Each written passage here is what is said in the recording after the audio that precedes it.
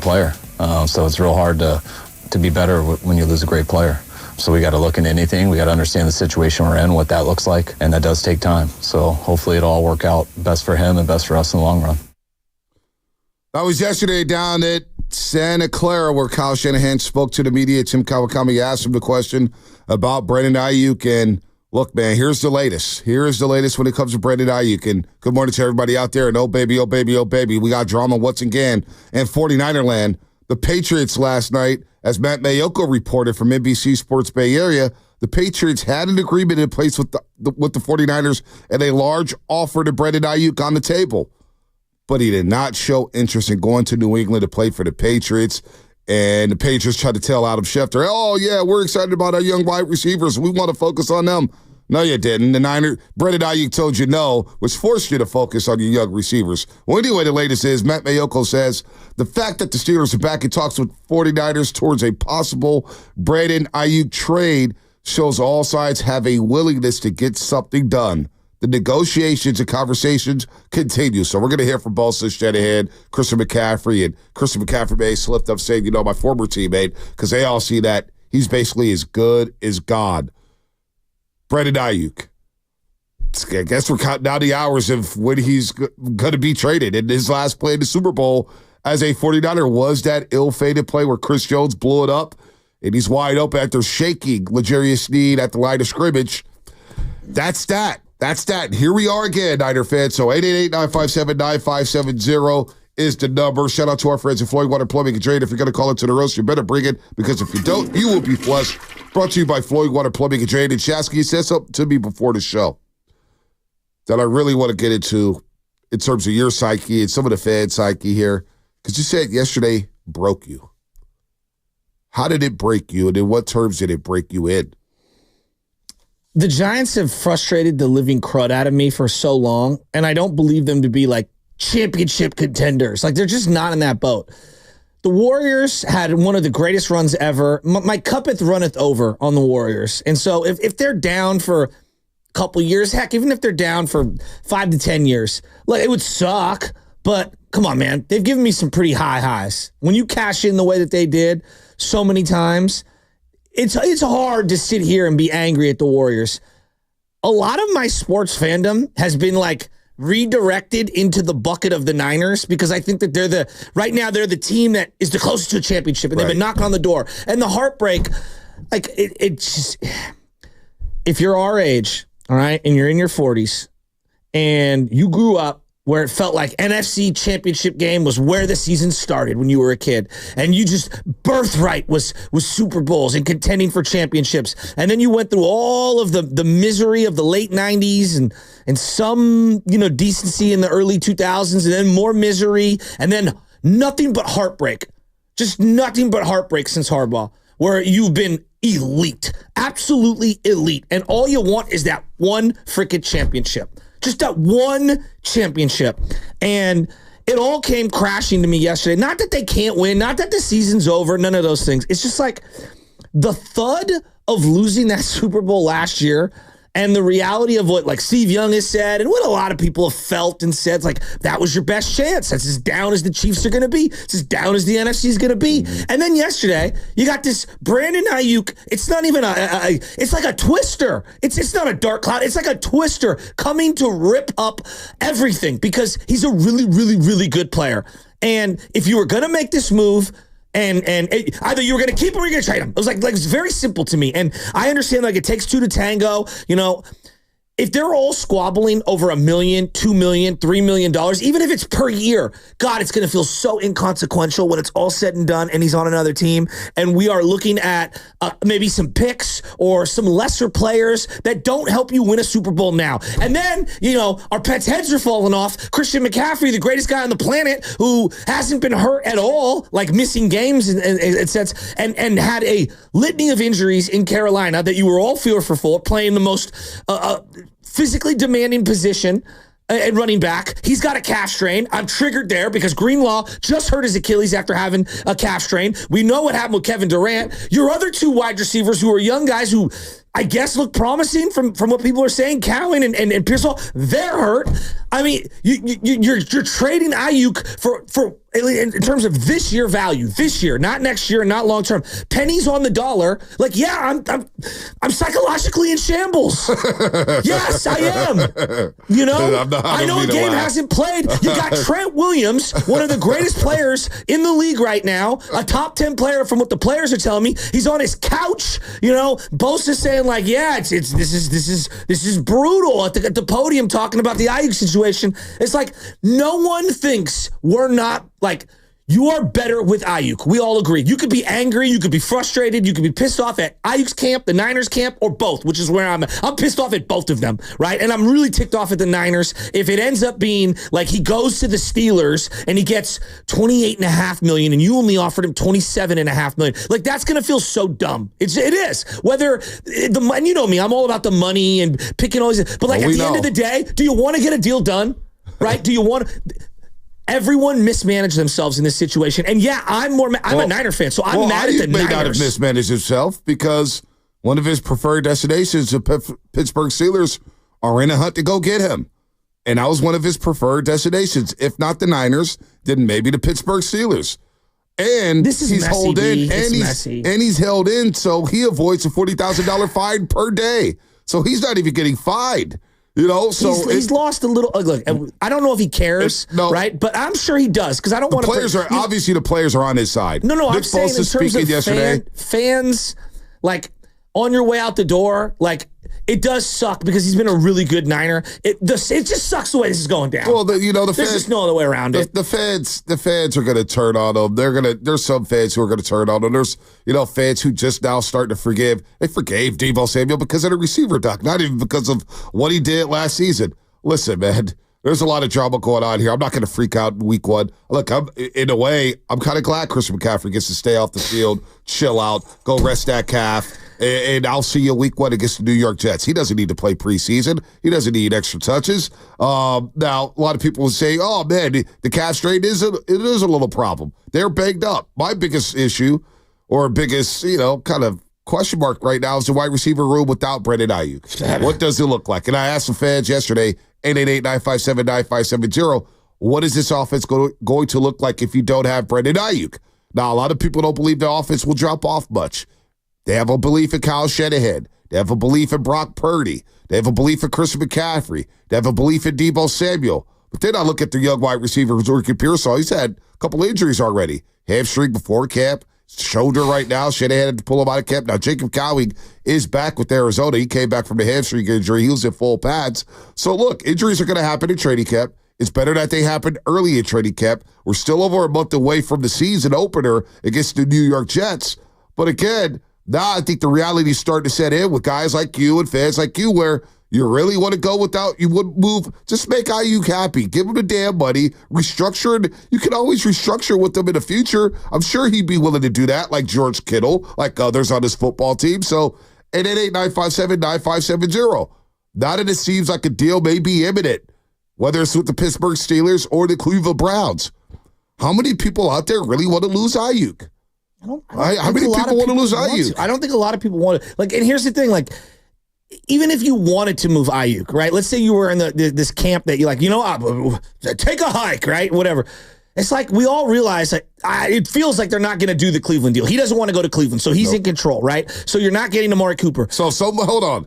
You just said he's in control, right? It feels like he is. So somehow, some way, he's created leverage for himself. When I was told all offseason, Brandon Aiyuk has no leverage. He has to play above. He's created leverage for himself, which is a smart play by Brandon Aiyuk. It goes both ways. It goes both ways because I think if the Niners play hardball and decide, oh, you only want to go to Pittsburgh and that's the only place you want to go, well, then we're not trading you. Like they could do that, and then it's just ugly and stupid. But do you want to bring that upon your locker room? Because you also have 85 other guys that you have to deal with every single day. And then what does that do to potential other players down the line? Like it's not just the Aiyuk thing in a bubble. So I get your point. Like he has all the leverage. I don't think he has all the leverage. I said he created leverage for himself. Of course. It's not all the leverage. Of course he doesn't have all the leverage, but he's created a situation for himself where he's got a little bit of control. He told the Patriots, no, I'm not coming there.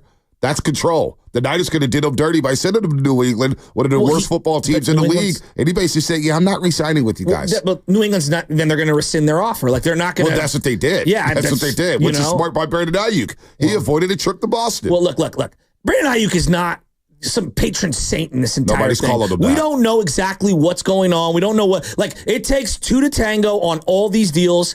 It's not all on the Niners, and it's not all on Brandon Aiyuk, but I'm just frustrated. I'm frustrated because this is supposed to be like, if we're banding the group back together, like Band of Brothers, we're all in this to win a Super Bowl. And so all I'm saying, it's very less likely to win a Super Bowl with no Aiyuk, a player or a pick that can't help you really much this year.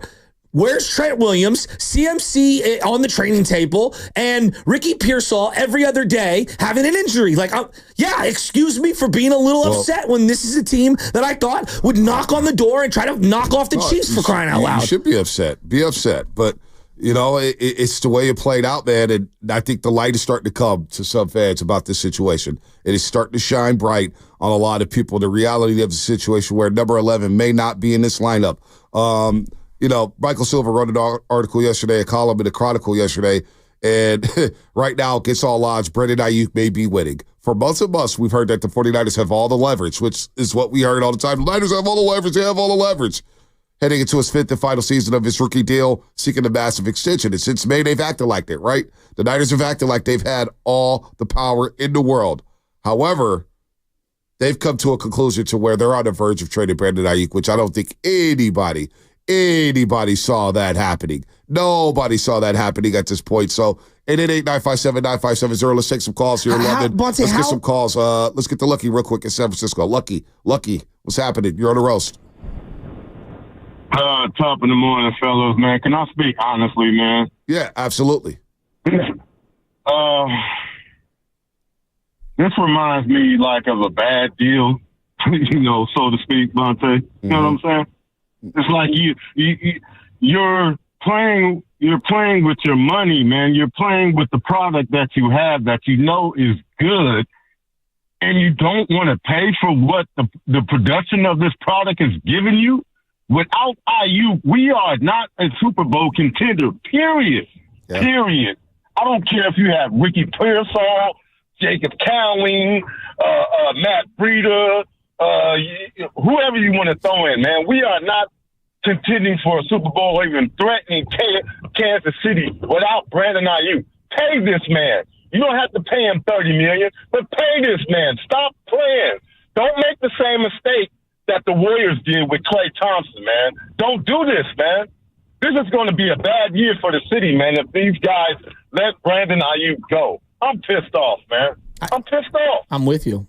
I mean, it feels like you can say, Joe, vibes don't matter. Winning games changes everything, and momentum could shift in a heartbeat, and all that's true. But, the vibes ain't good. Man, give Brandon Aiyuk $28.5 million for what, 2 or 3 years, and let's roll, man. Let's go get this chip, man. This is what we're playing for. What are we doing? Well, what are we doing? We're playing hardball with one of our homegrown talents, a guy who was second team All-Pro. And again, my sense is from just doing radio every single day and being on this radio show, my sense was over the last 6 months, Brandon Aiyuk was massively underrated in this market. Massively underrated. I don't think we realized the impact he had on this football team last year. And you can say, well, this guy's number 1, and this guy's number 2, and this guy's number 3. Well, you know what? Kind of like those great Warriors teams with Clay, with Draymond, with Steph, with Livingston, with Iguodala, with Kevin Durant, and all those guys. The pieces just fit. It wasn't just obviously Steph was the head honcho on that team. And on this team, the head honcho is Christian McCaffrey / Trent Williams. And if you want to say Brock Purdy, it is. But all those other ancillary pieces fit perfectly with the head honchos on the team, whether it's Steph with the Warriors or Christian McCaffrey with the 49ers. And Brandon Aiyuk fit this room. He fit this locker room. And he had grown with this player, with this team. He'd gone through adversity. And here we are. Number 11 wants to get paid. He saw everybody else get paid, and he did everything right. But then the Niners, don't forget the Niners, because I'm not going to exonerate them. They were looking to trade Debo and Aiyuk. They were taking calls on both wide receivers before the NFL draft. And then you turn around and take Ricky Pearsall. And indirectly, Ricky Pearsall now has all this pressure to deliver right away, to produce right away. When in an ideal world, I bet you Shanahan, I bet you Brian Greasy, I bet you Leonard Hankerson, and wide receiver coach, they want to bring Pearsall along slowly. Instead, he may be thrust into an elevated role. And that could be dangerous here. There's no doubt. I don't look. You could say underrated. I think most normal Niner fans are like, man, he's really good. How good is a question? Like, I don't know because the calls we've taken and the texts I've seen and the comments I've seen, I don't even know anymore how Niner fans feel about Ricky. I think most Niner fans think that he's a really good player. The question is like, is he top 5 money at the position? Is he top 12 money at the position? And I think that's where the gray area becomes, where some people say, hey, he's really good. Some are like, well, he's good, but he's a product of the system. Like, it's degrees of how good. I don't think anyone's like, he sucks. Well, like, nobody thinks that. No, I don't know. And nobody's saying that either. Nobody's saying that he sucks. Nobody's saying that. But a lot of people don't think he's a top 10 wide receiver when the executives, the coaches, the top 100, everybody's telling you he's a top 10 wide receiver, but some people don't think he is. 510. Xfinity Mobile text line. Hell nah, man. Without Aiyuk, we are still a contender. Someone talked that caller off the ledge. So 888-957-9570 are you still a contender without Brandon Aiyuk? Let's go to Tony in the city. I mean, ask the Eagles. Do you think the Eagles want to play you with or without Aiyuk? They want to play you without Aiyuk. Yeah, you can go to Tony. Tony in San Francisco. What's up? Hey, guys. Yeah, Brandon Aiyuk, of course, is a fantastic player. It'd be great to keep him. But the fact is, we didn't win the Super Bowl. We didn't win the Super Bowl, and he's coming back and demanding to get paid. We didn't win. So what we had in place didn't work. We lost in embarrassing fashion. That was the total debacle. It was horrible. It was embarrassing. So I think it's time for a change. If he wants to go, I think it's a bad way to start the season. Kind of poisons the well and just has the season start out poorly. We didn't win. That's the bottom line, in my opinion. We didn't win with him. So you want to let Aiyuk go, and I see that you want to let Trent Williams go. Not necessarily. I'm thinking about that. I think I'm just over all of this. I'm over everyone holding out and demanding to get paid. It's just it's a bit overwhelming seeing this happen so much with our local teams. It's getting old. Yeah, trust me. Hey, this is pro sports, buddy. Buckle up. This is pro sports. This is the business. It is exhausting, though. I understand. I understand. I hear you. But you know what? I'd rather. I'll pick it up. I'll say something on the other side. That's what's coming up. Brought to you by Chilton Auto Body. Have you been in a car accident? Chilton Auto Body has 15 convenient Bay Area locations to help restore your vehicle.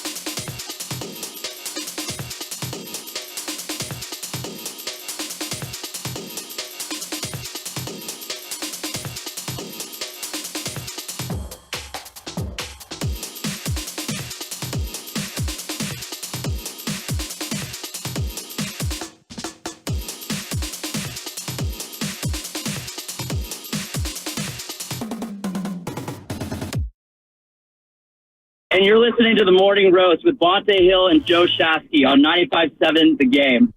What up, Adam? What up, everybody out there? Everybody getting off their graveyard shift. What up to all the union workers, all the construction workers, janitors, plumbers, of course, the overnight dancers.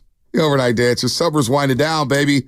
Wonder if they're down there at Cheetahs and Soak. I don't know. Anyway, we're talking a lot of Brandon Aiyuk today. A lot of Brandon Aiyuk. By the way, if you're looking for some Giants talk, you're not getting it today for 4 hours. They lose yesterday. Birdsong got rocked. There's 6 games back in the loss column, the last wildcard spot. That's that for Giants. But if you want more Giants talk, check out the Garlic Fries and Baseball Guys podcast. Shasky and Lubman bring you all you need to know about the Giants this season.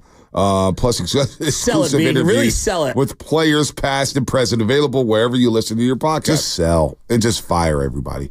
Quick aside, because I know we're going to go right back into the Brandon Aiyuk stuff, and everybody cares about that. We got stickers came in for my team. And look, we put them on the helmets, as you can see. You like nice. Those? Yeah, those are nice. On the matte red helmets? That's nice. Those look pretty cool. Those are nice. Putting those out there. Those are nice. I got a bunch of SF stickers, so let me know if you want some. Those are nice. I'll put it on a computer. Give me a sticker for the computer. Yeah, I will. I'll bring you one. Let's go to, you know what? Let's get to Manny and Sevitail. Hey, Manny and Sevitail, what's happening? You're on the roast. Hey, good morning, fellas. Good morning, everybody. Good morning. Listen, man, look, I'm a diehard 49er fan, just like you guys, man. And, you know, I'm a Niner fan before I'm a Brandon Aiyuk fan, that's for sure. And honestly, it's just been rubbing me the wrong way ever since his brother said, you know, that's why we're out of here. And his wife is over there commenting. And, you know, it's a bad look. Now, you know, you're getting offered $30 million. The last caller said give him his 27, 28, whatever. You know, I don't like to talk about other people's money, man, but if you're willing to go to a non-contender, you know, and just worry about getting a couple, I mean, don't get me wrong, an extra $10 million sounds great, like for me, for the average Joe, right? But look, honestly, it's just, it's a bad look. They've been, like, his family's been all in the mix on social media. He's just, you know, I get it, you know, but it's like, you know, where's your loyalty to the organization that drafted you, man? Where's, you know, at this point, I'm so far gone. Like, I'm ready to get Amari Cooper in here, honestly. So you don't think he might not be as great a route runner, but he can high point that So wait a ball, minute, man. Manny. So wait a minute. Wait a minute, Manny. You don't think Aiyuk has been loyal to the organization? I mean, he was in the doghouse for that 1 year. He's had one great year. Besides that, like, his production doesn't, like, I don't think he's a top 10 receiver, but he's probably like 10th. I don't think he deserves more than, you know, what he's asking for. But you said he wasn't loyal. You said he wasn't loyal. Was Bosa loyal to the organization when he held out? Was Debo loyal to the organization when he held in? Okay, I take that back. All right, I'm just asking. I was just asking a question. His family members are just making him look bad. You know, they shouldn't be talking about his business. He's the professional football player, not his wife, not his brother. It's just been brewing, I feel. You know, it's just like he's just isolating himself, and I feel like if it's between him and Trent Williams, maybe the Trent Williams thing handcuffed the Niners, so we shouldn't be mad at the organization. But if it's between him and Trent, dude, pay Trent. Because that's the guy that's protecting our quarterback, man. Let me take umbrage. Like, I think I've probably defended the Niners and just not defended them, but trying to see through their lens of like how do you balance everybody under the salary cap, and you can't keep all of them because you are a victim of your own success. If they lose Brandon Aiyuk for something that cannot help them for this year, they have lost the offseason, okay? Exactly. And that's you almost can't argue it, okay? When you make a move, so for example, the DeForest Buckner move, when they made that move, they just boom, they did the deal, they got the first round pick, they re-signed 2 different players, and in their mind it was 3 players for 1. Yep. Now, it didn't work out, but they had 3 players who could contribute for them that year, okay? While Buckner went and got his money. If you lose Aiyuk in August and you get draft picks and let's just say a backup player, how does that help you win the Super Bowl for this year? That's the problem I have. So if they were going to get a deal done, even if it was at the last moment, great. But if they deal him, they botched this. Like, they needed to get something back for this year. I'm sorry. You know what's funny? Going back to the Buckner deal, and I understand why you would get 3 players for 1, but when we look back, one of the players is Javon Kinlaw. He's already gone with the New York Jets. Jimmy Ward showed his asses last season. He's with the Texans and told everybody how I got to get my, like, what Jimmy Ward did during that last season. Do we not remember? He acted like a diva when it came to pocket watching and talking, just like Richard Sherman did in his last season. They did squeeze a good year out of him, though. They did squeeze a good year out of him. But and you're probably right. Armstead, let's be real with Armstead. A lot of fans didn't really warm up to Armstead. They saw the raw numbers and said, yeah, that's not, we pay you to get sacks. We don't pay you just to stuff holes and hopefully stop the run. And their run defense took a step back with Armstead. So I wonder if Buckner would have been better than the 3 players that they ended up signing. Maybe sometimes one is better than 3. You know what I'm saying? I agree. I don't want to go down that rabbit hole. Made that deal, but I understand I understand what Shanahan is doing, though. You and I did a podcast on, we had a little channel, a YouTube channel. This is going back COVID days. You did. And we were both in agreement. This is a bad deal. Yeah. Even if you're signing Jimmy Ward and Armstead, which ended up being okay. But the point is, though, B, like, at minimum, the players that you kept helped you that year, and the draft pick that you executed helped you that year. I know. In this situation, when you trade Aiyuk, if you do, in August, you're getting back something that can't help you for this year. No doubt. But there's Niner fans who still believe. They still believe that this team could be really good without Brandon Aiyuk. I still think they could be good, but the question on this team is it's not can you be good, it's can you win the Super Bowl? Well, is Brock Purdy that good? If he's a $60 million quarterback, he can help you do some things. Shanahan's a great offensive mind, right? He can help you do some things. We just saw Kansas City win with some no-name receivers. They did. They won with some no-name receivers, and they have Travis Kelce. We still have George Kittle and Deebo Samuel. No, you're saying, can they offset the production? That's a different question. No, are you a better can you win? roster? Are you a Super Bowl contender? And all that's baked into it. You're asking the production and all that stuff is baked into it. I'm asking a question. I'm not saying I believe it's true. Look. I'm probably the biggest Brandon Aiyuk fan on this station. I feel like it's been so bad, the Brandon Aiyuk situation. I get called a Brandon Aiyuk apologist, just like with Klay Thompson. And all I do is defend the guy. Given that they barely won one playoff game, had to claw back in the other one with one of the most historic third quarters in 49er history, and then lost in overtime, the last thing, and guys were walking on and off the field in all 3 games with injuries, and it's the game of football, the last thing I'm doing is getting rid of, even if you think, let's just say, you're a Brandon Aiyuk hater, he's the 17th best wide receiver. That's what you think, right? Like, I'm not saying... Why would you get rid of the 17th best wide receiver for something that can't help you right now? I totally agree. And by the way, I highly doubt the Pittsburgh Steelers are going to give back George Pickens in return. Why would they? They're trying to pair Brandon Aiyuk with George Pickens. Well, plus he's a guy. I don't know where George Pickens, where the rumor about George Pickens coming to the 49ers came from. Well, they're not giving him up. He's a good talent. He's a really good talent, but he's also a guy that's been called out internally by his own team for not running the right routes, not blocking. So young player. Aiyuk was in the doghouse once too, and he got out of it. But I'm betting on the talent all day long. That guy had over 1,100 yards receiving with the hell's quarterback Kenny Pickett and Mitchell Trubisky. I don't think Pickens is in. I don't think he's in play at all. That, yeah. Let's go to Ryan in San Bernardino. Ryan in San Bernardino. What's happening, brother? What's up, Ryan? Hey, how you guys doing, my friends? It's been a minute. What's up, Ryan? Today. Hey, man, about the Aiyuk stuff, brother. Like, you can't be 1 foot in and 1 foot out. Like, you want to go all in or not? You want to win the Super Bowl or not? Like, Andy Reid gets the benefit of the doubt. He did it both ways. Main receiver, no receiver. Patty Mahomes, benefit of the doubt. He's proved it. You know, Shanahan has to prove it. Purdy has to prove it.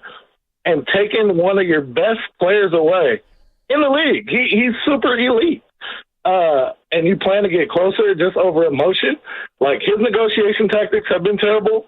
The 49ers negotiation tactics have been terrible. You know, they have a good track record for getting people signed, but not necessarily in a decent amount of time before the season. We lost our training staff guy. We got injuries piling up already. So it's just like, get it together, man. Let's go get the Super Bowl. We could have 3, but we have 0. Well, you know what's funny when it comes to this negotiation? An old friend of ours, Parag Marathe, has his fingerprints all over it. So I believe Lynch is trying to do everything to keep the player. Lynch is a player. Remember, he's a former player. I think he wants to do right by Aiyuk. I think Shanahan is irritated because he's like, damn, man, I'm a former wide receiver. We helped groom this wide receiver. We finally got one who pops. And all of a sudden, he's not practicing. What the hell? But Tim Kawakabe joined us yesterday and brought up Parag Marathe. Tim Kawakabe from The Athletic on Parag Marathe leading these negotiations.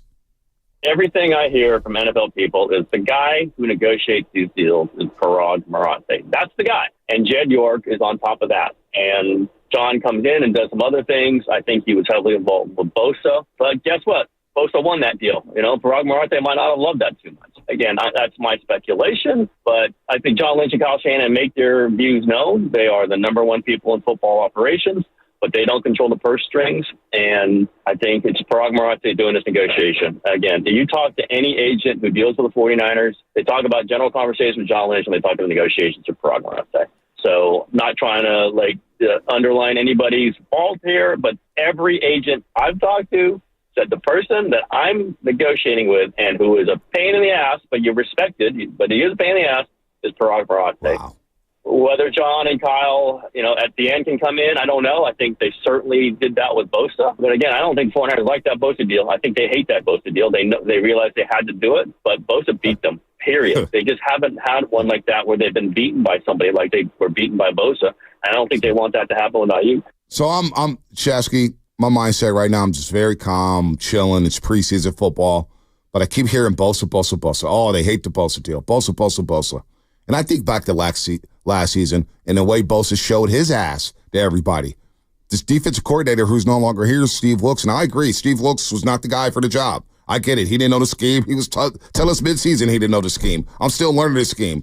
But Bosa held out, took every damn dime, took $20 million more, and I guess in real time we're like, oh man, we got Bosa, he's worth it. And he produced that season with all those excuses, and now Parag Marathe is basically taking it out on Brendan Aiyuk saying, yeah, we're not going to lose this one. We're not going to lose this negotiation. We're not getting hosed. So Parag Marathe, he wasn't a fan favorite for many, many years. Niners started winning, we talked less and less about him. And now all of a sudden the Brendan Aiyuk situation comes and everybody wants to pocket watch. You want me to start pocket watching and say, hey, Bosa, take a pay cut. Get somebody to Aiyuk. It's not going to work. I'm not going to do that. And players are not going to do that. No, but I did call him greedy in August of last year. And I remember I asked you like a week before the whole thing, do you honestly entertain trading him? Remember that was, and you laughed at me. You said, I can't believe you're even suggesting that. Yeah, because you trade him, you're not getting a player to help you for that season. No, we agree. But the ripple effect, and again, I want Bosa. He's one of my favorite players, but it soured me the way that went down. How critical of Bosa was I last year? The most critical I've ever been. I don't remember. Bosa. I don't think I've ever been critical up until that point. And so the way that whole thing went down, the ripple effect, not just with Bosa, but with Parag. Here's the other thing with Parag. We've all been in a fantasy league with the guy who can't lose the trade. Yep. We've all been in that situation. I think to a degree, Farhan's very similar, where he gets gun shy because he's afraid of losing the deal. Brian Sabian felt that way after the Przezinski deal. It took him a long time to try to muster up a big deal and get gutsy because you're afraid of losing the deal. I understand that, but you have to move on. And you have to ask yourself, are we better with or without this person? And then at the end of the day, as great as it is to whittle everything down and save $1 million here, and believe me, I am all about that when it comes to it. That is great for your business, but is it great for your football team? And that's where John Lynch and Kyle Shanahan need to come over the top and find a way, if this is salvageable, to salvage it. It feels like that ship has sailed. Nick and Berkeley, we'll get you on the other side. By the way, Mike Tomlin was asked on 102.5 WDVE if he's had any notable phone calls this morning. Tomlin responds, it's a little early on the west side right now, so probably not. Oh, my God. More coming up. Are you ready? Can the Niners salvage this season without Brendan Aiyuk? Can they salvage it? 888-957-9570, because it sounds like he's as good as gone. That's what's coming up. Brought to you by Fremont Bank, celebrating 60 years of full-service banking with no compromises. Hey, it's Bonte, and I just...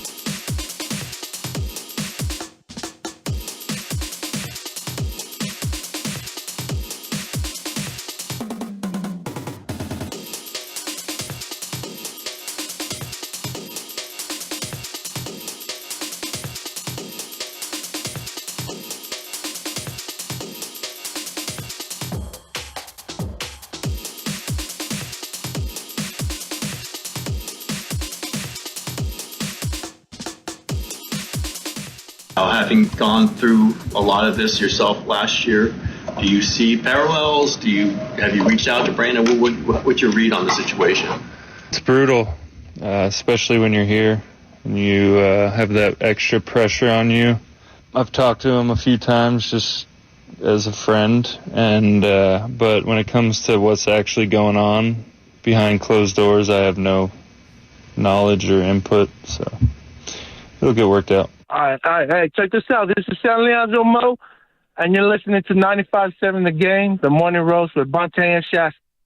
All right, San Leandro Mo, roasters out there. Nick and Berkeley will get to in just a second. That's Nick Bosa yesterday. Nick Bosa asked by Tim Kawakami about these negotiations. He said, look, man, that's a friend of mine. And he seemed very, very despondent.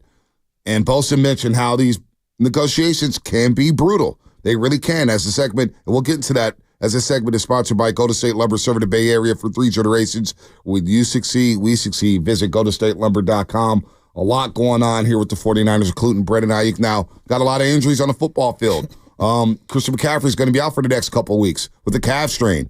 He probably wasn't going to play in the preseason anyway. Well, he's definitely not going to play in the preseason. We'll see Christian McCaffrey in a month against the New York Jets September 9th, not 11th, September 9th against the New York Jets. He's hurt. Ricky Pearsall had to be pulled out of practice. He's got a shoulder injury. Now, that's alarming because, obviously, if you trade Brandon Aiyuk, what does the receiver room look like?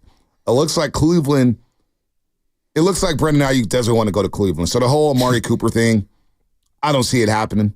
I think it's a long shot. It sounds good. It would be great. Wow, you get Amari Cooper for Brandon Aiyuk? I don't think he's Brandon Aiyuk, but damn, that's some damn good compensation. But guess what? Amari Cooper wants to get paid too. So then you still got that situation. So, yeah, this is where we're at right now. The Steelers, they sound giddy. Mike Tomlin sounds giddy again. Mike Tomlin just told Pittsburgh Steelers reporters, 102.5 WDVE, if he's had any notable phone calls this morning. And Tomlin said it's a little early on the west side right now, so probably not. So he's tipping off basically that, yeah, we're in the Brandon Aiyuk sweepstakes. This whole thing has just been exhausting. It's all over the place. And I guess if he ends up in Pittsburgh, the only way I, as a Niner fan, will be satisfied is if the Niners do the best they possibly can for themselves. If this is, the ship has sailed, it's left the harbor, there's no way he can come back. He will never, ever, ever report on the $14+ million deal for whatever reason, or you don't think it's worth bringing him into the locker room or whatever their reasoning and all that. I'll listen to it. Fine, no problem. But the last thing that they can do is, out of spite, not trade him to the team that he wants to go to because you're trying to, win the divorce. You have to do whatever the best package is for the Niners that he's willing to sign an extension to, because no one's going to deal with you if they don't think he's going to sign an extension. They owe it to themselves to get the best possible package. They tried to with New England. And Brandon Aiyuk was like, yeah, I'm not going there to take no physical or sign a contract extension. Not happening. And then they rescinded their offer. Yeah, and so, exactly. Will it suck if Pittsburgh is the only place that he can go because that he's kind of narrowed it down and this and that?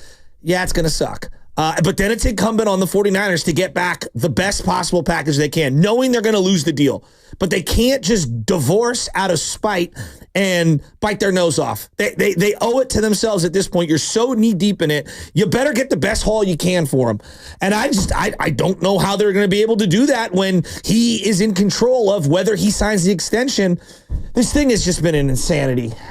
It's been insanity. Hopefully, Aiyuk and both parties can come to agreement, because I don't want to lose Brandon Aiyuk. I don't want to lose. What Brock Purdy and Aiyuk have, and you mentioned how you watched the fourth quarter of the Green Bay game, one of the most pivotal third downs came to Brandon Aiyuk on a quick slant. It was a tough throw. He was getting draped and he made a tough catch. Great catch. Against Detroit. He made one of the best catches in franchise history when the defender tipped the pass and he stuck with it to catch that pass, and Levi Stadium rocked like it never rocked before. And then on a third down, he comes up with the quick slant touchdown to Brock Purdy. Brock Purdy, Brandon Aiyuk they have great chemistry together. And they haven't really had an offseason to work out together, which is surprising. What if they did have an offseason to work out together? Wow. How would it look? The deep ball threat, the deep passing game with Brandon Aiyuk and Brock Purdy. The Tampa Bay game, you're up 13-7. Game's getting hairy. Tampa Bay's playing physical. Boom, 75-yard bomb. Dropped right on your head. Brandon Aiyuk for the touchdown. You win going away. I don't want to get rid of this guy. I never have, I never will. I didn't want to entertain any of this stuff. Sign Brandon Aiyuk. You can maybe restructure him later down the line, but I'm not going to pocket watch, and I'm not going to get mad at Brandon Aiyuk for getting what the market dictates what he's worth. The market dictates what he's worth. Do you think it's salvageable? That's a great question. That's a great question. He showed up, to me, I think it is, because he at least showed up to training camp, and he held in. So I do think it's salvageable. I do think if Parag Marache would just check his ego, because now when Tim Kawakami dropped in Parag Marache, and I joked at the end of that interview, it's like, man, maybe you'll get Jed York and Parag Marache on at the end of the, on your next podcast. He goes, I don't know. They may be listening. They may not be too happy with me. Well, that tips me off that Parag Marache's got his fingertips all over it. Maybe he needs to check his damn ego. Just because Bosa hosed you doesn't mean you need to do wrong by Brandon Aiyuk.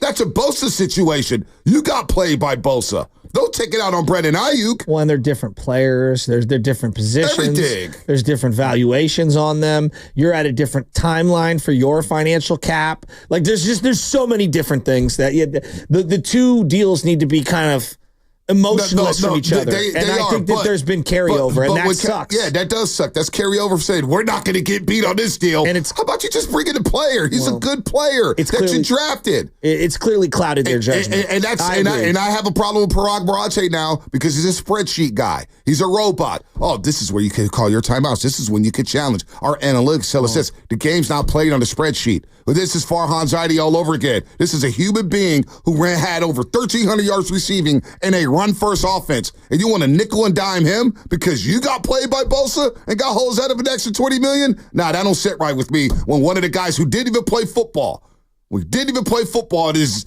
basically Jed York's lapdog, and he's sitting here nickel and diming Brandon Aiyuk. That rubs me the wrong way. Well, you have every right to feel that way, and believe me, I feel very similar. He is really good at his job, which sucks to say out loud because it's he's an easy person to villainize, right? He just is. But I'm trying to villainize him. I'm just saying that's bad business when you take out. Oh, we're not going to get beat on this deal. That's child's play. No, that's undeniably bad. That's kiddie play right there, man. That's emotional. And if you're supposed to be a numbers business guy, you have to remove emotion. Like that's the whole point. So, but he's done a lot of great work on this one.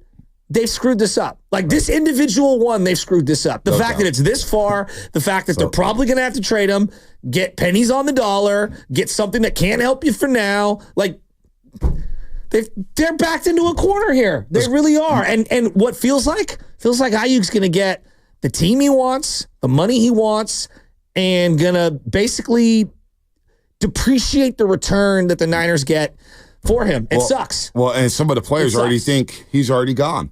Here's Chris McCaffrey on NFL Network. That's not part of my job. It's not part of my position. I think obviously as a former teammate or, teammate of his in general, any teammate that you have, you love, you respect them, you want the best for them. I mean, he's like us. We have no idea. He's former teammate. Is he here? Is he not here? I don't even know.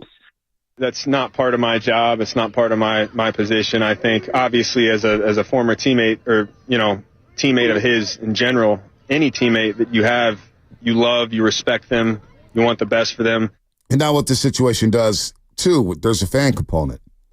Because even if Aiyuk does come back, he can't drop one pass. Well, he can't drop one pass. You know what I was thinking about? I get where you're coming. Jimmy Garoppolo was on the outs, on the ins, on the outs, on the ins. I mean, there were about 50 times I thought that's the last we've seen of Jimmy G. And somehow, some way, he crept himself back in, and then he'd throw a touchdown, and everyone would, myself included, would be like, Jimmy's back. I owe an apology. Jimmy. The flip-flopping when it came to Jimmy. Brandon makes a couple plays. Yes, when he drops the ball, people will be angry. Right. I don't deny that. Because I'm reading the comment here on YouTube. Shout out to YouTube. Brought to you by... We blow like to win sometimes, fans. Yeah, I know. Trust me, I know. But that's part brought of to you by fandom. First NorCal Credit Union. For a low-rate auto loan, apply online or just ask for First NorCal financing at the dealer. Like I see one comment here on YouTube, BA's being a punk holding in. He's a distraction of the practice field. Are you sure? Because Brock Purdy's still throwing the ball deep. Ricky Pearsall or Deebo Samuel still running great routes.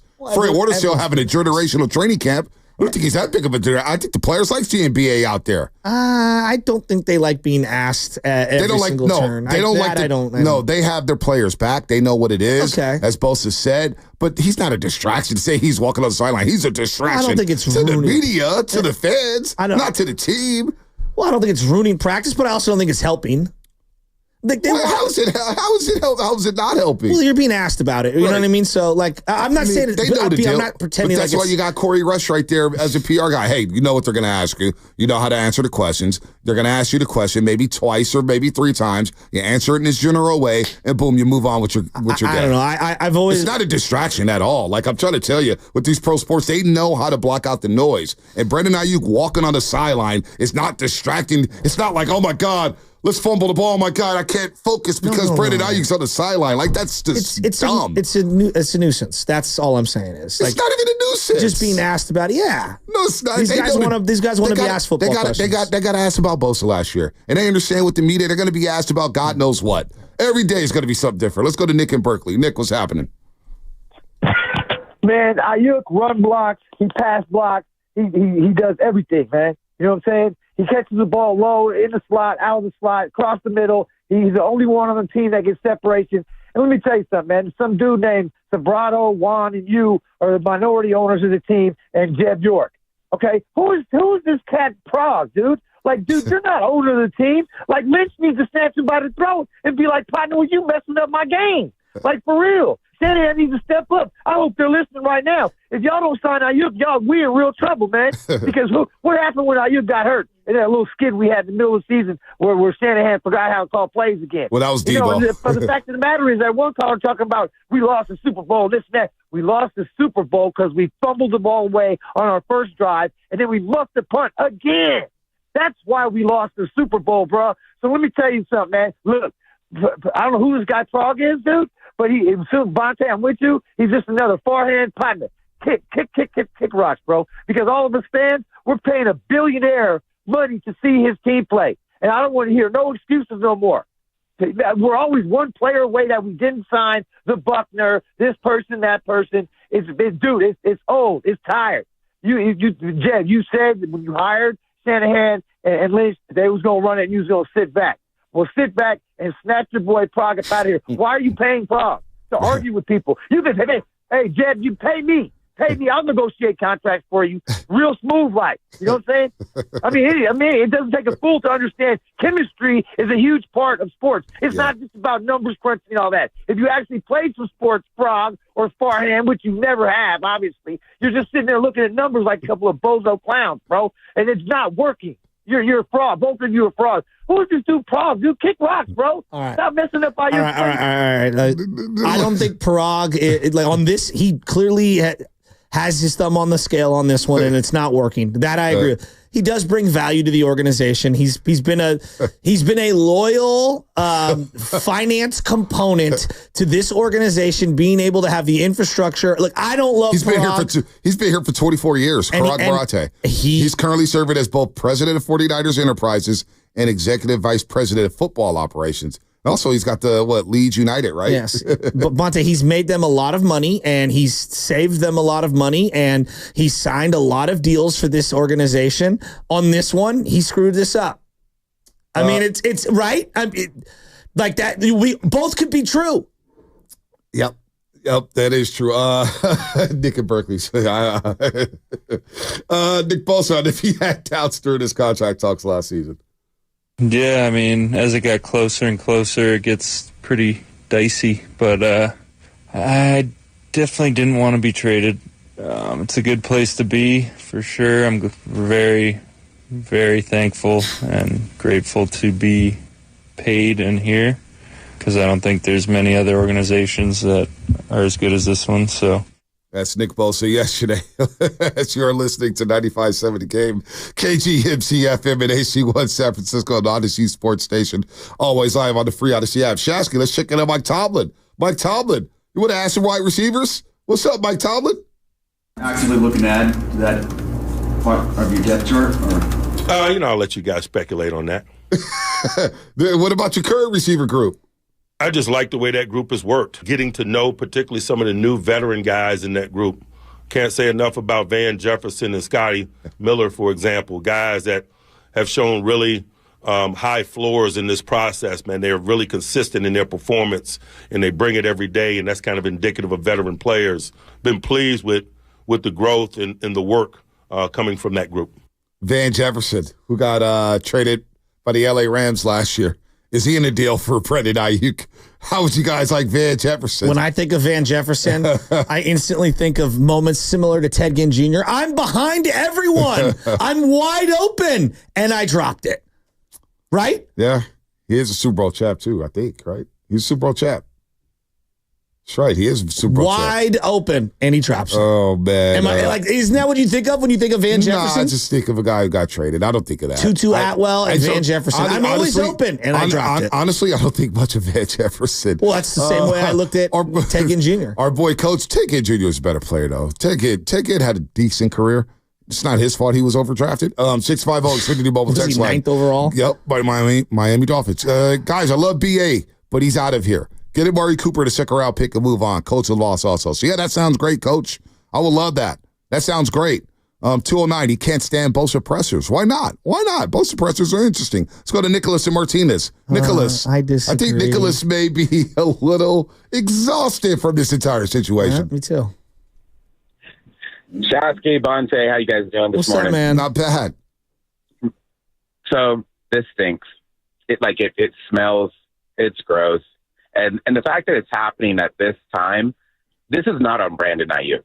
It's really not. And if anything, his agent has to be fired. And his agent is as worse as the Niners front office. The fact that after a Super Bowl loss, we're sitting here talking about this, stinking up the locker room, letting this get in the way of what is supposed to be our second attempt as a comeback. This is, I guess we're no longer a classy organization, right? The players that we pick, that we bring up, right? This kid came from the doghouse. He's not a little pup anymore. Yep. He's no little pup. This is a big dog. He's looking at you like, no, you put me in a doghouse as a puppy. Here I am, big dog now. I showed you that I could do this, and I'm here, contract season, let's go. And you can't even pay him. You can't feed the man. Come on, man. That's not cool. We all talk about leave him, let him go, whatever.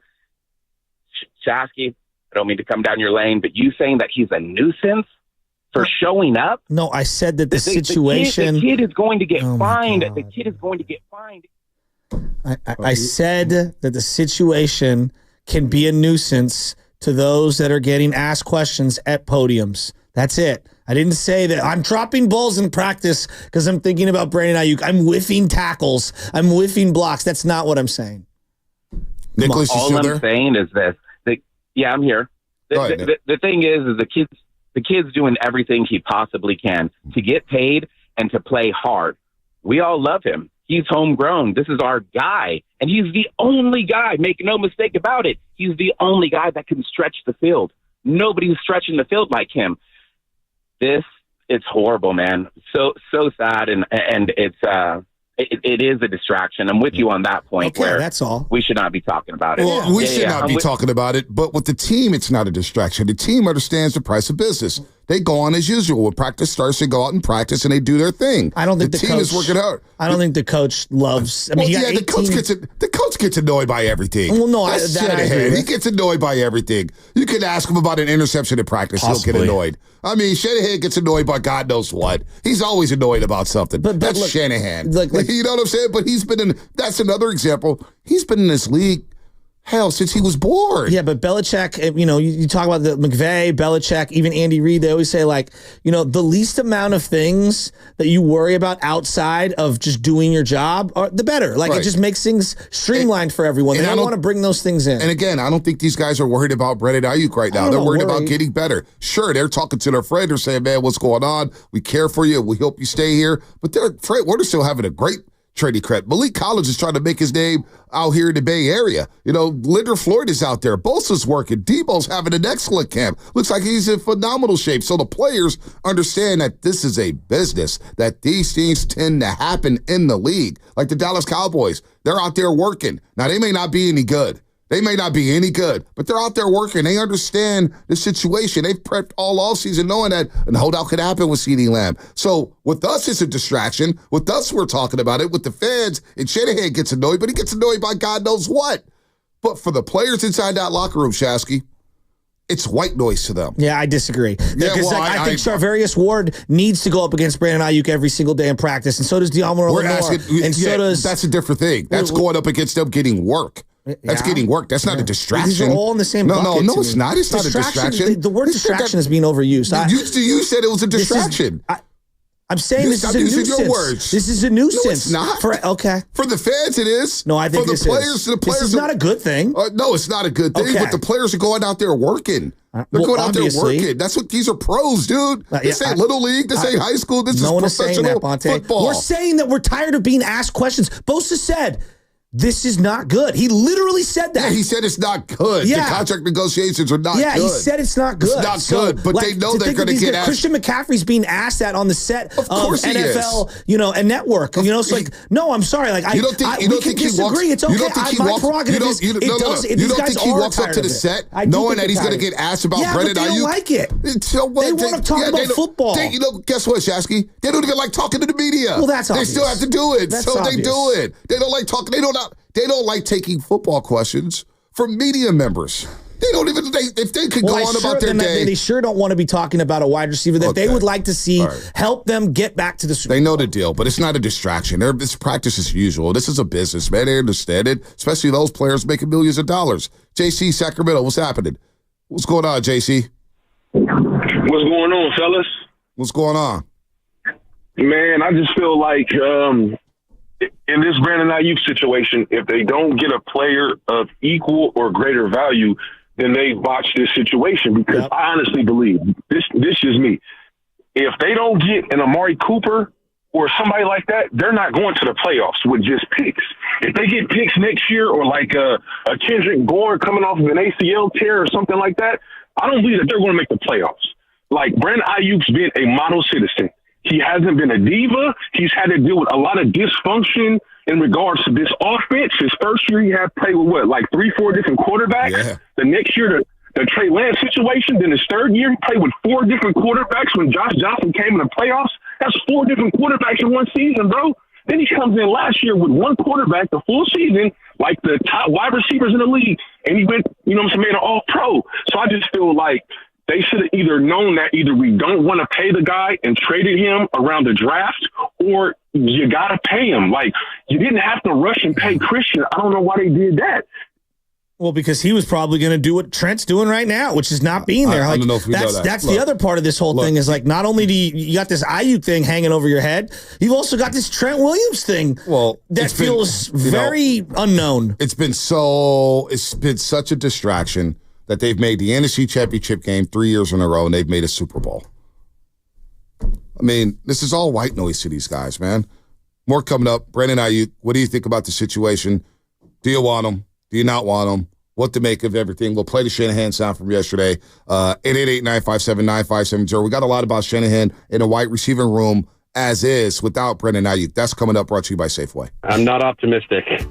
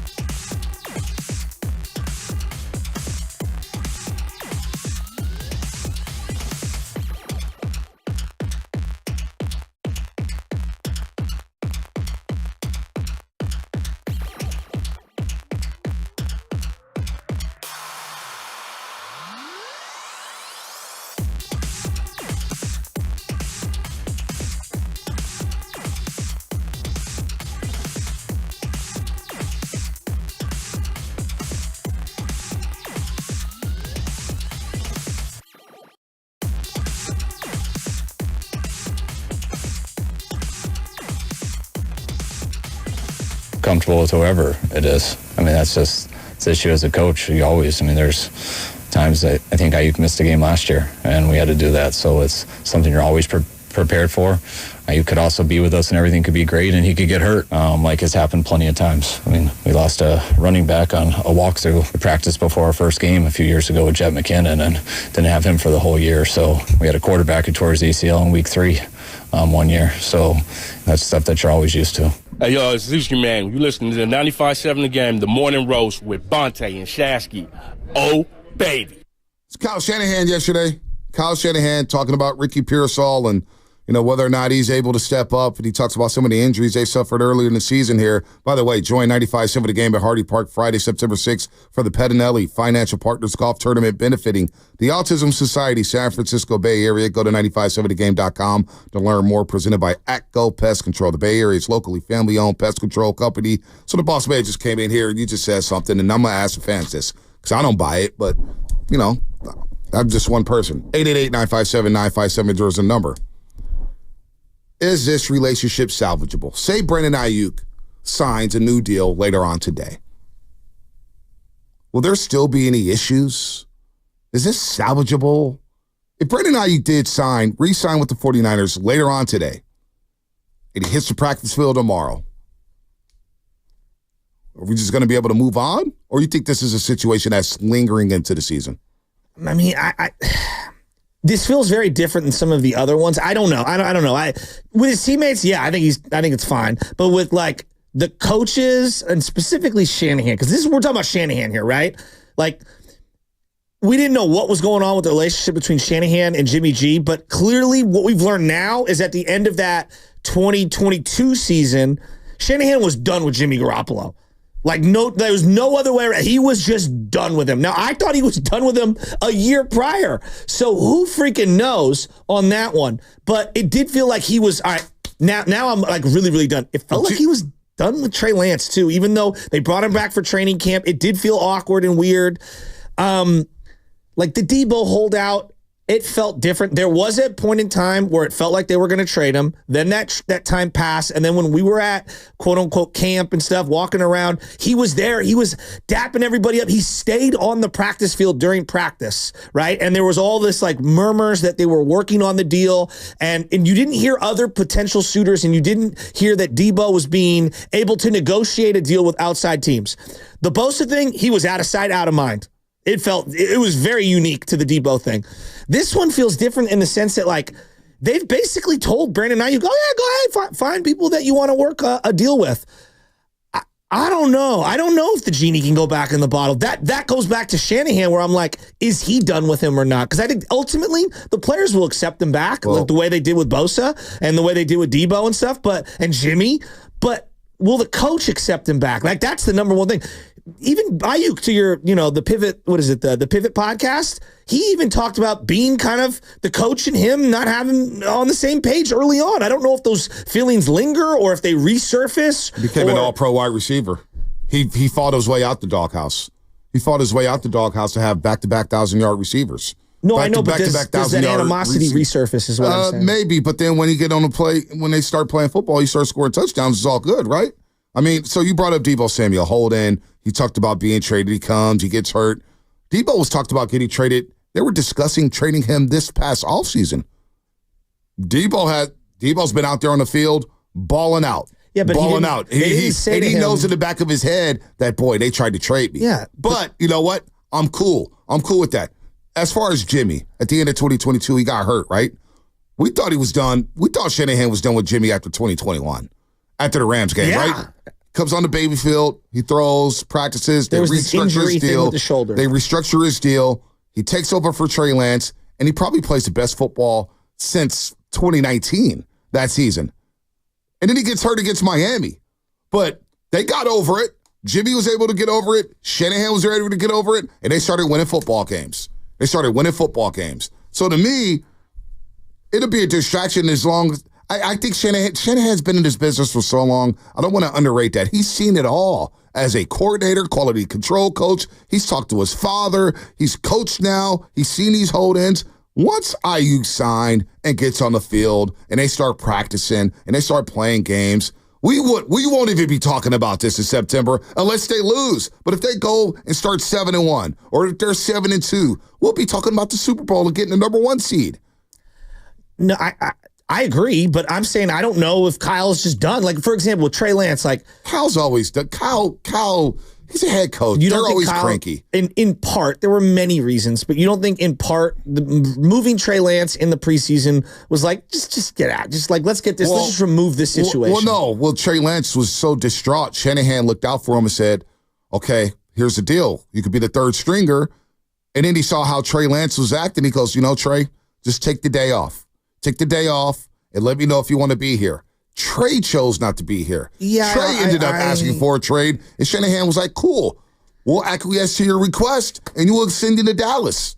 He looked out for Trey in the situation, and I thought that's when Shanahan really won me over. That presser after the final preseason game, when he sat there and said, man, here's a deal. And he was open-minded, and everybody was mad at Shanahan. I thought, wow, I got a lot of respect for Shanahan. He did what he had to do, and he looked out for the player. He looked out for the player. I also think he was protecting his own team and removing the situation. It just takes some of the oxygen out of the room. And so I think it was just, that's my personal belief, is I think that it was a smart move because it was about the team. Like, all right, let's just remove this situation. Yeah, it might be good for him as well simultaneously, but I think it was also self-serving. Well, no, he asked him. He wanted to keep Trey. He was going to keep him as Trey. He's like, yo, what's the deal?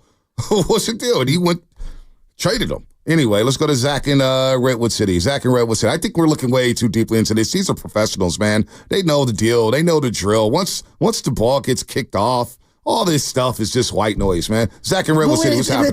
It's not, though. We just spent a whole Warrior season talking about emotions. And then... No, that's because that's all you guys want to talk about. I want to talk about the players game. did too. I would love to talk about split action. I want to talk about triangle offense. I want to talk about read and react. That's what the fans want to do. That's what Sports Talk Radio is all about. You guys want to talk about drama all the time. No. That's all it is. One of the greatest Warriors of all time spent an entire 18 months talking about his feelings, and that's Klay Thompson. Like, no, like that, and so did the coach, and so did the organization, and so do other players. Like, that's real. Come on. Man. Like, we can acknowledge it. Like, it's okay. These guys are human. Oh, my gosh. They're not robots. Oh, my gosh.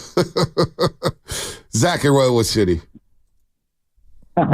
What's up, Bonte? What's up, Shasky? How's it going? What's up? How we doing?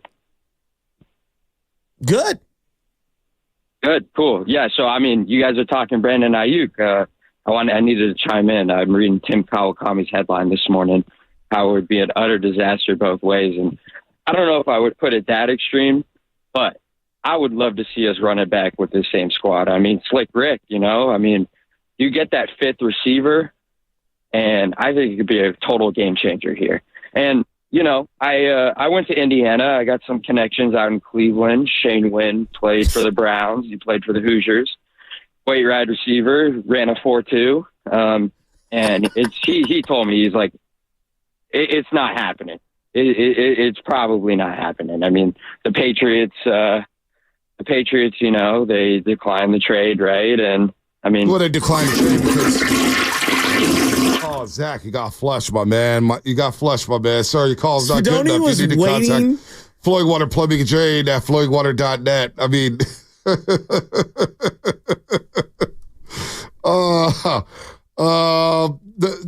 Aiyuk said no to the Patriots. Now, you bring up Klay Thompson in the 18 months or whatnot. We talked about it, but what I remember was Klay Thompson go to the bench. Klay Thompson start shot chucking. Klay Thompson, your body language sucks. Blah, blah, blah, blah, blah, blah, blah, blah, blah. Now, after the season, everything came out that, he was in a dark place. Blah, blah, blah. His feelings, blah, blah, blah. He's trying to find out all, blah, blah, blah, blah, blah. But once they got on the court, the players played. They just weren't good.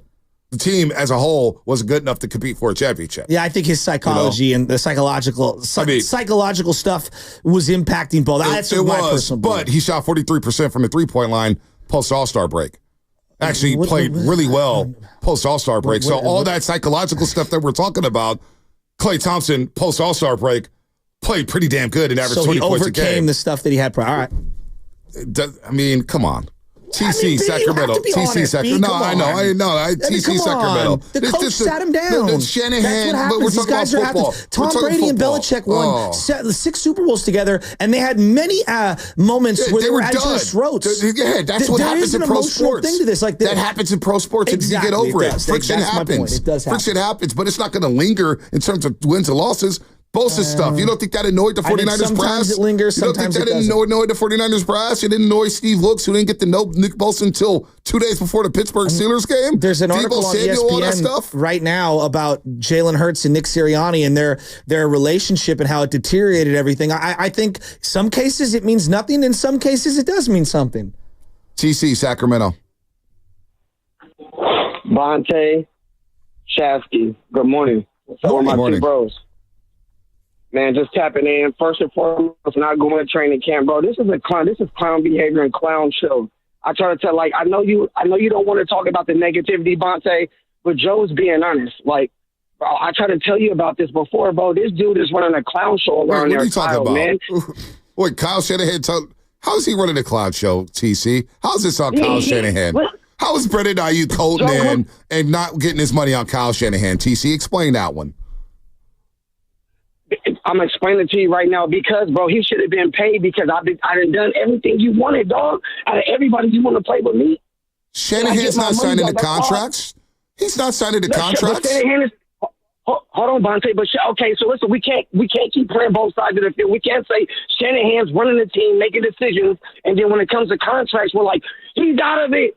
He's not doing anything. But when it's time to call somebody and make a move like Debo or Trent or whatever, Kyle's the guy to make the move. Bro, he's running things, dude. Pay that dude his money, dog. Period, point blank, and we wouldn't be here. We wouldn't be here. Not today. Time to flush. Get the flush button. TC, you got to get flush. You're going down the toilet. Sorry, your call's not good. You need to contact Floyd Water Plumbing and train at FloydWater.net. No, that's ridiculous.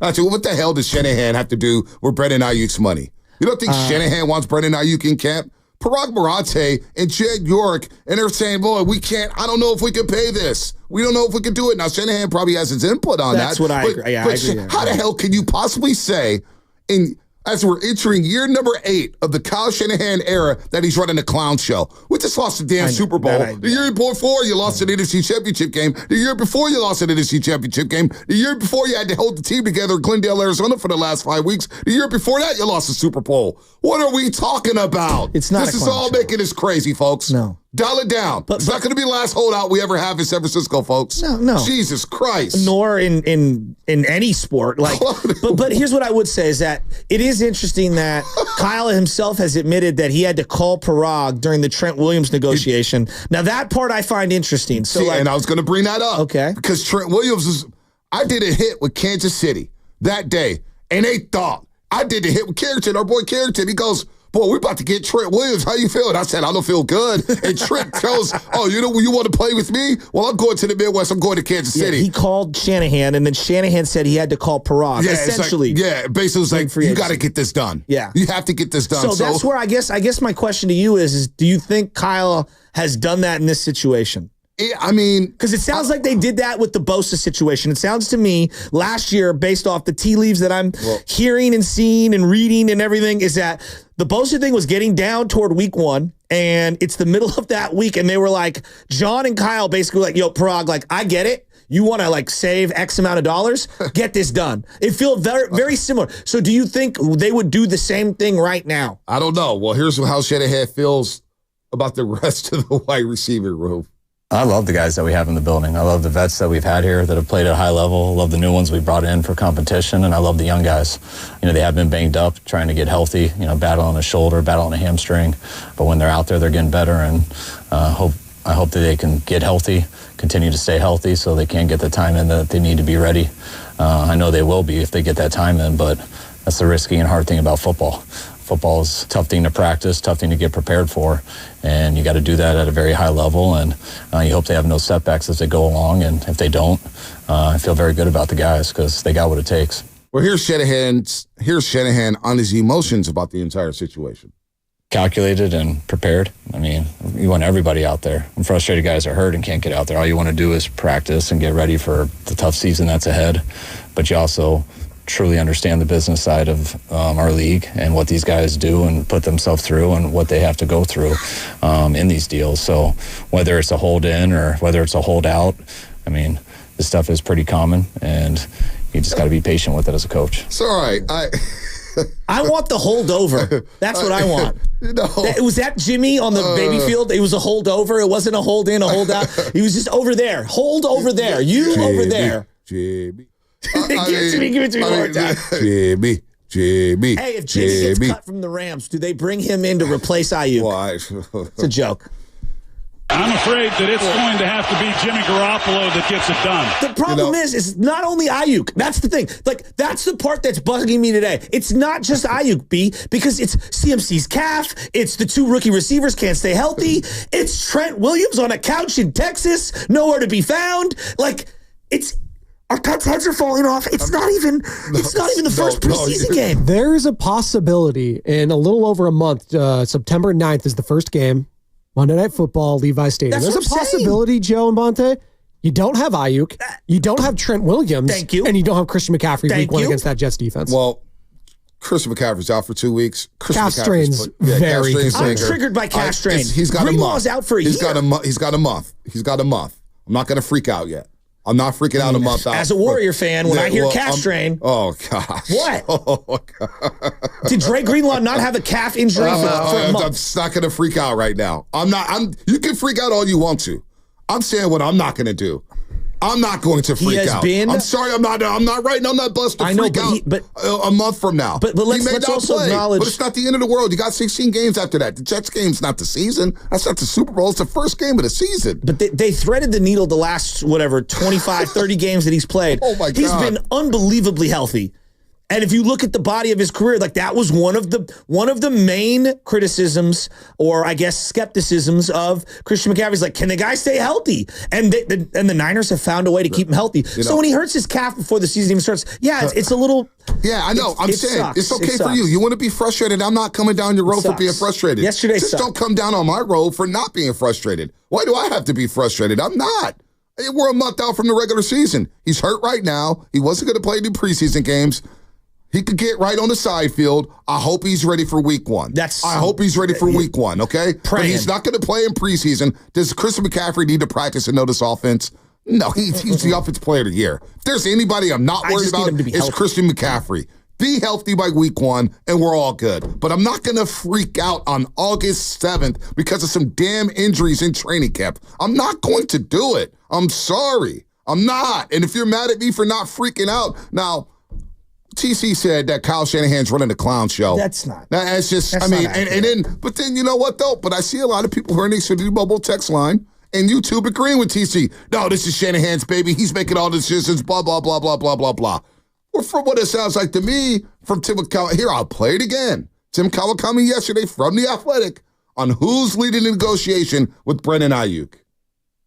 Everything I hear from NFL people is the guy who negotiates these deals is Parag Marathe. That's the guy. And Jed York is on top of that. And John comes in and does some other things. I think he was heavily involved with Bosa. But guess what? Bosa won that deal. Parag Marathe might not have loved that too much. Again, that's my speculation. But I think John Lynch and Kyle Shanahan make their views known. They are the number one people in football operations, but they don't control the purse strings. And I think it's Parag Marathe doing this negotiation. Again, do you talk to any agent who deals with the 49ers? They talk about general conversations with John Lynch, and they talk to the negotiations with Parag Marathe. So not trying to underline anybody's fault here, but every agent I've talked to said the person that I'm negotiating with and who is a pain in the ass, but you're respected, but he is a pain in the ass, is Parag Marathe. Wow. Whether John and Kyle, at the end can come in, I don't know. I think they certainly did that with Bosa. But again, I don't think 49ers like that Bosa deal. I think they hate that Bosa deal. They realized they had to do it, but Bosa beat them, period. They just haven't had one like that where they've been beaten by somebody like they were beaten by Bosa. I don't think they want that to happen with Aiyuk. Do we all agree Kawakami's tapped in? Do we all agree? Yeah. I mean, the guy's getting interviews with every owner in the business, of course, every player, every coach, everything. That's we all agree. From the source. He talks to agents. And when we had Doug Henderson on, he enlightened us on a lot of things. I was like, wow, that's very important with know a couple agents, but I don't bother him. The fact that he knows that agents say, yeah, Parag Marathe he's a guy leading in and he's tough. He leads those negotiations. So I play that to say, how are we throwing Kyle Shanahan under the bus this morning about a Brandon Aiyuk situation? Kyle Shanahan's frustrated because he wants his guy on the field. And he's like, damn, it looks like we're going to lose him. I'm annoyed. So now I got to coach this team. And, boy, I got to get creative with some of these guys. I got to hope that Ricky Pearsall is ready to roll. I have to hope that Jawan Jennings is ready for an elevated role. I have to hope and get Chris Conley ready for possibly having the elevated role. It's this Jacob Cowie kid out of Arizona. I got to get him right. I got to figure out my punt return game. So Shanahan's annoyed because Aiyuk's, of course he's annoyed that Aiyuk's on the field. He's a head coach. He wants his players coming down. But who the hell... that's why at TC, I love them. But how can you sit up here, call the show, and say Kyle Shanahan's running the clown show? That's disingenuous, man. You just want to be mad at the head coach and be mad at the head coach. And I'm tired of that. Well, Shanahan's got here from year 8 and turned this place into a damn juggernaut. He handpicked John Lynch. All right? He hand-selected John Lynch. Without Shanahan, we don't have the success we've had over the last 8 years. This guy's turned an expansion team into one of the best rosters in the NFL. So I'm not going to buy. I'm sorry. My pay, I'm cool, but you're going to really get my blood boiling by saying Kyle Shanahan's running a clown show? I don't think that's a clown statement. Come on, TC. I mean, you and I agree, and I think most normal Niner fans think that Kyle's pretty freaking good. Now, whether he could finish the big one and win the Super Bowl, possibly. We'll see. But he's really freaking good, and 30 teams or 25 teams would love to have him, and 25 fan bases would love to be us, right? But on this one thing, it does feel like the team, whether it's Parag, John, Kyle, Brandon Aiyuk, whatever, they've botched this. Like everyone, we're better with them. And if you weren't going to keep them, then the time to move them was earlier. And the time to sign them was clearly earlier. Now, you could still hopefully salvage it and bring them back. But boy, that feels very bleak. Let's go to Bert and Benicia. Bert, what's happening? You're on the roast. Hi, what's up, fellas? I'm going to come at it from a little different mindset, right? Maybe what BA is thinking is all this dude has experienced since he's gotten here is heartbreak. Losing NFC championships, losing Super Bowls, and what he's gone through. And you guys laid it out, right? McCaffrey's hurt. Williams is holding out. Is this team really in the next 4 to 5 years going to be better than they've been in the last 4 or 5 years? I don't think so. So I think he's looking at it as, you know what? We had our window. We had our shot. I'm going to get my money. I'm going to get my bag and just get up on out of here because we had our chances. And honestly, I don't see the chances of them winning the Super Bowl being better than they've been the last 5 years. I don't know. I haven't talked to Brandon Aiyuk. I don't know what it's. I don't know if he believes it's an interesting point. I don't know. Well, I would say that for Niner fans, and again, it's not the end of the world. I know it's only August 7th, and that's what people said about Bosa last year when he was holding out. It's only August 23rd. He'll come in ready to go. But these are bad omens, whether you believe in omens or not. I do, all right? I read into signs. I know a lot of people scoff at that. They think I'm being superstitious and weird. But, CMC hurt. Trent's holding out. Aiyuk feels like he's on his way out the door. The 2 young guys, it feels like they've been dinged up and already. And it's just a lot. And all I wanted to do was go back and just be ready to roll and have a quiet training camp with no drama because we finally know who our quarterback is. And we've got a new DC that everybody likes because he was hired from within. I thought it was going to be kumbaya. And here we are with 7 or 8 different stories on the 49ers. Brandon Aiyuk, Trent Williams, CMC, Ricky Pearsall hurt again. Who's replacing Dre Greenlaw? There's just a lot. It's just a lot. When did you start your radio career? I don't know, 2018. So basically in the midst of the Warriors dynasty, right? Yeah. This was every day with the Warriors dynasty. After the first championship, from that point on, there were 7 to 8 storylines every single day. Yeah, but you said the D word, right? Dynasty. Yeah, they were winning. But they've been close to winning a Super Bowl. I mean, no doubt, they've been close. They've been on the doorstep. But there was you gotta win one. But there were storylines every day. It's with good teams. We just saw with the Last Stand stock. There's always going to be some drama. They had Michael Jordan, for crying out loud, the greatest player to ever live. Michael, in my opinion. Yeah. But football's different than basketball. If you have the best players in the league, there's drama. You'll be there at the end. In football, we see it every single year. The A's of the 70s. Team that loses in the Super Bowl, they have a drop-off. But the A's of the 70s were fighting each other left and right. They won 3 straight World Series. I'll tell you, that was 50 years ago. I don't care if it was 100 years ago. The point is there was drama with the team. It's always drama with teams. The 86 Mets were coked out of their minds fighting each other in the dugout. They end up winning the World Series. All right? It happens in pro sports. Drama's always going to happen. This is like, are we new to this? We think it's just going to be like, hey, it's going to be Friday Night Lights or something. We're all going to hold hands and be together. No, Even but they had drama. You don't think this was somewhat avoidable on both parties, on Aiyuk and the Niners? Had they just found a way to, come to an agreement either earlier in the timeline, or if they knew that they were never going to be able to come up to his asking price, and maybe that asking price was a moving target. I don't know. But, there were multiple points where this could have been different. And it feels like now that we're here, it's causing a lot of tension for the fan base. Well, Aiyuk said it, man. He thought they were at the goal line a couple times. I don't know what happened. But here we are now. Now, back at the NFC Championship game, Shanahan brought up Brandon Aiyuk for the people that, because I do want to ask you a question, because now that McCaffrey said this yesterday. That's not part of my job. It's not part of my position. I think obviously as a former teammate or, teammate of his in general, any teammate that you have, you love, you respect them, you want the best for them. So McCaffrey, former teammate, wants the best for him. So let's just move forward like we did yesterday without Brandon Aiyuk, because it sounds like he's on the way out. Mike Tomlin's being giddy. He's saying that, hey, man, it's still early on the West Side, so the phone hasn't rung yet. It's still early on the West Side. Well, 7:45 now. Let's see if the phone is ringing in Pittsburgh from John Lynch and Parag Marante. So if we do move on without Brandon Aiyuk, how good is this team? Can they still replicate some of the success they had over the last 7 to 8 years, especially over the last 5? Well, Shanahan on Aiyuk about unlocking the NFC Championship game. Spadoni just put this on the board. I'm going to play it. We thought if we could get it going and make it a game on both sides, it would be a matter of time before we could score some points. But the way their offense was going, their defense was doing a couple things to get us off the field. But once BA made that play, it kind of unlocked it with such an explosive and kind of unlocked the whole team, because right after getting that turnover that I believe Gipp forced, that was huge. And right after that, you could feel the whole momentum with our players on our sideline in the stadium kind of flip, and you felt it was on after that. So that was Shanahan on the Aiyuk catch, and look, it did unlock the offense. They went crazy. We didn't get a chance to talk about it because Gibson's not in the league anymore. He had this crazy resurgence out of nowhere, and then all of a sudden gets popped for roids. Yeah.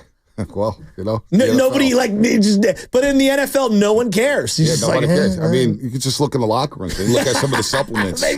But everybody asked all that shit, wow, Gibson was on the street and he was having a monster year. Then out of nowhere, it's like steroids. Gibson suspended for the first 8 games of the year. Or whatever, 6 games. You see some of the veins that are popping out of these dudes' necks and arms or whatnot. You don't think they're doing a little something to recover? It's the NFL. All the physical, the violence, every single Sunday, Thursday, Saturday, Monday. Do they really? I mean, come on. I guess that's another question. Does anybody care if these players take steroids? No one does. Hey. Unless it's for the home run, record books. And your name is Bob Costas. Oh, man. 888-957-9570 is the number. I get everybody's exhausted with Brandon Aiyuk in this situation, but it sounds like, and here's the latest. Let's just do a little reset on everything that's happening. Matt Maiocco last night. As Matt Maiocco, he's been tapped in. He's one of our, you can count on Matt Maiocco. He's a credible source. Very reliable. Yep. NBC Sports Bay Area. Covering the Niners a long time. Adam Schefter, 12 hours ago, said sources, after inquiring about Brandon Aiyuk's availability, the Patriots have decided to explore any further trade possibilities with the Niners regarding their standout wide receiver. Patriots are excited about their young receivers and want to focus on them. Well, that's because Brandon Aiyuk basically said, according to Matt Maiocco, they had an agreement in place with the Niners and a large offer to Aiyuk on the table, but he did not show interest in going there. That's from Matt Maiocco. Then later on, 8 hours ago, Matt Maiocco, NBC Sports Bay Area, the fact that the Steelers are back in talks with the Niners towards a possible Brandon Aiyuk trade shows all sides have a willingness to get something done. The negotiations and conversations continue. I think the thing that's hard to swallow for a lot of Niner fans is that I was prepared for the quote-unquote teardown of the roster when the Purdy deal starts to kick in and you start actually having to have the Bosa deal hit your books and things like that. And we all understood that. I was thinking in my head, how important is CeeDee Lamb because Dak makes so much money? right? He's their lone weapon, and it makes him even more important in that offense. They don't really have a running game. The tight end, to a lesser degree, but like they've surrendered all of these other players and all these other financial positions so that they could pay the quarterback. And I was prepared for that next year or maybe the year after that, but not like now. You know what I mean? And it's just hard that it's hitting us in the face now. Kawakami yesterday. Do the Niners have the money to pay Brandon Aiyuk? They do have the money. Now, I understand, they got the Purdy money coming down the back end, but it's not salary cap money. That's just guaranteed money. This is guaranteed money that Jed York probably does not want to pay. You know what? Okay, that's his decision. I get it. But then you're judged by the roster you end up with. If they end up without Brandon Aiyuk, it's been a miscalculation. They've just miscalculated and misplayed this to get it in this position. This is not what good teams do. Look at the Detroit Lions. They've re-signed everybody. Yep. They've figured out a way. That's a team that the 49ers are likely going to run into in the NFC Championship game. So there's a key point there, a key thing that he said, Tim Kawakami. And I'll play it one more time for everybody out there, and then I'll let you guys know what the key point is. We can pick this up on the other side. But Kawakami, again, they have the money to pay Aiyuk now. Now, how? They do have the money. Now, I understand, they got the Purdy money coming down the back end, but it's not salary cap money. That's just guaranteed money. This is guaranteed money that Jed York probably does not want to pay. You know what? Okay, that's his decision. I get it. But then you're judged by the roster you end up with. If they end up without Brandon Aiyuk, it's been a miscalculation. They've just miscalculated and misplayed this to get it in this position. This is not what good teams do. Look at the Detroit Lions. They've re-signed everybody. Yep. They've figured out a way. That's a team that the 49ers are likely going to run into in the NFC Championship game. I would use the Eagles as a good example. They get out ahead of it, and they re-sign their guys. They re-sign their linemen. They re-sign their wide receivers, and they make trades. They make shrewd trades. They got ahead of it with Jalen. They gave Jalen Hurts his money. But the Lions is one situation. They got a lot of guys they haven't paid yet, but they did re-up on Goff and Decker and, of course, Amon-Ra St. Brown, Penei Sewell as well. But he said that Jed York does have the money. He just doesn't want to pay. Now, I could go take it two sides. I could understand it from both sides. One, the fan in me says, man, Jed York, won't you pony up? But then also I look at what Jed York has done over the last 7 years and said, you know what? He has ponied up. He ponied up with Bosa, Warner, Greenlaw. Who else? Trent, Juszczyk, McCaffrey, Kittle. They're paying the Debo. highest or close at the time. They've set 6 or 7 different positions. Right. When they signed, upon signing was the highest contract at that position. So I can't get on Jed York. On the current roster. I can't call Jed York broke or get on him because he has ponied up. Yeah.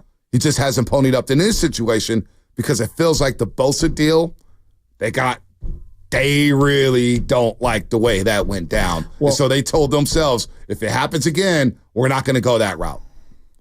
That's unfortunate. I don't know. Because there's also the equation of, and I get where TK's coming at with, like, you can pay him now, but those do have ramifications in the future, right? Like, yes, you could pay the guy now, but I don't know what their thought process is. It like, yes, we could pay Aiyuk and we can keep Debo, Aiyuk, and Kittle together for 2 seasons, but not 3, not 4, or we have to get rid of one or both, or like I just don't know. But I'll look at this one like, if we're going to count all this money and look at this and look at paying Armstead the dead money this year from the contract of way back when, and paying Javon Hargrave the free agent money. To me, like those are the 2 big missteps, which I think is the hardest pill to swallow. It's not the Aiyuk deal. I think it's those ones. Like, you're paying $40 million essentially this year of cash for 2 guys, and one's on the roster and he's and the other guy is playing in Jacksonville. Yeah. That sucks. Yeah, that does in suck. a passing league where they weren't really like quote unquote pass rushing types. Like that sucks. Let's go to Doug in Berkeley real quick. Doug in Berkeley before we hit the injury report. What's up, Doug?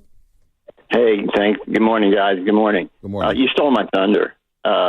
You just stole my thunder. Everything that Shasky just said is pertinent, and they paid Bosa too much. They paid Bosa too much. Even if he had a breakout all-star season, you could say they paid him too much. They don't want to get burned again, and quite frankly, the purse, it can't take it. I don't care what Kawakami said, that they have the money. If you get burned once, you don't want to spend the money, even if you have it. I'm not sure they have it. So you guys hit the nail right on the head just recently. That's where I'm coming from. Thanks for taking the call. Well, and here's where I'm frustrated. Had they made that assessment earlier in the offseason, then they would have been able to do something to help them out for this year. No and doubt. that's the part where I think everyone gets frustrated. All right, if that's the case, if we buy it at face value that you got burned and you don't want to get burned again, blah, blah, blah. Okay, well, then why didn't you make that assessment in April? And okay, yeah, you're getting pennies on the dollar on Aiyuk, but you didn't want him anyway. But at least I could draft something or utilize some player earlier in the equation. In August, whatever draft pick you get is not helping you for week 1 against the Jets. Well, you know, it's funny, too. Pretty Ricky, our boy Pretty Ricky, is out there trying to flex. Who is Pretty Ricky? I don't know who Pretty Ricky is. He's a Twitter account. No one Barely knows. breaks trades. He's turned into like a meme almost at this point. But he is like flexing because I told y'all Pittsburgh. Oh, and now he's tweeting this. Our girl Steph, 49er Steph. Pretty Ricky. The Niners would not be getting the first round pick back in this trade. Steph Sanchez with a Jesus Christ. I don't know if it's true or not. But what? I'm out. If the Niners don't get a player, is there any draft what is going to please Niner fans? Nothing. Is it just Amari Cooper? Super Bowl. Is it Amari Cooper a bust if you trade for him? It's the only thing that's going to It's the only thing that's going to help? Bonte, you've been knocking on the promised land. Like, this is like very equivalent to Moses. You wander around in the desert and then you get all the way to the promised land. So you now don't get to go in. Now we're Super Bowl or bust? You're not even allowed to go in. You just keep knocking on the door. Like, hey, I brought everyone here. Am I allowed in? No, you're not allowed in. Are we Super Bowl or I'm bust going now? religious here on you. But like, yes, B, Are the we only Super thing Bowl or that's going to bust? satisfy this fan base is a Super Bowl win. Oh. Yeah, unfortunately, yeah. Oh, okay. That's where we're at. Yeah, we're psychologically despondent. Am I wrong? Welcome to my world, buddy. It's not Super Bowl try again. It's not, hey, we had a lot of success. Not everybody can win a Super Bowl. It's really hard to win a Super Bowl. Mahomes is at the Playboy Mansion back in the 90s. He's hanging out in the jacuzzi. What do they call that? Like the Super Bowl bust. I was told. And the Niners are stuck at the door. Because I was told that, hey, man, not only one team's won the Super Bowl. It's really, really hard. Yeah, it is really hard. Really hard. It really is hard. And it's even harder when you don't have Brandon Aiyuk and you don't get compensation that can help you for this current season. Oh, man. Let's get to the injury report. God.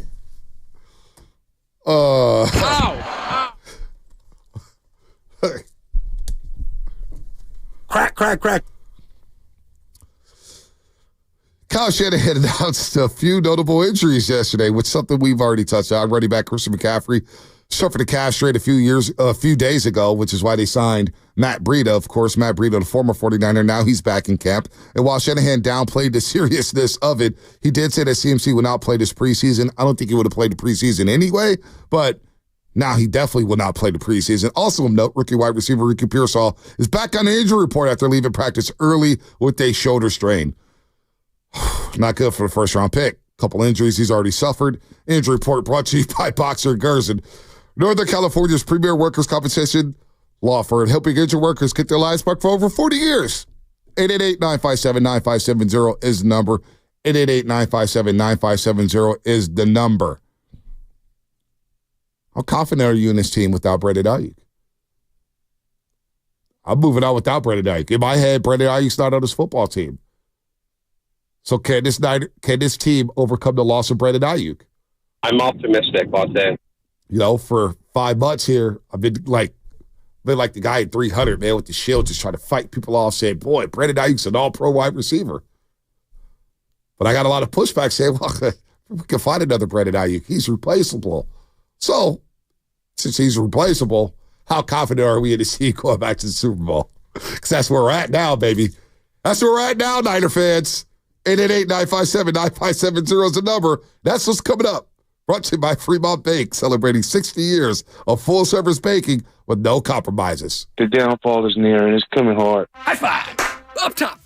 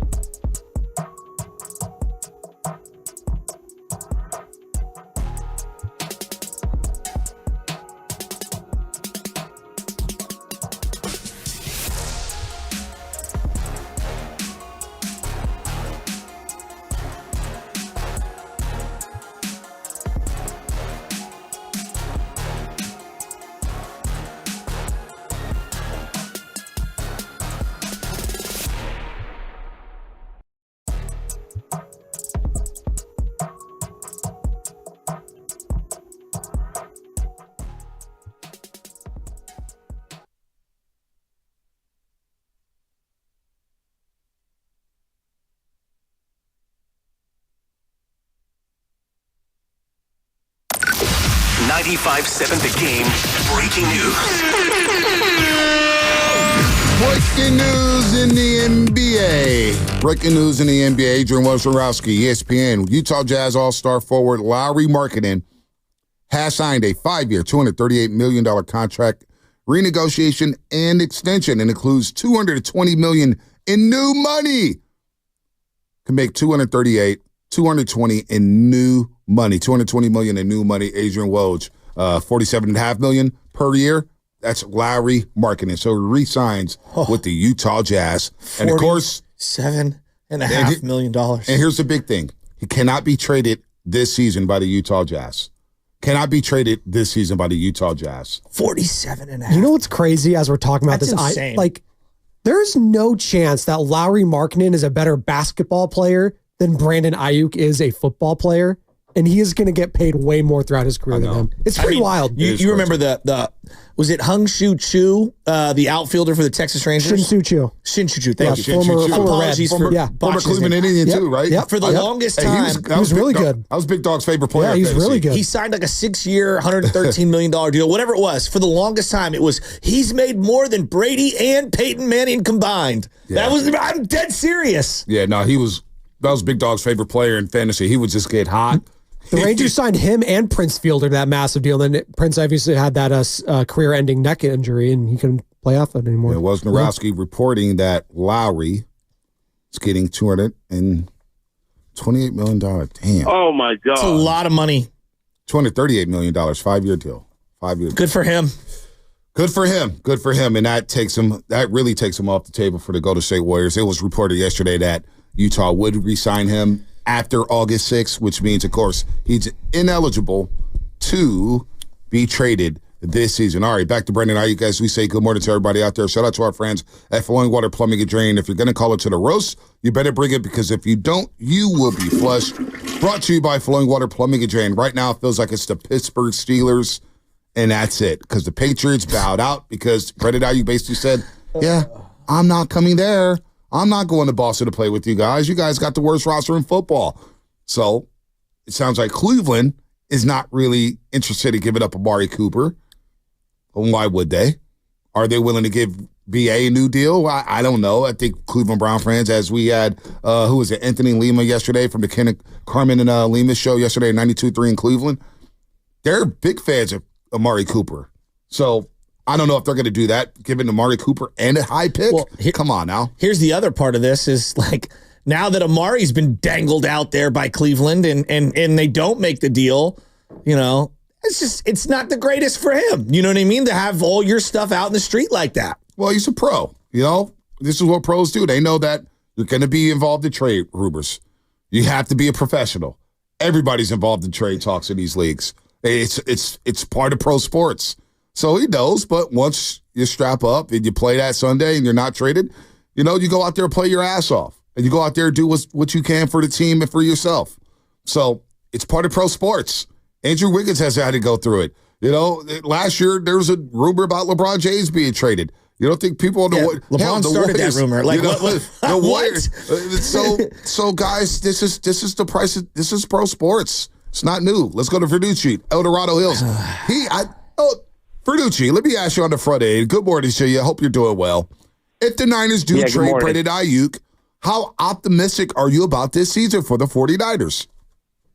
You know, I'm still optimistic in my 49ers, man, and that's just being 49er faithful. I mean, we still have a star-studded defense, and we still have a killer offense. I mean, the reality is Aiyuk was never the number one choice and option on this team. He was more like a number 3. And so I think if we could still make a deal with the Browns and get Cooper back, we might not get a high draft pick, but we still can get someone that we can plug in to our wide receiver corps. I still think we're still going to be the team to beat there. And you know what? The reality is it's always going to come down to Shanahan. You can give him all the tools, but is he going to go ahead and make the clutch decisions when the game is on the line and also be able to game manage it correctly when we're down the stretch and it's a close game? That is that's my thinking with everything. But we still got a great roster. I'm excited. I'm down here in Santa Clara for Dwight Clark training day. I'm excited to see the rookies on the field.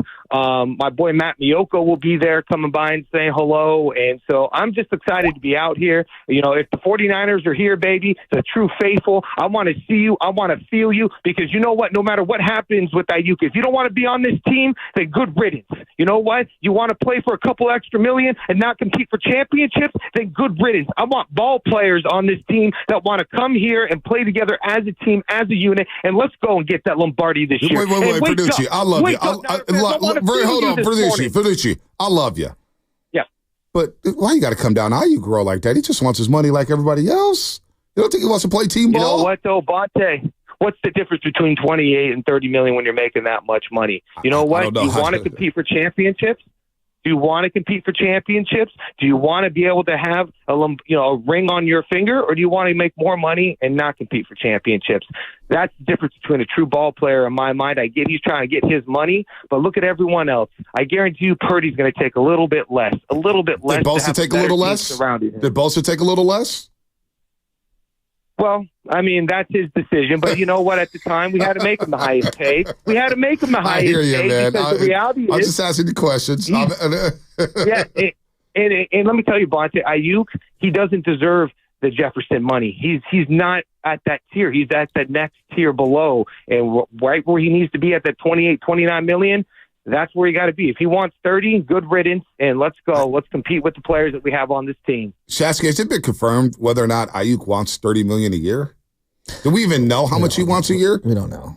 We have no idea. Like Michael Silver early in the offseason talked about the 26. The last offer to him was somewhere in the range of $26 million a year. But Michael Silver writes, and Michael Silver from the Chronicle, has aged poorly in the ensuing 3 months, with last week's 4-year, $110 million extension signed by the Bears' DJ Moore. The market is the market, and Niners appear to have a lesser view of Aiyuk's value than numerous other teams.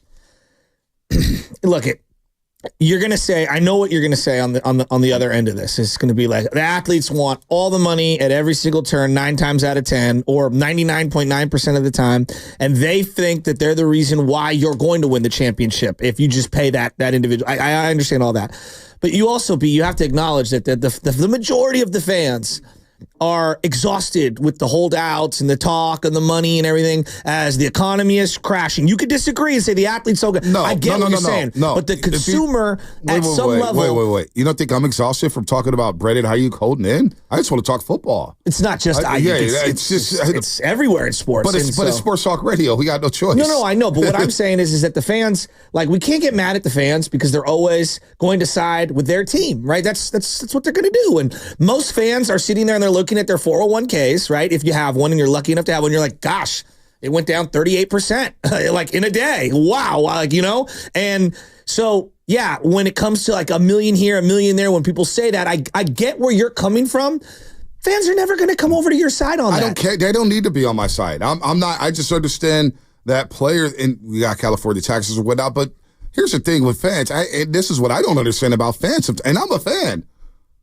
But fans will flip-flop on the player in a heartbeat. Yeah. On a heartbeat. I've seen you guys waver on Deebo Samuel back and forth. The pendulum is swung back and forth. And Deebo's an all-time Niner. Well, and the pendulum is swung back and forth. And players swing back and forth whether they want to play with you or not. Right. Like, I have no idea what, like right now, if I told you, like, does Brandon Aiyuk want to play on the Niners or the Steelers? I think he wants to play on the Niners. I don't know. I legitimately don't know, And so, like, I do believe, like, and I'm not everyone's James Harden, but, like, the James Harden effect is out there, and fans roll their eyes when player X wants to go to the team, C. But you know what, though? But fans will get mad at Jet York for raising seats and ticket prices. Well, yeah. We'll get mad about the parking lot at Levi Stadium. Yeah, we get mad about whatever. So, I mean, I hear you, but, if I'm Deebo Samuel, if I'm Brandon Aiyuk, and I'm looking at my Twitter account, I was like, man, I go out there and play my ass off every single Sunday, and a fan will still curse me out about something. A fan will still get on Twitter and start popping off. So why should a player think about the fans at times when he's like, dude, I play my ass off for the fans, and half the fans will just, oh, man, you can't get all bump around. Oh, man, you suck. Oh, man, get your ass in the locker room. Fans suck, right?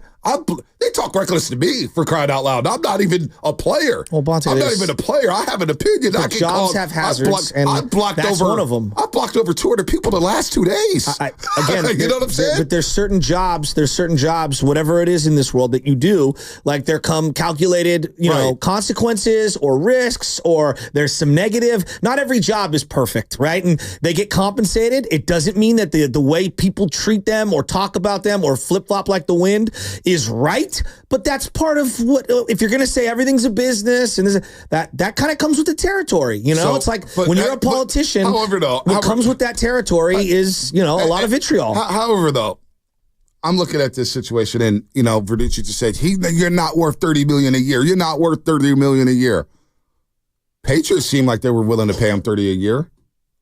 Cleveland, it sounds like, are looking, hey, we'll give you a long-term deal, $30 million a year. The Pittsburgh Steelers, who have let a number of players go over the years. Hell, they were nickel and dime with Antonio Brown. We know what happened with Le'Veon Bell. We know what happened with Mike Wallace when he went to Miami. The Steelers seem like they're willing to give him his money. But Bonte, when I hear fans say he's not worth $30 million a year, and Aiyuk goes, watch this, hold my beer. Okay. Well, it seems like there was 4 teams knocking on the door saying, hey, Aiyuk, here's money. But this is the way the fans' brain goes is, they think in their head, well, if we offered you 28 and we're the Niners and we've been in however many NFC Championship games and multiple Super Bowls, all right, that 28 to win or 30 to, let's say hypothetically, to go to New England and go 3-14. Well, good luck with that. I'm going to go Shasky Shab on you and say, we got California taxes, though. $30 million ain't the same in Pennsylvania. Massachusetts is really bad. $30 million ain't, well, that's why he said no to Massachusetts. But $30 million in Pennsylvania ain't the same as $30 million in California, right? But what do we also, again, but does winning factor in at all? And people are naive to think that, these guys sometimes don't factor in. You know what? Pittsburgh did win 10 games last year, and they believe they're close. They got a defense. So who's to say Steeler fans don't believe they can compete? All right. In that AFC, all right. Then that's his assessment, and I would disagree with it. All right. Because if I was rattling off teams that I believe are competing in the AFC, Pittsburgh is not one of the top 6 or 7. They made the playoffs last year. They were 10-7. They took Buffalo down to the wire, and I don't know if Buffalo is the same team. T.J. Watt's coming back.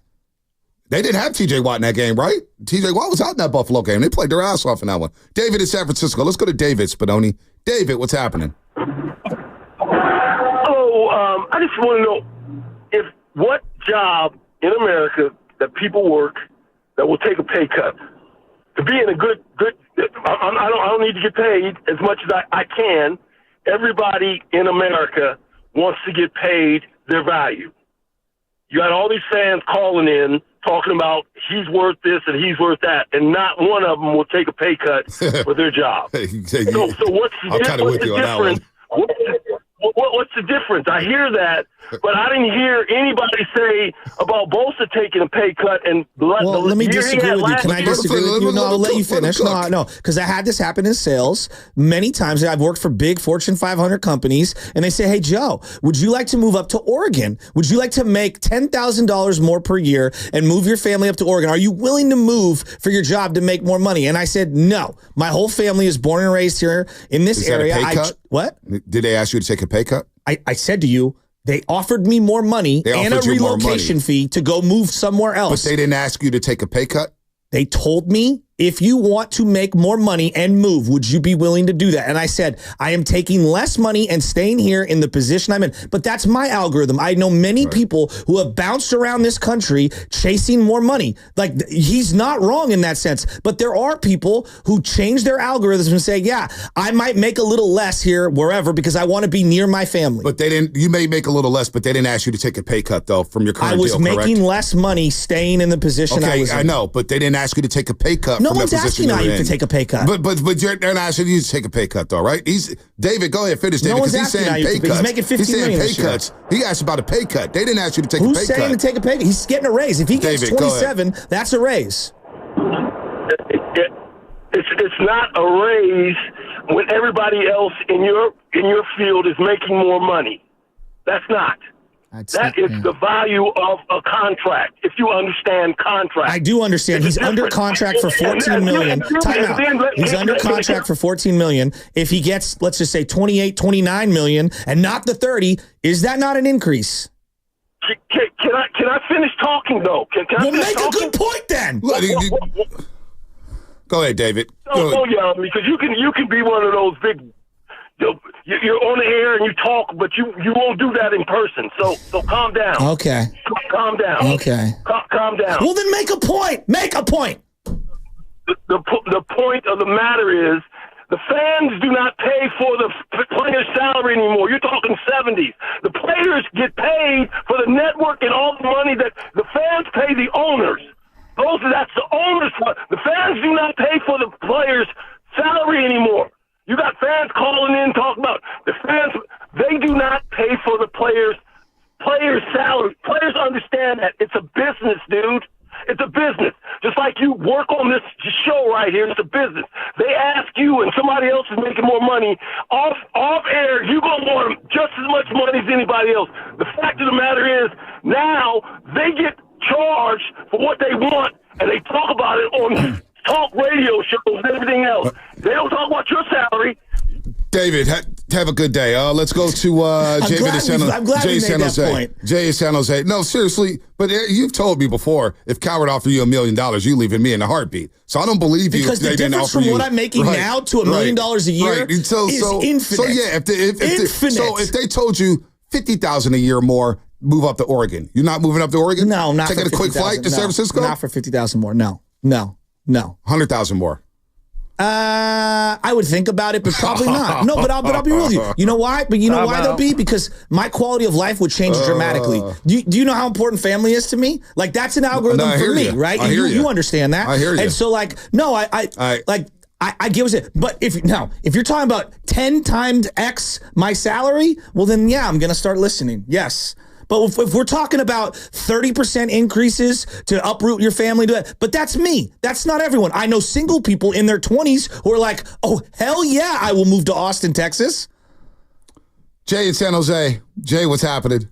Hey, how you guys doing today? Good. Hey, Bonta, you made a few points that I didn't really agree with. And by the way, that guy that you guys just had on, dude, why is he so upset, dude? He's not playing the game. He's not getting paid. He's not getting a pay cut. We can say the same about fans. Why you getting upset about a guy wanting his money? We all getting upset and pocket watching. We all getting upset and pocket watching. And fans want to be mad at everybody at a player for wanting his money. Nobody said a damn thing about Nick Bosa last year, and he dogged it. Stop it. Spent 3 weeks talking about Bosa. Go ahead, Jay. I'm going to let you talk, Jay. I'm going to let you talk. Go ahead and talk. Okay. So Bosa is a top tier in his field.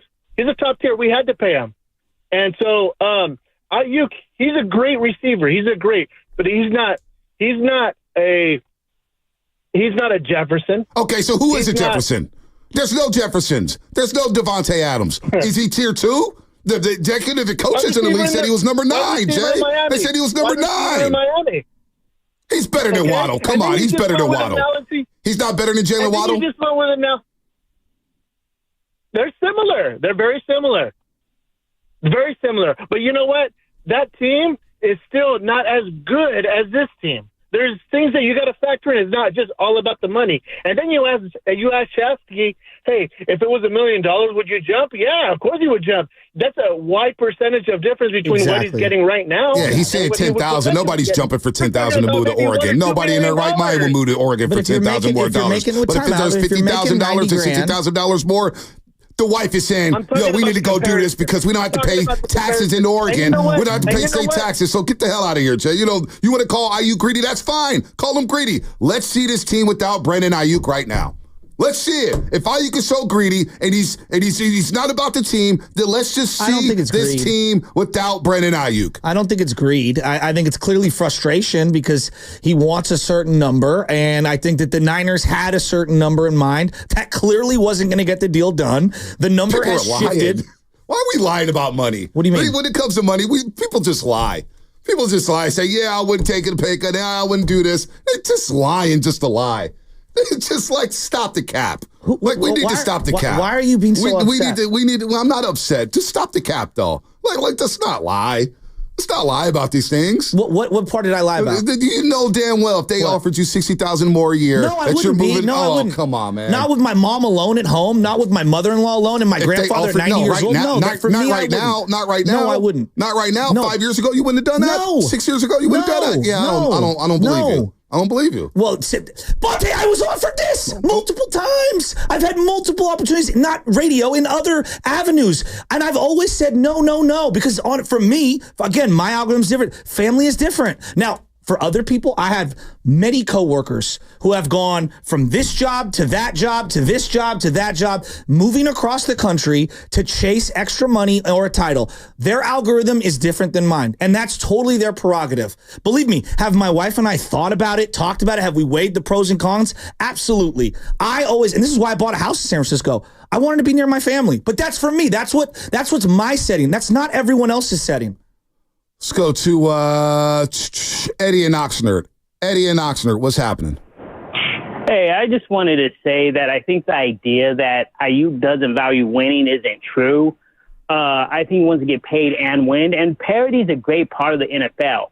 So you could be on a bad team one year and be in a great team the next year. Interesting. I mean, look at the Houston Texans. Yep. No one thought they were going to do what they did last year. So he may go to the Steelers and they may end up making the playoffs. They may go to AFC Championship and even winning.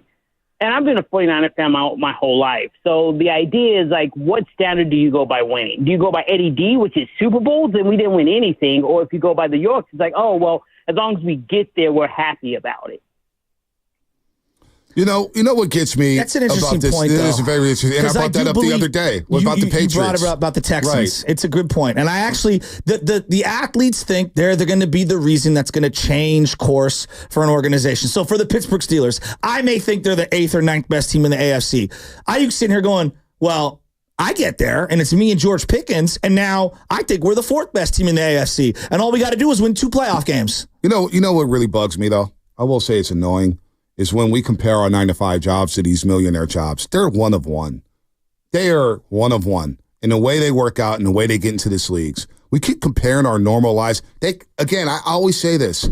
They can't just walk down the street and go into a Starbucks like we can. They just can't go in there and get a good breakfast burrito without getting mobbed left and right, taking selfies left and right. I watch Chris Will and the Festus trying to just get out the gatehouse and they're mobbed left and right. Everywhere they go, you got to do something that they don't live a normal life. So we got to start for the life of, like, but you were the one that comparing. said none of you would take a pay cut. And I said, no, I don't believe actually, people. But in 9-to-5s, I don't believe people will take a pay cut. I hear people all the time saying, man, my job asked me to take a pay cut. I'm hot. I'm going to look for other work. I'm going to look for other work. During COVID, this station asked everyone to take a pay cut. Yeah, we had no choice because we were lucky to work. But we were lucky that was COVID. That was an exception to the rule. Like right it was now, an exception to the rule. Right now, I know many people working at multiple sales companies with the stock market having what it's happening. Everyone didn't get bonuses across the board, okay? And so people are taking pay cuts all over the world. Yeah, it's very impossible to compare normal people to pro athletes. But when you ask people, have you taken less or would you take less to stay in a different... No, everyone's algorithms are different. People are telling Brandon Aiyuk to take less. Well, why the hell are we telling him what to do?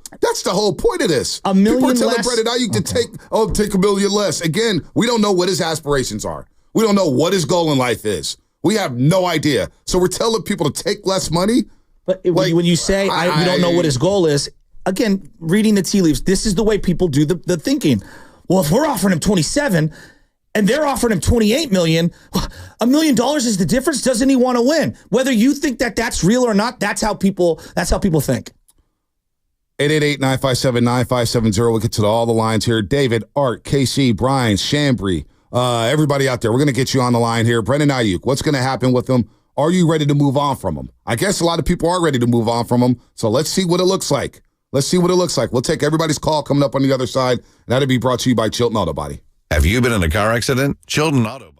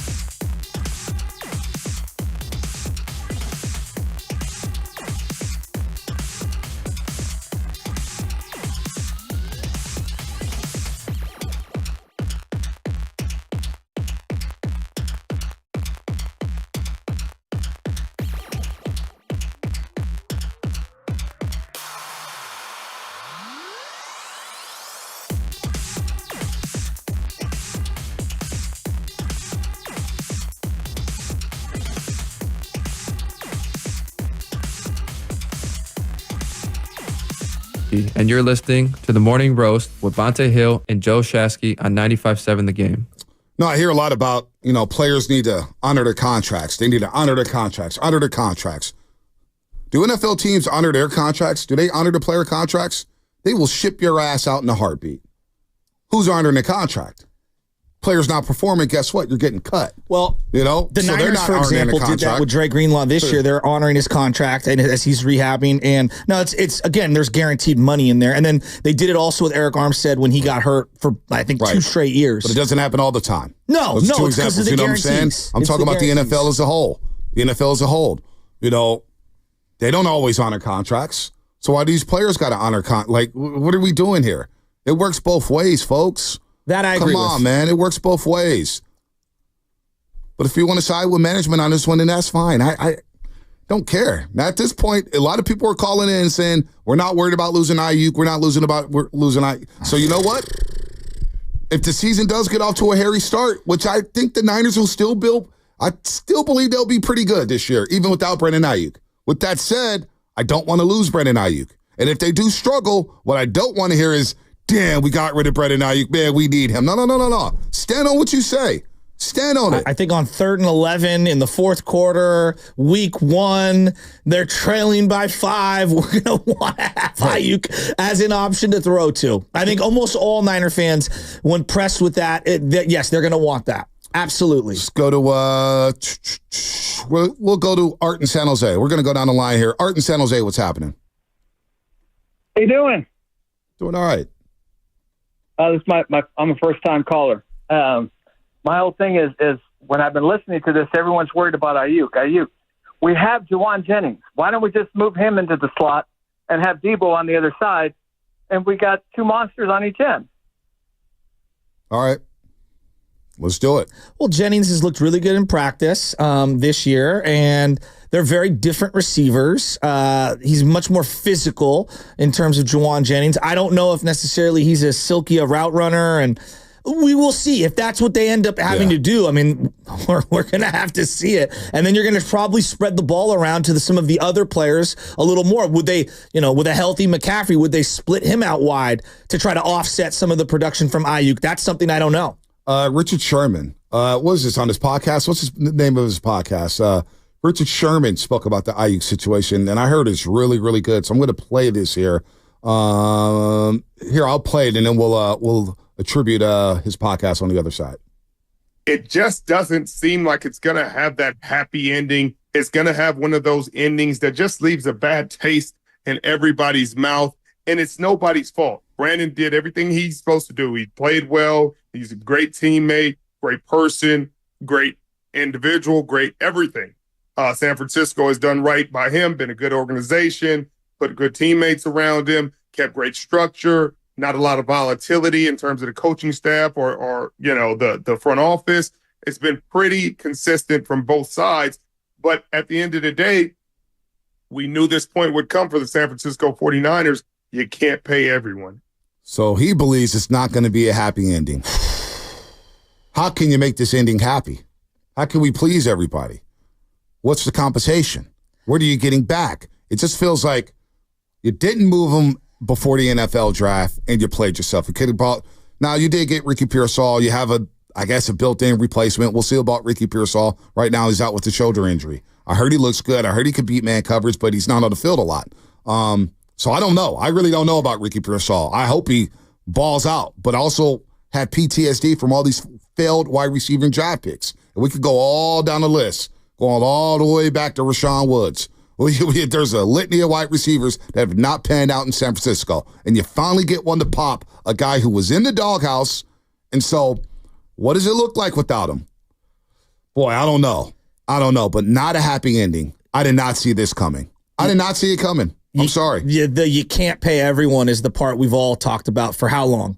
Ever since Purdy's emergence, it feels like we've been talking about once they pay Purdy, you can't keep everyone. It's like now it's coming. It's all coming to a head. And whether they get Aiyuk, I mean, it feels very bleak. But whether they get Aiyuk done now, this team is going to look different, and that's just football. But specifically, they're going to have to make premature decisions on certain rosters. And you already saw with Eric Armstead, they were like, hey, we don't think you're worth the $17 million this year, or whatever the exact number was, guaranteed.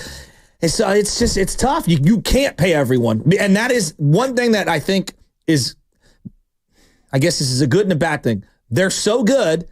They have a lot of really good players. They're so good at developing. You have a random De'Amon Lenore and Aaron Banks, all these other guys that are in line to get paid as well as Aiyuk. And you do have to make tough decisions. You know, it does suck. Let's go to David in Denver, Colorado. David, what's happening? Hey, guys. Hey, Bonte, I'm just curious, man. Like, the intensity that you're coming with in terms of the Aiyuk support, like, I'm genuinely curious. Like, is it that you got a problem with, like, the system of, like, the, like, management or whatnot? Because I've just, it seems off base to me, man. Like, it seems off base that I want to see a player get paid who performed at a high level. Just one of our players who we drafted. But I don't hear a lot of Niners fans, and I talk to a lot. I don't hear him saying he shouldn't get paid. I don't hear him saying that we don't need him. But this dude's walking around acting like he's the man. David, have you not? David, hold on, David. I'm gonna let you finish. Have you not heard our callers today? Have you not heard people over the last 6 weeks saying? And you may be talking to fans that say, yeah, Aiyuk's really good, he should get paid. But a lot of people are saying he should just take the 26 and shut the hell up, or that he's being a distraction. And I don't see that. I see a guy who held in, who came here on good faith, who met with the organization during the offseason. Remember that? They met with John Lynch. He took time out of his summer to meet with John Lynch and Kyle Shanahan and Parag Morante, obviously to try to get a deal done. He wants to be here. So that's why I'm defending the player, because I understand this league can be over in one play. We just watched a receiver doc with these guys getting their heads kicked in. Kirk Cousins tore his Achilles last year or whatever it was and lost the season. So, yeah, I want to see Brandon Aiyuk get paid, and I don't want to see Brandon Aiyuk leave. And I don't either, and that's the thing. So what's your problem then? So what's your problem then? I ask this. What's your problem then, David? Is he the man on this team? Is he the man? They have a bunch of men on this team that make this offense go. But what I'm saying is he Jerry Rice? Is he Jerry Rice on this team? There's nobody who's Jerry Rice. He's the best wide receiver on this football team. Is he not? Is he not the ex wide receiver on this football team? Yeah, I think he is.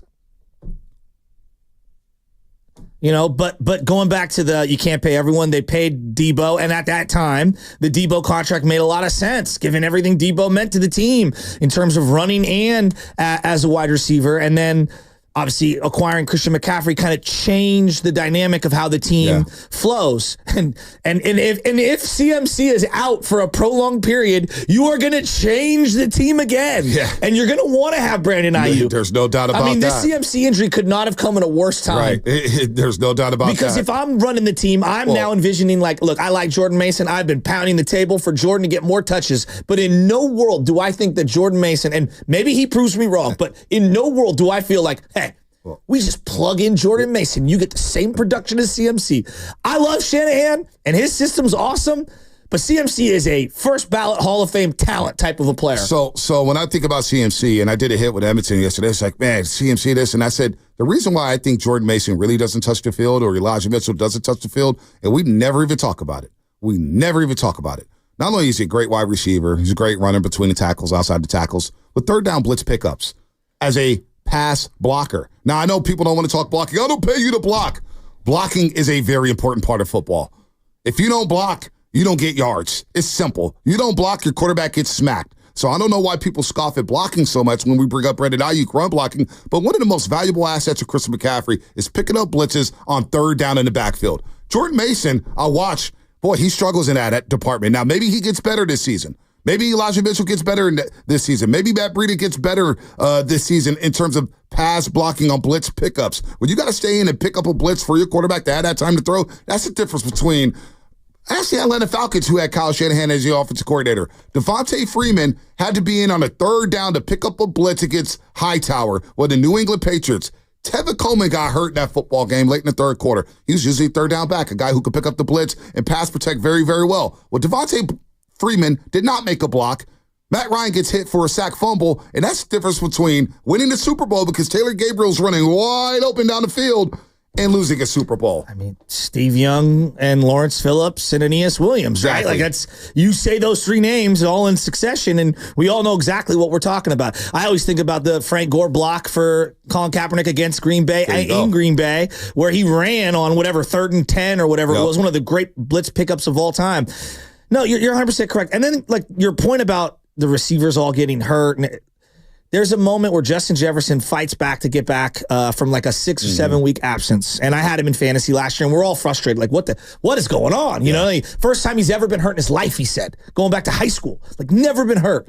He comes back, and in the first half of the first game, after fighting to come back, he stretches over the middle, catches a sweet pass, and gets blasted by, I believe it was a Raider, in fact, number one, the safety number one. It was a Raider. Gets blasted in the back, and then he's like coughing up blood. Yeah. And everyone's like, why is he out? Chest injury. Why is he out? Why is he out? And he's in a hospital. And it wasn't some like dramatic hit. It was a total accident. Same thing happened to Debo in the Cleveland game, where I just don't think we understand like this game, like literally every single play can be your last. Absolutely. Let's go to who's been on hold the longest. Let's go to Chambry in Arizona. Long time no talk, Chambry. What's happening? Yeah, man. Thanks for taking the call. I've been trying to bite my tongue through this whole thing. So I'll just say this real quick before I get to my main part. I mean, everyone is saying, you know, that Aiyuk is this, and that, but the dude tried to negotiate a deal before the market became the market. So whether we agree with the money or not, I mean, that stuff's irrelevant. The dude tried to handle business. Yep. Not once up until this offseason have we even heard a peep from him in any negative way when he's been in the doghouse. I mean, we lose the Super Bowl. He's in tears crying because that's how much this game means to him. Most importantly, that's how much this team means to him. And so for me, the most aggravating thing, I mean, that I think would be idiotic, whether we trade him or whatever winds up happening, is you got an option to basically have him play on this 5th year. And why can't we turn it into like a franchise tag and somehow finagle some money and come up with another 10 to 14 million and then negotiate that deal in this offseason after you move some other players. But what's going to piss me off is essentially in that draft for that first round, and stay with me here, we're going to basically be 0 for 4 on players, right? Because we had an opportunity to get Tristan Wirfs, who was my number 1 guy. We traded back, and then we end up getting Kinlaw. So you're 0 for 2 there. But in that pick for Kinlaw, you also had CD Lamb there available with you. And so then when you trade back up to go get Aiyuk, because he's the player you believe he is, that's like saying that you can plug and play any quarterback in the system because it's a Shanahan system. And we've seen that. And we haven't seen it at the level that Brock's done it. You can plug and play any of the receivers that we drafted, but ain't none of them taking it to the level with the route running skill set that Aiyuk has. So I realize that this ain't a Justin Jefferson offense, but when everyone points out we saw how this offense looked with just Aiyuk when Debo and Trent Williams were out, well, guess what? You already know Shanahan's stubborn ass makes the game plan around Debo, and the dude doesn't adjust. So you're asking a coach who's stubborn and doesn't adjust and builds a game plan around one player that when you have 2 guys out, now you're going to feature a wide receiver that you've kind of had a rocky relationship with. That's all I got to say, gentlemen. Hell of a call, Chambry. Hell of a call. Made a lot of good points. A lot of points I agree with. That's what's been lost in everything is that Aiyuk did try to handle business with the Niners brass multiple times. He tried. Now, it's not his duty or his job to worry about what the cap looks like. He's got to worry about what he looks like and what he does for this team. Cap is where the cap is. Now, Kyle Kami said it yesterday, and, you know, we all look at the cap. You can get it done. Obviously, you're going to have long-term ramifications, maybe not with Brock Purdy, but other players. But if you want to keep Aiyuk here, who I think is one of your 10 best football players on this team, is $1 million really going to hurt the 49ers? I'll look at it the other way. We keep saying, is it, come on, Aiyuk, what's $1 million? Well, what's $1 million for the organization? Well, they're a $1 billion organization. This is $1 billion owner. But you can only spend $250 million or whatever the number is this year on players in this year. I agree with your overall sentiment. Like $1 million here or there shouldn't be the end all be all. But I just wonder how much this plays into it. Like, well, if we cave in on Aiyuk, I mean, what's the next guy going to do to us? Like, that is what organizations, whether it's sports or not, they do think about stuff like that. And I don't know how much that's into it or not. I don't know. Like, I'm always like, if you really like the person, like, you do the best you can to kind of bring them back. I agree with that. Here's Chad Johnson, Ocho Cinco on Club Shay Shay. This is Club Shay Shay. Chad Johnson. Listen to this one, former wide receiver. Nah, it's still there. It's still there. You got to think they're losing one individual that is, I'm not saying this in a disrespectful way. It's a position that is replaceable. If you think about the NFL in general, receivers are a dime a dozen. The special ones are not. The top 5, the top 3, special. But everyone outside of that is replaceable. You can find and get that production from so many other players, especially maybe the ones that they're going to have fill that spot. The way their offense is run, they'll be fine. The way Shanahan calls plays, they'll be fine. Chad Ocho Cinco saying Brandon Aiyuk is replaceable. Do you agree with him? Very definitively, too. Do you agree with him? I don't think I agree with him. Like, replaceable long-term, like over a couple years, maybe they find a replacement. Yeah. Replaceable for this year? This year. Yeah, I have a hard time seeing that. Let's go to Brian in Sac. Brian, what's happening? You're on the roast. Hey, good morning, fellas. Yeah, so kind of to Chad Johnson's point, actually, is what I wanted to kind of touch on as well. So, I mean, right now, if what we understand the numbers to be, the contract that's on the table, he's getting paid in top 10 wide receiver money. I think part of the issue is he's a prisoner of the team that he's on right now, right? So it's such a talented squad. So you're not going to be, we don't need you to be that number one guy. Yet, how much does it mean to you to stay on a team that everyone that says when they get to the Niner squad, the synergy, the great organization, et cetera, this is in his backyard where he grew up, essentially. So I started thinking, like, his valuation of himself, I mean, where does he see himself at this point? And assuming that he's wanting $30 million, I don't really know what he's asking for, right? And if the Niners are just sitting at that 26, maybe that is a little bit lower. But then when I'm talking about the $1 million difference or whatever the case may be, I just think that if you're still getting paid in top 10 money and you're not that upper echelon, you're getting paid in that second tier, that's where the frustration comes with me. I feel you. Do you think that they can replace him this season? Say if they don't replace him, Brian, and they just get picks for Brandon Aiyuk. As Matt Mayoka, real quick, Brian, there's been talk about a lot of leverage, and right now Brandon Aiyuk does have leverage. He controls where he goes among teams that work out a deal with the 49ers. He must sign off on a multi-year contract in order to end up with a new team. So if they just trade him and get picks, do they have the personnel on this roster this season to get back to New Orleans and play for a Super Bowl without Brandon Aiyuk? So I'll be honest, I'm not drinking the Kool-Aid, so I say hell no. I don't think it helps for him to not be on this team. Listen, we heard a lot about, Pretty Ricky Purcell, not Pretty Ricky. But he's already had, 3 injuries in training camp. We don't know of him yet, right? Yeah. Everyone's talking about how he can be, but we don't know. So me personally, no, I would love for him to be on the team. I don't think we get to the Super Bowl on a Niner team without Aiyuk. I agree with him completely. I don't even know, getting to the playoffs is one thing. Winning playoff games, have we learned anything? Winning playoff games are really hard. It's all hands on deck. And even then, even when you have all hands on deck, you could be, going up against it. Think of just the last 2 years, the special wins the Niners have had. Green Bay game was come from behind. Detroit game was come from behind. All right? Go to the year prior. The Dallas game was tooth and nail. Then you needed a George Kittle wild catch to put yourself in position. And then you needed Dak to just basically throw up all over himself and turn the ball over. Now, you blew out Seattle, but it was a close game at halftime. I know they blew them out close in the second game, half. Late third quarter, 23-17, and they were driving. So let's not act like, getting to the playoffs it's hard, but winning playoff games is dramatically difficult. Well, this is where it comes to, and somebody, I'm going to give Theodore credit on YouTube because he just kind of read my mind.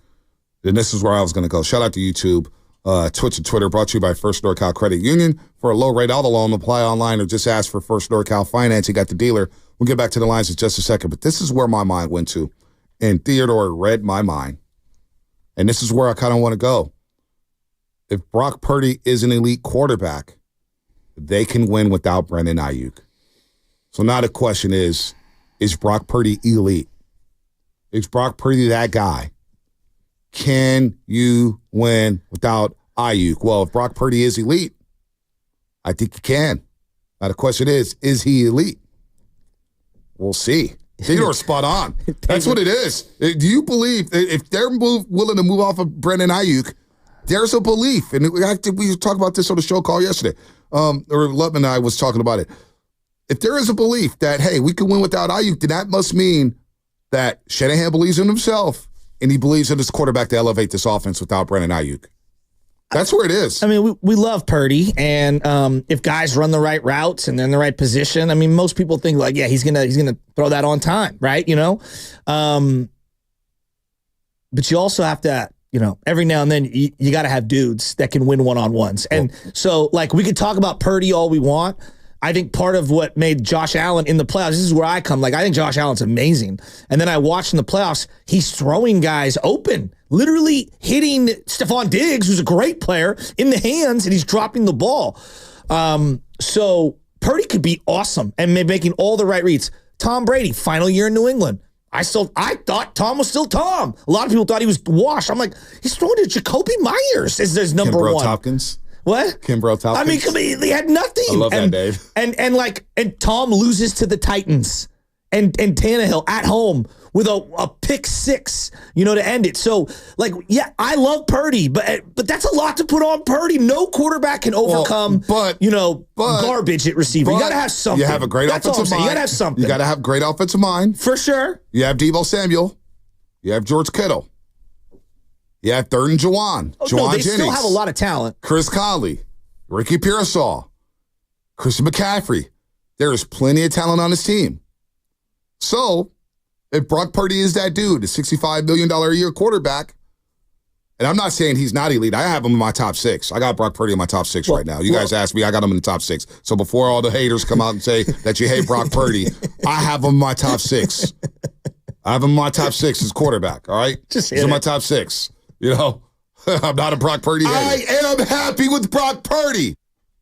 But we're going to find out just how elite he is if they do move off of Brandon Aiyuk. I'm happy with Brock Purdy. Let's just say hypothetically, you know, they move off of Aiyuk and they don't get anything back that can truly help them right now. And you get a lackluster year from Pearsall and Kittle goes down and Deebo goes down and they still win 12 or 13 games. Then, yeah, like get the Brinks truck ready, get the guaranteed money ready. We're not waiting till you know, March. Like you're literally giving him the money the second the season's over. So we're going to find out. And that's a great point by Theodore. If Aiyuk is gone, we're going to find out just how elite Brock Purdy is. Let's go to the lines. Lamont in Oakland. Lamont, what's happening? You can do about it. Nothing you can do about Lamont in Oakland, what's happening? Hey, what's up, fellas? Hey. What's going on? I just wanted to bring up a point. So I believe Aiyuk is worth, 28, 29 million, whatever. It's unfortunate. It looks like it's not going to be with the 49ers. But I think he's a great receiver. Good to great. And that's not my issue. Well, I'm calling. I'm just calling because I heard something that people say this a lot in sports, and I heard you say it a little earlier, Vontae, about players and owners and honoring contracts. And the thing I think about with this, though, is that people say this often when it comes to basketball and football, but the reality is that owners and GMs and players have two different functions. And so to expect a general manager, like you said, general managers don't honor the contracts. Their job is to trade players and build rosters and do things. So, like, they're not going to be comparative in that way. You understand what I'm saying? Because a player is a player. They've chosen to work for this team. They've been dressed. So they have two different functions. So it's not going to be fair, quote unquote, because they're the owners of the team, right? They own the team, and however they got the team, that's their job to do that. No doubt. But at the same time, I do agree that Aiyuk is big. Like, he's a great receiver. I looked at his stats. I mean, he was 18 yards a catch last year and second in the league. 1,300 some odd yards, and it's elite numbers, right? And so I think he does deserve the money. Like, I don't think he's that replaceable. Like, I don't think this is a situation where they can just slide him in somebody else. Lamont, you make a great point here. Lamont, you're making great points. Stay on the line. You're making unbelievable points. You know what I'm saying? The owners and the GMs, their function, you're absolutely right. But on the flip side, you get where I'm coming from with the player. The players probably know that, And they're saying, well, I got to get what I got to get now because I know I could be cut in 2 years or be traded. So that's why when Kawakami says, look, it's not maybe not about the AAV, the annual average per year, but it's probably the guaranteed money. That's what he's looking for. Maybe they're far apart on the guaranteed money. And that's why these players want that guaranteed money because they know they could be cut in 2 years because they know the function of an owner and GM, right? Yeah, exactly. That's what I'm saying. I believe Aiyuk deserves his money. Like, he's been a huge, but I think when he's gone, that's when people will actually see his impact. Yeah. I think that because everybody's winning and everybody's having a good time and getting to the Super Bowl right now, they're not understanding the balance of the field and what he actually creates when he stretches the field. Because Debo, we know, he's not a deep threat. Like, he's a yak guy, right? You throw him a slant about 7-8 yards and you watch it work, right? Kittle is kind of the same. Juwan is a good receiver, third down guy, but he can't replace Aiyuk. Like, Juwan is an over-the-middle guy. He doesn't really get deep. He gets about 8 to 10 intermediate routes over the middle. He's got good hands, but Aiyuk is the guy with the speed and the guy who makes that secondary react to him, which makes everything else open. The only caveat I will say is if McCaffrey balls out like we know he can, it might lessen the blow, but then you really got to do a lot of play action and get the defense off balance with that. But, that's my input. It's a really good call. Good call, Lamont. Good call. It's a really good call. The thing that he was getting at regarding, like, they're just the GM's job is to make the best team that he possibly can, whether that's pissing and alienating off players or not. Like, and that's a really good point. But it's also the agent and the player's job to maximize their career. Whether that be financially, whether that be on the field, 9 times out of 10, they're trying to do both. You know what I mean? And all that. This is just one of those situations, and I get there's a tug and pull with, like, GMs trying to get the least amount and the player trying to get the most. This one just does feel really different. It feels really different than a lot of the other ones, and it's the fact that they've allowed him to kind of go outside of the team to negotiate with other teams. And that, to me, signals, whether fair or not, I'm thinking, well, maybe they don't value him. And I think that's where it's like, what's going on here? This just feels so different. Yeah, no, it doesn't. They feel like they have a price point, and they're saying, you're not going above this price point. Let's go to Raj in Santa Rosa. Raj, what's happening? Hey, Raj. Hey, guys. Thanks for taking my call. Huge fan. Thank you. Dante, I wanted to say I love on the Warriors pre- and post-game. I love Festus on the show. It's awesome that he's with you guys. Thank you. Is he going to be on the show this season? He will be there. He will be back. Yeah, I'm hoping to make an appearance this year. Awesome. So with Aiyuk, I wanted to comment on just my take on things. And first I want to say the people calling in and just yapping at you guys, it's kind of wild. It's like everybody's entitled to have their opinion. It's sports, calm down. Hey, Raj, you should see Twitter. It's a lot worse on that app. Trust me. Oh, I'm on there. I haven't checked today though. No. It gets nasty. Yeah. But my take on Aiyuk is this: I want him here. I think he's terrific. I would pay him if I was the owner or GM. But I get, all the conflict of, hey, how are we going to pay Purdy and all these other guys? And it's a sticky situation. On top of that is what I'd say is to people calling in saying Aiyuk is being greedy is what I'd say to them is like, it doesn't matter how rich or poor you are. Like, when you work, you expect to be paid. And even if you're rich, like, you're then not going to say, let me now work the rest of my life for free. This isn't like it is a job. It's not a charity. And so he has the right to say, hey, this is what I think my worth is, and I would like to try to get that. It's not greed. It's you valuing yourself.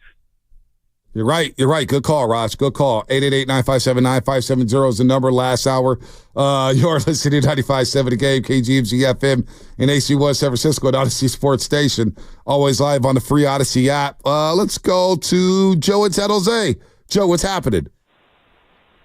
What's happening, guys? Hey, I'm just looking at this. First thing, I can't stand this. I'm in my last year of my contract. I need more money. I'm going to sit out. But that's a whole different story. What I think is that Aiyuk is great, but he's not the number one dimension in this team. It's a system. You give it to Caffrey, Debo, Kittle, Aiyuk. and then the other guy, Jennings, that kid is raw. And so it rotates. So if you think you can play on a team that you're the number one Jamar Chase or a Jefferson or a CeeDee Lamb where you're the number one option, then go get it. But what's going to happen is that they're going to just dog this out, and he's going to get paid less, and he's going to ruin this team. We're getting some all-time horrific calls today. I would just say all-time calls, but you know it is. I had to add the H word. I'm just going to step back. Can I ask you a question? I've said what I said. I said what I said today. I have a big mouth sometimes. I'm just trying to keep it cool for the last hour, man. Let me ask you this. If he was modernized with the salary cap and everything being what it is, what would Bill Walsh do in this situation? Bill Walsh is keeping his player. You think? I think he's keeping his player. I think he's moving off of Debo because he sees the wear and tear on Debo Samuel, and he's saying, boy, this guy comes up with it. Debo didn't finish 2 of the last 3 playoff games. He didn't finish 2 of the 3 games. He got hurt in the first quarter of the Green Bay game, very early in the first quarter. He didn't finish the Super Bowl. And I told you what if somebody told Guru and I at the Bay Area Sports Hall of Fame on what they would do, and little hint, that person played for Bill Walsh. What would Belichick do in this situation? Because he obviously played. I mean, I don't know. Belichick's weird. Belichick's weird. He's given up a lot of good players.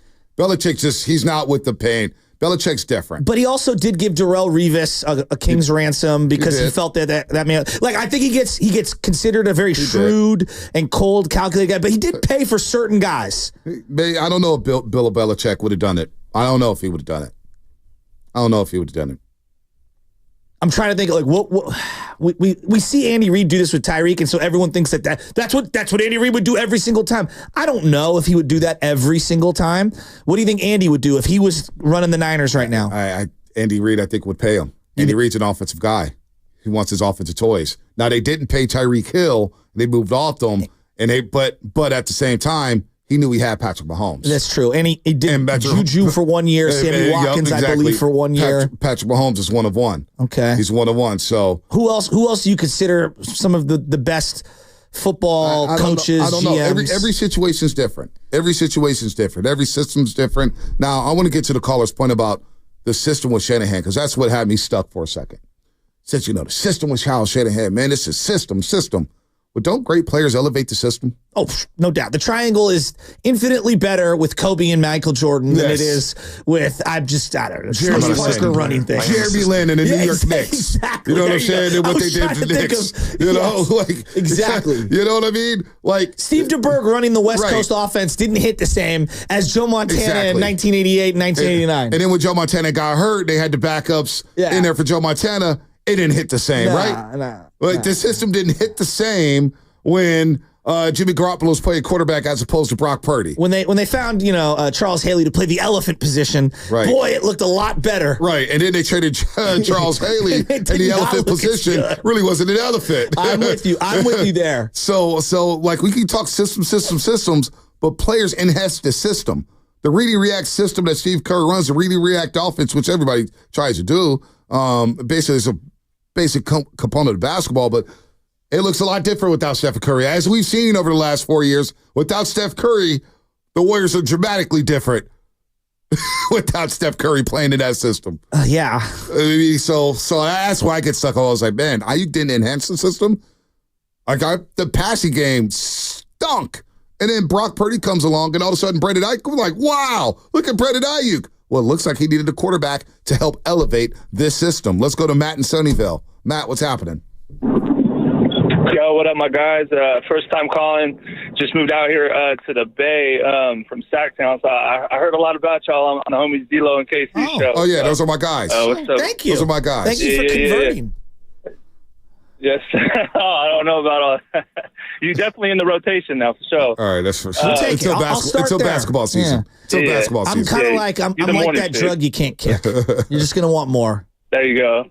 But, so, I think the problem here is just, man, with all these guys like Kittle, Aiyuk, Debo, CMC, I mean, they all kind of contribute to each other's value on the field, but I think they also lower each other's value to the franchise because, management sees them as expendable.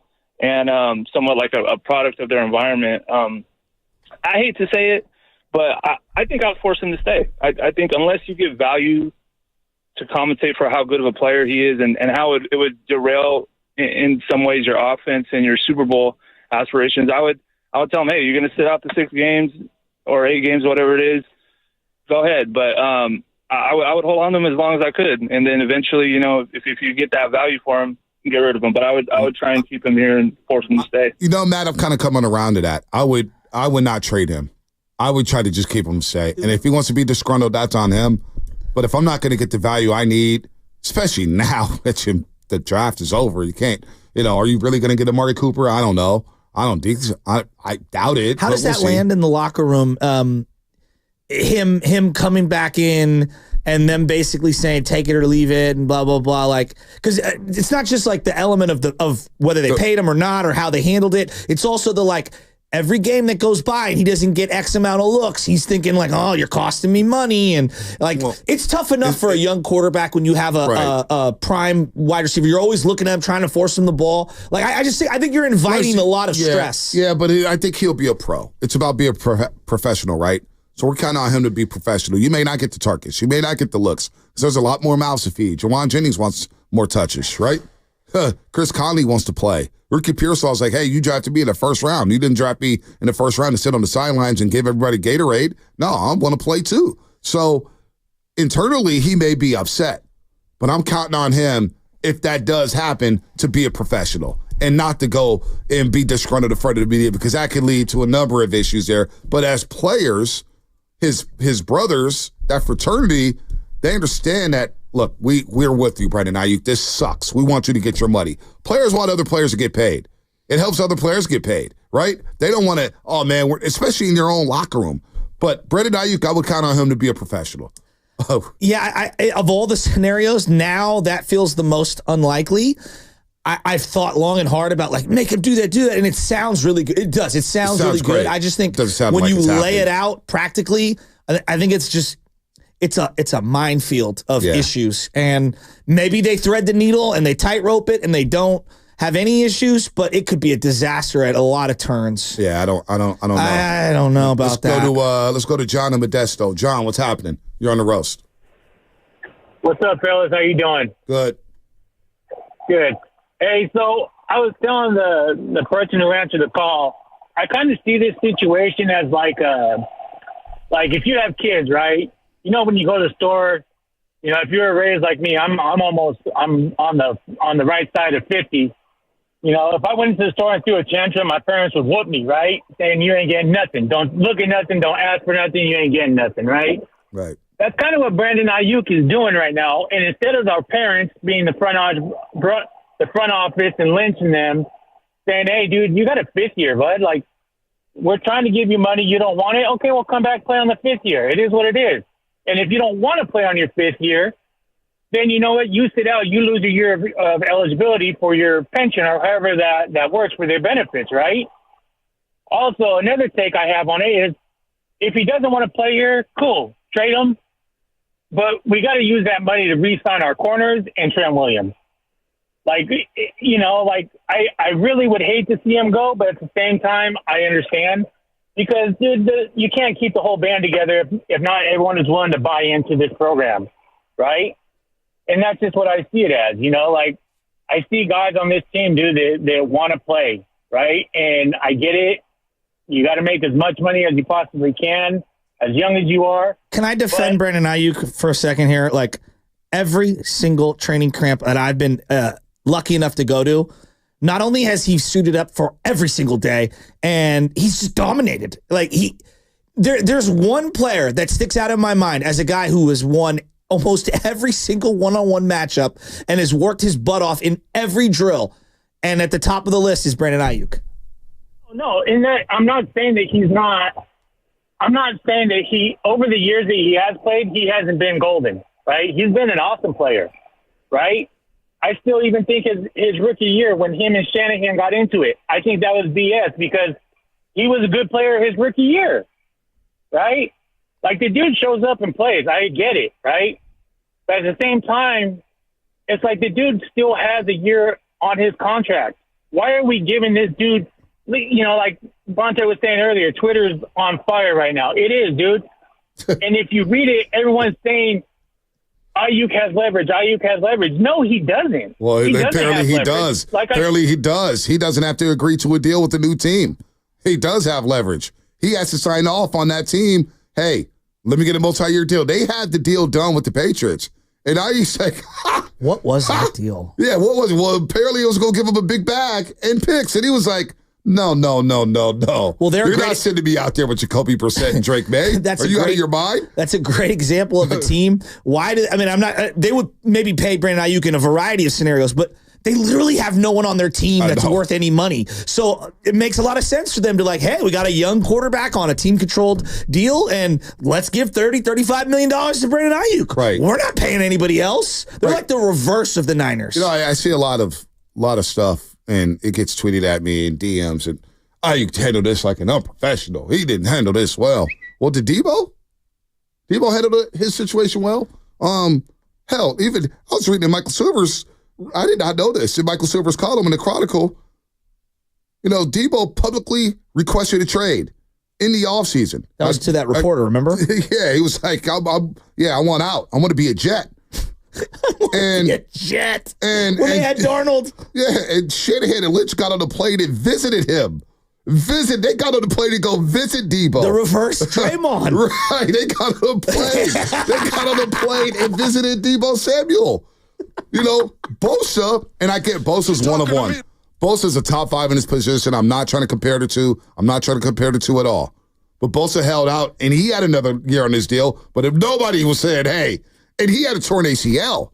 So really, for the 49ers, I get why they're a little pissed off, but you bet on a guy who has an injury history. Well, 2 years ago. 2 years ago, but he's had injury history at Ohio State. Yeah. Tore his ACL in high school. Now, I'm not saying that you shouldn't pay Bosa. You should pay Bosa. I'm okay with that. Bosa's one of the best pass rushers in football. You need Nick Bosa on this football team. But that was more of a risk giving him that big of a bag, knowing his injury history. What's Brandon Aiyuk's injury history? Just the shoulder, the one game. Everybody's giving Debo Samuel high fives for being at every practice. Oh, man, he's at every practice. Yeah. He's at every practice. Well, Brandon Aiyuk was at every practice dominating. I'm hearing Debo can't get off of one-on-ones and individual drills. That's what it is. Yeah, so but I know on game day Debo's ready. I know on game he's a different player. He is a different player, but I know on game day Aiyuk's going to be ready to play too. Like McCaffrey doesn't flash at practice because it's so different. Right. Like I don't know. All right, let's continue to roll. We'll get to Matt, RJ, and Steve. That's coming up on the other side. Brought to you by Chilton Auto Body. Have you been in a car accident?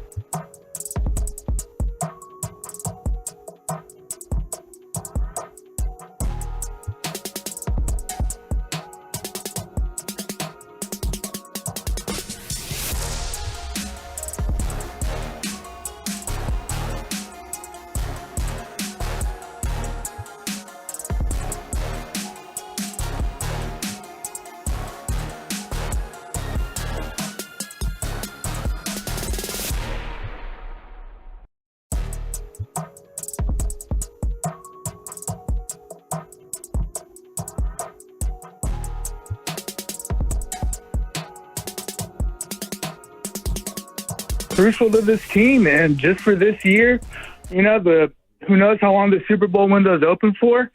He just needs to be on the team so they can win. They have the best chance of going back, I hear that. Crucial is actually the word we've been all looking for. He is crucial to the team. We can tell, is he the second or the third? He's crucial. He's very important. He's extremely important to them winning it all.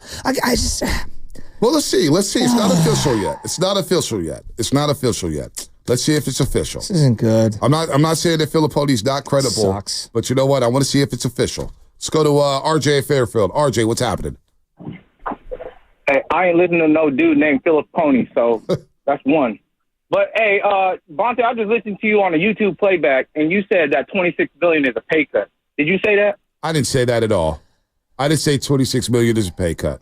I didn't say anything about that. We're asking, but people are asking for players to take pay cuts or shave a little off the top, and I'm not in that business. I'm not going to tell people to take pay cuts when I know for sure I'm not taking pay cuts. Or leave something on the table is probably the better way of putting it. No, not $26 million is a pay. The $26 million for Brandon Aiyuk at this point, RJ, is a raise. That's a raise.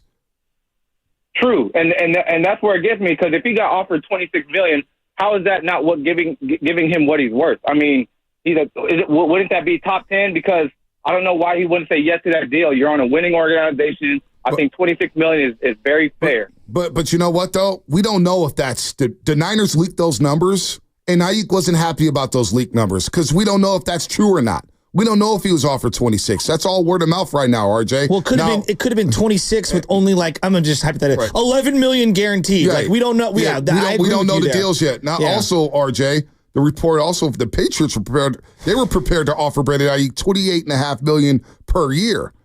That's for the Patriots. However, we all know the Patriots are in a bad situation. So no, I'm not saying that $26 million are. If I did say that was me misspeaking. I didn't mean it like that. Yeah. It's Brandon Aiyuk telling him what to take. So no. Okay. All right. No, I just want to get that straight because, like I said, 26. If that was true, then I think that's what he's worth. I mean, he's like what, the number 8 best player on this team, and you're giving him what, top 10 receiver money. You say you don't count pockets, but that's a pretty good deal from what I look at. You wouldn't move on to another radio station for more than another $50,000. You probably stay where you're at just because you're solidified over here. Bonte, you got your roots over here. Why go there for that much money? So it ain't. I mean, where are we? Hold on, RJ. Now that we're playing this game, where are we going? Madison Square Garden, New York City. Oh, hey, Sacktown Sports. Where we going? Oh my God, Sacramento offers you. Hey, you know what? Sacramento offered me $80,000 more. I might be up there with the Kyle Drapers and the Kenny Caraways. And they're having a great time up there in Sacramento. You see them hosting concerts? They're having a great time in Sac. Bonte and Styles. Bonte and Styles. Well, no, I don't know. Styles. Our next guest, Mozzie. Yeah, well, I'm not sure if I'm signed up for that. But, we love you, Alan. Dusimo, hey, you go get you a nice crib up in Sacramento. Nice little crib. Prices are expensive up there currently. I'm only an hour away from the Bay Area. It's not like I'm going to Cancun or something. Sacramento's an hour. I can take a quick flight to San Francisco. Okay, let's play this out. What's the place where our guy from North Dakota lives? Sioux Falls. Sioux Falls offers you $60,000 more, $80,000 more. I'm not going to North Dakota. That's what I'm saying. I'm not going to. We're not saying go anywhere. But you know what? Sacramento, you want to give me $80,000 more? Boy, they got the A's coming. They got the Kings. Draper, they got get the out River of the Cats. You got the Sacramento Republic. I got Sacramento State making big moves in college. I got UC Davis. The King heads to the Capitol. Hey, with a capital K. There we go, baby. Hey, you damn right. Sacramento State is probably listening. Hill, Brody Brazilite took your job for A's pre and post. Hey, you know what? 80,000 in Sacramento. He's now envisioning it. I'm not going to cap with y'all. $80,000, $100,000 in California. I'm still in California. A quick flight to LA, quick flight to Vegas. Now you sound like Dr. Dre. 2 hours away from Tahoe, 3 hours away from Reno. I'll make it do what it do in Sacramento. Let's go to Steve in San Francisco. Steve, what's happening? You're on the roast. Hey, fellas, how's it going? At first, Bonte, you mentioned Chris Conley's name twice And I go, mouths to feed. Why are we even talking about Chris Conley amongst George Kittle, CMC, everybody else, Aiyuk, who knows where he's at? And that's the scary thing to me, because I go, he's an afterthought. We should not. That kind of speaks to how important Aiyuk is. Yeah, there's a lot of mouths to feed, but what does that wide receiver room look like without Brandon Aiyuk? And that's terrifying, because if we're talking Chris Conley, that says all you need to know. I know. I agree. Listen. Hey, Steve, the reason why I bring up Chris Conley, because I was asking somebody, I said, who's been breaking a huddle as the starting wide receivers?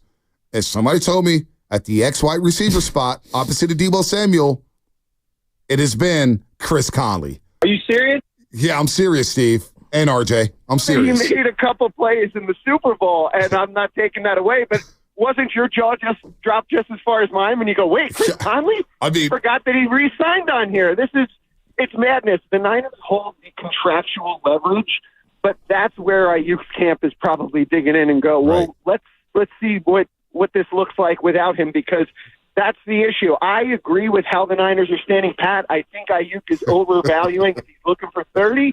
But, man, they're also in a conundrum, because if it's win now and they don't have him, I don't like any of these deals. I'm kind of with him. I'm with you, too. I'm with him. And if you were going to make this deal, you do it like before the draft so that you can wheel and deal, and maybe instead of getting the 10,000th receiver at the end of the first round, you get one of the, higher was. Now, to their credit, they did the same thing with Brandon Aiyuk, and they took a guy who a lot of people didn't see as a first-round pick and then shined him up, and he did a great job elevating his game and honing his craft, and now he's a top 10 receiver. So maybe Pearsall develops into that, but it took time. I'm just laughing here. It did take time. Chris A., Bonte live from the California State Fair. Estimated eyes. Bonte live from Sky River Casino. Sky River Casino. Soft Like Lubs. Oh, that's a YouTube name? Soft Like Lub. Oh, don't block him, Lubman. It's okay. Don't block him. Wait, we all get like roasted. Like Lubman? I don't know.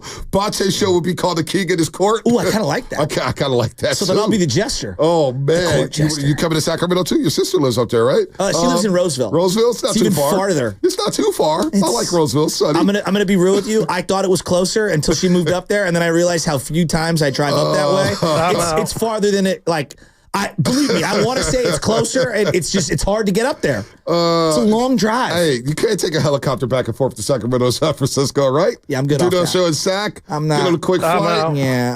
Man. I'm not. I don't love flying. The school system is good up there. Don't give me any ideas. All right, let me stop, man. Let me stop. It was a joke, guys. It was a joke.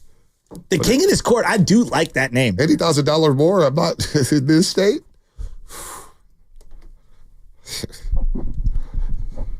I want my money. I want my money now. You know what I do? If I got that, it's a hypothetical, folks, so don't take this seriously. You pull Tommy T and work from home? Oh, I would run around the studio naked. What? I do that. I do that. And then, if it is Sacramento, hey, Kuru, you want to park the caddy at 1320? Wow. No, I'm kidding. Tony in Oakland. If you get frustrated with me, you and him would have a great time. Oh, man. Tony in Oakland, what's happening? Good morning. Good morning. Good morning. Hey. Hello, you got it. Tony. Oh, I didn't even realize it was. Hold on. Let me do that again. Hold on. Let me intro it again. You guys ready to get into a zone? Y'all ready to get into a zone? Hold on, Tony. Hold on, Tony. Hold on. Pot her down. Let me do the proper introduction. We're talking about zones and zone defenses and, the zone run scheme and the outside zone and the stretch zone. Well, it's time to get in the zone. Let's go to Tony in Oakland. Tony in Oakland, what's happening? Now let's go. Let's go. Good.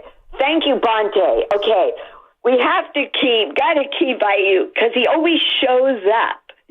You can buy him, but they don't always show up. The dude is humble. This is the key because he's humble and he shows up. He doesn't run to his ego. Why? Because he's connected to God. And when you have that, then the magic is possible. Then you're not like Shanahan in the fourth when you're down, right? And you don't know what to do, and you get out your cell and you say, Siri, what should I do? See, because he ain't got no root connected to is the divine. It's kind of like in the Olympics, that St. Lucia girl, she wins. Why? Because she's humble. And look at how many I've been watching the Olympics. So many of the humble ones win because they get that extra surge, right, when they need it. Yeah. And so that's why Aiyuk and Purdy and Debo, all these people, they're like the perfect thing. The person that needs a pay cut is Shanahan till he gets rooted to God and shows up in the fourth. We have the players to win. I mean, don't they realize yet the problem here? What'd you say? You know what, Tony? So Shanahan should walk into Jets' office and take a pay cut, huh? No. I just want to make sure I'm clear on that call. Tony, listen, I don't want Shanahan to take a pay cut, but I will say in all seriousness, Shanahan in the fourth quarter is something that we don't touch on enough. Why we don't touch on enough? You got a point there. I do. Shanahan does, make me scratch my head sometimes, Tony. Bonte, when you're connected to God, you get stuff on the fly. Like you're riding your bike, a door opens, you do this perfect maneuver and get out of the way. That wasn't you. I've never seen a moment of this from Shanahan. I mean, to revisit the past, who in their right mind, when Mahomes is coming up, does not go for the touchdown? I mean, Tony, can I ask you a question? A screw is loose. Tony, what are you going to do after you get off the phone with us? Oh, God, I'm going to get in with God big today. You got to get down. When you are rooted to that, oh, my God, you can be whatever age, and then you become young. They're all looking for the secret for beauty and health and whatever. This is the key. You get in. That's why Purdy is going to show up, because he's connected too. You guys know this, don't you? I do know this. You're absolutely right. I agree with you, Tony. The knee bone's connected to the shin bone. But, you just look at the Olympics, all the humble people that are Noah Lyles was not humble. He wants a shoe deal. Extra vigor. When they asked him a question, what he wanted, and he said, "I want a shoe deal." He deserves to be the fastest man in the world. Yeah, he got to ask the question. He said what he wanted. Don't get mad at Noah Lyles. He wants a training shoe. Don't get mad at him. Get mad at the messenger. But I don't think of Noah Lyles as like humble. I think of him as confident. He talks his talk. Yeah, he's confident. And it's okay to be confident, Tony. It's okay to have a little arrogance, right, Tony? Well, yeah, but it's got to be in the proper measure, because what happens is if you go to your ego, it's a thin line before you're crossing over and you're no longer connected with the magic. The stuff gets in the way. Like all these girls on the line with all this hair, fake eyelashes, they can't, they could get all that hair stuck under their arms. Okay, that's about enough. That's about enough. I'm out. I do wonder how the girls are running with all the hair flying around and stuff like that. It's very impressive. Gabby Thomas in the 200. Oh, my God. She hit that turn, and Alfred was done. What a race that was in the women's 200 meters, man. There was a lot of good track and field yesterday. A lot of good track and field. Oh, man, what a show today. We still got about 15 minutes. What do you think Tony was getting at? I don't know. I mean you got to Google it. I don't know. I'm just trying to get over. Sam, I want to know what she calls in. Like, what does she even have like a selling point? Well, I think her whole thing was just she likes to see people that are humble get rewarded. Is what I took away from it. When is Aiyuk, prior to this, whatever the stuff on social media, but at what point has Aiyuk, and I'm asking sincerely, not been quote unquote humble? No, she's saying he has been and he should be rewarded. That's what she was trying to say. Well, then I misinterpreted she wants him to get paid. Well, New York Kitty just said, he said, Tony in Oakland is goated, brings it every time. New York Kitty's not lying about that. I don't know what she brings, but she brings something. She brought something. She brought it. Now, I'm going to laugh at, I'm not going to lie. The boss man runs in there. Lutman his head is spinning. He's like, breaking news. I'm thinking, I officially traded. And all it was So first of all, we played breaking news earlier today about Lowry marketing. And I saw some text saying, "Oh man, Bonte, you guys played the breaking news. We almost wrecked our car. Don't play it for Lowry marketing." And then we play a breaking news sounder for And I like Filippone. We had him on. He's been really good. Odyssey guy. He's our teammate at the company. And he's Willard's buddy, apparently. Yes. I didn't know that. He's also Italian. Sources. Steelers have a verbal agreement in place with the Niners for Brandon Aiyuk. All the terms of the deal and contract details are being hammered out now. The wide receivers coming to Pittsburgh. But it's not official yet. The details are being hammered out. I mean, the wide receiver is coming to Pittsburgh. It's pretty definitive right there. I don't know if you know this. I have an agreement in principle verbally, me and a deli sandwich. So are we redoing the breaking news when it breaks in Steiny and Guru an hour? That rap sheet has it? Is that what we're going to do? This is what's going to happen. It's going to go. Because it got to be official. The deal's not done. The deal is being hammered out. That means the deal's not done yet. Like they're still hammering. Yeah, they're still hammering out the terms details. of the deal and the contract details are being hammered out, but the wide receiver is coming to Pittsburgh. Yeah, well, I mean, it feels like he's not playing for the 49ers. But you get what I'm saying, though, Spinoni, right? I do, but he's also our teammate at Odyssey, so I felt like we should have thrown him a bone there. And it's like, you know what? It's breaking news. We've given him all kind of bones. We got a whole soundboard full of Call him Filippone. You know, it's interesting. I'm not disputing that he won't end up in Pittsburgh, but I'm saying the deal's not official yet. But no, I agree with that. But like the whole breaking news thing in sports is a fascinating tapestry that I would never want to live inside. It's a petri dish, if you will. Like, hey, this guy's telling me this, and this guy's telling me this, and this person's telling me that. And then you got to be the first to tweet it out. You got to make sure it's right. And I think it's really difficult, and I would want no part of trying to report stuff. Not that I have sources or that I know anything. Right. I just, good for those that are in that game. I think it's a really difficult game to be in. Yeah, I think it's the most difficult in the sports world. Somebody asked me, and I remember, I saw this tweet. Somebody asked me this, but I remember a tweet somebody sent to Marcus Thompson. This is the summer, I think, of 2017 or something. And they were just like, Marcus, how come you're not breaking news? And he goes, that ain't my game, homie. I don't play that game. Right. That ain't my lane. And that's the same with me. I don't play that stuff. I'm not getting into that. It's just too much.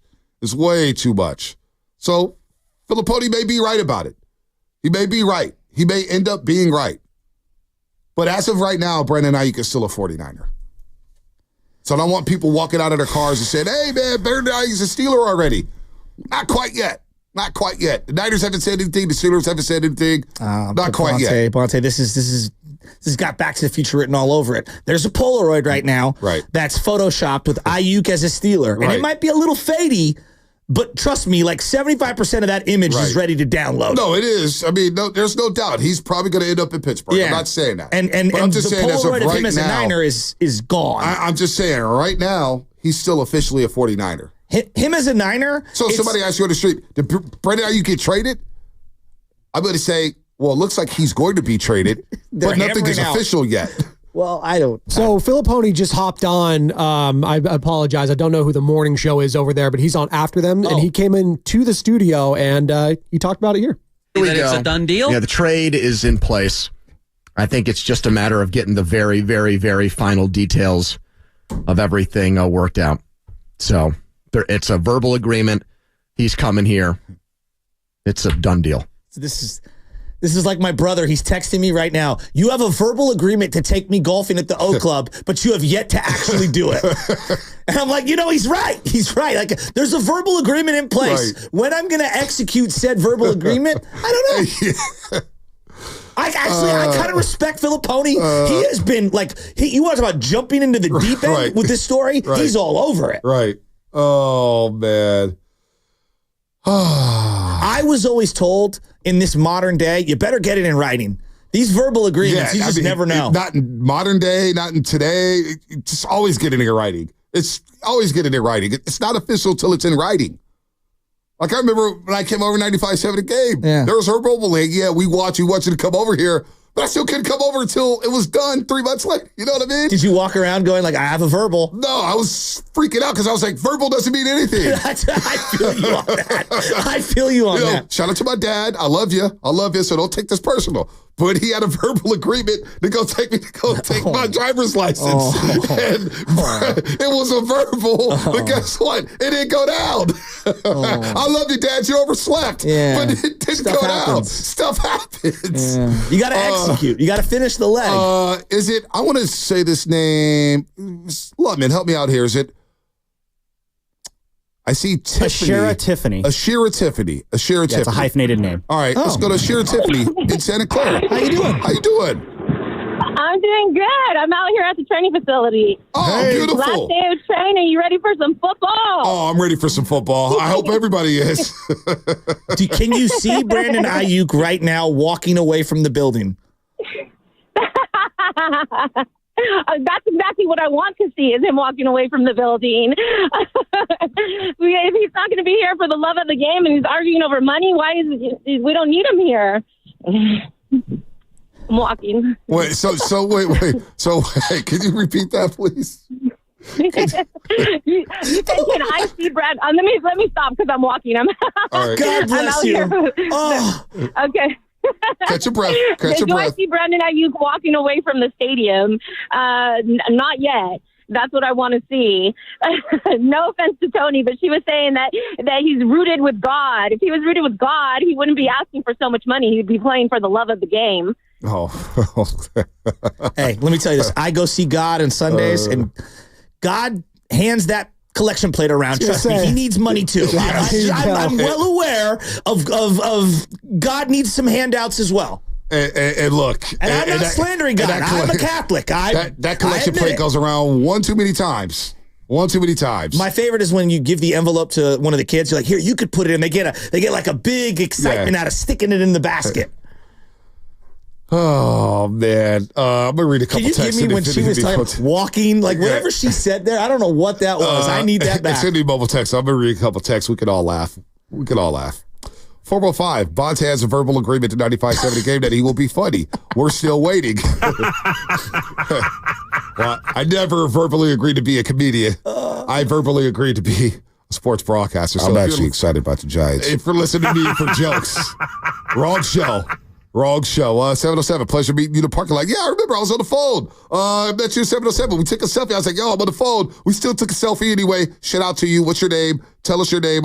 Text me your name. I'll shout you out, though. But it was great meeting you. Oh, my God. Everything is so funny. Oh, my God. Everything is funny. It's been a hell of a show today. A hell of a show. I know. Hell of a cause. I guess we didn't need a guest. Breaking Chris A. Bronte verbally agrees to go to 1320. She's asking, come with me, man. 80,000 more. You wouldn't move to Sacramento with me for 80,000 more? Sacktown, baby. We have to go to one center all the time.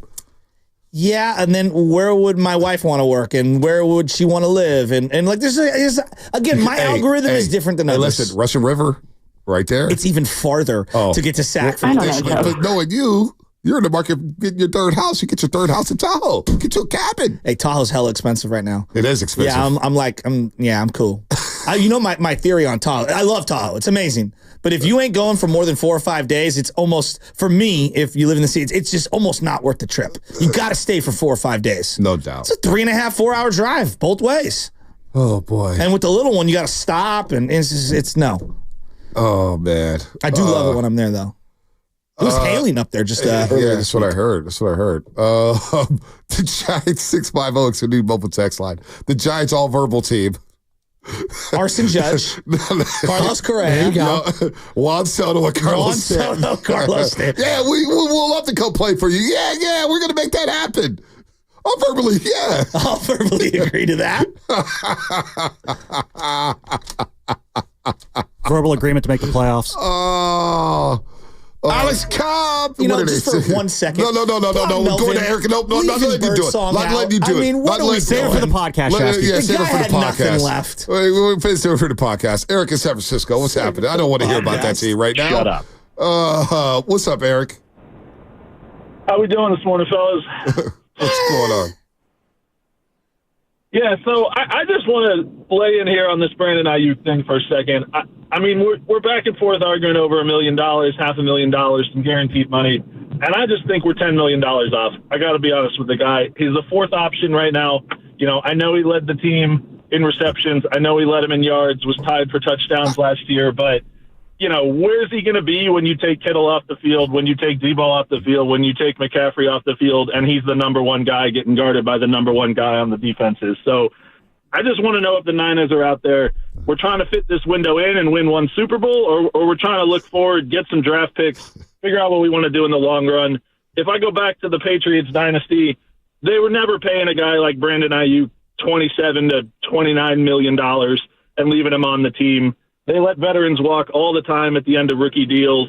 And I just think we're way over on what we're looking at paying this guy at all. And if he could get it somewhere else, he'd be doing it. You know, Eric, and everybody out there, because I keep hearing that he's the fourth option. Boy, the 49ers got the greatest fourth option in NFL history.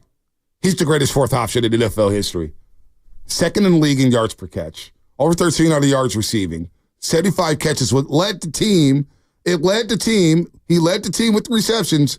Boy, we had the greatest fourth option in NFL history. It's done. You can't even dispute that, Shasky. Indisputable. It's the greatest fourth option in NFL history. I mean, could you say that this is their Alvin Harper moment, though? No, I'm asking. Maybe. Because, like, the Cowboys let Alvin Harper go, and I think they still won one more after that. They did. Team was good. They had a great offensive line, though. They weren't the same without Alvin Harper, and I'm just trying to think of teams that had 3, 4, 5 Did he win that third championship with them, or was he gone? I thought it was just 2. Was he gone? I thought it was just 2. You could be right about that. I thought you it was could be 2. right, but you got to remember, Tampa. They had a lot of investments into their offensive line. Yeah, a lot of investments in their offensive line. So I remember he did sign to Tampa. We never heard from him ever again. Ever again. Yep. Ever again. But here's the other thing. Like, they didn't pay this guy. When they lost Wes Welker, they did suffer for a year or two until they found Edelman, and it took a minute. Like.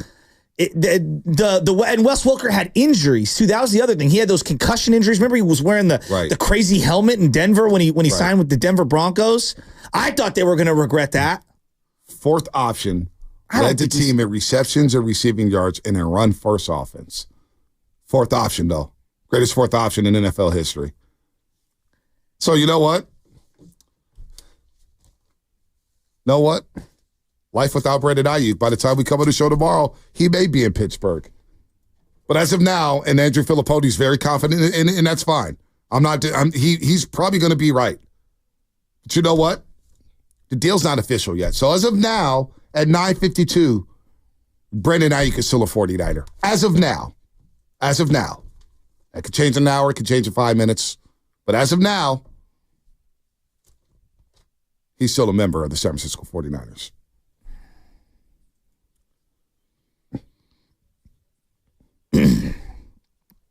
Alex Cobb.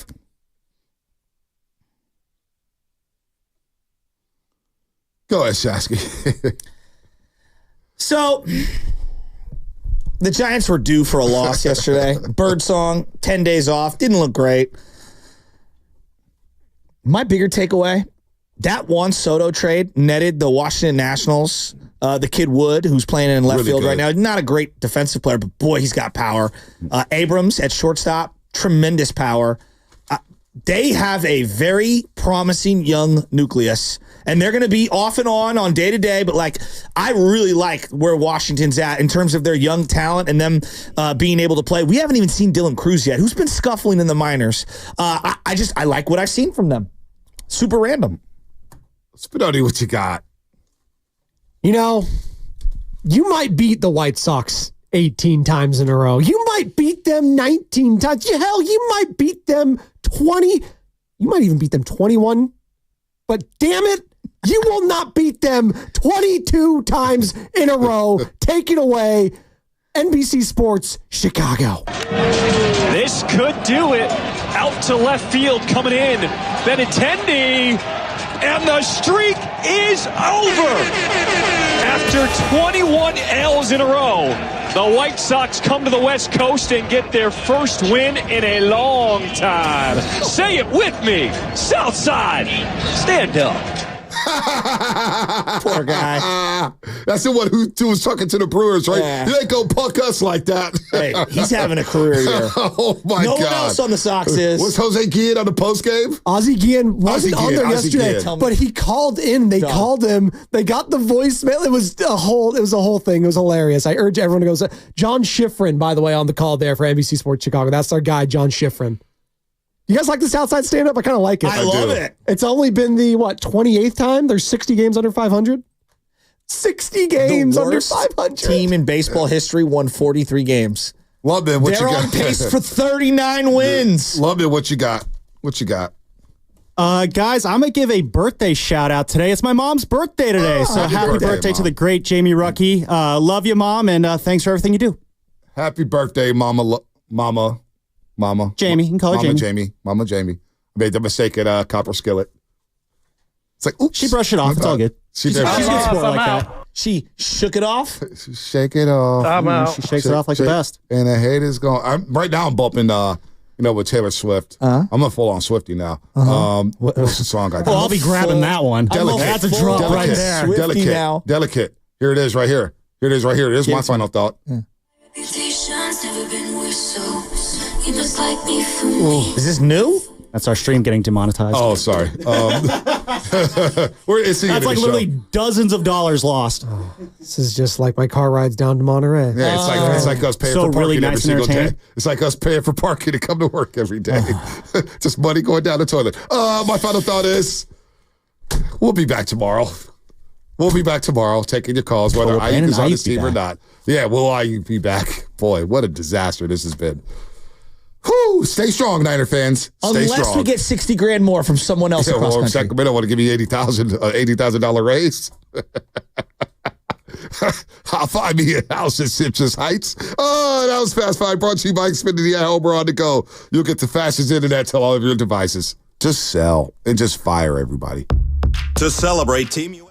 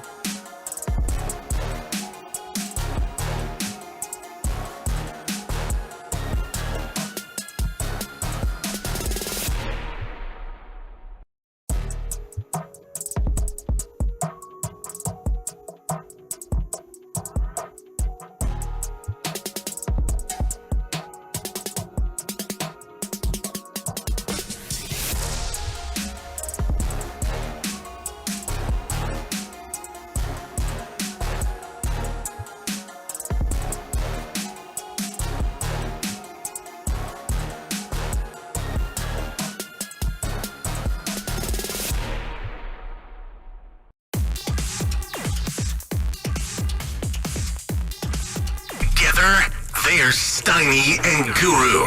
Yeah. On 95.7 The Game. Well, we're about to see. We're about to see what's going on with Brandon Aiyuk. Apparently, according to Andrew Filipponi, 93.7 The Fan in Pittsburgh, he does the afternoon show. He says the San Francisco 49ers and Pittsburgh Steelers are on the verge. Take a listen. Here we go. It's a done deal? Yeah, the trade is in place.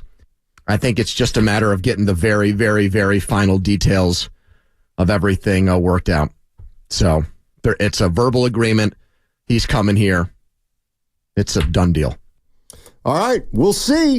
And we'll have Andrew Filipponi on at 10:30. Oh, we got him on, Stoney, 10:30. So the 10:30. baby in Andrew's, it's here. Gaga Goo Goo, Stoney. It's here. We talked about, are the Niners really going to do this? I don't know. It sounds like they are.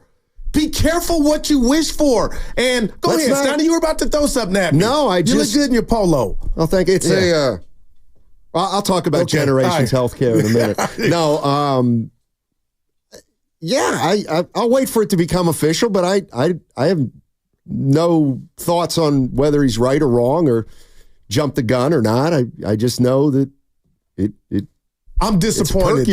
I'm disappointed. Yeah, it is. I'm disappointed in the Niners. I'm disappointed that that they don't have a championship. And the disease of me is set in to the point to where you're going to lose your best all-around wide receiver, your best all-around natural wide receiver. And I've learned this at an early age. Norm Johnson taught me this, Steiny. Be your own man. And that's what you and I do. I give you only my takes and my takes only, but I read. And when I read the great Tim Kawakami and The Athletic come down the Niners road in regard to, you saw this coming. How did you have your stuff not straight to allow this to be a possibility? And all I'm going to tell you, partner, is Ricky Pearsall, left, right, up the middle. He sounds like he could be possibly damaged goods. I don't know. And now we find out yesterday that McCaffrey, his calf is barking early. You let this young man, number 11, leave, and you start the season, and things happen, Steiny, to where you need to throw the ball more than, you need to rely on throwing the ball. And we find out that, there's some malfunctions or you're not as prolific on offense. You are going to pay for this day. And we're going to find out why it happened, if it does happen, Steiny. But man, oh man, I can't believe this thing is really about to pop off. Let's see. All right. I'm not questioning allegedly. Andrew Filipponi. I'm just saying. Because Cowherd last week said it was going to happen. Let me tell you something about the way I take things like this. He said a trade in place. They're just working on the final. So Martin final. I'm gonna operate as if the 49ers are doing what they've done every day, and maybe they're closer to something right now than they've ever been, and maybe it is almost done, but I'm still operating under the premise that it's not official till it's official. All right, That's just me. That's just me. But we'll have Andrew Filipponi on in 20 minutes, and we'll pick his brain a little bit about what, it's funny because it's the final, but what are the 49ers getting back? Yeah, and there are reports right now that in May, the Steelers were willing to offer the Niners a first. They balked at it. So when we find out what the return, if there is an actual trade, Steiny, if it's not a first, you missed an opportunity to get that first-round pick the first time. Allegedly. Okay. Yeah, allegedly. I like that word. Allegedly. I just can't believe Ricky Pearsall / Jawan Jennings and whoever else, maybe a receiver's coming back, but how did it get to this, partner? The disease of me set in. Bosa held out, and he had a year left on his deal, and he didn't catch the hell that Aiyuk is catching, Steiny, in social media world. Like, he's greedy. He's not a pro. It's like, wow, y'all doing that? So hold on a minute. Yeah, I got to ask you a question about something. Is it the disease of me? Because you just said the 49ers botched this. Which one was it? Which one is it? Did the 49ers botch this, or is it the disease of me with McCaffrey and Aiyuk and Trent Williams? Well, the disease of me allowed everybody to eat. People still ate. Warner, Bosa, Debo. People still got their money. McCaffrey. These problems were supposed to culminate when you had some hardware to look at on your hand, and it hasn't happened. My question is, why would it? See, in my world, Steiny, if I'm the Niners, I pay the guys that are worthy of it. We'll have sacrificial lambs in the secondary and the other a guy that I deem as talented as Brandon Aiyuk. You're going to get your chicken if you're not asking for something ridiculous. And I guess if a trade does happen, we'll find out what he really was asking for. But if Pittsburgh gives him a deal and it's $28 million, Steiny, I'm going to feel like the Niners let one get away if they offered 26 and they couldn't come together. Okay. That's just my 2 cents. No, that's fine. I can't believe I'm not this. Disagreeing with they you. are a lesser offense and team without Brandon Aiyuk. Okay. And no more Aiyuk. And you know what I'm thinking? Yeah. You know what keeps crossing my mind? A few things. Give it to me. Oh, the Warriors. Oh, they just pay Clay. Just pay Clay. Get him. They didn't. They made a decision. No, we're not paying Klay Thompson. Paul George. Let's go get Paul George. They tried. Yeah, well, but they didn't. And okay, fine. We'll go to Larry Markkinen. Both those were out of their control. No, BS. The Golden State Warriors absolutely, positively could have acquired Lauri Markkinen if they upped the deal. But what happened?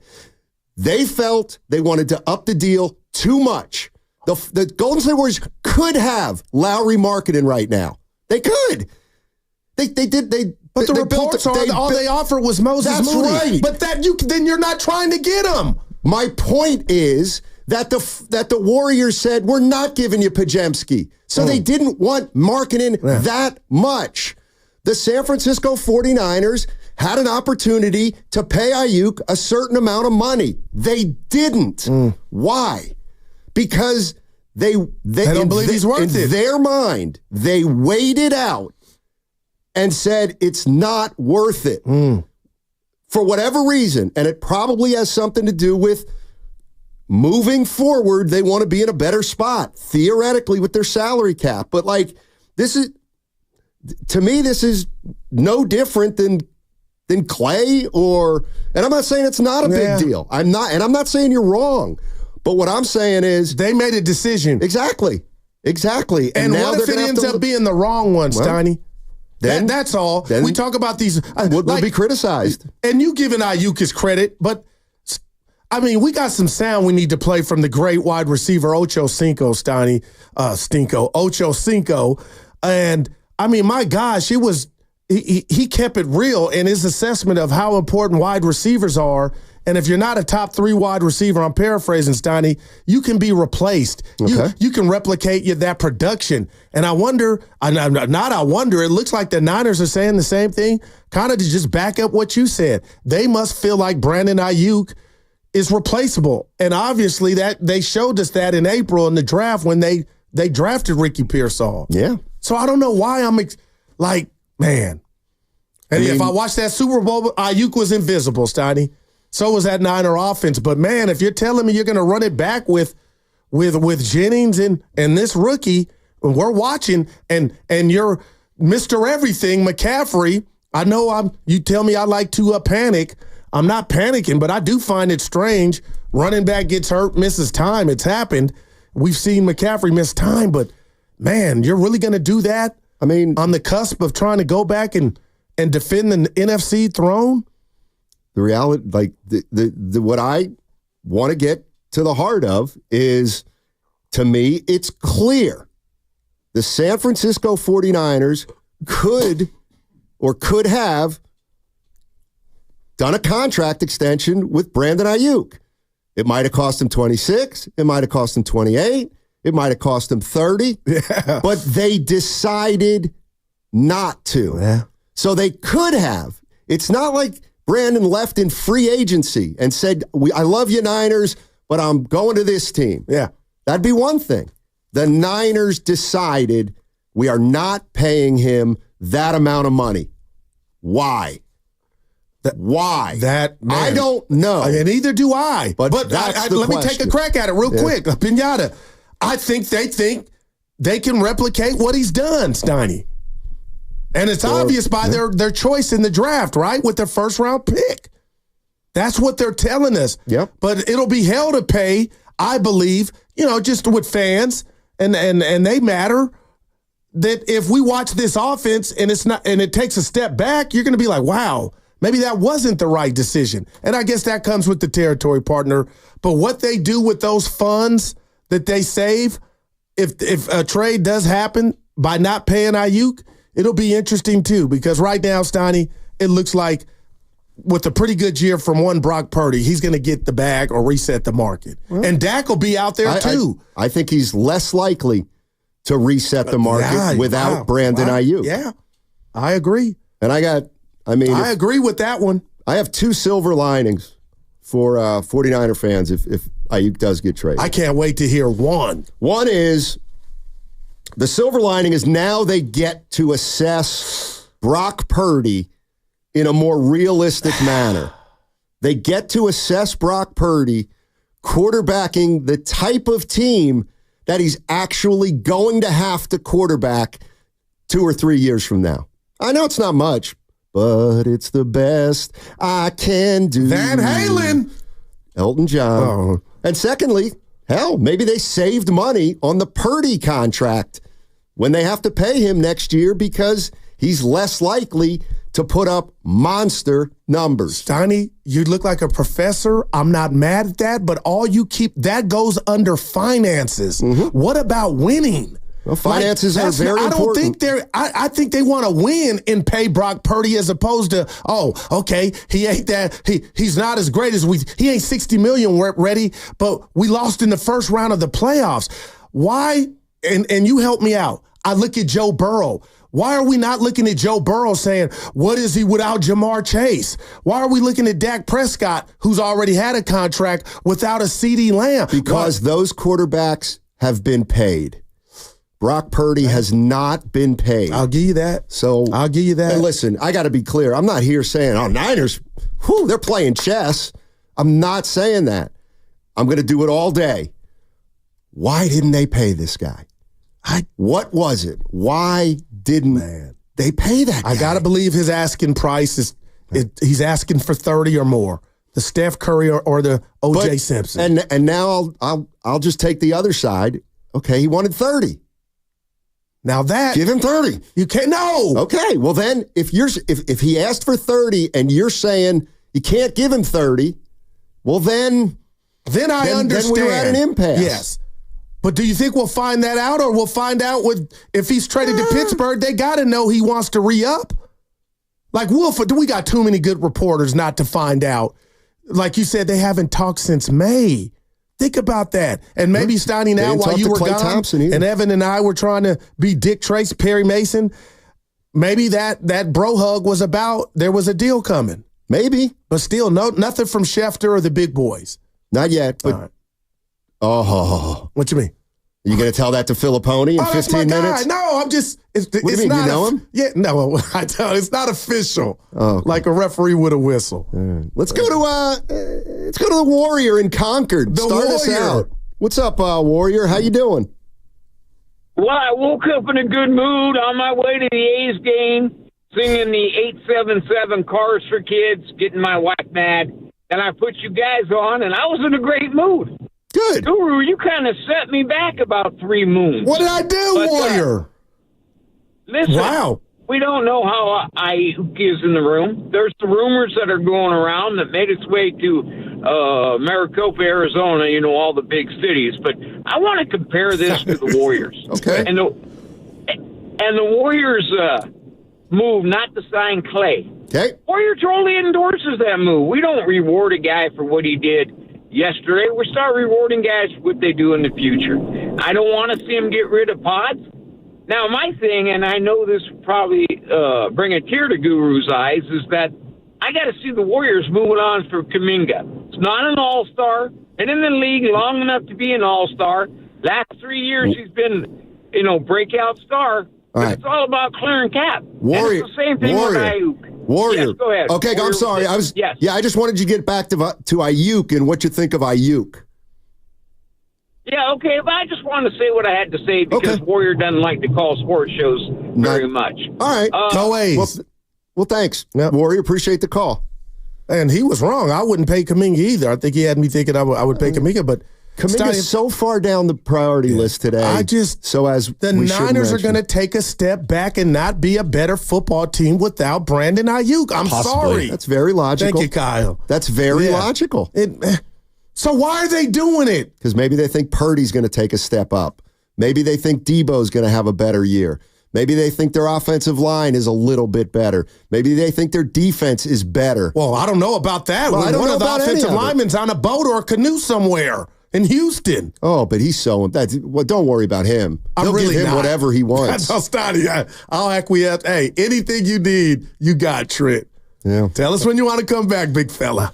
All right, if you're just joining us, I thought, I was going to say what's new with Brandon Aiyuk. All right, so Andrew Filipponi, radio show host in Pittsburgh, 93.7 The Fan, going to join us in 10 minutes. He's saying that the deal is essentially done with the Pittsburgh Steelers. All right, he's the only guy reporting that at this point. What else do we know? Patriots are out of it, according to Matt Mayoko and many, many sources. And Pittsburgh was back in play. That's the news coming into the day, and we'll see. We will see what follows up. Mike Tomlin, what did he say, Steiny? He coaches the Pittsburgh Steelers. He was asked after practice today about all this stuff. Actively looking to add to that part of your depth chart, or I'll let you guys speculate on that. I just like the way that group has worked, getting to know particularly some of the new veteran guys in that group. Can't say enough about Van Jefferson and Scotty Miller, for example, guys that have shown really high floors in this process, man. They're really consistent in their performance, and they bring it every day, and that's kind of indicative of veteran players. Been pleased with the growth and the work coming from that group. All right, so he likes their receivers, and what does that mean? Just, news update. He likes their receivers. Right. He also was asked about the Niners. He said, well, it's still early on the West Coast. Boy, maybe the best coast. All right, Kyle and John. Man, All right, 888-957-9570. What do 49er fans make of it all? Let's just say hypothetically, and we'll talk to Andrew Filipponi, who's saying the deal is essentially done. We'll talk to him in 10 minutes. But no shade. Let's assume it's not official yet, and they are still just shopping him a little bit, taking calls, doing this, doing that. What if it's just a little premature? I don't know why there's a part of me that feels that way, because for the life of me, partner, we can throw it out to the fans, Donnie. I mean this. It's Simple Simon Radio, but sometimes that's what it's about, because the answer is, are the Niners a better football team without Brandon Aiyuk? 888-957-9570. I'm saying hell no. And the reason why, I almost don't care. How are you going to try to get back to the Super Bowl and sell your fan base that you're better without Brandon Aiyuk? That's what it boils down to me. Okay, yeah. And on paper, nobody's going to be able to prove you wrong. Wow. I'm looking at a team like the Golden State Warriors. Okay, they lost Klay Thompson and Chris Paul. They got Buddy Hield and DeAnthony Melton and Kyle Anderson. Slow-mo. Okay, so are they better? Most people would say they're not better with those guys. Well, let's see. Maybe Kuminga takes a big jump. Maybe Wiggins gets better next year than he was this past year. Maybe Steph Curry continues to play at the highest of levels. Maybe these three guys fit in really well and make the Warriors a better defensive team. Maybe they're better. Now, Brandon Aiyuk, it doesn't seem logical that they would lose their best receiver, right, and be better. But if they get growth from other positions, if guys have, obviously Debo Samuel, I think if Aiyuk's not here, his workload just doubled, right? I don't know. Yeah. I don't know. And I'll give you the I don't know, but partner, you just listed off a whole litany of questions that when you have Aiyuk, it's about football. Yep. Those are a bunch of what ifs. And you know what? You could be right. And I know on the other side, after we have Andrew Steiner, we could play Chad John Ocho, his comments, but you kind of described what he was trying to say. Yeah, I mean, look, I'm not here saying the Niners are better, but every time you make a point like this, I'm going to have to say, so then why didn't they sign him? Why didn't they? They must feel that he's replaceable. A la with what pick were they this year? Who? Ricky Pearsall, the Niners. When late first? Okay, 30, when our 31? guy came out, Goodell, and said Ricky Pearsall, right? That must have told us what they think of Aiyuk. Maybe before they even knew his number. And now you have to wonder what he wanted. Maybe at that point they didn't. I'll tell you what, What if they never wanted to sign him to a long-term extension at the end of the season? They just didn't want to. What if I think I'm doing great radio and the boss says, hey, you know what? Yeah, pretty good job, but I got 4 guys that could do that. That would hurt me. We don't have, if I got in the car driving home thinking. It's not about 4 guys. It's about, but we can't afford to pay you what you're asking. And we have 4 guys who can replace you. We're not saying they're better than you, but we do have a guy or 2 who will slide into your spot. Will we be as good? Probably not. But we can't pay you, I guess is what they You're had to not say. worth it. All right, coming up on the other side on the River Islands guest line will be Andrew Filipponi, 93.7 The Fan in Pittsburgh. He does the afternoon show, and he's essentially reporting that Brandon Aiyuk's going to be traded to the Pittsburgh Steelers. So we will talk to him on the other side. Again, that all comes courtesy of the River Islands guest line. If there's something to this, obviously we'll stay on Brandon Aiyuk going to the Steelers probably all day. We could also get into some Warriors. Lowry Markkinen, he's officially signed his $200 million and something extension. So he will not be a Golden State Warrior, at least in 2024, 2025. So the talk about Markkinen is over for now, which also essentially means the Warriors offseason is over. We can talk about how they did. We'll talk to Andrew Filipponi next on the River Islands guest line. What's coming up on the game is presented by Fremont Bank, celebrating 60 years of full-service banking with no compromises. That segment also brought to you by Express Employment Professionals.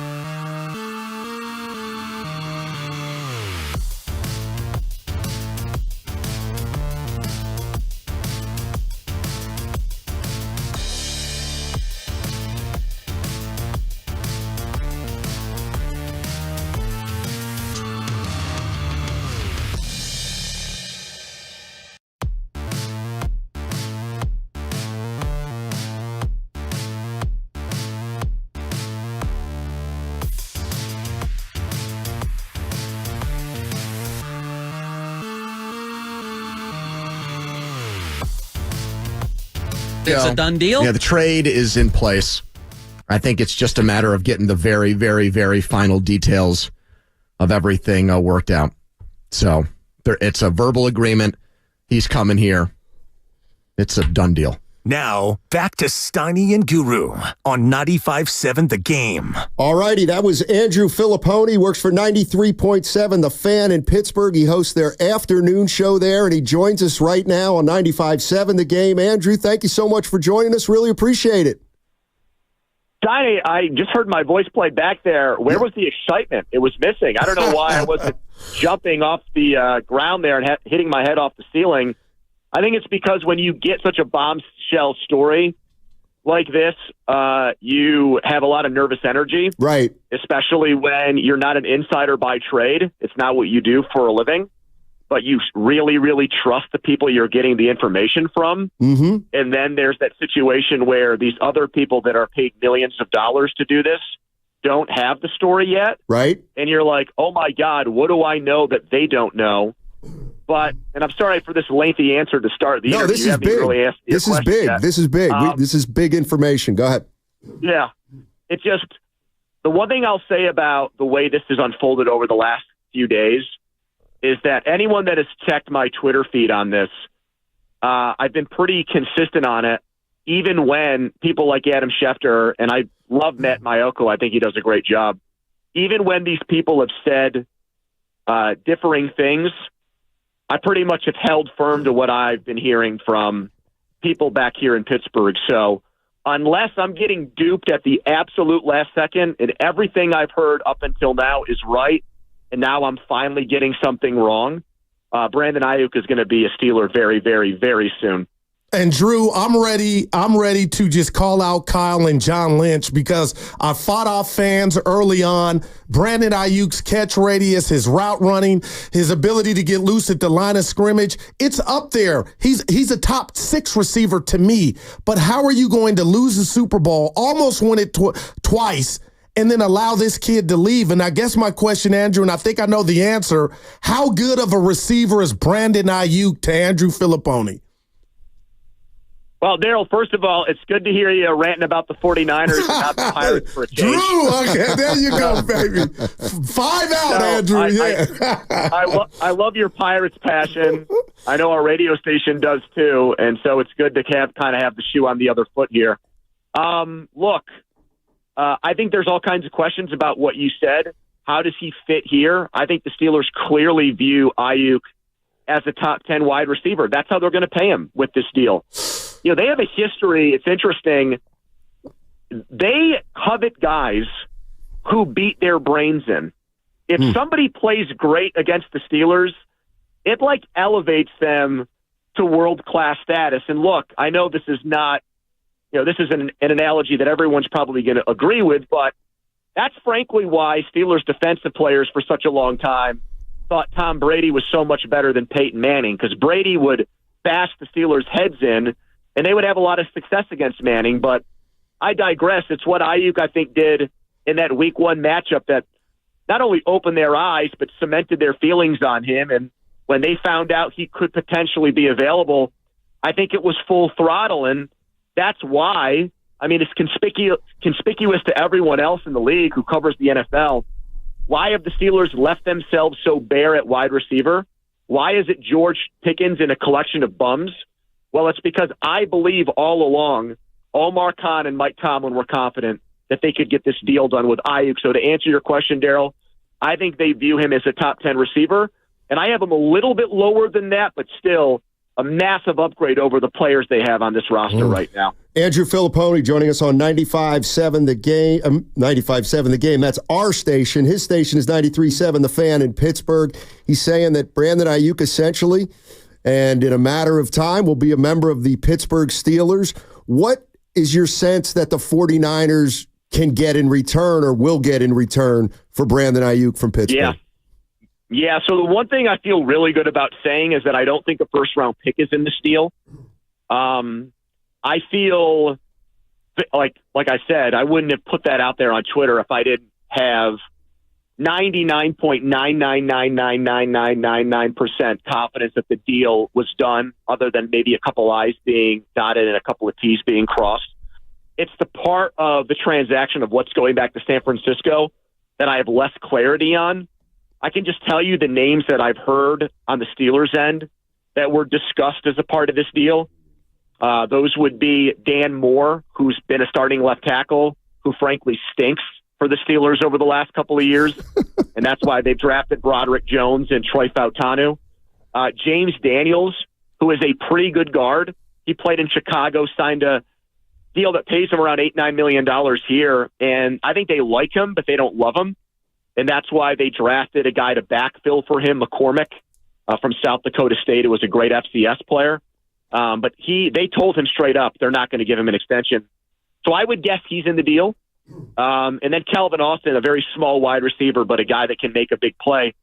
And we just don't know how good he is because the offense was just so poorly run and poorly coached here the last couple of years. So my guess is one of those three guys are in the deal. I don't think George Pickens is in it.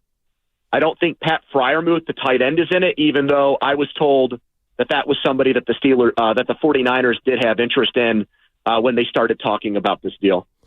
Drew, let's say, here in the next hour, we find out Aiyuk's a Steeler. Who do you personally want throwing the football to him? Or is that even in question? Well, it is a good question. My preference is Fields, but it's not something I'm not willing to die on that hill yet.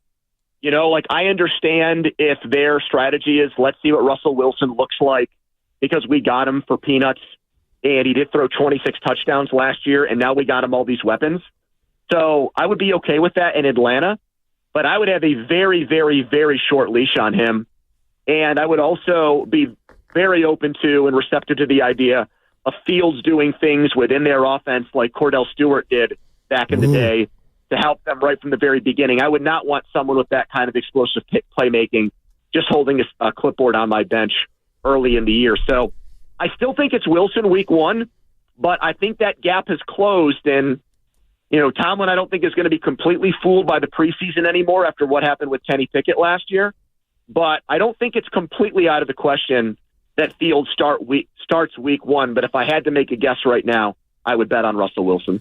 All right, Andrew Filipponi joining us from 93.7 The Fan in Pittsburgh. Listen, I know you got a show to do soon. Let me ask you one more, and that is, why do you think that these teams have been engaged over the course of the summer? Why do you think this didn't happen, let's say, on draft night or months ago? Because I think the 49ers thought they could coax Aiyuk into either playing out the last year of his contract or signing an extension that was more on the team's terms. I think that's the short answer to that. I think maybe they got the wrong impression when Aiyuk showed up for camp that it was going to get the ball rolling on something. But clearly it didn't. And I think Khan figured that all along. And he's very good as a GM at, I think, playing the agents and knowing how players feel and being very locked in to that side of things. And I think he had a feeling all along that Aiyuk was potentially going to make things hard on the 49ers.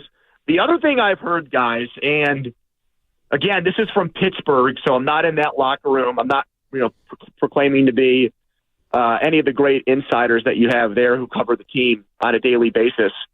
But I had just heard that one of the reasons why this trade is happening now is that if Aiyuk was there without a contract, I think there's some concern that other players would side with him and would be upset that he was forced to play there for $14 million. And I'm not saying that there would be a mutiny in the locker room or anything like that, but I don't think that the 49ers want a situation where there are multiple guys when they're trying to win a Super Bowl who are like, it's BS that this guy's not getting paid, and they're just and that would just create. They might have that with Trent Williams right now. I don't know, but that it just sounds to me like the risk reward of that is something that they didn't want to deal with, and they think now they might be better off just taking what they can get for him. Andrew, thank you so much for joining us, man. Guys. We'll keep in touch and we'll see what happens. Thank you very much. Daryl, your boy Derek Shelton's got to get his act together here. Okay, let's not I'll tell you not what. Fool around anymore. Having Khalifa bunt Sunday with 2 on and no out, I haven't gotten over it. I was right there behind home plate. I was screaming at him. Oh, my God. What are we doing? I don't know. All right. He'll be calling in your show later on this afternoon, Andrew. You can have him on as a guest. All right, that's Andrew Filipponi. And remember, all guests on 95.7 The Game appear on the River Islands guest line. Isn't it time for you to discover the islands? River Islands in Lathrop. All right, there it is. 888-957-9570 is the number. The first question is, you just heard Andrew Filipponi. Do you think it's essentially a done deal? That's the first thing we've got to address. He says he's very, very, very, very confident. He says he's 99.999999 sure. He said he's been hearing the same consistent thing all off season, and that he's very confident that Brandon Aiyuk is going to the Pittsburgh Steelers. So this is kind of interesting. I kind of feel like I'm going to have to play this as an old guy. Okay, we'll see, I guess. I still can't. I'm right behind you. I got an announcement. I need an announcement from the Steelers or the Niners.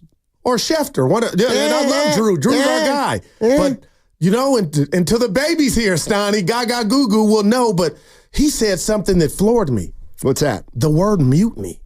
And that's what I'm talking about, Stoney. If that is fact can happen to where guys of the Niners would side against with Aiyuk, the fact that they're what's Bob Myers' line? Just because you do something doesn't mean you have to, Stoney. Could you imagine if that filtered over and Aiyuk was forced to be put in that situation, and guys like you, Stoney, and you're not the only one, go out there and play. It's your contract. You need to honor your contract. What if he is traded and guys feel some type of way? That's just the risk you take. And I know it's not daycare or romper room, but damn. Well, Nick Bosa talked to the media yesterday and was asked, like a lot of the players, about Brandon Aiyuk. And here's what he talked about if and when Aiyuk isn't a Niner. What kind of loss would that be if he's not on this team? I think it'd be huge. I trust John and Kyle, but he's a very tough player to replace. So there you go. That's Nick Bosa. Trust John and Kyle, but he's a tough guy to replace. And then you got McCaffrey doing TV at practice, calling Brandon Aiyuk his former teammate. I don't think that's ever happened in life where said player misspoke. No. It's never happened that a guy's misspoke? I'm Captain Misspoke. Point is, I'm not saying I'm doing a show with my former partner, Matt Steinmetz. So do you think the cat was let out the bag then, or did he really just misspeak? I don't. My former teammate? I don't know. You're at practice. So is Aiyuk, technically. I don't know. Former teammate. I think, Steiny, the baby's here. I think a deal is imminent. He had to know that Aiyuk's gone. How do you refer to somebody that's still on your team as your former teammate? Yeah, you misspeak. Okay. That's all. I got you. But I have. You might be right. You might be right. And he did it smooth, though. 925, talking to another talk show host, throwing around wild speculation and acting like it means anything is stupid. Well, I wouldn't say I wouldn't say it's wild speculation. He's been reporting stuff all off season. But tell you what I like about him is he acknowledges he's the only one out there with it, and none of the big boys have come around and confirmed it. Yep. But he feels confident. So what's your take, 49er fans, at 888-957-9570?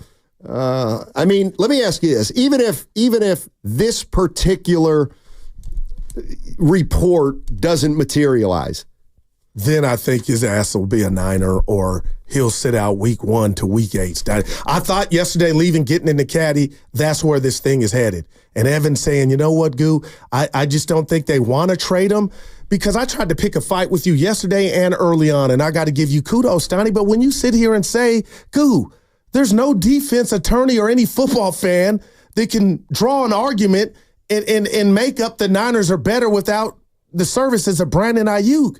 And if you believe that, and I believe that, and 99% of the fan base believes that, why would John and Kyle put their football team in that situation? So, Steiny, yesterday you said, real quick, Major League Baseball, the Niners are playing hardball. If by 2 o'clock today this doesn't come down, this trade, I got to believe Andrew, the thought on good authority, he had it that a deal was imminent, but I'm gonna say it's not going to happen. I just can't see the Niners going out there week 1 against the Jets without him. Without getting an Amari Cooper back. I mean, I could see it. Wow, man. I'm still skeptical. I mean, to me, I'm not getting on here saying it's done or it's not done. I'm just trying to give everybody as much information that's out there as possible. And you guys can make of it what you will. Whether he is or isn't going to the Pittsburgh Steelers, we will see. But the question I keep hearing, and it's a good one, is if you're knocking on the Super Bowl door, and Brandon Aiyuk's a big part of it, why wouldn't you just, quote unquote, just pay him the money? Obviously, we need to hear an answer on that if it comes down to that. But the one thing I'm convinced of now more than ever is we might underestimate how front offices look at the future, because it matters. Clearly it matters. If the future didn't matter, the 49ers and Aiyuk, he'd be practicing right now in Santa Clara if the future didn't matter. But we saw this with Debo. He did the same thing, and he won. We saw with Bosa, and he won. I guess, Stoney, what's the difference here? The difference here is that it's clearly gotten closer to Aiyuk leaving, I think, than Debo Samuel leaving. But 49er fans can answer that too. Because, listen, if I'm a diehard Niner fan, you could still think he's going to play this year for us. And I don't think it would be. But hey, I'm going to tell you, I came in this morning before Filippone did his thing, and I said, I still think he may come here, or Brandon Aiyuk may play for $14 million. I still think it's within the realm of possibility. Now, obviously, if he gets traded today, that chance goes out the window. Yeah. But this is one of those where I'm going to need to hear it from one of the teams, and from somebody kind of involved in the situation directly. But that's just me. 888-957-9570 is the number. 49er fans, what do you think? What do you think about all this stuff going on? What's going on, you ask? Well, in the last 24 hours, the Patriots apparently fell out of the running for Brandon Aiyuk, and Pittsburgh jumped back into the picture. And according to at least one radio host in Pittsburgh, the deal is done. We're essentially done, and Aiyuk is going to the Pittsburgh Steelers. That's not been confirmed. And they're going to be a better team, Steiny, the Steelers. Nobody cares, but they went to the playoffs. Yep. So what do you think of all of it, San Francisco 49er fans? Are you kind of with me and say, let's wait? You know me. You know me with these things. I tend to be very conservative. Very conservative. So we will see. I got the best analogy for the McCaffrey calling the former teammate. I'll be the judge of that. Okay, you ready? Yeah. All right, hold on to your pants, Daddy, right here. Guru. That's like me calling from the 510. It's like me calling your wife my ex-wife. Like, that's what McCaffrey is. Like, he's your teammate, bud. My former teammate. Imagine you saying that to the missus. What the hell's going on in your dome? Yeah, my wife. Yeah, she made a good dinner last night. Oh, boy. Yeah, that ain't going to go over well. As someone who has bungled his words occasionally, it can happen. It can happen. I'll tell you what. If this were a daiquiri being made right now, and you told me that, hey, how does the Aiyuk situation taste, or what do you think? I'd be like, par for the course. But when you give me a splash of Trent Williams and whatever's going on there, then I'm like, somebody's mangled the books, i.e. Tim Kawakami on The Athletic. Read his article, Steiny. I did. He was critical of if Aiyuk is gone, what were the Niners doing and think? They were asleep at the wheel. Or they never really wanted to sign him long-term in the first place. But you're right. Even if that were the case, what if they get less now by moving him? You used this, you kind of summed up what Richard Sherman, former NFL player, said about this, and sometimes this is the way it goes. It just doesn't seem like it's going to have that happy ending. It's going to have one of those endings that just leaves a bad taste in everybody's mouth, and it's nobody's fault. Brandon did everything he's supposed to do. He played well. He's a great teammate, great person, great individual, great everything. San Francisco has done right by him, been a good organization, put good teammates around him, kept great structure, not a lot of volatility in terms of the coaching staff or the front office. It's been pretty consistent from both sides. But at the end of the day, we knew this point would come for the San Francisco 49ers. You can't pay everyone. Sounds exactly like Klay Thompson. What? Because Klay was finished, Donnie, essentially. The Warriors thought. So it was, this guy's entering in his prime. And I got to tell you, I love me some Richard Sherman, but Steiny, he's close to this team. This is bad. This is not, it's just, ask Brandon Aiyuk while he's on the airplane to Pittsburgh, if he gets traded there or his new location, how he feels about the team. Miss me with all that, hey, everybody did right by each other. Hell nah. This is, the Niners have just completely botched this. A homegrown guy they identified, and it's time to ante up and have him your number one for the future. And for what? For a couple $20, $50? I don't know what it is. Richard, miss me with it's just how it ends. You never are this type of guy on any other subject matter, so I'm shocked that you would just say, hey, nothing to see here. Everybody put their best foot forward. Nah, something must be going on. We keep hearing Brandon Aiyuk's a good teammate. Steiny, is he a locker room problem? I hadn't heard anything after the whole thing he got into the doghouse with somebody needs to put their cards out on the table and explain why this man might be minutes away from not being a 49er. It can't just be, this dude's at the top of his game or close, Steiny.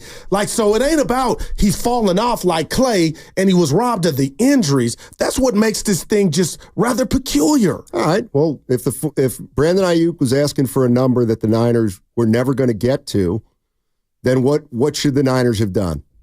That I said yesterday and still stand by. But I would ask you this to that. Why does Pittsburgh, if a trade is happening, why do they feel like giving Brandon whatever number is suffice? Well, I'd say what I mean? Yeah, two reasons. One is Pittsburgh values him more. They think he's better than the 49ers think he is. And I got to believe that the Pittsburgh Steelers feel more comfortable with their salary situation, paying him $30 or whatever he's going to get, more than the 49ers feel like paying him $30 or whatever he's going to get and what it's going to do to their salary structure. I don't know. It's all very interesting. How do 49er fans feel about it all? Again, if you're just joining us, Brandon Aiyuk, according to just one guy right now from our sister station in Pittsburgh, Andrew Filipponi, saying this deal's done. It's a done deal. He even mentioned some names. Dan Moore. Uh-oh, he's a left tackle. He's a left tackle. You hear his following statement? Well, you know what? As Guru would say, you get Dan Moore in here, he'll play the easiest football he's ever played. What was the other line, Evan? He says, yeah, I heard Dan Moore's in the deal, and quite frankly, he stinks. Well, there it is. All right. Oh, boy. All right, 888. We're going to open up the phone lines on the other side at 11 o'clock, so we're going to go to break, and then I see people lining up right now. What do you make of it all? First of all, do you believe it? It's a fair question, and I'm not saying you should. I'm not saying you shouldn't. I don't know. Do I believe it? Maybe.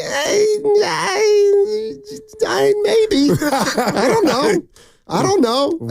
It does feel like this thing has taken a turn, that's for sure, and that Brandon Aiyuk's days in San Francisco may be numbered. All right, 888-957-9570 is the number. Hey, join 95.7 The Game at Harding Park Friday, September 6th for the Pettinelli Financial Partners Golf Tournament. It benefits the Autism Society of San Francisco. Go to 957thegame.com to learn more, and it's presented by our friends at Atco Pest Control, the Bay Area's locally family-owned pest control company. That segment was also brought to you by Chilton Auto Body. Have you been in a car accident? Chilton Auto Body is 15.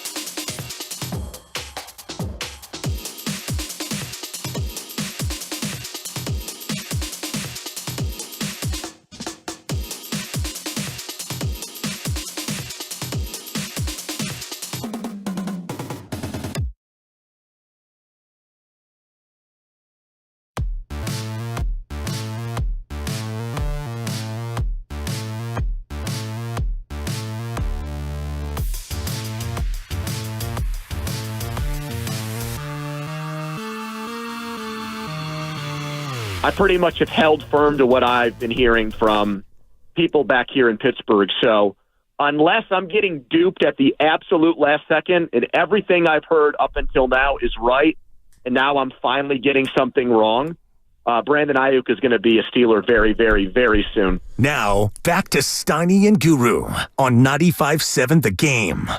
All right, that was Andrew Filipponi, 93.7 The Fan in Pittsburgh. He does an afternoon show there, and he's saying, according to the people he talks to in Pittsburgh, Aiyuk's going to be a Steeler very soon. I love how he says, I might be set myself up to get duped. My question would be this.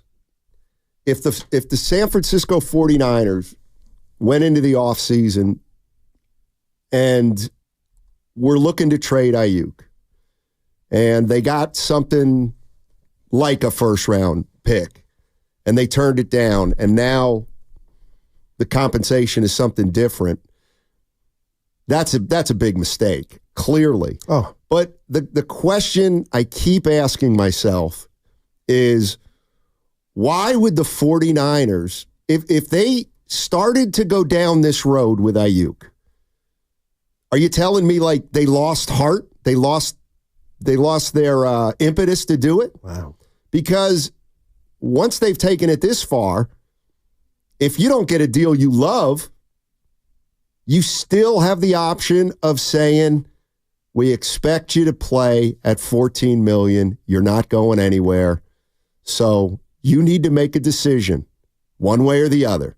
You're either playing for us for 14 or you're not showing up. And we'll deal with either one, but those are your two choices.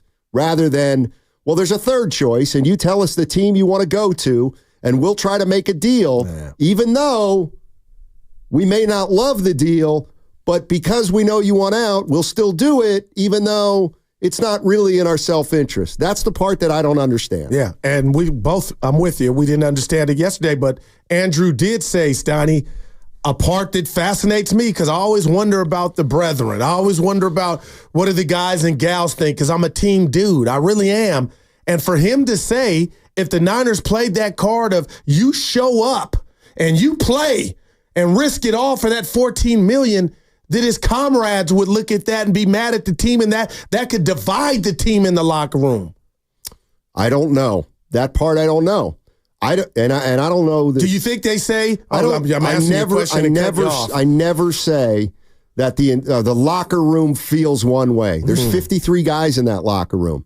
I don't know how many people think Aiyuk's getting hosed by the Niners. I don't know how many people think Aiyuk's being greedy. I don't know how many guys say business is business. Wake me when it's over. But I don't know. I don't know what the locker room feels. Yeah. You'd have to ask the 53 guys in there. Well, tell me what you think for this. And I'm just being real with you.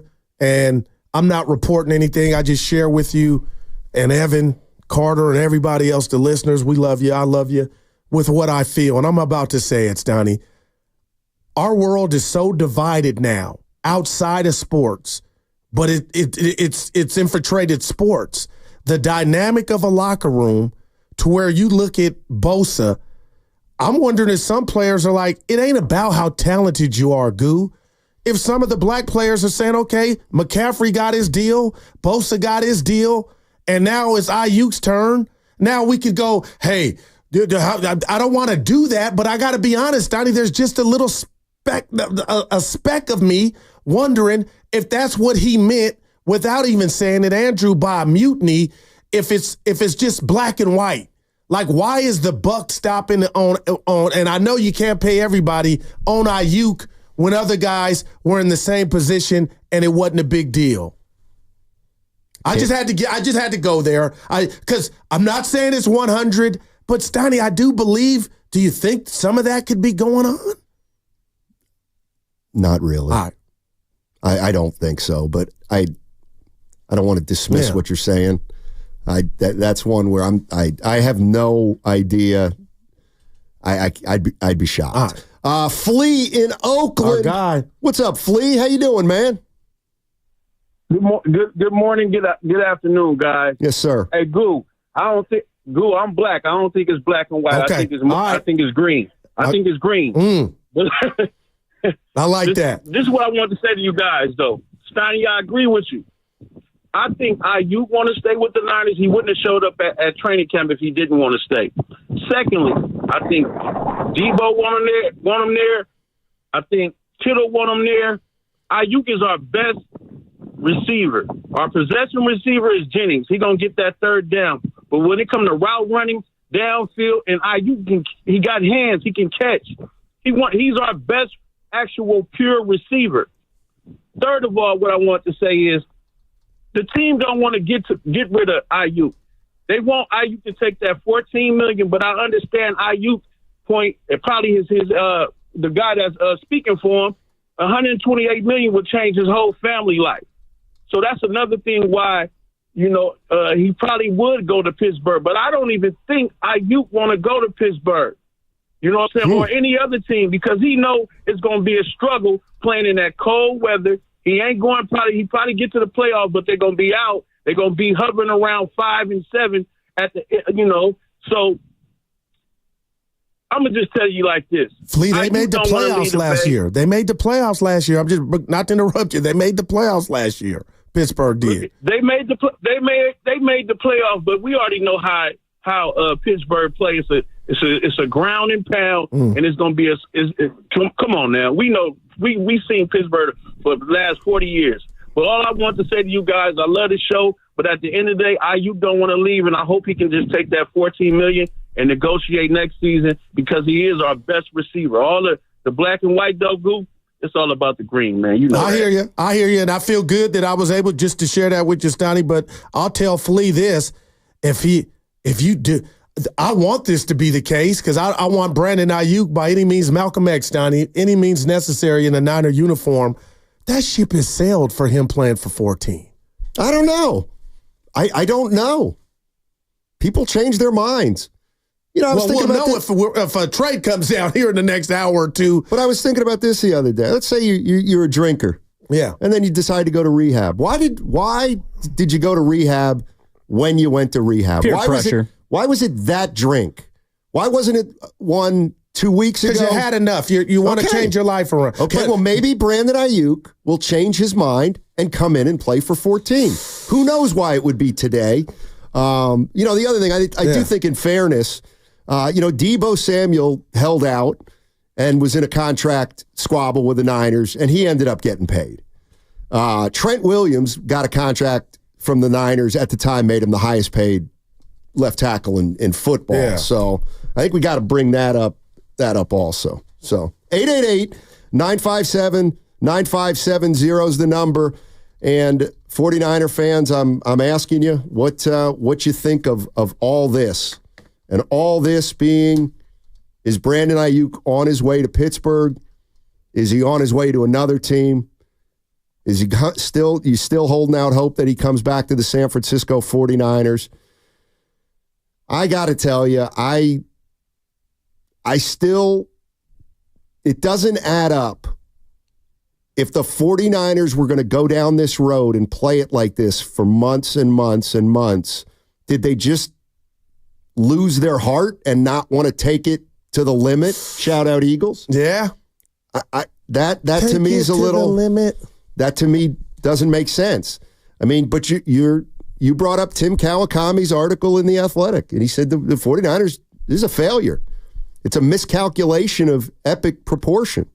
And they miscalculated the market. They miscalculated how staunch Brandon Aiyuk was about getting paid.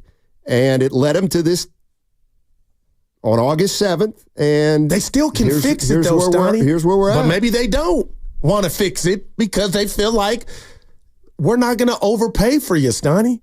That has to, I guess you can't come back from that. We thought Debo Samuel couldn't come back from demanding a trade. And I guess he that's ended different. up. How so?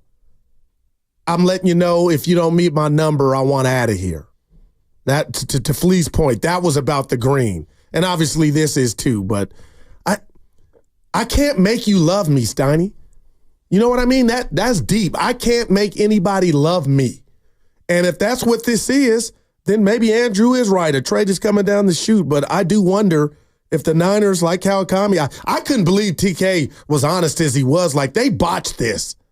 And if they could have got a number one back in May, and they do end up trading Aiyuk here in the next few hours, and it's less than that, then that becomes worse. But nothing is Aiyuk not on the field week 1 Monday night against the Jets, lined up out there, and all you got to do is worry about Debo and his gadgets and a young rookie / Jawan Jennings and McCaffrey. You become way easier to guard. Or I don't know. Do the 49ers think the 49ers? Do the 49er fans think that the 49ers botched this? Ask me if I think they botched it. You think they botched it, Sonny? Not yet. Not yet. Because he's still here. Yes. Okay. Wow. So you're hanging on by a thread. Because if this deal doesn't go through, there's still a chance he comes and plays for $14 million. And I know what people say, well, if he comes and plays for $14 million, he won't want to what? Won't want to play football? Gotcha. People get over stuff. But people they draw a line in the sand too. Aiyuk could play this into the season, Stoney. Could you imagine? That's what you call a distraction, Jackson. 602 on the Xfinity Mobile text line. Simple. He wants more than the 49ers are willing to give. End of story. It happens. Klay Thompson wanted more than the Warriors offered that first time. He's gone. Yeah. So was his game and talents, though, that we've known him and love him for. Stoney. Well, this is a kid that's probably not even in his prime, that and to he's me doesn't balling. matter. That doesn't matter. Tell me why, though. Because it's just about an organization's assessment of a player. Whether he's over the hill, in his prime, or emerging, the 49ers' assessment of Aiyuk differs too greatly from his assessment of himself. Wow. And that part, to me, is the exact same with Klay Thompson, even though he's at a completely different point of his career. I'm not saying you're wrong. Obviously, Klay Thompson's at the end of his career and Brandon Aiyuk's entering his prime. I'm just saying, the way I look at it is it's how a team assesses the player, any player, and whether it is in line with the way the player thinks of himself. I don't know. Let's go out to Chris. Chris is in Pittsburgh. What's up, Chris? How you doing, man? Hey, guys. Good to talk to you. Hey, I'm a huge Steeler fan. I want to tell you, I'm sorry for what's going on with Brandon Aiyuk with you guys. We had Le'Veon Bell doing this. We've had problems with, AB when he was a problem. From my viewpoint as a Steeler fan, I noticed at the end of the year, he had made overtures that he wasn't happy with the 49ers. And Steelers fans had gotten the impression, especially when he was on the pivot, saying that Washington and Pittsburgh were the only other teams he was willing to trade for. I think all of us in Pittsburgh expected the draft. We were going to make an offer, a first-round pick for Aiyuk. Mm-hmm. It never materialized, and I think the 49ers felt, we've got him under contract. We'll just kick the can down the road, and we'll deal with this at the end of the year. But with Brock Purdy, with Bosa, with Christian McCaffrey's restructure, it was just so much money going out. With Purdy owed so much money, I think he saw the writing on the wall, and by pushing his way out now, what he's doing is he's forcing Pittsburgh to commit to a long-term deal. I mean, if he stayed for a year, here's the thing I hear from the 49ers. We stay for 1 year and we can get a Super Bowl, and you can get your $14 million plus maybe $5 million extra. But if he gets hurt, then he may not be able to go into free agency and be the top choice. By pushing his way out now and Pittsburgh giving him this big contract starting next year, he's guaranteed 5 years of money at $30 million plus. So that's just my opinion. I think for the 49ers, if you had traded them to the draft, you would have gotten much better returns, because from what I'm hearing on Steelers radio, it doesn't sound like it's going to be a first. It sounds like a lower pick and a player to be added, but who knows at this point. Wow. Thanks, guys. No, thank you, Chris. Appreciate the call, man. Good points. And why would he risk the biscuits, Donnie, about his future, too? Putting that in jeopardy if somehow he had a tragic injury. Here's one thing. A season-ending injury. Here's the one thing that I think, and I think this is part of Aiyuk's thinking too, and I actually would agree with him on this. If Aiyuk comes back on the $14 million, and the Niners, and he has a good year, and the Niners win the Super Bowl, I still don't think he's getting paid. I don't. Because Purdy's then going to have to get paid as a Super Bowl quarterback. And then what do you got? Then what are we looking at? Are we really looking at Purdy for 58, Aiyuk for 29, Debo for 24, McCaffrey for Trent Williams now for 20? Like, they were, and I'm not making an excuse for them. They're gonna have to deal with stuff either at the end of the year or the year after that, and they just are looking at it now, saying maybe we got to do it now. Meaning make our first of many difficult choices. Listen, I'm just asking questions in my own mind like 49er fans are. Yeah, and I'll tell you what, Stoney, but the thirst to win, to me is so high that I would want to just ride it out to the end. You could be right. They just want to rip the Band-Aid off now and deal with it. But hell no, if I just had my heart broken in the Super Bowl and we could get one more season out of Brandon Aiyuk and then say bye-bye, I would do it then. But, I keep going back, and I'd like to start. I know I'm doing this on the fly, hear that Ocho Cinco sound. I got it. Okay, let's hear it, and we can respond to it. Nah, it's still there. It's still there. You got to think that they're losing one individual that is, I'm not saying this in a disrespectful way. It's a position that is replaceable. If you think about the NFL in general, receivers are a dime a dozen. The special ones are not. The top 5, the top 3, special. But everyone outside of that is replaceable. You can find and get that production from so many other players, especially maybe the ones that they're going to have fill that spot. The way their offense is run, they'll be fine. The way Shanahan calls plays, they'll be fine. Now, I don't smoke cigarettes, but if I did, I would smoke one right now, Stoney. Good. Why? Because that just, I've given Kyle that brilliance label in regard to dialing and calling and scheming up plays. So, he went to a Super Bowl without Brandon Aiyuk already. So, as much as I'm pro Aiyuk, I'm sitting here telling you there's no way they get back or win without him, but they have done it. And hearing a guy like that say, if you're not top 3, you can be replicated. Yeah, that was Ocho Cinco on Shannon Sharp's podcast talking about Brandon Aiyuk, and he didn't mean it disrespectfully, but he said receivers are replaceable unless you're a top 3 to 5. And what I would assume there is Ocho Cinco doesn't think he's a top 3 type receiver. Let's just put it that way. Yeah. So we'll see. And certainly going to be interesting the next 2.5 hours on this show, and certainly headed down the line. Let's go to Basic Kev. Basic Kev is joining us. What's up, man? Tiny Guru. What's up, y'all? Hey. Y'all, man, I ain't caught in a long time. There we go. Yep. So, it's a lot, right? It's a lot to talk about, really, but I'm going to hit a couple of points. Ocho Cinco kind of just hit on it a little bit, right?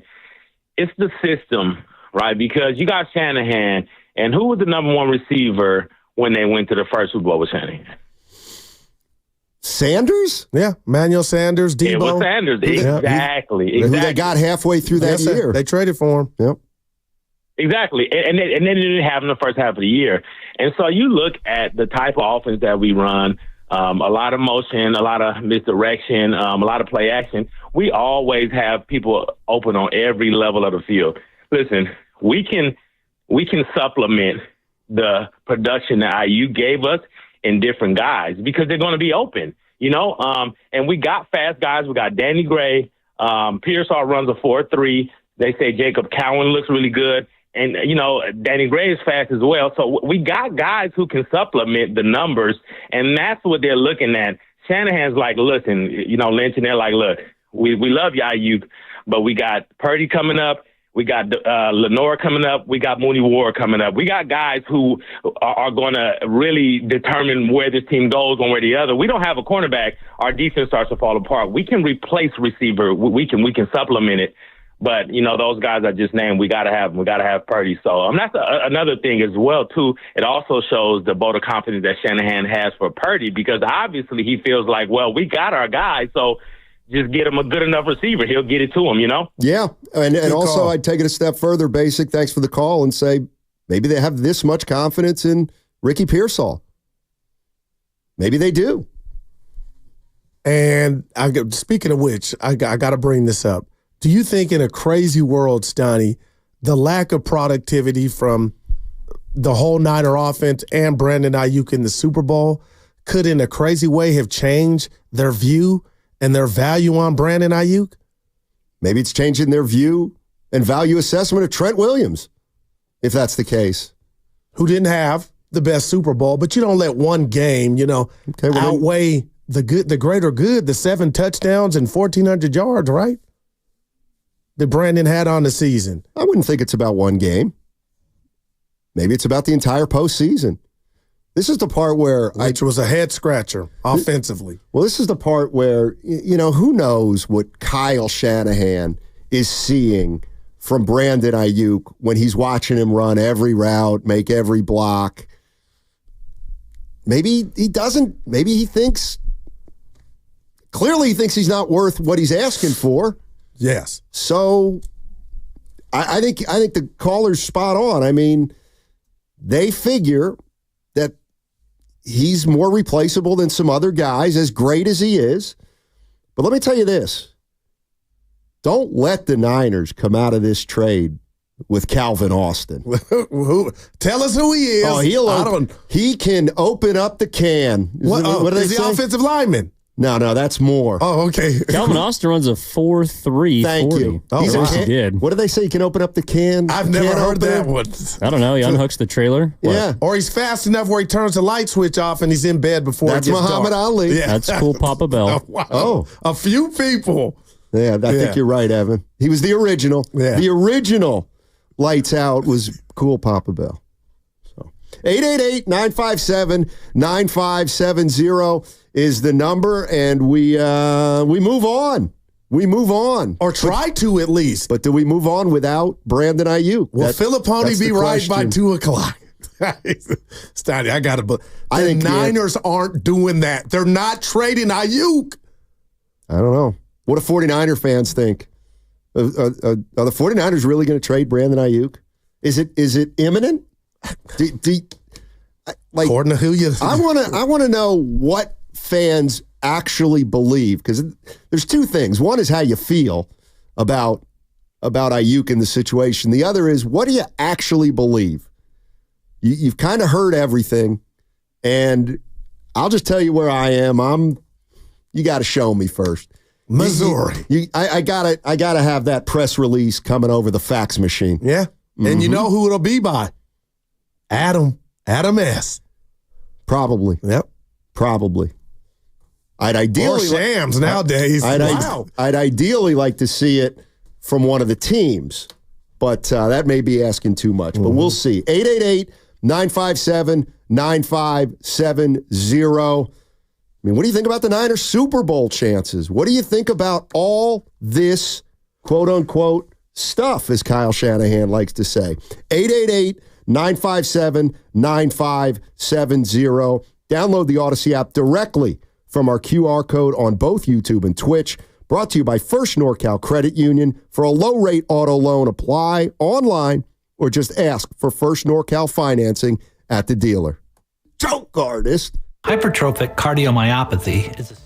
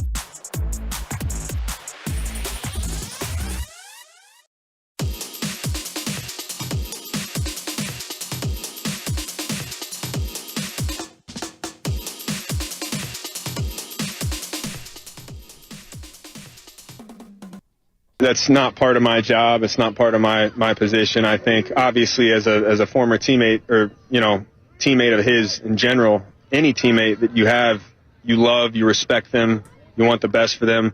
Now, back to Steiny and Guru on 95.7 The Game.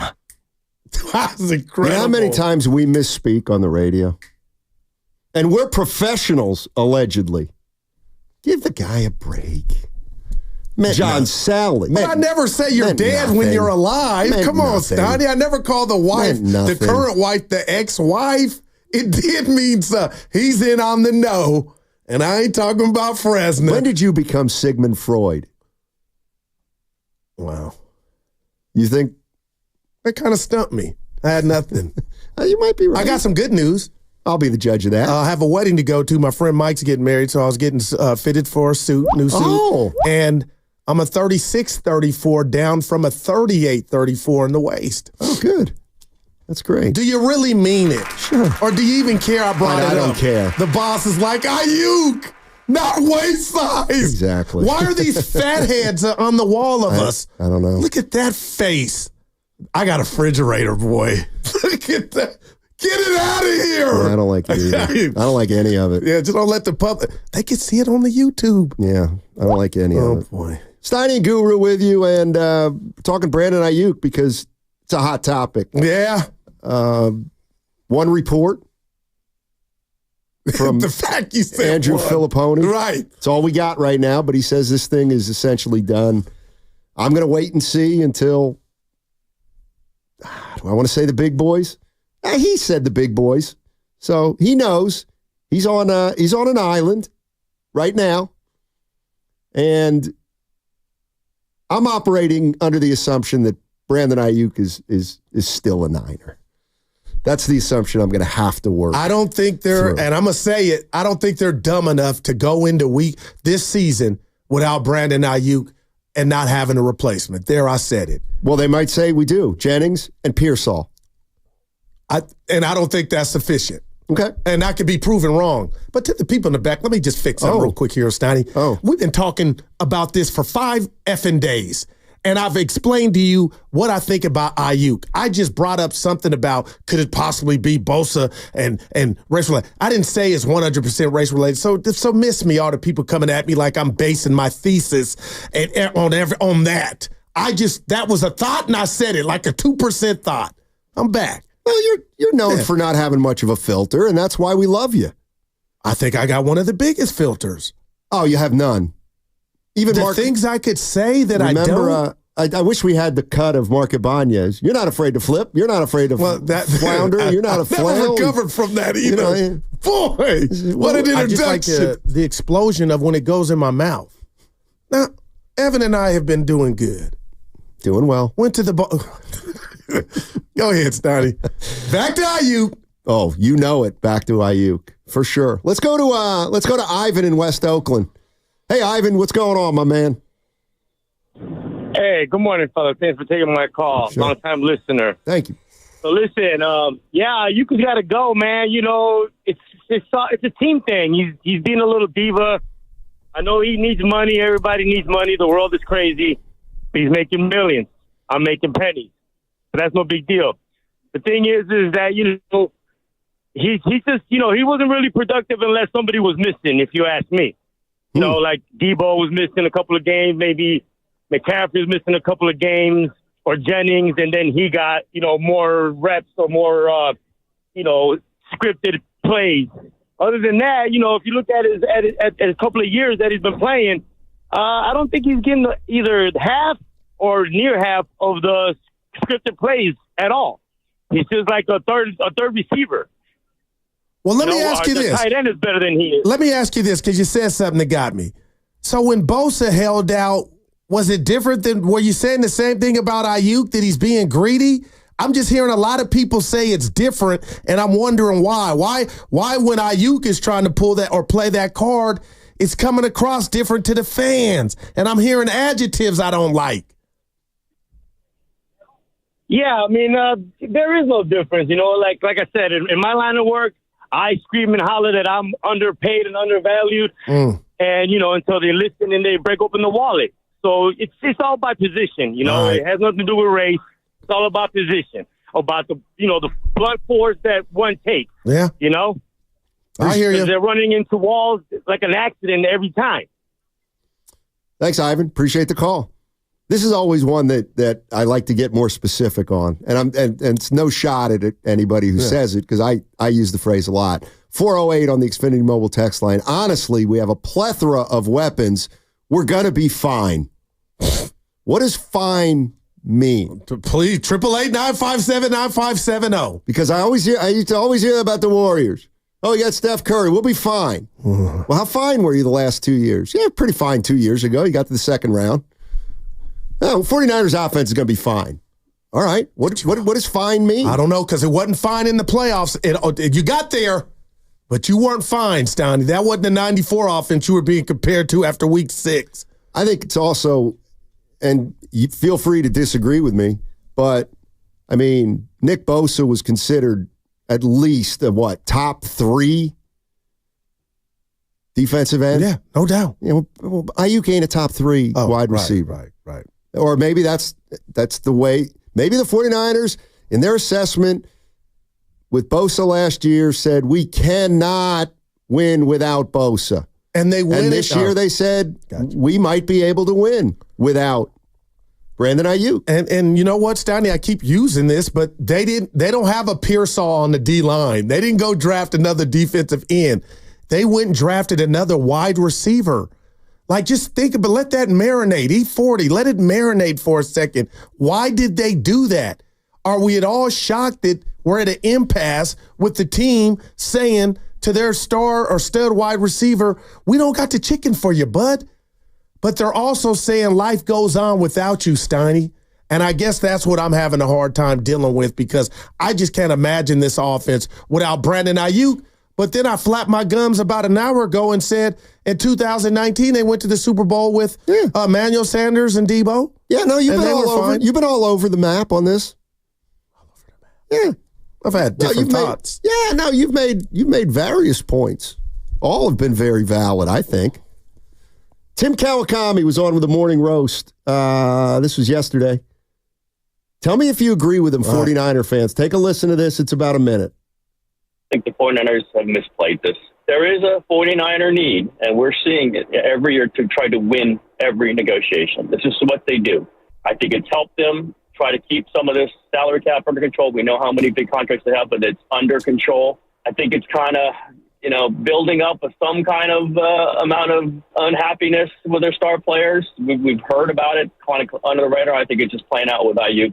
They're trying to beat Aiyuk in this. I think that Bosa negotiation last year might be affecting this. They got beat by Bosa. The 49ers do not, Parag Marathe and Jay York do not normally get beat like they got beat by Nick Bosa. And Aiyuk is not Nick Bosa. I understand that, but I think that there's just some recriminations from that. And they want to beat Brandon Aiyuk, and they're determined not to get this to September, like they let the Bosa thing go, and they're trying to push the issue. And they might win. At what cost, Tim? At what cost? You win with the finances, but what's the old adage, Steiny? Ain't no honey without the money. Oh, I've never heard that. Yeah, well, good for you, but I'm just telling you, man, you can win that the finances, but then you come down on the field and it's 3rd and 11 or 3rd and 7, and there's no Brandon Aiyuk, who, let's be honest, the rat on the table brought to you by Atco, Steiny. Ain't been a lot of rats lately. I'm telling you, this dude's come up big. Jennings has come up big on third downs, too. Until he has to come up big. You know what I mean? Oh, he's going to be. All right. He's going to have a big. Get him on your fantasy team. No trade yet, Steiny. We're 2 hours in. 3 hours. Well, 2 hours. Almost 3. No, I get it. Shaka's in Berkeley. What's up, Shaka? How you doing, man? Man, what's going on, man? It's Aiyuk stuff is getting impossible, man. Seems like they started on the wrong foot in the beginning, man, because he was in the doghouse when he first became on the team. Then he worked his way in. I'm listening. Thanks, Shaka. What happened now? Oh, he thought you were talking. He said, I'm listening. Oh, I'm sorry. Yeah. You can call back, Shaka. Anybody can call back. You did something to Kyle. You went, sounded like you were going to say something. Oh. Yeah. 888-957-9570 is the number. And fascinating stuff from Santa Clara. Man. Brandon Aiyuk.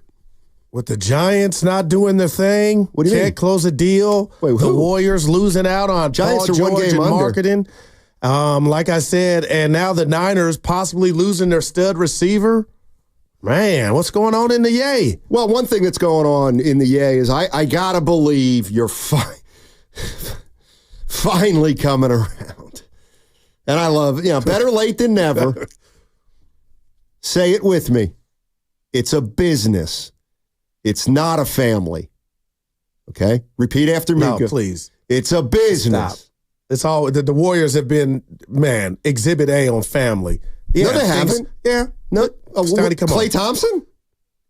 Were they family with Klay Thompson? 2014-15 has been great. It's been a great run for everybody and associated with the Warriors. Klay had those 2 injuries, and they still had his back. He came back, and they won a title since he came back. Right. But how did they treat him? Now. How did they treat him this offseason? They didn't even offer him a deal. I don't think he wanted to be here. Well, we found that out. They didn't even talk. That's why they golfed, and there was no conversation. That's why. I'm just saying, no bad blood. But this is bad blood. What are you talking about? This is bad blood. How can you say that? Klay Thompson apparently moped through the last 2 seasons. He wasn't happy. He didn't want to be here. In fact, Draymond Green said, I'm glad he's gone because he wasn't happy. Right, but see, again, I keep painting it with that different brush. A lot of what Klay was dealing with, he was not what he used to be. That's not a Warrior problem. That's a Klay problem. I'm not saying the Warriors did right by him. Brandon Aiyuk is like, I've done everything outside of getting out of the doghouse. Well, we don't know Brother that. Want to get paid. Where my chicken at? We actually don't know that. But what else could it be? He's not worth the money in the 49ers' eyes. Just like Klay Thompson. The Warriors deemed 2 years ago or last offseason, Klay, we think you're worth 2 years, $48 million. Right. Well, I think I'm worth more. We move on. A year later, the Warriors didn't even think he was worth $48 million over 2 years. Wow. So I think it depends on where the team is salary-wise. I think it depends on what the player thinks of himself. And I don't know. We're about to find out. They got a game Saturday. I know it's preseason. Dude, go ahead. It's an exhibition game. Yeah, but the closer exhibition. We're not too far from the real thing. We're a month away. Hey, dude, that's 30. Let's go. Yeah, I can't have you like this for 30 shows. Well, we better have something concrete here. I don't think he's going anywhere. Necessarily. I don't think he's going anywhere. All right, well, then there's nothing to see here. Well, there is, because he might be traded in minutes. Well, there's nothing to see here, or he's going to get traded in a minute. I don't control that. I just react to it. Oh, you react, all right. Yeah, we had a guy on that, I don't want to say he put his neck on the line, but he put his rep out there. I love it. He did. Andrew doing that. He did. No doubt about it. Let's go to Big Earn. Oh, new. Big Earn's in Corte Madera. That's in Marengo. I know where that's at. They got outlets out there, buddy. Hey, what's up, this guy? Oh, yeah. What's up, man? Yeah, you're on. All good. Yeah, he was. Come on. He was echoing. You didn't hear him? No. Oh, I was after laughing. your bad material. I was you didn't laughing. Hear it. I was laughing at a good at comedian, your response. Stoney, never laughs at his own material. They came down on dibs last week on that. I was at Dave's game. Somebody pulled me to the side. Well, the greatest radio host that the Bay Area's ever seen, Gary Radnich, always said, laugh into the mic. Is that where you stole that from? You taught me that early. Yeah. I'll be hiding. Exactly. It makes the listener think you said something funny when you may not Real have. quick, what about that random pick you Spadoni and Evan didn't react to of Radnich I had that I posted on the thread about a week ago? Yeah. You going to ask me where it was from? No. Well, Looks like it was from outside somebody's house. My brother's retired fireman friend now does real estate. I guess was with Gary, and they take a pic. Nice. They look the same. They look good. Yeah, one of my favorites. They had the white Pro Keds on, Yeah, shoes I hate. Norm has a pair. I love Pro Keds. Love them. They've got the most, I don't want to put this. To me. You look ancient. To me, the red and blue stripe on the side is the most iconic sneaker logo. The hell with the 3 stripes of Adidas. The hell with the Converse star. And the hell with the swoosh. How many are you going to keep? Man. Give me the blue and red of Pro Keds. If you say anything about arch support, that's how old you are. Yeah, there it is. That is fact. I'm a supinator as opposed to a pronator. You know what I'm talking about? I'm going to say yes, but no. So if you're let's say you're a runner or an athlete, and you run for a month, if you look at the heel of your shoe, it's usually doesn't wear out balanced. One side's usually worn more, and it's because of how you either run or walk. Some people supinate, which means it tends to one side, and some people pronate. And you don't want to be an over-pronator. And I've seen dogs walk that way with their legs, like they're leaning towards the side. You ever see the dog kind of like they got a little hitch and they're giddy up like something happened? Like Steph. What do you mean, Steph? He took 3 shots yesterday. And you know what? I finally saw what you were talking about. What? Stop! I'm going to give you credit. Relax. He did not throw that off the backboard for LeBron James. He missed the layup. You were right. We haven't told him. Dude, I just like, hey, that's my guy, but come on now. Are we really doing this? I'll tell you what, Steiny, when you love something, you love it hard, man. I live with these people. Let's put it this way. I love these people. They're part of my family. Thank you. I don't know what it went down as, but if that play occurred at the Chase Center, best believe it was an assist. Steiny, where's Fitz? I thought he's in the Olympics. No, but I ain't heard him. I haven't heard him. I thought he was going to be doing the hoop. I'm mad. You got his number? Well, somebody tell me. I don't want to bother him. But I thought he was going to be. But you want me to bother Joe Lake a day in and day out? Dwayne Wade doing the game. Oh, my God. Just give me a gun already. Get him off. Like, I can't take him. I'm down on Wade, Steiny. I am. He thinks he's just Edgar Allan Poe. Maybe what I do to this show, too. But damn, get him off there. Give me Fitzy. We got some news here from the 310. There are no outlets in Corte Madera, according to that guy. I know where. How would a guy from L.A. know that? From the 310. We're going to need more info from you, 310 on the Xfinity mobile text line. Right. Yeah, what? Hey, I know which way. Did you just raise your hand? No, Next thing I know, he's going to be like Horseshack on Welcome Back. Ooh. You ever see that? I grew up on it. Well, Evan, have you ever heard of Welcome Back Collar? Was it the same era as the shoes you were previously discussing? Essentially. K-pop, K-Feds? Welcome back. Exactly. John Travolta. Yeah. If you don't like John Travolta, you called him John Revolta. Oh, that's a two. Yeah. Okay. Saturday Night Fever. We could go to commercial. Oh, boy, Steiny. I think his name was Arnold Palillo. Wasn't that Horseshack? Gabe Kaplan, of course. Yeah, look at him. Remember Washington? That's my guy. Yeah, Epstein. Oh, what a great show. Yeah. Patrick. Patrick's in South City. What's up, Patrick? How you doing, guys? How you doing, guys? Talk to us, Pat. Yeah. Guys, you know what? I've been listening to all this Aiyuk stuff, and bottom line is, Steiny, I kind of agree with you. I agree with you, and I'm going to tell you why.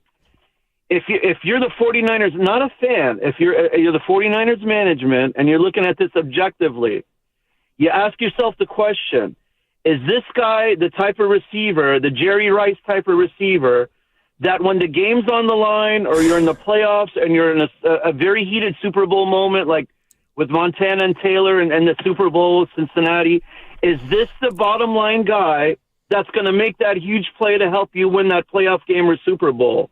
And I really think he is not that type of receiver. And if he's not that type of receiver, and you're looking at it as 49ers management might be looking at it, is this the type of receiver that you want to commit $150 million to, half of which is going to be guaranteed when he's not an on-the-line type receiver?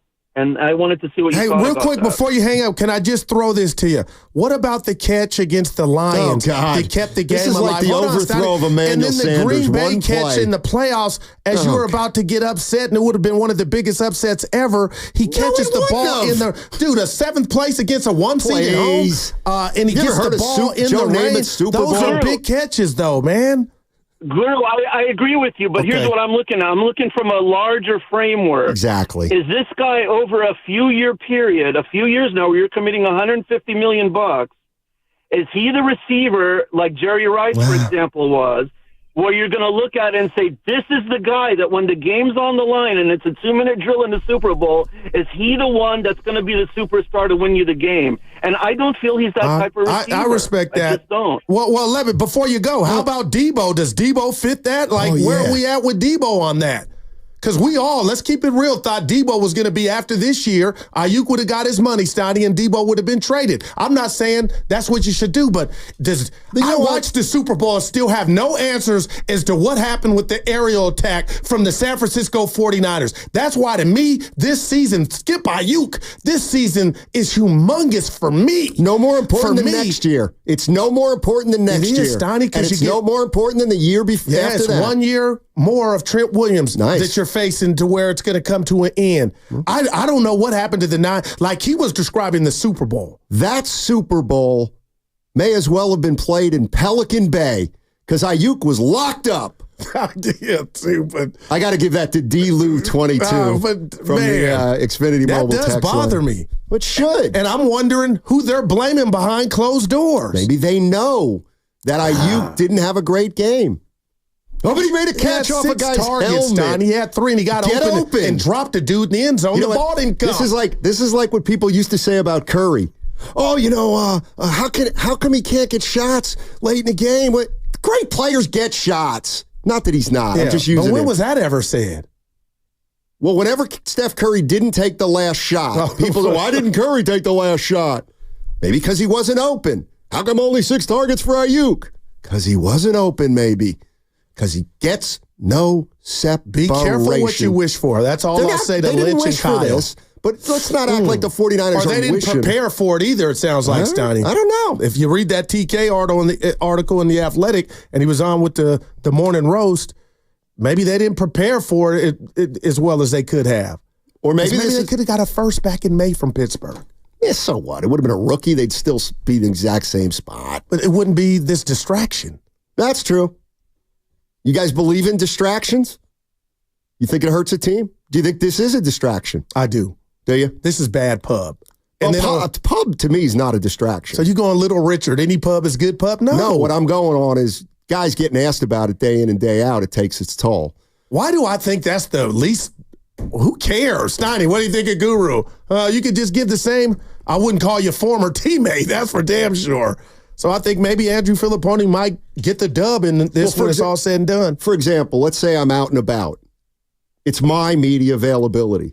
And every time I'm out, hey, what's Guru like? What's Guru like? What's going on with Guru? You like working with Guru? Guru. I get that all the time about you. Yeah, and I get sick of it. Oh, whoa. Whoa. This guy is such a D. How come Guru's never in on a Thursday? Asking me all these questions.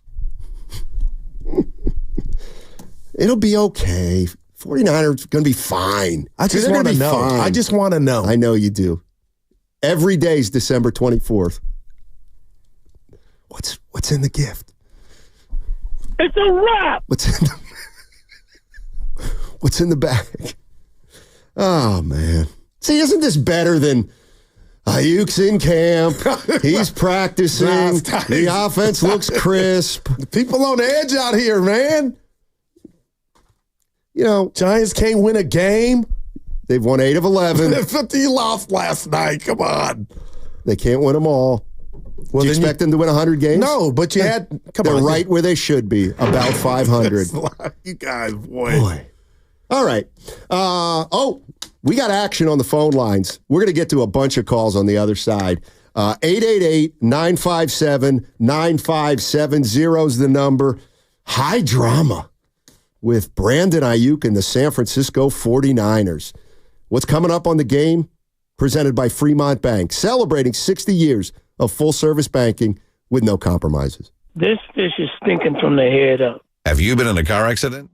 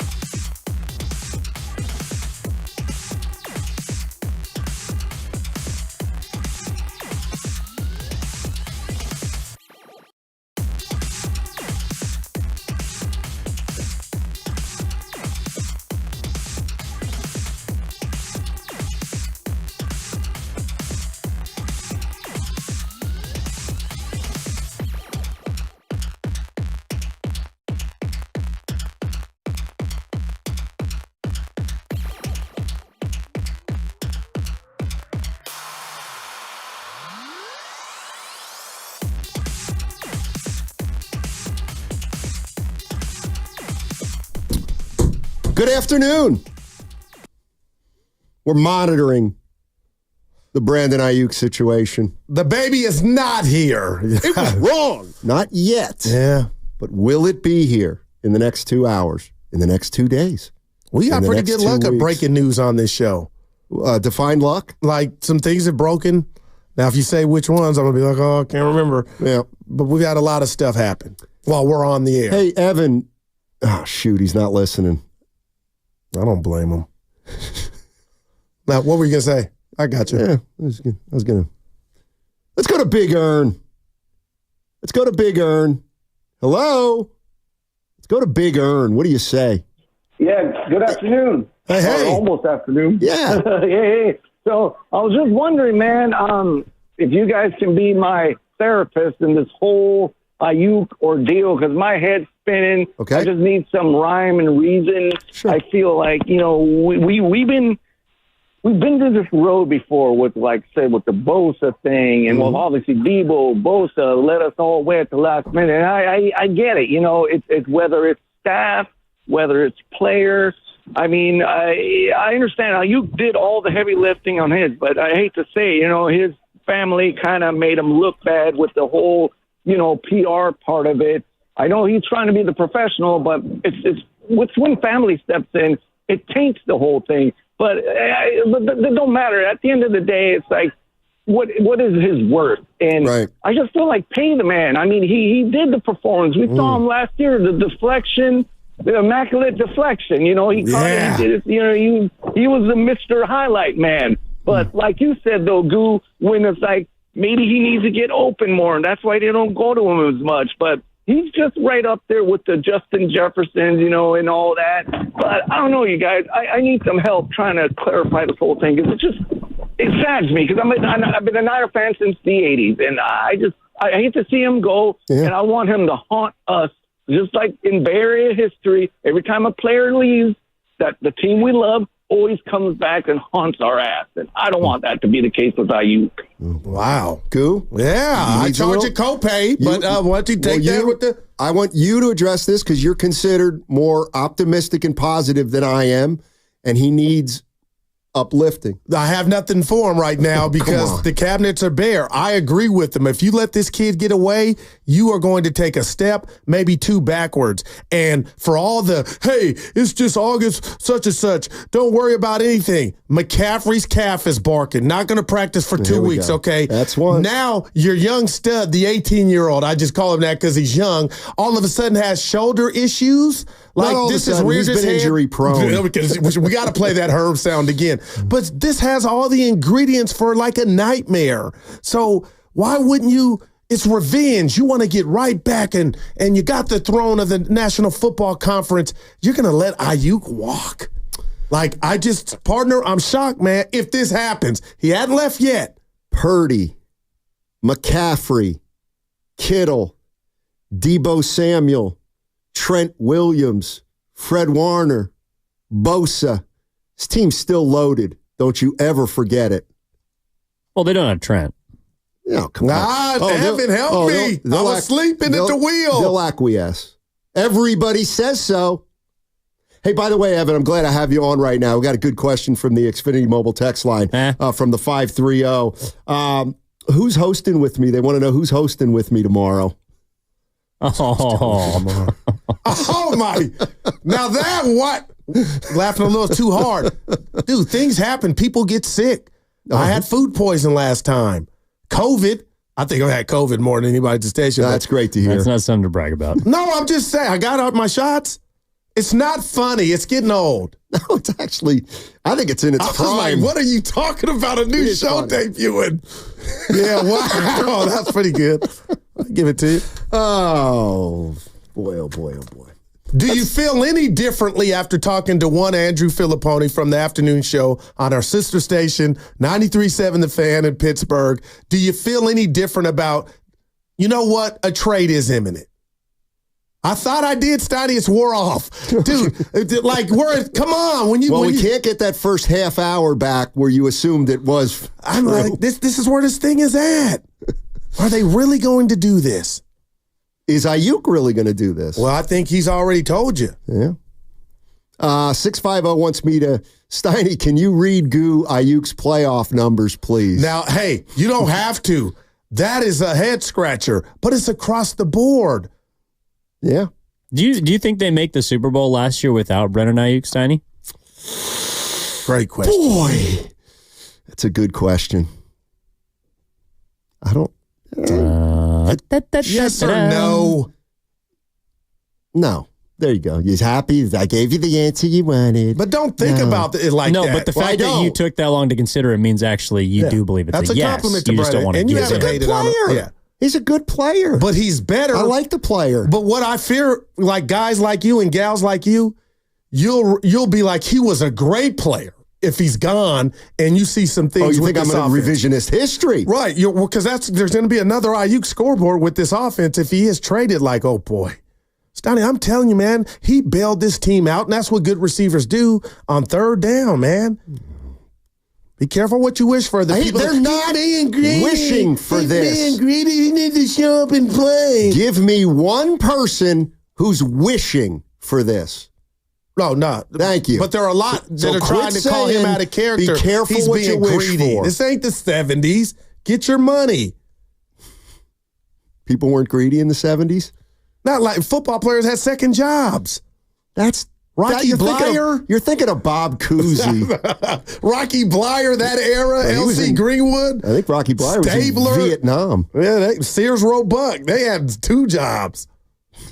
Money wasn't what it is now. My dad was a high school teacher. He drove a bread truck in the summer. Because he wanted to, not because he had to make We needed the money. Oh, boy. He had a fat son named Matt who ate his way out of the Mighty Might starting lineup in fifth grade. Real quick here, it's our show. I know. Did your parents work at your school? No, not my school, but my brother and sister's school. Oh, that's why I didn't go to that school. That had to be hell. Yeah, so how about this? My mom and dad, and we'll get back to Aiyuk. Yeah. No, my mom and dad were both English teachers at the same high school, and they had their rooms next to each other. Oh, that's not. They're divorced now. Oh, boy, but well, the my father's dead. They had to be straight A's. They were good students, but then I was the third child, and they said, you know what? Let's not have Maddie come to the school that we teach at. It's just not. Yeah, it's just not. So then I went to a Catholic school. Wow, you got lucky, man. And let me tell you what I did. I came back to haunt the Muhlenberg Mules, baby. Just like Aiyuk's going to do from Pittsburgh. Mm-hmm. D3. Well, here's a positive spin guy. One of our favorites. If you've never seen him, he looks a little like Steph Curry. His name is Antonio, and he lives in Oakland. What's up, my man? Hey, yeah. Hey, you've seen me before. But anyway, man, like, as far as Brandon Aiyuk getting traded, I'm like 70% wanting him to stay, but 30%, I don't mind him getting traded. Like, if we get traded to the Steelers, I want that center they just drafted, Zach Frazier, and a second-round pick. If it's to the Browns, I want Amari Cooper and a second-round pick.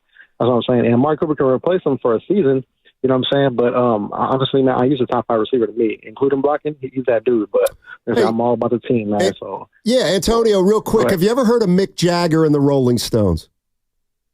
I heard of him. Yeah, you can't always get what you want. You know what I'm saying? Man, you telling. Yeah. Thanks, A. He said top 5. Love A. Yep. Oh, well, you do know the rest of those lyrics, Tiny. Because if you try sometimes, you just might find you get what you need. They don't need Aiyuk, clearly. I hadn't heard it that far, Evan. I thought, wow, I got to put that on in the caddy. Yeah. Oh, boy. It's been a fun show. Rough offseason for the Niners. I think that's fair to say. You give me the Cal Kami or anybody of his liking study that wrote I don't want to say scorching article about the Niners front office. I'll wait. I mean, I loved every minute of it because I felt that way. But Steiny, they have not handled their business. What is this sport? Lock in. We have 7 TVs in here. Yeah. I happen to glance at one. I'm actually watching an Olympic sport I've never seen in my entire life. And I did a gripe about this Friday. Like, I don't know what this is. He wants to travel. It's soccer, but they're throwing a travel. He's walking. It's called a handball. Is this the new handball? When did handball have a net? When did handball involve more than two players? And handball was up against the wall, like racquetball. We should be embarrassed. What is this sport? And they got a coach. Oh, they've got a staff. And it's 32-31. What? Lock in. Yeah. Back to the Niners. Oh, I mean, this is embarrassing. I don't want to lose this guy, but I can't move him up in line. Let's go to Shaka in Berkeley first. Shaka. Hey, man. Hey. Man, hey. Steiny, your professionalism and journalism is second to none, man. And Guru, you guru, man. Right. I'll take it from you, Shaka. You know, yeah, I love this show. Hey, I want to talk about Williams, man. I want to talk about Aiyuk also, but it's like him wanting the contract at the same time that Aiyuk had already was protesting. Kind of made it bad on Aiyuk because, Williams is one of, like, to me, he's the third best tackle that ever played football in the NFL. Think of Anthony Muniz in Cincinnati, Art Shield, Oakland, man. I rate him that highly, man. So he's fast, he's agile. And how many games did they win without him? None. Wow. So so with his impact, you got to take care of him first. I feel bad for Aiyuk, man, but I know he's going to land on his feet because he went to junior college, then he made it to Arizona State, then he made his first-round pick, and he was in the doghouse. He's a fighter, man. He's going to keep on fighting, man. I just want to say that, man. Thanks for taking my call. Appreciate it. On my big board, I don't quite have Trent Williams as high as Shaka, but I got him mid. I got him I haven't compiled my complete left tackle list. Tyron Smith in his prime is top 5 for me for the Cowboys. How about Mandarich? Oh my God! Yeah. Hey, Steiny, he did say something that it doesn't fix or rectify this problem, but when it's all said and done, the timing of McCaffrey doing his deal in the middle of the night, Trent saying I want more money, they're not going to do it because of their teammates are up or whatnot. They don't care. They're about themselves. But I wonder how much of this is about bad timing. But I thought talent ruled that out. Like, we're going to pay the people that are worthy. And I'm not worried about Lenore and all the other guys. We could come up with a list of names. Brandon Aiyuk, to me, is a top 10 receiver. Why would I want to say bye-bye to that for some money? Why did the Oklahoma City Thunder say bye-bye to James Harden? Because they didn't have the money. Yeah, but Steiny, he wasn't really James Harden then. I don't think if they knew what he was going to be, his ass would have stayed in a Thunder uniform. I really firmly believe that. Okay, how would that have worked? No, one of the other two would have left. Oh, that would have been great.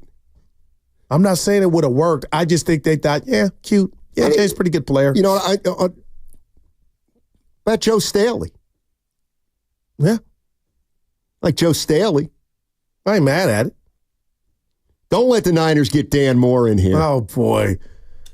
Dude, we're almost at 1 o'clock, Steiny. That trade don't happen. He's a road grader.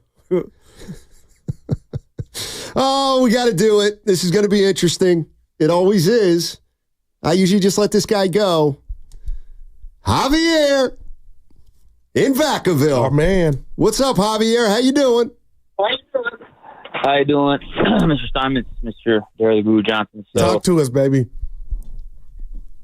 Just a sense of somber. Like this is just incompetence at its finest. We're talking about a receiver who hasn't displayed anything but excellence and developed through a homegrown product being selected in the first round 4 seasons ago.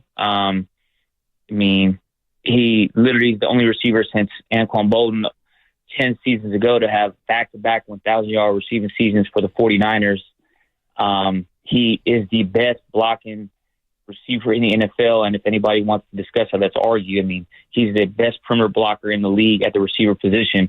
And what needs to be understood is there's 2 key points. Is I love Deebo Samuel, but when Deebo Samuel is hurt, which happens once every 3 to 4 weeks, who are the Niners rolling out their receiver outside of Juwan Jennings? We're talking about Pearsall, who's already hurt. We're talking about the 5th-round pick, number 83, that they got last April. Or are we talking about Trent Taylor, a journeyman home returner who is back with his second stint with the 49ers? Who are we talking? Like, this is not a means to we'll just figure it out and still get to week 21 in February. It's just not going to happen. Trent Williams isn't getting younger. The defense, and what most pertinent is that they paid Kittle, Warner, Trent Williams, obviously rather McCaffrey, Tre'Davious Ward, Deebo Samuel.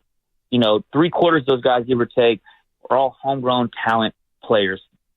And the reason why maybe I'm a little biased towards Brandon Aiyuk is I'm a 4-year college football player, but I played 2 years junior college football just like him. And he's a Northern California junior college grad, Sierra College of Rockman, went to ASU, balled out, got out the mud the way I got it out the mud. Yeah. So what I'm saying is this, is Brandon Aiyuk, you tell me right now, this is a rerun from 4 years ago. The 49ers, even with me calling out the pick of Javon Kinlaw, they should have learned their lesson when they shouldn't have traded DeForest Buckner, and they said, we're going to bet on ourselves, make the right selection, and or find a replacement. And did that ever work out? No, because if they could rewind, they had the time, they would have kept DeForest, and they wouldn't have let him go. He was a homegrown talent that they utilized and coached him and made him become a more than efficient 3-tech in their defensive scheme and was a Pro Bowl, all-pro defensive tackle. You're telling me 4 or 5 years later, like, yeah, we would have done the same thing? Hell no. And you're going to tell me Brandon Aiyuk's going to walk out the door and they're like, yeah, we're still going to go to the bowl? In what world, dog? This is not Madden. I love Deebo Samuel. What week is he going to get hurt, gentlemen? Week 6? The second round of the playoffs? And if so, who he throwing the ball to? They're going to bracket Kittle. Juwan Jennings is a great player, but he ain't no Brandon Aiyuk, and we know that. All right, Hobby. Thanks for the call. Appreciate it. Go ahead. Let me. I'm ready to go. When we say, Brandon Aiyuk was professional, let's be honest. He got in here. He was lazy.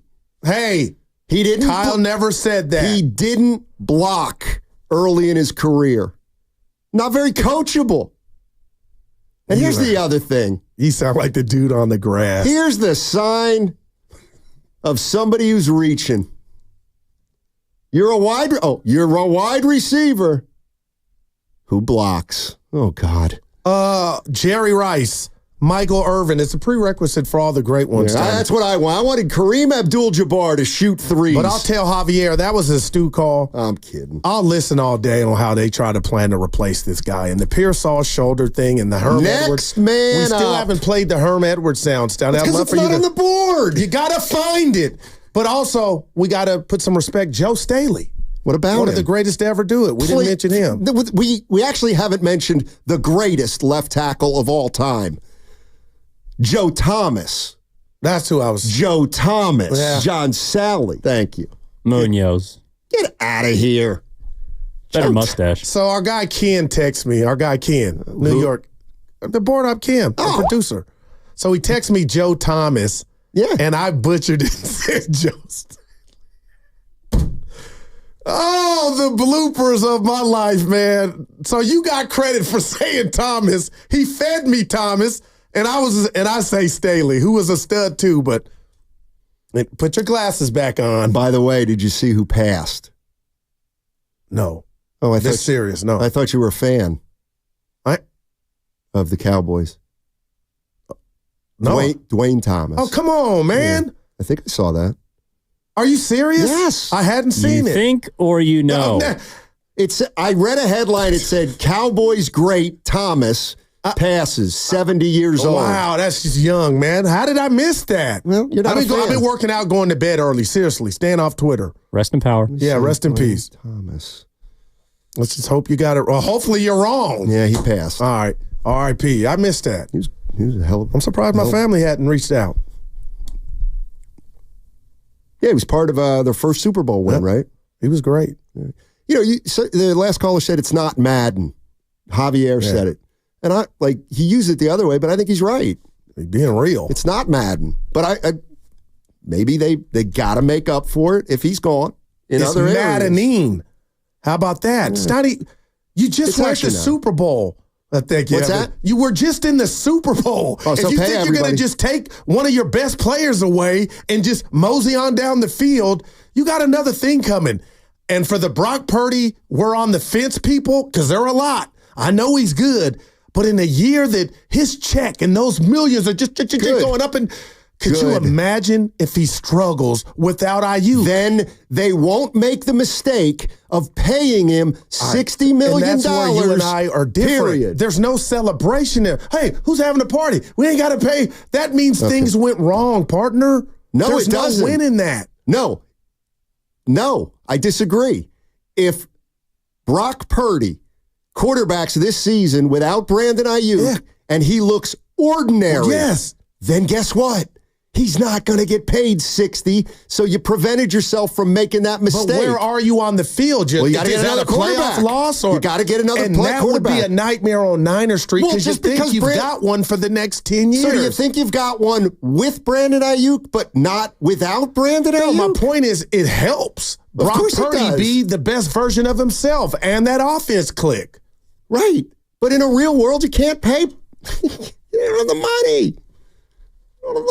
I love this in a way. They're going to get a better assessment, a more accurate assessment. If this is true, if they don't have Aiyuk, they'll get a better assessment of Brock Purdy. So did Bosa take it all? Because the winner takes it all. Bosa, blame Bosa. I'll never blame one player for cleaning up. But do you think you could have left something in the refrigerator to where my man could have came and got something? It's not his fault. Well, it's the Niners' fault for saying, hey, we got to think about tomorrow, too. Exactly. So do the Warriors. So do the Giants. So do the Eagles. Well, everybody got paid for the dubs. Not Clay. For the second. Okay. You know what I mean. Wait, so you'd be willing to, Steiny, move off of Aiyuk and not give yourself the best chance to win a Super Bowl just to find out if Brock Purdy is a decent quarterback? That's what it's. Thank you, Evan. That's what it sounded like. Please explain. I was looking for silver linings. Look it up. Well, but how could you expect him to be better without one of his guys? Exactly. Well, so he's not going to look better. Probably not. But you get a realistic look at him with a team that he's likely going to have to quarterback for in a year or two, when you know you're going to have to take a weapon or two away from him, most likely. Then why do it now as opposed to just prolong it? Why not try and give him one more year with everyone? Because you're going to have to move on eventually. I'm not saying you're wrong. I'm not saying you're wrong. But if they've drawn the line with Aiyuk for whatever reason, I'm not saying that, they did it to get an assessment of, I'm not saying that. I'm saying, but Aiyuk leaves, okay? Purdy has a year, whatever kind of year, good year, bad year, middle, da-da-da-da-da. Like you have a better understanding of what he is when you write the check for whatever you're going to have to write the check that would for. be bad for, I believe, all 49er fans. Let me tell you what would be worse. That means the guy that we thought had it. Let me tell you what would be worse. A little bit. You pay Aiyuk $30 million. Yeah. Then you go out and win 2 playoff games and lose in the Super Bowl again. And then you pay Purdy $55, but it costs you Aiyuk or it costs you Debo. And then you realize, oh my God, he isn't the same quarterback without all the weapons. We just paid a guy $55 million who might not be as good as we thought he was. Man. That to me is worse, believe it or not. This is going to sound crazy off the cusp, but Evan, help me. When have we seen a guy like Aiyuk do pretty much everything he was supposed to? And I'll just say that from a standpoint of production on the field after the little doghouse, if you want to call it that, and not get rewarded. He doesn't have to be rewarded right now. He's under contract. Yeah, but Andrew, Gotta go. Yep. All right, 888-957-9570 is the number. Brandon Aiyuk leaving?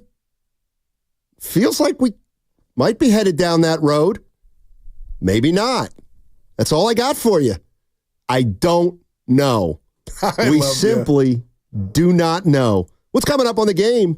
That's something we do know. It's presented by Fremont Bank, celebrating 60 years of full-service banking with no compromises. You reap what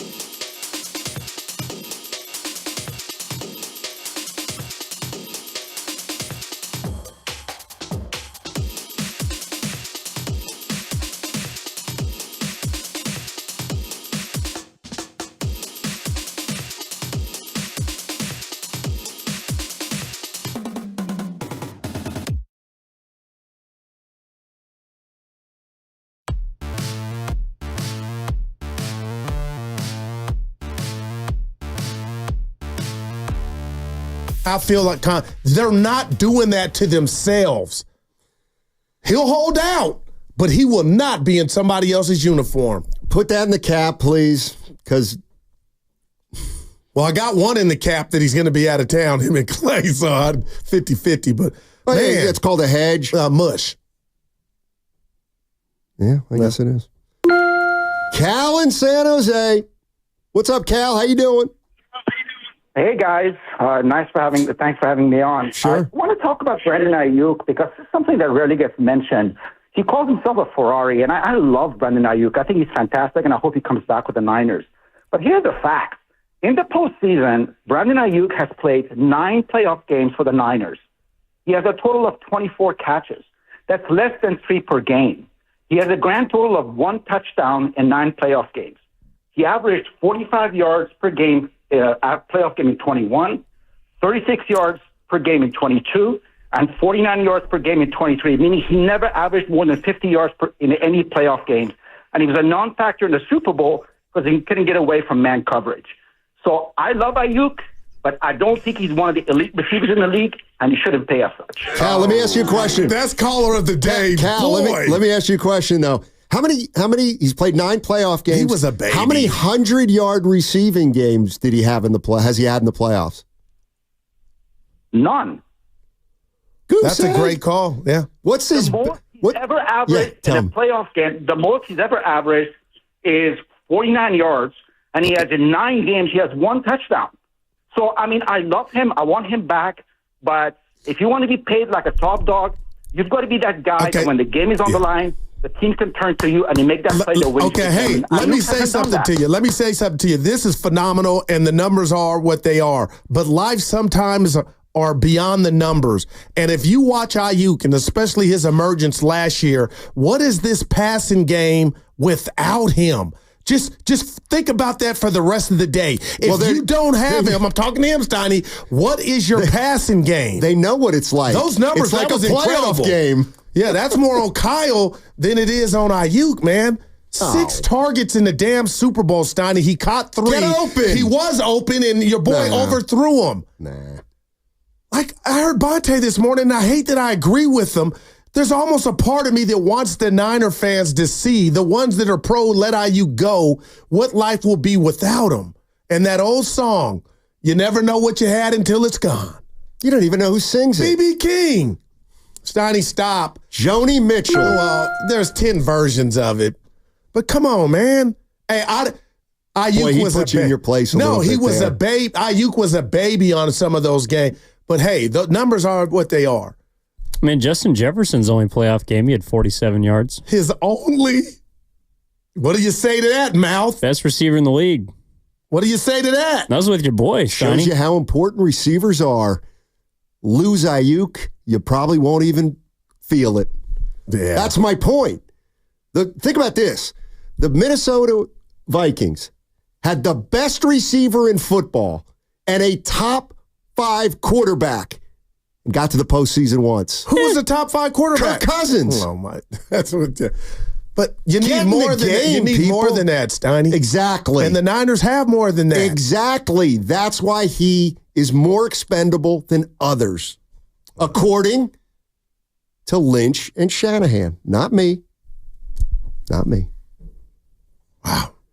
I just don't believe they're going to pull the trigger. I just. Well, then why did you spend the first half hour talking about the it's exciting, and I could be wrong. I'm not one of these, Mr. Know-It-All radio. I'm not. I'm letting you. We're slaves to the news. Filippone put his name on it. He feels like a deal is pretty much done. But until we get that announcement, partner, I don't believe the Niners are going to play roulette with this upcoming season.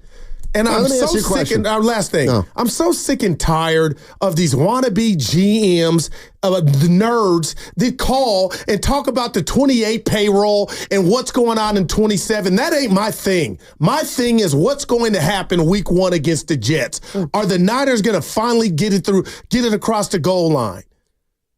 But I'd like to think at this point, you understand after watching what the Warriors did this offseason and what the Niners are trying to do now, that even though you don't care, they must.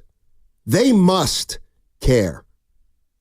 They must. It's so hard when you bring up those two entities because the Warriors have won 4 titles. That would be a reason why they should pay everybody, not why they shouldn't.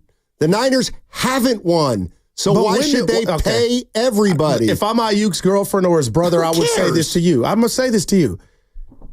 Why, when my brother wants to get his Skrilla that we think he's earned, even you think. That's what you think. Right. You're wrong. Why, How about that? Why does that constitute the label of everyone? I'm one of your best top 5 players. No, you're not. So lose you're not. Lose somebody else but me. Well, they've decided they don't want to do that, because it's more important. You could be right. I am right. I am right. Where's the Shanahan sound about Buckner that I got to play for the 9th time before it sinks in? But somebody could make the argument you haven't won because of that decision. Had you had a Buckner, he could have went Chris Jones and not the 2 Super Bowls, and maybe in Philly when you got your quarterback hurt. Like, that's valid. When you don't win it, Steiny, and you keep coming up bridesmaid, I feel like anybody that wants to call this show and say the Niners should have kept Buckner, maybe that's why they don't have a Super Bowl. Tell that you got to give some credence to that thought. I'm not going to give any credence to that. What I'm going to give credence to is you haven't won a Super Bowl, so why in the hell should we pay everybody? But the point being, Steiny, had you paid Buckner, now we're going back to DeForest Buckner. Well, you brought him up. Well, that's right, because the 49ers made a decision that they needed to be healthier and better at other positions than the one Buckner played. And the 2 guys you paid for Buckner, Ward and Armstead, are no longer even a part of your team. Right. So that looks worse. The decision-making was sound. What if Kinlaw, they would have made a better draft pick? Well, what if Pearsall's Kinlaw? You know what I mean? What if all of a sudden your passing game is hurting? They're focused on Debo? Like, we could do this all day. You want it both ways. Then that's the problem. You want it both ways. You sound like you're talking to the Niners. You want to rip the Niners for letting this happen, but in the same token, you're saying, well, you can't give him 30. Yeah, guess what? So what are you going to do? Well, if we find out he's asking for 31 or 30, Steiny, then I'm saying, hey, I understand. But that part about Buckner, I just think it's valid until they win. You could sit here and argue and make an argument. Had they paid them, maybe their defense wins them one of those Super Bowls. Maybe it NFC doesn't championship because games. they were weakened at other positions. But right now, I think anybody that says that take my stance is right because they haven't won it. With a 6.50, put this in your pipe and smoke it. Give it to me. If we would have kept DeForest Buckner, we would have never been able to get Christian McCaffrey. Thank you. I don't know what you mean, but the Niners went to the Super Bowl without McCaffrey. Oh, so they should just I'm just putting that out there. Yeah. There is life pre-McCaffrey, and it was good life. Oh, now Shout it was out good Kanye. life. Okay. Yeah. They were in the Super Bowl. They've been in the Super Bowl twice. Yeah. Well, they could have been there more. Could have been there more. What if they had won the championship game where they're up 10 against the Rams? As though this is like you act as though the 49ers are an expansion franchise. They've been knocking on the door 4 out of the last 5 years. They paid guys tons of money. They're now at a crossroads. They have. They're making decisions. Maybe they made a mistake. Steiny. That's all. And I think maybe I hold them in higher regard than the team. And Buckner was good, and he's gone. I mean, come on, Goo. It's pro sports. You can't pay everybody. They're going to be fine. Okay. Bob in San Francisco. Okay. What's up, Bob? Help me. Hey, as usual, you guys are the best. Oh, hey, thanks, Bob. I love the conversation, man. Thank you. Guru is exactly right, and I've got this point. If you had kept Buckner, you never would have been able to trade away 2 number ones for a guy that didn't even get on the field very much. Yeah, why don't you bring up that? Wow. You know what? And then, but my point is this. The reason I called this, I really hope Aiyuk stays. I mean, he's so much a part of the team. He's a great player. Okay, maybe his head got a little fat, whatever. But the fact is, he's important to this team. And as far as Purdy goes, he's already shown you what kind of quarterback he is. So whoever you have there, he's just going to make those guys better. Yeah, it's true. He stepped into a situation where we already had all pros, But again, I have to reiterate, those all pros were drafted. They became all pros. What sets this team a little different from the 80s and 90s Niners is that they signed those guys and kept them. These guys get signed, they become superstars, they end up leaving, right? So that's just the economics of the game itself, I suppose. But I just wish Brandon would kind of turn things around and say, okay, I'm going to stay. That's my point. Yeah, Appreciate it, great Bob. call. And I think that's off the board, Stoney, right? As far as Brandon saying, if they don't pay him, he ain't staying. Well, you just said you don't believe in a million years that they would trade him. So which is it? Well, I'm looking at it from in Brandon's shoes. Okay. I think he's hurt and pissed off. So he's not going to play for the fifth-year option. I don't believe in a non-uniform. So what can you do if you're in the Niners? Then if that's the case, what are they supposed to do? And I'm not saying they didn't botch it. No. I'm not saying they've handled it perfectly. Maybe I think you go back to the boardroom and see. Give him 30. Yeah. Well, not to Steph Curry, but 28. Oh, now 28. Yeah, 27-5. He's a third option on this team. Number 3. I think he's number 2. Well, not anymore.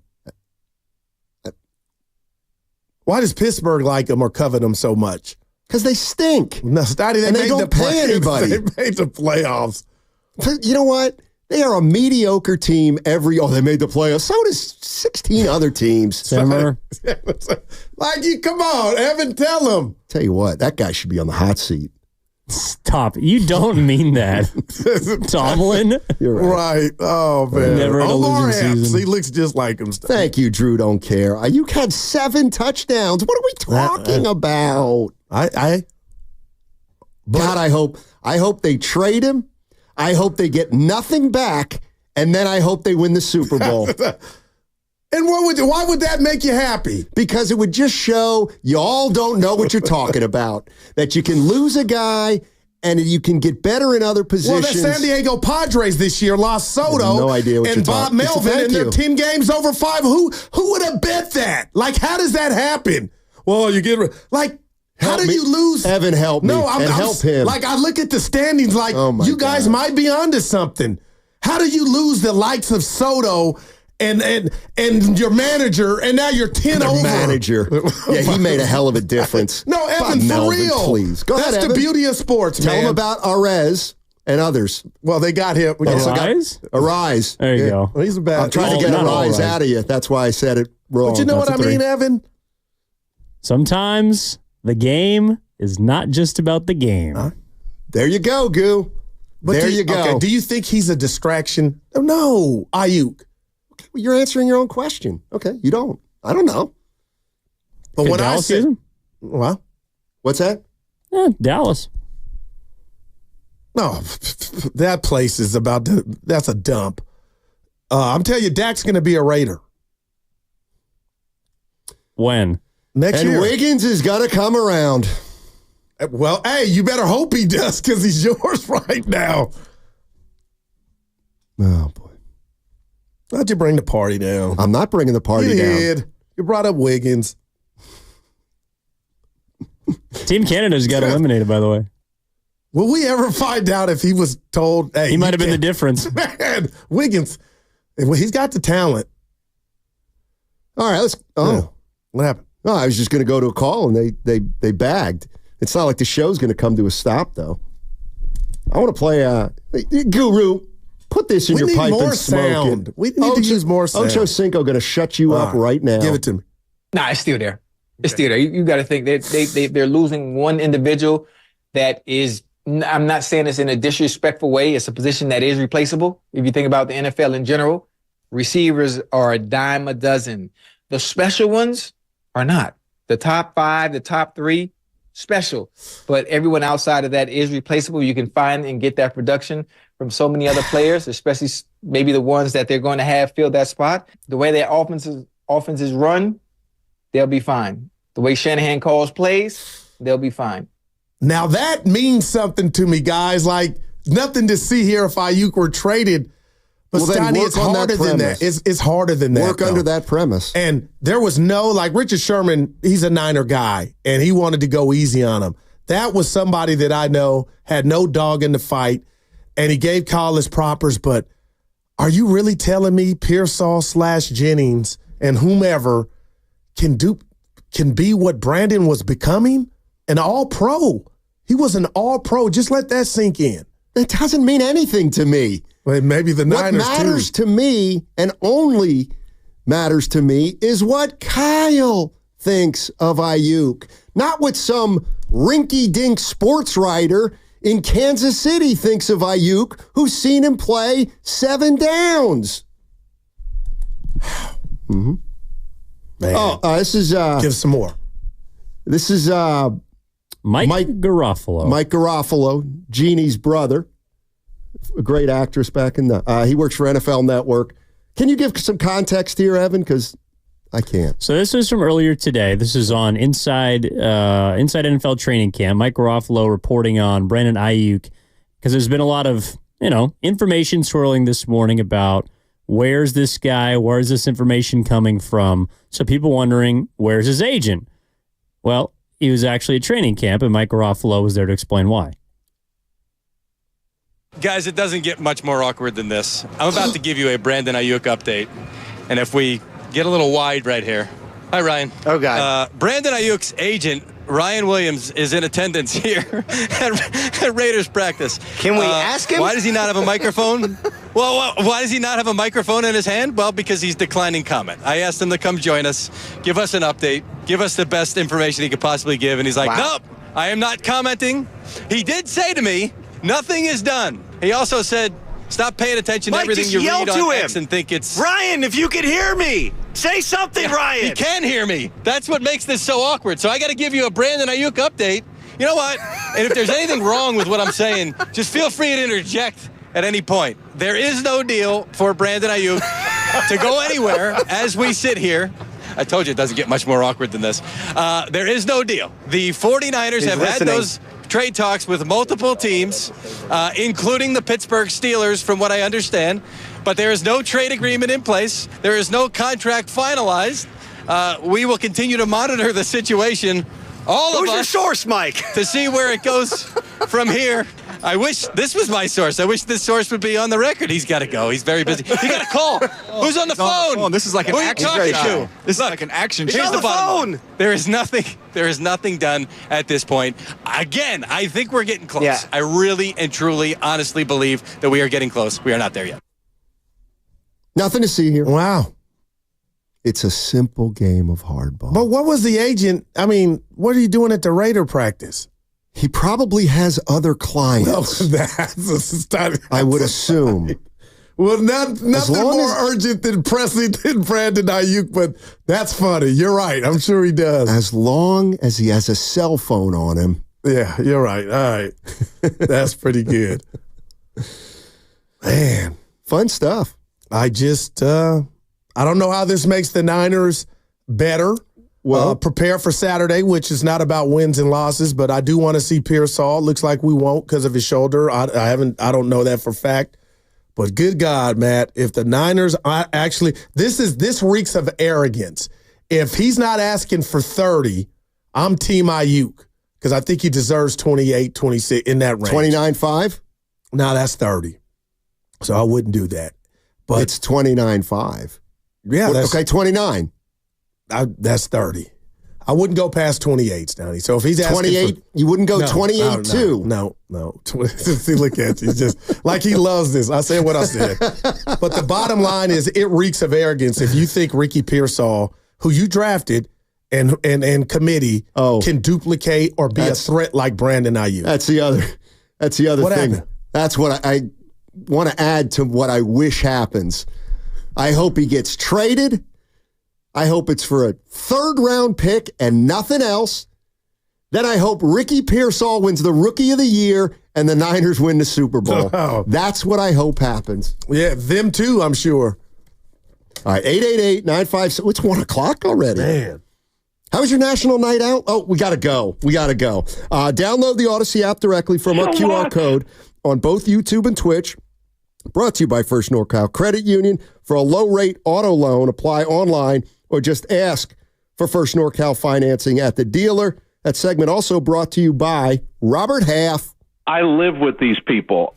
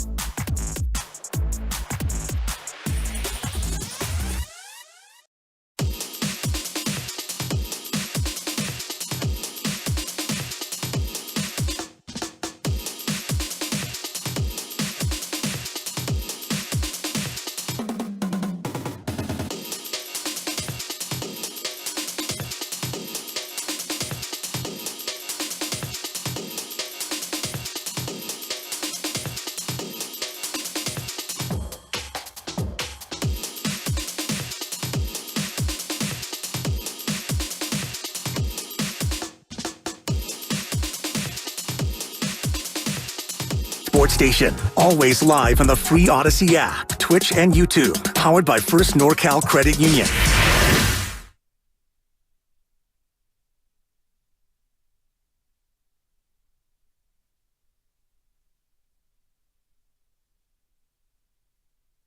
The Rockets coming out to play. I could keep going if you want, but I'm not. Now, back to Steiny and Guru on 95.7 The Game. Rockets coming out to leapfrog the Warriors this year. You hear Draymond going at Gobert? Oh, boy, what another gutsy move. For being taken out of what a gutsy move from Draymond Green. He now he's says it with his critiquing chest France's team. Yeah. You know what? Don't get me started on Draymond Green. There is some. Here's what's going on. Talking about Brandon Aiyuk.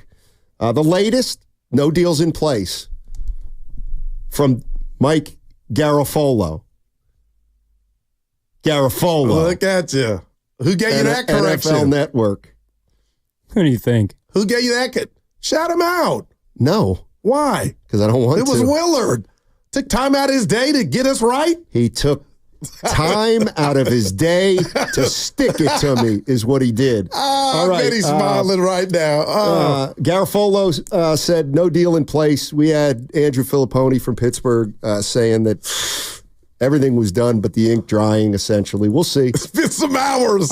It's heavy ink. Yeah, right. One of those old school pens with a feather that you have to dip into a quill.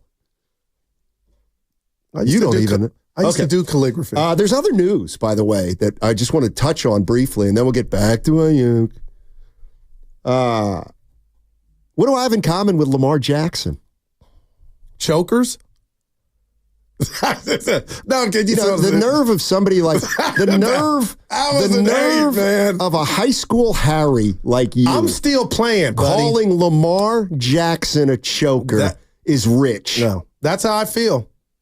No. Chokers. I have something in common with Lamar Jackson. All right, what is it? He said he lost weight because he felt fat and slower. And wow, good for him. And here's a shocker. Not a doctor. This is a shocker of all shockers. And let me guess, you'll be like, you're going to stand up for the guy. Let me hear it first. Jim Harbaugh. My man. Unethical conduct. Hey. Unethical. And he left the brother, the new head coach, in a bad position, man. That doesn't bode well for the Chargers. Please. He's going to get a chip. He built something with the Niners, dude. I watched that 2014 NFC Championship game. He could coach my team any day of the week. He called the same play 4 times in a row. That wasn't him. That was offensive coordinator. Oh, yeah. Well, he brought that guy to the Chargers, too, so. Wow. That's amazing. I can't wait for football. We got games tomorrow, preseason. Exhibition. They still got lines on them for the people that like to play the ponies. It's already started. I know I say that a lot, but there's a reason I say it. So this must have been about 25 years ago. The great Raymond Ritter. Had a birthday. I wished him happy birthday. Director of communications for the Warriors.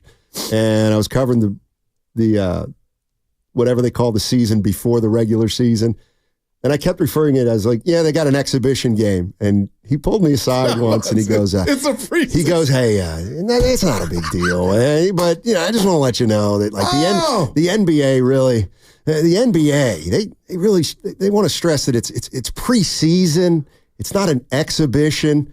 And I said, okay. And I've never called it preseason since. Oh, look at you or that guy. Oh, yeah, I'm a rebel. It's not a big deal. I love when people started off with that. Here's the other thing that happened today. Kiss Lowry Markkanen goodbye, at least for a year. He can't play, but they gave him $300 million. 240. Miss me, man. 238. 238. 7-footer, they could put it on the floor. Yeah. Last time he guarded a guy was in Finland. Well, they were trying to tank. Put it all at his doorstep, huh? Yeah. Oh, yeah, they're back in championship contention with Larry Markkanen. Let me guess, you didn't want him. No, not if you're giving up future first-round picks. I love being responsible about the future. This season's going to be so do the Niners. This season's going to be interesting for kind of wild. You'd rather be in Salt Lake City than San Francisco. Well, you know what's funny? What was that about? You want to honestly know what it's about? Who loves Utah? I think Salt Lake City is a great city, and I am not kidding. Why wouldn't you like Salt Lake City? Have you ever been there? No. Okay, well then what are you criticizing? Shout out Kevin Danes and the Danes family. Big wigs. They got their own business. I used to play for the Mormon League, and in order for me to play, I'd have to go to church. So they tried to convert me one time. So you had a lot of DNPs? No, please, I went. But they tried to convert me one time. When's the last time you've been to church? I just went to Texas last summer. I said church. Yeah, we do that on. You have to Sunday. No, you don't. Yeah. No, you don't. You don't have to go to church. This is our church. Yeah. Wow, the Church of Sports. But anyway, last year, back to my point, they were a great family, but I don't think a lot of. I got to be careful here. A lot of people from the community would say, "Oh, Salt Lake is where I want to go stay." Carl Malone did. Well, he was black You neck. better be careful. So did he liked horses and farming. Okay, let me tell you something. He was rare. And this is the one I use all the time. You know who played in Utah for like 3 years and loved it? Jamal Tinsley. The point guard from New York City. I'm not saying as big a city kid as you could ever want. But some guys like to be in that era out the way. I'm not. The bottom line is we should have known this.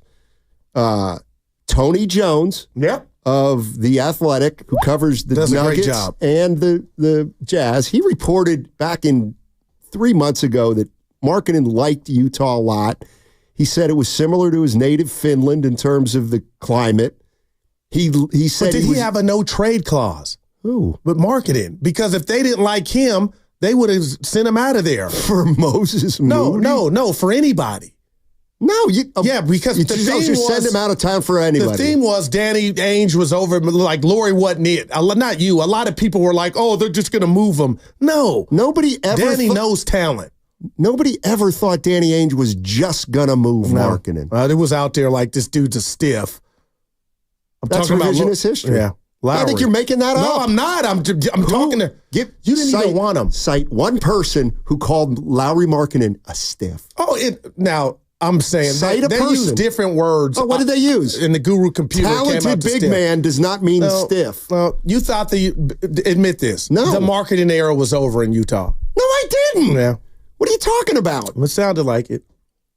Because you were saying he was just a guy. You and a lot of other people. That's Moses Moody, who's just a guy. Markkanen's a good player. Yeah. I don't think he puts the Warriors anywhere closer to a title. Wow, Steiny. What do you mean, wow, Steiny? With Steph and Trey? Steph stinks. Have you been watching him? He took 3 shots. Exactly. He's coasting. Because he can't get his shot off anymore. Stop. I don't even want to get into how long a season it's going to be in Golden State. Hey, I didn't tell you last week I went to my chiropractor. Oh, man. Dr. Joe Jolly in Fremont. It's incredible, Steiny. I would recommend not going to a chiropractor. Somebody else said that. Why? This dude was great. I feel like I can fly. R. Kelly. I believe. Well, just wait a week. Just wait a week. Oh, boy. Just wait a week. Wait a week for what? It's been a week. Yeah, you'll see how it feels in a week. Are you being I had the most unpleasant experience of my life with a chiropractor. God bless him. Okay, now you got to pay it off. It's our show. I went for neck and shoulder pain. He did something to my neck that was indescribable. Yada, yada, yada. I had 2 distectomy infusions after that. Ooh, Steiny. Not this Dr. Joe Jolly. Did you find this guy on Craigslist? What are you talking about? Where were you at? It's funnier than that. In the Bay? Susan saw him at a street fair. This is he had it. You know how you go to a street fair, they're like Jimmy Smith chiropractor. Oh, man. She picked up the card and said, I think you should try this guy. This Steiny, he changed my life, man. No back stiffness when I get up, lower back. I'm jumping to the rim. Good for you. Yeah. You jump into the net. I bowed out. Can you still get net? Steiny, stop. I get rim. You get nothing. What are you talking about? I'll touch this ceiling right now. You're washed. You're washed as a player. I'll still create. You create nothing. I block shots and rebounds. You create turnovers. Steiny, stop. I don't. All right, let's go to... I'm getting mad, though. At your game? No. Rightfully so. You not coming to see me ball. Why would I do that? Dr. Joe Jolly in Newark. Go see him. Hey, Joe, seriously. Came to Norm's party. I'm not killing you, Joe. I'm killing your business. Hey, JC in Sacramento. How you doing, JC? What's going on, man? What's going on, gentlemen? Talk to us. I'm good. I just think that, man, we are underestimating Brandon Aiyuk's value. And I look at the Niners and I'm like, you knew you were drafting a wide receiver. Really, I don't think that Ricky Parcell, a.k.a. John B., can play the X position. I think he's a slot guy. But then you re-signed Jawan Jennings to play the slot. So I don't think that Jawan Jennings can play the X. He had 22 receptions last year. He's not going to go from 22 to 70. I just don't see that. So I'm really confused, and I think that they're underestimating his value. Like, look what he had to deal with, the dysfunction of this offense since he's been on the team. He's had to play with how many different quarterbacks? His first year, 3-4 different quarterbacks 2 years ago. You got a first-year guy starting, Trey Lance gets hurt, then 3 other quarterbacks. If you add Josh Johnson come in, that's 4 quarterbacks in 1 year. I'm hearing callers call in saying his numbers are not this. Well, damn, how many all-pros are going to be able to be when you got 4 quarterbacks starting in one season, multiple seasons? That's just not one season, that's multiple seasons. So when I'm looking at the totality of the situation, I'm just kind of like, yo, I understand him wanting to get his money, but I don't understand San Francisco's mindset and what their game plan is.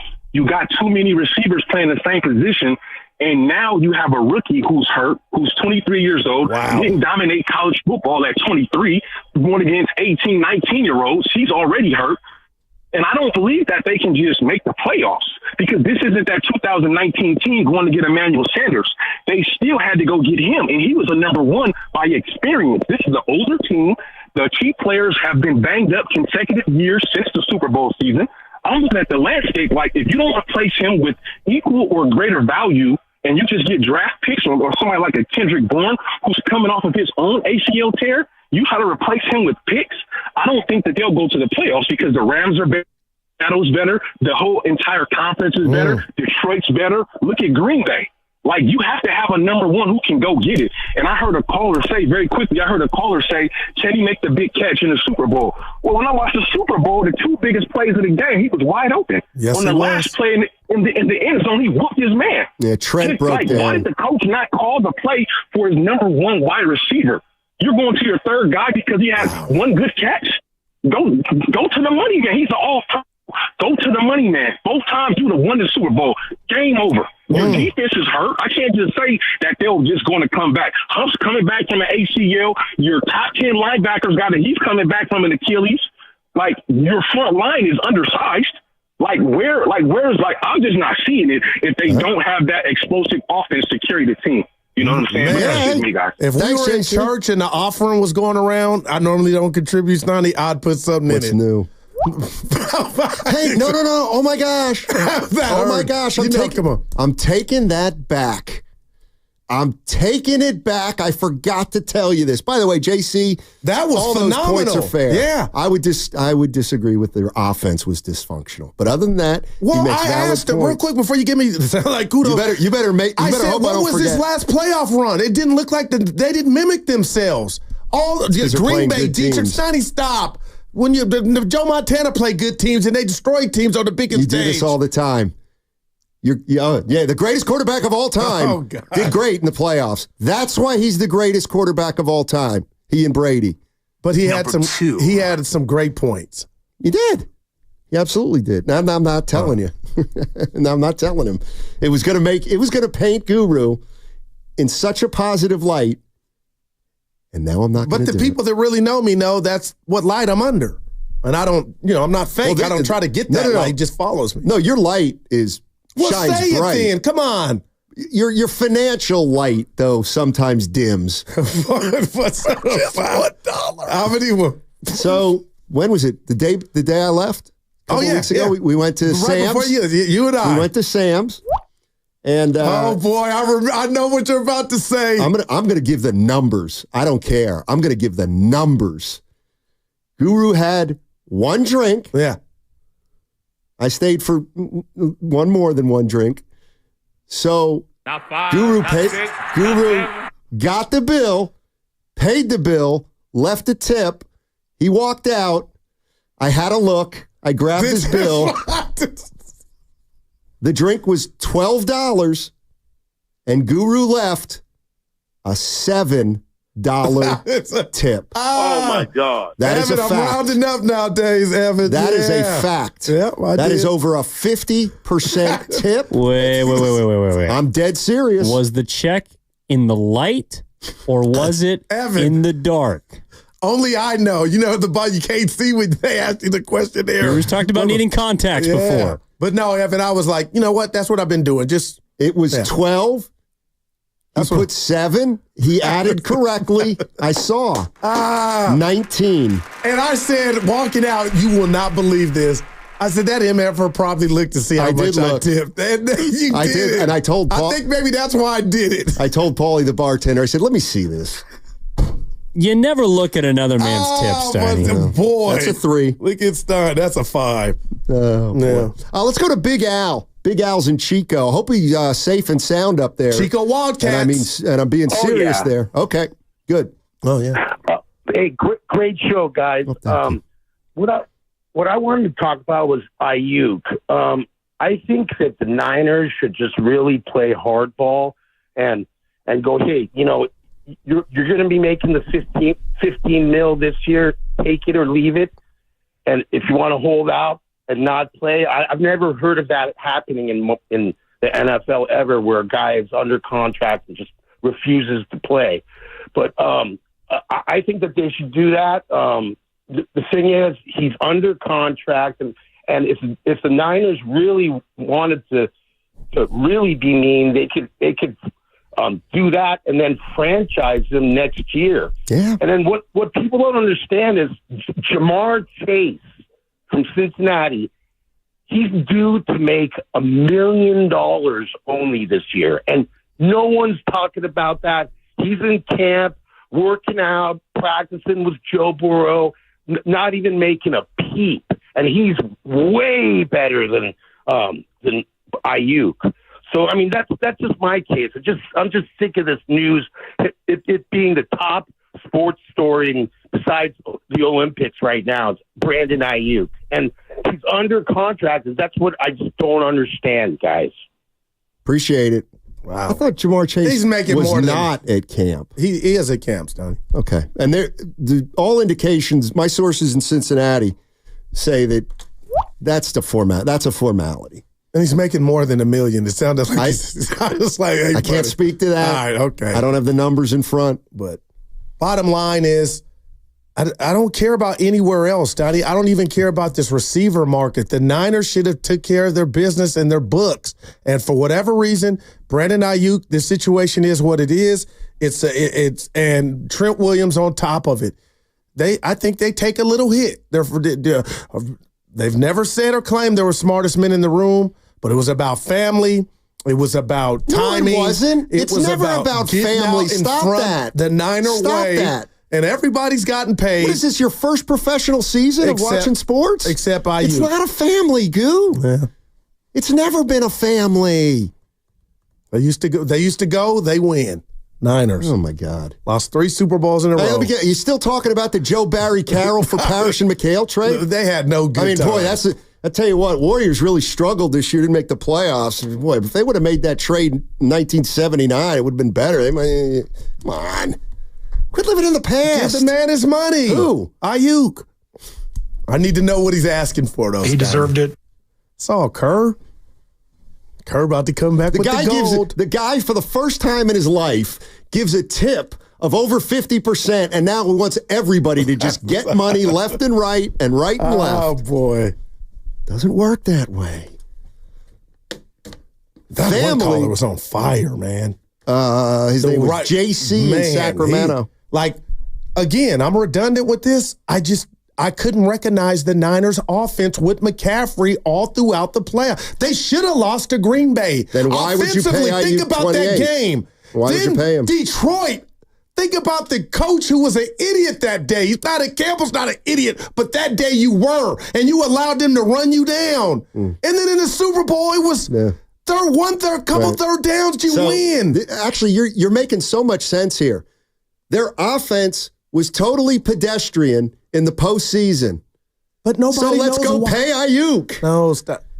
I would look at it like Aiyuk wasn't the problem. Well, maybe Kyle and Lynch look at it as though he was one of the problems. It's not hard. I'm not saying you're wrong, but that's the lead. I would like. Come on now. Let me try to help you mostly. For what? Sometimes they'll bring a consultant in to take a look at a corporation or an infrastructure. Maybe sometimes they'll bring a consultant in to assess the boss. Yeah. I've worked corporate. And you know what they do? They do something called a 360. Okay? 360 degrees. That means the consultant looks at it from everybody's point of view. I like this. They interview the boss. They interview the people who worked for the boss. They interview the people above the boss. They interview the people that work peripherally with the boss. And then they make a determination with the big picture in hand. You tend to look at it from one particular point of view, which is fine. But there's a bigger picture at play. The football team, Donnie. Exactly. And the future. Oh, good God. They need to remain viable. Well, you cut corners somewhere else with somebody else. This dude is... No. All right, I'm being honest. They don't have to. You think Brandon Aiyuk is special? No. I don't actually. I think he's really good. I think he could. I think he's good right now, and he could be special. Right. I really believe that. Right. And he's an all-pro already. And I know you're not into that. Will he ever be special in this offense? I think we got that answer. Exactly. No. Because that's not who they are. It's like, here's the other thing. I'm not the greatest analogy, but why everybody says, Warriors need a 7-footer. Why have they never gotten a 7-footer? Because they don't grow on trees for one. But also because a 7-footer, a traditional 7-footer, didn't really fit in to what they were doing when they were winning titles. But they had a chance. I was going to say Wiseman's, Donnie. They had a chance, and they felt like he could fit. They drafted Wiseman 7 years ago, but still. He stinks. They won a chip after. He stinks. Oh, I know it. Thank you. But they wanted him, is my point. It went against what you're saying, that they were winning chips, so he still was attractive. They thought they were done winning chips. Oh, okay. James Wiseman. Don't get mad at him. At who? At Wiseman. Why would I?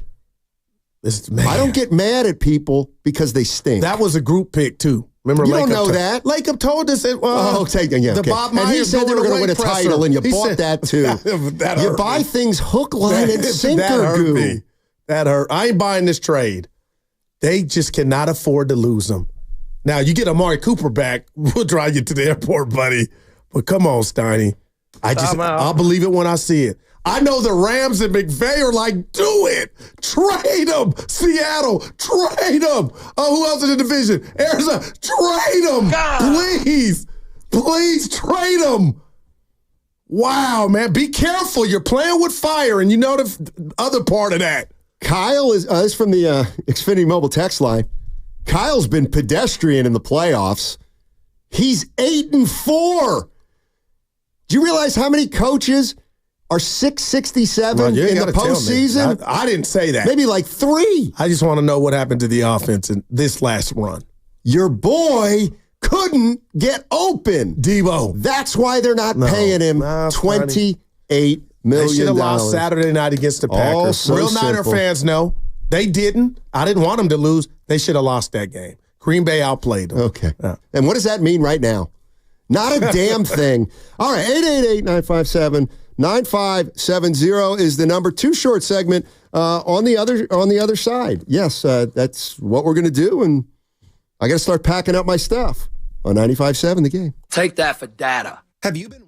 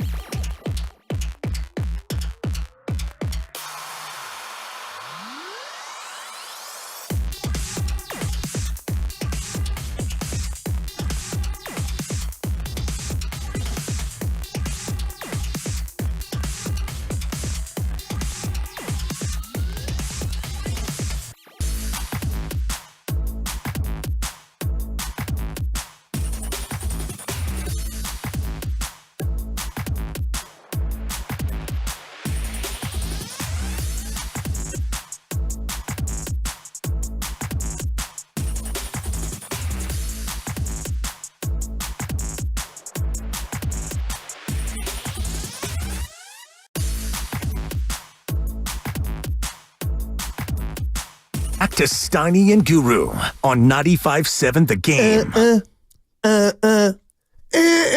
Right, this is a... it's a banger. There you go. I don't think they say that no more. Oh, don't they? I don't know. Evan, what do they call it? Oh, what's... Still a banger.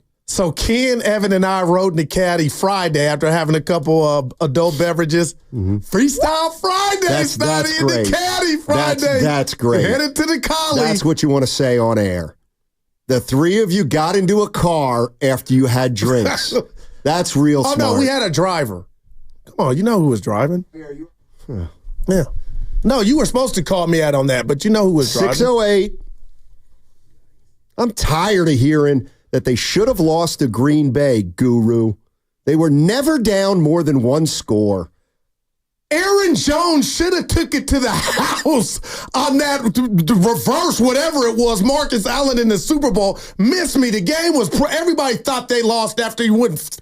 He slowed. Had he had speed, he would have took it home. And that game was neat though. But I'm not here to bring the party down. I'm just telling you they were outplayed. And if Savage catches that pick six from Purdy, what are we talking about now? If. But hey, get mad at me. If. You know, if it was a fifth. If. Then what about the next game? Mouth. They won. They were down 24-7. Exactly. At half. Right. And they came back and won. That ain't the standard the Niners. Oh, yeah. They can win every game by 20. See, that's your problem. Stop it, that's your problem. Not be down 17 at home at half for a championship game. And they won. Because of Detroit's incompetency. Okay. No, because of Brandon Aiyuk caught a ball in my helmet. That he did. Yeah. Concentration. He caught a ball off a helmet, all right. We had somebody else driving. People, relax. Well, you are just that's all you saw in that. Not you guys had a great time. Who was rapping?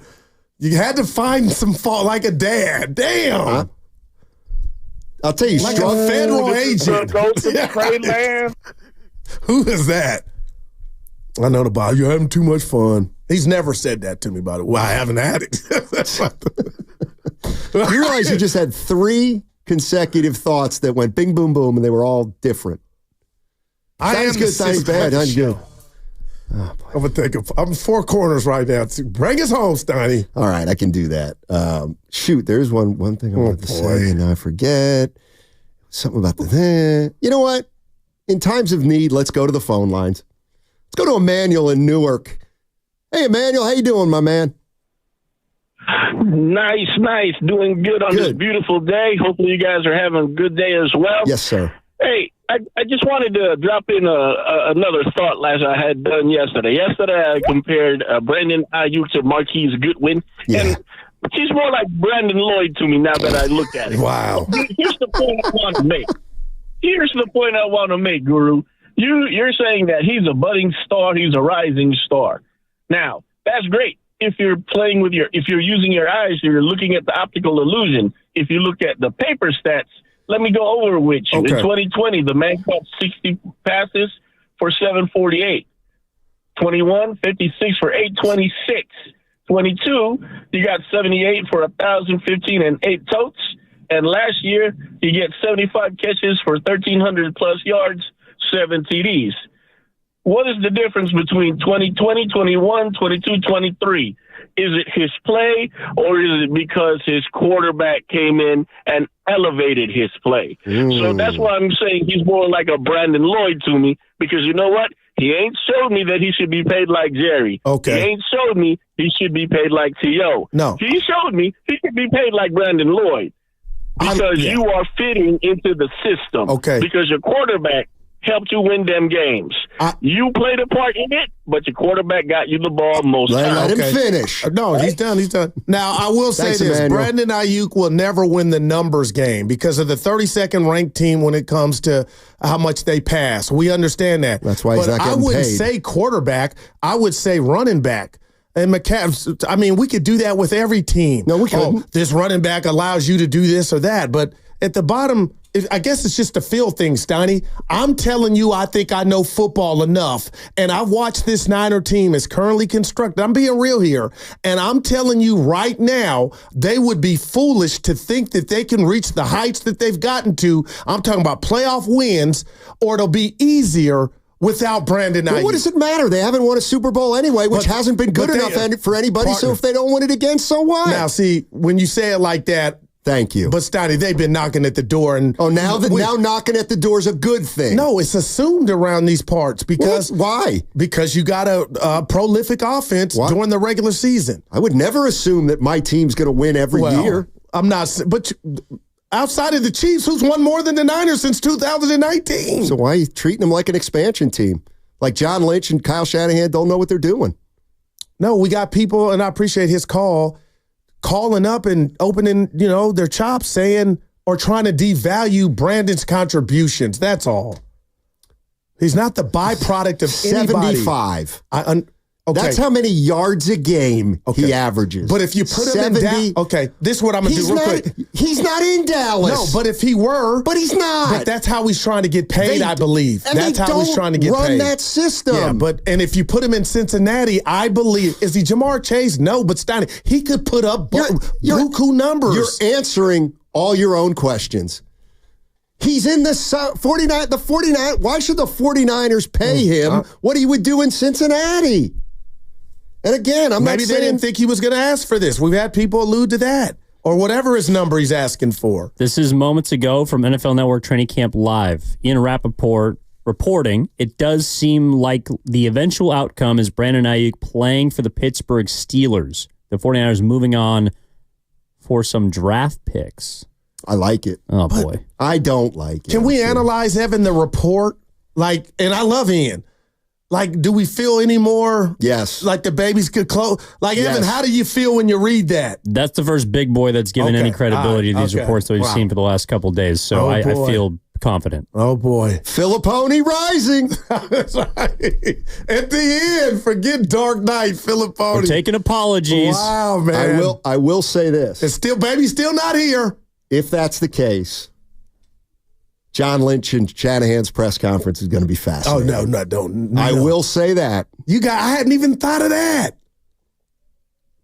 By the time we hook up tomorrow, we've been saying Are we ever going to talk about Lowry Market and the Warriors offseason? Could you imagine had they even pulled the deal off? You know what, now here's another. Okay, so this is perfect. This is perfect. You not only move Aiyuk, you don't get a player back for him. And that's wow. And you know what? Now do the same thing with Trent Williams. Steiny, you're tripping, man. And then go out and win it all. Steelers didn't want to give up Dan Moore. Wow, that's a 4. Dan Moore for 4. Well, they would have given up more, but once the 49ers wanted Calvin Austin, they're just asking for too much. What about Filippone calling Justin Fields? I like it. Nobody cares. Cordell Stewart. Yeah, nobody cares about this Pittsburgh Steelers quarterback situation. You told him I'd call him later. That was pretty good. Oh, Steelers wanted to give up more. 49ers asked for less. Man. Exactly. Man, oh, man. I mean, it is let's say they offered this guy Dan Moore, who's not very good, and this guy Austin, who might be worse. I mean, at that point, you do say, give us multiple picks rather than those two guys, if you don't evaluate them highly. You think by the time I see you tomorrow it's done, or is this going to be another one that that's a good one. We're still at bay. If it's future picks, though, I mean, it's basically a salary dump. Man. Yeah. It's a good thing they got his replacement. Oh, the guy with a shoulder injury? Injuries. Ricky Pearsall, baby. Right. Ricky P. Ricky Neosporin. That was bad. I tried to come with Ben Gay. I'll try to come off that and just you can't move be great on. all the time. What's coming up next in the game is Willard and Dibbs coming into the house. But more important than Willard and Dibbs, we're sponsored by Fremont Bank, celebrating 60 years of full-service banking with no compromises. Segment also brought to you by Safeway. I was at the Circa putting in work. Hi, this is Sherry, owner of LifeSource. For 40 years, families have been loving our clean, healthy water. Our whole house systems filter water from every tap. Call 1-800-WATER-99 or visit lifesourcewater.com. Warranty and offer restrictions apply. Are you ready to boost your game at work, explode with energy at the gym, and really hit one out of the park?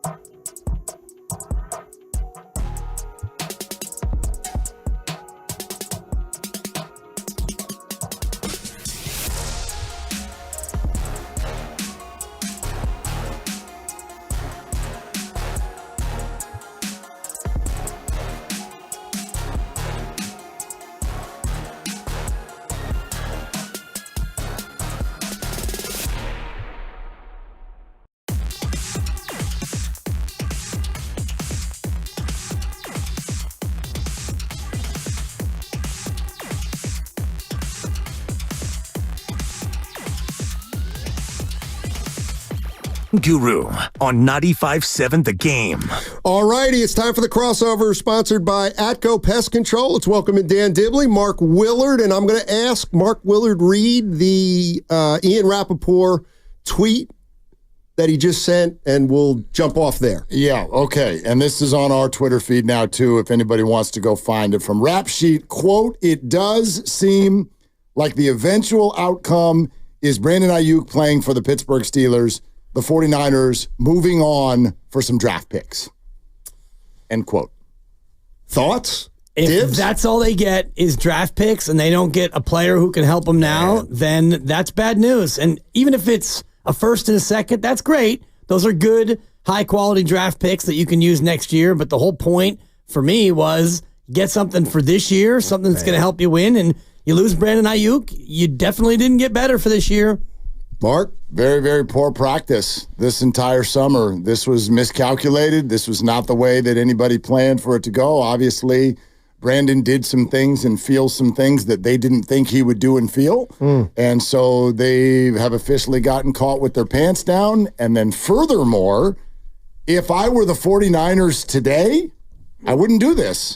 I would tell Brandon, thank you. We're done talking. You let us know when you're ready to put your pads on. And the reason I feel that way is not because Brandon's not entitled to his money. It's because he reportedly got his money and said no. That's what ticks me off if I'm the Niners.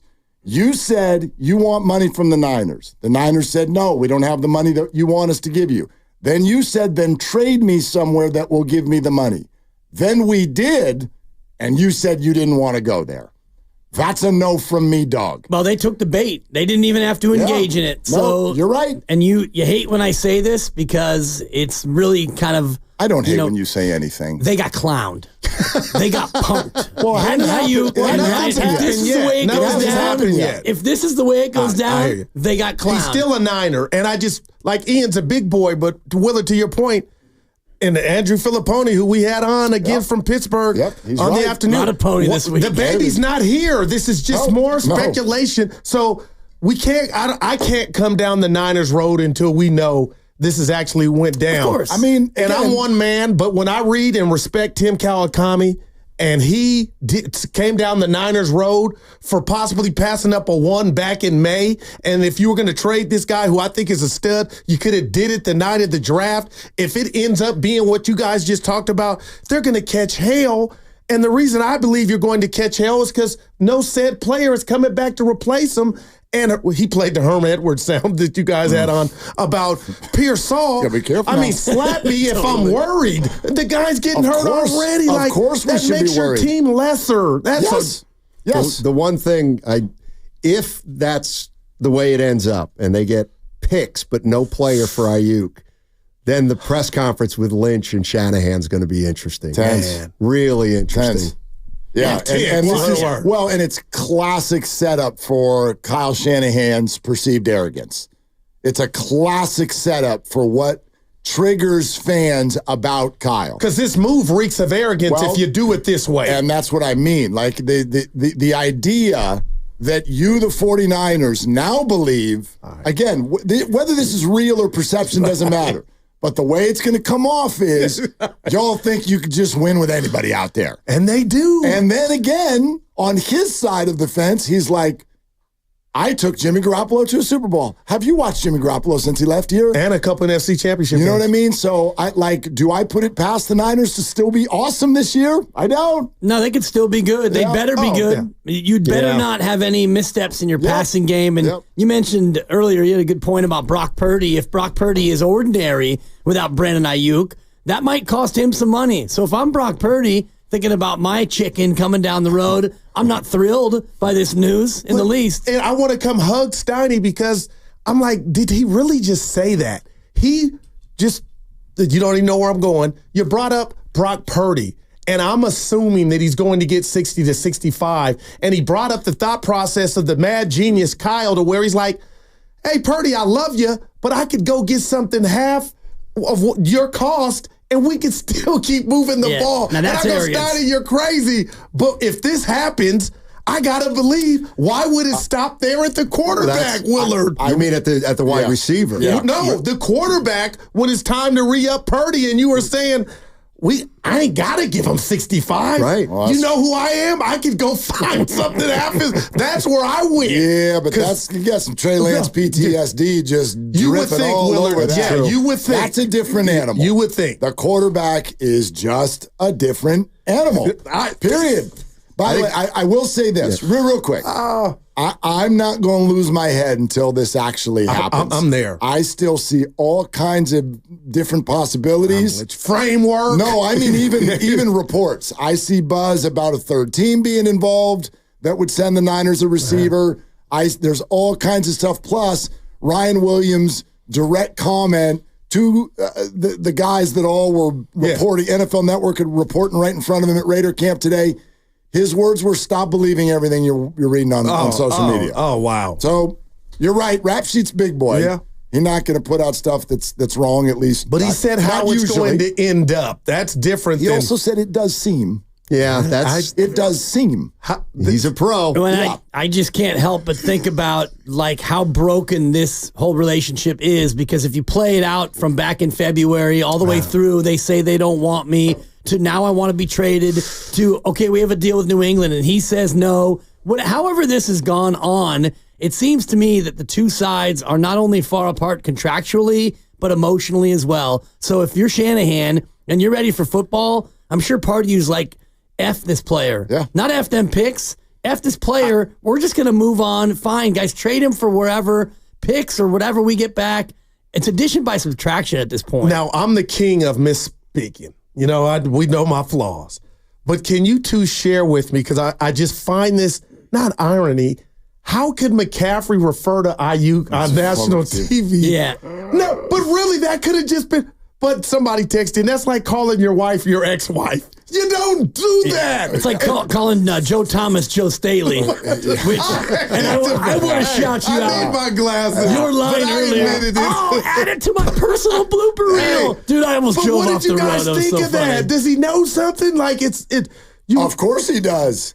They all do. So that wasn't just a slip up. Well, I think that at minimum he thinks that's the way it's going. That's heavy. Then. Things can change. He's done. Whatever we find out in the media usually happened 2 weeks ago. You know what I mean? Like, that's the way. Like, how many conversations did we have about Markkanen? And it turns out the Warriors left in June. They're like, we're not even doing this. Clay too. A whole month Clay too. Exactly. He was gone for a full year, and we're like, is he staying? He is my former team. I mean, you know, what? Well, we know what we know. And I think if he said that as a slip up, whatever accidents happen, but I would imagine there's a good sense in the locker room of him saying, you know, hey y'all, I'm not going to be a Niner anymore. Maybe that's anymore. what the bro hug was for. Yes, and I do think that the Mike Tomlin piece is a lot of why he wants to go to Pittsburgh. We were going back and forth in the show thread about, what is it, Arthur Smith, who's the offensive coordinator. The guy who kind of bungled Atlanta last year. Bijan Robinson's rookie year in Atlanta is now running the offense in Pittsburgh. And so why would you want to go there? And I just think that the Aiyuk Mike Tomlin connection, the tweet, we look alike. Remember Aiyuk tweeted it? We look alike. I don't know anything about their relationship. I mean, they tweeted each other. Some people think they look like each other. Yeah. I have no idea. To him. Maybe they text each other.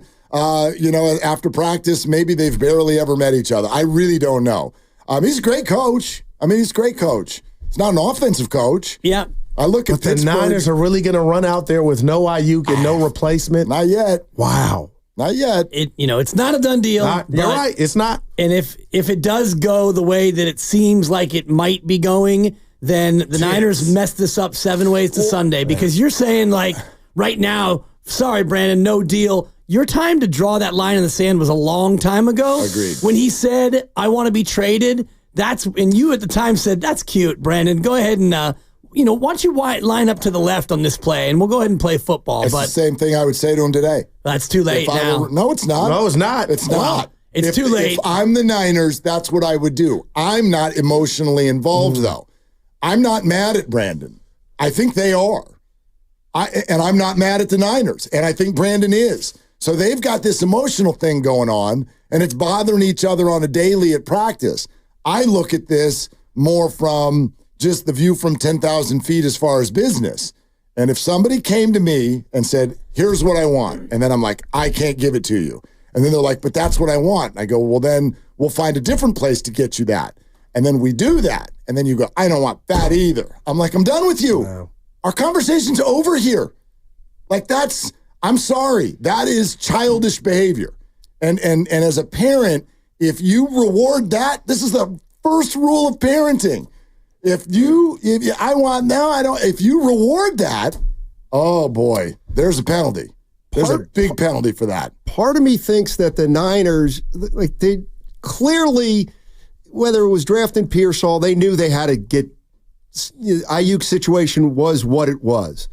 And I get the feeling that they were like, let's ride this thing to the utmost, like 2 or 3 months ago, and like they lost their stomach for it a little bit. Like either Kyle really thought him being on the sidelines was a problem, or I don't know, but why wouldn't you just draw the line in the sand and say, try us, sit out? It's a great question. And I think that the way you're assessing it is spot on. Like, I don't know why, that's what I think we can already, without knowing if there's a trade or what's in the trade, I think you can already criticize the 49ers just for that. Like, they played a card, right?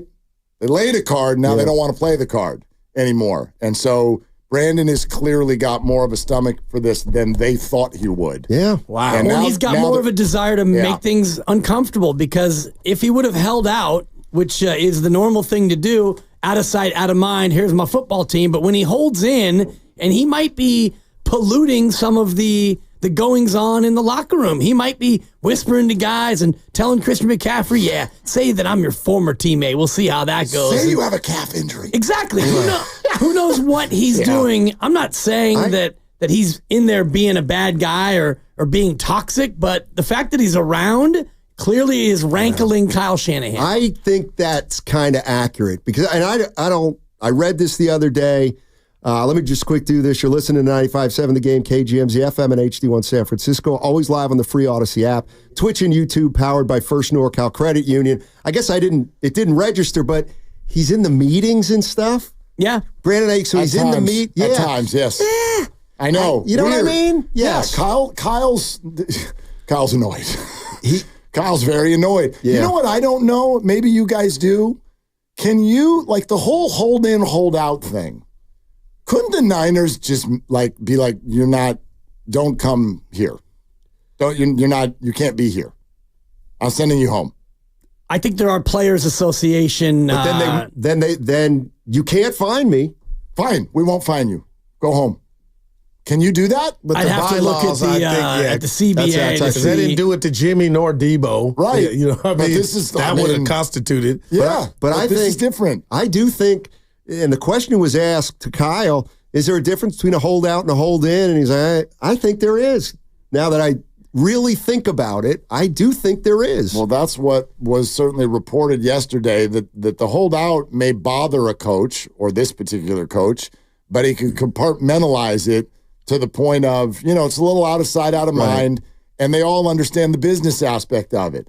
But if there's the business aspect of it, plus you're like walking around talking to people and walking on the field and being in meetings, and your energy is in the room and your energy's not good, now the coach is going to feel like, dude, now you're messing with my job. And when you touch me on that hug, I bet Kyle really wanted to throw him to the ground. Like, right, this is making it you're making a mockery of it now. Even if his energy was good or fake enthusiasm. There you go. Like, you know what I mean? That's what a good man. Absolutely. The one thing is clear is that Shanahan is fed up, and for me, one of the big missteps was even engaging in, all right, we'll allow you to shop yourself around, and acknowledging his trade request and making that something that you then went out and tried to do. That's the time where they could have just said, nah, we're not going to trade you, and you can do what you want to do, and hold in or hold out. You're going to play on the 5th-year option, and that's just going to be the way it goes.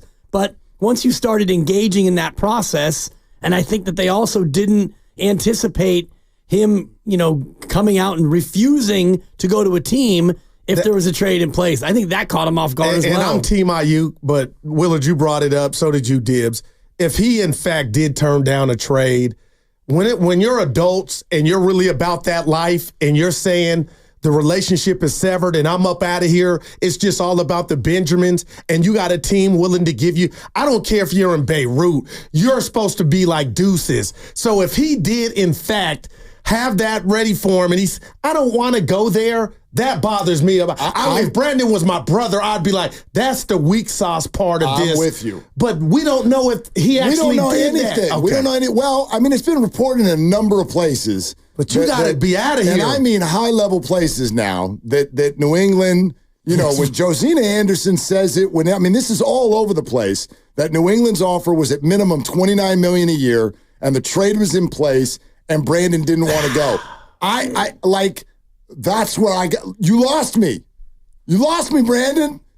I was not mad at Brandon for any of this. I get it. You want your money. Maybe you want more targets. Maybe you want a team that'll just huck it all over the place or be behind by 15 in the fourth quarter every week. But you're getting 40 targets. If that's what you want, that's what you want. But when the boss gives you what you want, that's not what he wanted. You don't get to say no. But Dibs, you can't Apparently control everything. He does get to say no, and this is why I'd laugh at the notion that he has no leverage, because this is leverage. He's flatly saying, I don't want to go to that team for $29 million a year. Therefore, you can't trade me. It's leverage until it leads you to not showing up week one, and then you're missing money. Can we adjust the idea of leverage? He's only got leverage because the Niners are giving it to him. They're letting their emotions give it to him. It's the same thing with the parent-child relationship. Yep. When you say you're not leaving the table until you eat your vegetables, and then it's 11:45 at night, and the kid's asleep at the table. So don't give him any leverage. So what if both parties don't want to part? It's not too late. It's too late. Ryan Williams and say, no, we're done here. The tough act ship has sailed. It may not be over. It sounds like both parties don't want to. Yes. You're talking about divorce, but you don't want to sign the paper. The Niners want a fair deal. It's like, dude, got a game in 4.5 weeks. How about a couple picks and a wide receiver? Well, they also want this over. So, what you want and what he wants, you both maybe can't get exactly what you want. But so what's the greater desire? I think the greatest desire here is not Brandon in Pittsburgh. It's the Niners to be done with this. I think that's what it would already have happened then, guys. No, it wouldn't. No. This is where the people would say they miscalculated. They miscalculated that Brandon's presence at camp. Just go ahead, Mark. Jerry Dulac, Pittsburgh Post-Gazette, and this is current. Because a lot of, Twitter it's fresh Dulag? Well, Twitter will put up at the top of your board, and it's like it was 12 hours ago. Yeah. I get a lot of your tweets from last night. I'm like, ooh, look at that. We have the for you. I have great things to say in March. They're going to post any moment. Anyway, Jerry Dulac, Pittsburgh Post-Gazette.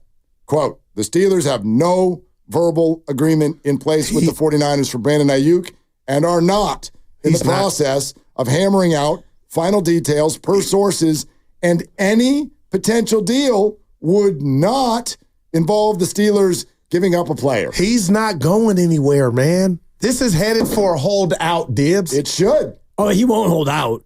He's doing so much better as a hold in. You hold until out, you start losing money, Dibs. When you hold in, you never lose money. Yeah, no, but when you week one, he starts missing game checks. He won't miss game checks. So if he continues to hold in and he goes out and practice, I felt a tweak, $820,000 with me and Sweats. But I agree with Guru, because if the goal for Brandon is not the 14.1 at all, the goal for Brandon is his next deal. And if you go out and act a fool starting week one, you just torpedoed. Yeah. Well, you can already argue that he's already acted a fool if he had a trade in place to New England and he turned it down, and you got people like yourself calling him a crybaby, and Michael Silver is saying that the adult in the room is Debo Samuel. I didn't call him a crybaby. Yeah. I said this is how I'd handle it. We gave you what you wanted. If this happened said no, and you turned it down, we're done here. Okay. I'm no crybaby. I'm not calling him a name. We're done here. That's how I would handle it. He don't want to leave, and they don't want him to go. We gave you what you wanted, and you still don't want it. That's how I feel, done here. Well, so pick the phone up and call. Why haven't you talked since May? Oh, because the two sides are probably so far apart. And I also think that he went back with a second ask, and this is something that we've theorized where, because Brandon Aiyuk himself said, my suit was ready. We were close to getting it done. And then all those other deals came in, and his agent probably said, whoa, we don't want to settle for whatever, 24. When these guys are, Amon Ra's getting 30, I'm every bit the player that he is. Hey, Ryan Williams, my agent, call them back and say 24 is no longer an option. I want 30. So, and the Niners probably got that second call and thought, what? By the way, he's not Amon-Ra St. Brown. No, he's not. He's not. And there's no shame in that. And there's nuance there, because I know people will look at the numbers, and it's very hard for those of us who are just fans to remove ourselves from fantasy football and outcomes and numbers. And I know I've joked all week that I spent way too much time on vacation watching sports documentaries. So if my opinions have been shaded by Netflix, I apologize, but here's the deal. Amon-Ra St. Brown is known by every Lion in that locker room as the best player on the team. When you game plan against the Detroit Lions, that is the first name that comes up when you are game planning against the Detroit Lions. And Amon-Ra, still, with that around his neck, put up 1,500 yards. Okay? He's a bad boy. Brandon Aiyuk, I'm not even saying he can't be that, but he's not that yet. That's your opinion. No, he has never been the best player on his team. What is his opinion of himself? That's exactly what matters. It's not, because he's It is when he tells his agent, this is what we want. Well, too bad. And if the under contract thing was really the most prevailing part of this, then they never would have talked extension in the first place, because he is under contract. Right. Well, he's extension eligible, and he's a very good player. So he's never been the best player on his team. He's thinking that he's more close to that number than he is probably closer to the number he initially offered. Every employee in America thinks they're worth more than they're getting. Too bad. Well, it's not too bad. It is, unless they let it. It's too bad right now for the Niners, because they're dealing with this day after day. It's a terrible look. I agree. You guys are going to have a fun show today, because there's a lot to cover, and it's all going to be talked about and covered. Say that, I'm like, we do every day. I will just, for emphasis. And stop getting offended when I text you in the middle of the show. It's because I'm a P1 and I love your show and I want nothing but accuracy. You see, by the way, I'm sorry, Grandy. I disparaged the chiropractor. Yeah, that guy. My bad. You're not going to get Joe Jolly. How dare you? Your dad's the exception. No endorsement deal for you there. Good Lord. Shoot. All right. You know what station this is? 95.7, The Game. They're longtime friends. Let me tell you something real quick about Dibs that I'm sure not everybody knows. And first-time partners. Hang in there, big guy. There'll be brighter days ahead. Now these two homegrown Bay Area boys finally come together to take over sports talk. Get the hell off of my doorstep. Major League Baseball, you stink. It's Willard and Dibs. On 95.7 The Game. You know who's winning this whole thing? You know who's winning this battle? Elon Musk. That's who's winning this battle. We basically we're treating social media right now the same way we do during NFL free agency. Refresh. What did this guy say? What did that guy say? Does he have a blue check? Are they covering the Steelers? Do they have giveaways? What do we got here? And I'm not convinced at all that anything is about to happen with Brandon Aiyuk. And you and I, listen, there's some subtle differences with the way we're looking at this, but there's a ton of overlap. I sit here and listen to a lot of what you've had to say about the Aiyuk situation, and I nod my head. I agree. I'm more in a hypothetical space of just saying, hey, 49ers, don't do this. I wouldn't do this if I were you. Now, they're having experiences that I'm not having. I'm not bothered if Brandon Aiyuk goes out there and bro hugs Kyle Shanahan in the middle of the field. Maybe he is. Oh, it seems like he is bothered by that. So I fully understand and trust, same way Nick Bosa said, I trust Kyle and John to make the best decision in the best moment. It's clearly a miscalculation that this is happening in August. So that's already mistake number one. And knowing what I know, which is not all of it by any stretch, but knowing what we've been told, if I were the 49ers, there's no conversation to even have here. Yeah, they should have taken that tack about 2 months ago, but they didn't. And they allowed him to explore a trade. And when he makes his trade request, that was the line of demarcation where I would have said, no, we're not interested in trading you. We shopped you before the draft, and now we're not going to trade you. So we fully expect you to come to camp, be a part of this team, and wear number 11 and be our starting X receiver. End of conversation. And if you want to get back to the table and work on this extension, we would love that. We're pretty far apart. Maybe we can negotiate and find a spot that works for both of us, but unequivocally, we are not going to be trading you. But they didn't do that, and so they opened Pandora's box, and here we are on August 7th, and now we continue to bat around. Is it Pittsburgh at the 1-yard line? Yeah. Did New England have a deal in place? Where's Cleveland and all this? They made their own bed, and I don't think that now you can shut Pandora's box. Well, it's interesting that you said that they should have done this months ago. My perception is that they did, and that this was the plan, and now they're backing off of the plan because they're getting more annoyed than they thought they'd get, and Brandon is behaving in a way that they didn't think he would behave. Like, he's not reacting the way they thought he would react once we got a week or two into the month of August. In other words, we're going to see if we can trade you before the draft. We didn't like the deal. Okay, we're keeping you. We're not trading you. And I do think that was their hard stance. Every single person close to the team said it. There's no way they're trading him. That was their stance. Somewhere along the line, it changed. I don't know why. Whatever Brandon's hold in is, it has gotten under the skin of those in charge with the 49ers. And that surprises me.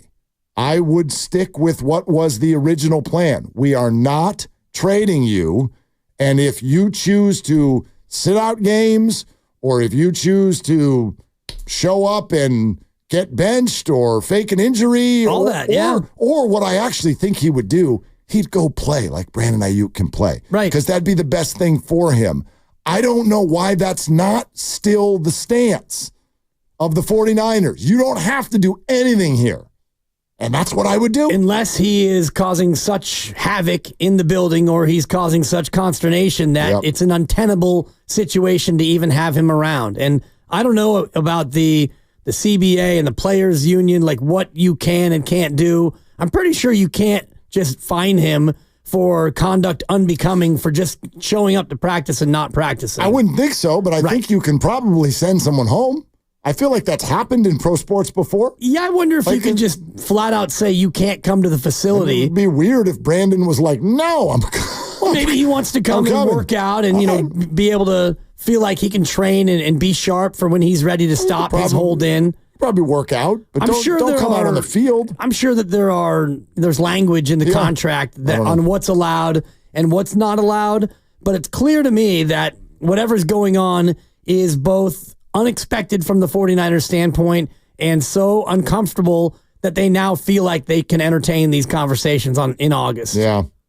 This does not feel like it has been well played at all. No.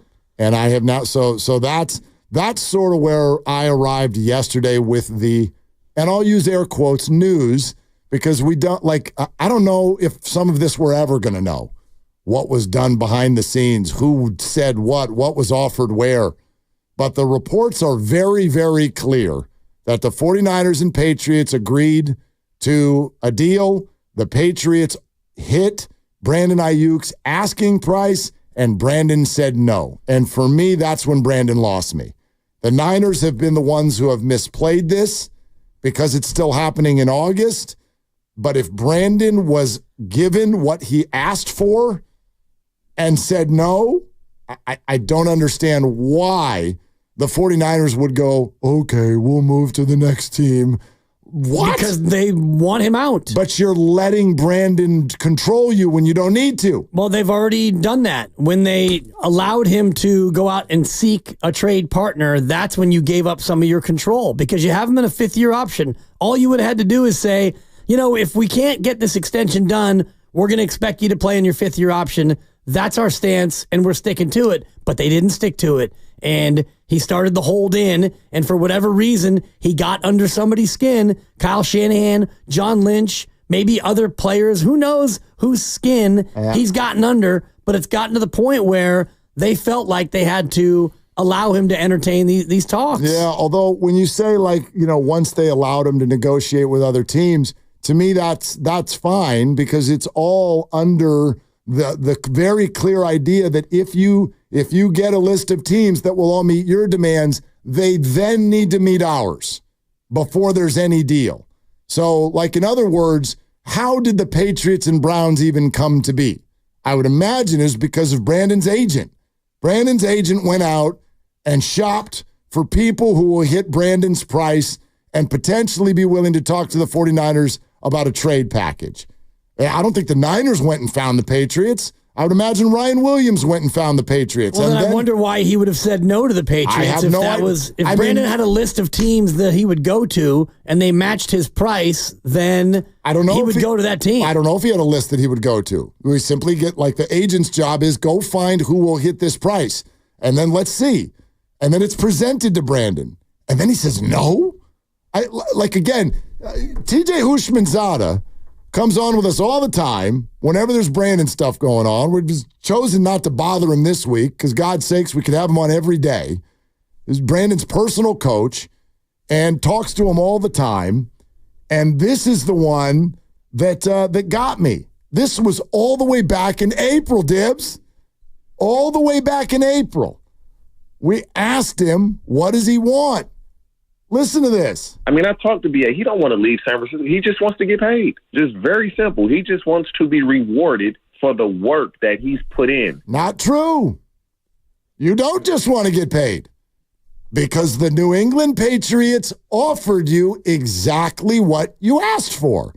And then you said no. And for some reason, according to reports, the 49ers are allowing Brandon Aiyuk to be a free agent when he's not. And I'm confused. I don't get it. But again, I grant I'm not involved in the emotions of it. I don't know what Brandon's doing there at practice that's making everybody so upset. Yeah, do we know that $29 million is his price? Maybe he wants 30. So if New England offered a reported 29, according to Josina, right? North of 28.5, and there's a separate report. Mayoko said 30. They offered him 30. Everybody has said they met the asking price. New England met the number. And I wonder where he would have gotten that report. Like, does that come from New England? Who knows where reporters get their reports? Well, you can usually smell it out. Yeah. Like, you get a strong sense from some reporters that they're getting that from the 49ers brass, and then you get the sense that you're getting it from the Brandon Aiyuk side. Agents. Agents are the chatty Cathys usually. Most of the time. Chattiest. Yes, but I think the team, when a team is going to portray a player as being an adult and, really ripping it up at camp, you're going to get that from the team, the front office, and that's going to, portray one player as maybe more ready to work than another player. That's probably not going to come from the agent. I mean, this is all still fluid, right? So, I think this is the sandbox in which we play today. 888-957-9570. No matter what it sounds like, the bottom line is the Niners have the final call on anything. So what would you do? You're the Niners. What would you do? Yeah, I wonder about fans, and we had a poll on YouTube earlier about, do you want Brandon Aiyuk back? Considering all the things that have gone on with these reports and him holding in and him not really feeling like he's that sold out to be a part of your team, have fans started to turn against Brandon Aiyuk, I wonder? So, good question. We put that actually up on YouTube hours ago as a station, and 1,200 votes in, 64% say yes. They still want him. And put me in that camp. Interesting, because I voted in that same camp. I jumped on the YouTube probably about 10:15. Oh. And there was about 500 votes in. Look at you, And it was about, we had Coco Melon on, and I'd already finished up with bagel time, so I had a few minutes. You actually had bagel time? Yeah. Bagel time? I say, are you ready to eat? Bagel time. Bagel time. And you know what? That doesn't change for 15 years. She's into it. Teenagers come out, it's the same damn thing they say every Dad, do we have bagels? Totally. Now I'm going to call it bagel time. It was bagel time. Anyway, so ahead. I jumped on the YouTube, and it was about 75% of the fans, and this is about 500 votes in, but it was 75-25 in favor of keeping him. So it has gone down a little bit over the course of the day, which doesn't really surprise me considering the details and the reports that are starting to leak out. Well, I look at it this way, I think, especially in football, but probably all sports. Football, it seems like this is where it happens the most. The whole holdout thing and the non-guaranteed contracts, like This is where we get this idea the most. NBA players just force themselves out of cities. No, NBA players just go send me to Miami. It's the same, or LA. It's the same sentence no matter what. If you're not happy, send me there. You might get there. You might not. You might end up in Milwaukee. Anyway, point being, in the NFL, especially as fans, we kiss and make up real fast. Real fast. You're mad at Bosa? Boom. He signs. We're not mad at Bosa anymore. You're mad at Debo? Debo scrubbed the IG? Boom. We're not mad at it. If Brandon Aiyuk signed an extension at 3 o'clock, there's a fiesta in the making as we speak. Yeah, Boom. but he's not signing an extension. Of course he's not. But my point is I don't think there are that many fans out there. 64% is, first of all, already the majority, but I think it would go way up in terms of like his Q rating, his favorability, would go way up the second that this all went away. Like there's a lot of negative emotion, understandably, around Brandon right now, but most 49er fans, they want things to go exactly as they were going. So get everybody back out on the field and let's be good. Yeah, maybe not how they've been going lately with all the rest of it. I mean, starting last year, like everybody wants the same people back. Let's play football. We think we got a shot to win. This is a long way removed from last year, and a lot has happened. And you mentioned the Bosa and the Debo, and those were handled completely in different ways. And, Debo got done, I think it was August 1st, might have been July 31st. That was done and dusted. And he was able to come into camp. And even though he was a little bit out of shape and he had a little bit of a slower start to his year, he at least was in and sold out to be a part of what's going on. And with Brandon Aiyuk, not only is he not in camp other than his body is there and his presence is there, but doesn't feel like he's sold out to be a 49er and doesn't feel like there's going to be resolution to this anytime soon. The soonest resolution to me would be he gets traded. And if he doesn't get traded, and if this thing continues to drag out, he's going to keep holding in. I don't think he's suddenly going to say, well, none of those trades worked out. I'm getting ready. I'm coming to camp. I think that part of it would drag on and on and on until he absolutely has to show up, which is week 1. That has been his, I guess, behind-the-scenes statement, apparently. I think he has told teams, namely the 49ers at this point, but I mean, he's not practicing until there's a new deal. I believe that has been said by Ryan Williams to the 49ers. He will not practice until there's a new deal, which means that he's not practicing. Right. Well, and he, in theory, would show up available for week 1, and Kyle Shanahan would probably deactivate him, and the 49ers would pay $14.1 million for someone to probably not play very much. You know what I mean? Yeah, exactly. Although, that's still, if we're going to get this deep, if we're all going to get this mad at each other, Niners and Aiyuk, that's the card I would play, because Brandon, I very firmly believe there's a date that really messes with his money now, too. There's a date where he puts himself in a horrible spot. And the only reason I feel like the 49ers are potentially not playing this card is because they know how much pressure is on this year. And they do not want to play games on the side while they've got an actual game on the field. But if you played this out and went, okay, Brandon, let's go. You don't practice and you don't play. You don't practice, you don't play. And he says, and I get my 14.1. Okay. Great. And then we get to the end of the year, and what happens? How does the league view Brandon Aiyuk, who for 14.1 and turned 17 games, maybe 20 games. And turned down the money that he was asking for because that team didn't have a QB and the weather's cold? How's the league viewing him then? You're a free Probably agent. not as promisingly. Probably not. He'd be lucky to get $20 million. And at the same time, the Niners aren't going to then franchise tag a guy who just spent a year grousing and not playing. Probably not. Yeah. Probably not. That sounds like a bad investment. And it sounds to me like Brandon would be stepping on his own feet. So they don't want to play that game, but they could. That card is in the deck. So what would you do? 888-957-9570. And yeah, we're following social media. Feels like something could break at any minute, so I'd stay right where you are. We're sponsored by Express Employment Professionals. Good afternoon, everybody. It's Willard and Dibbs.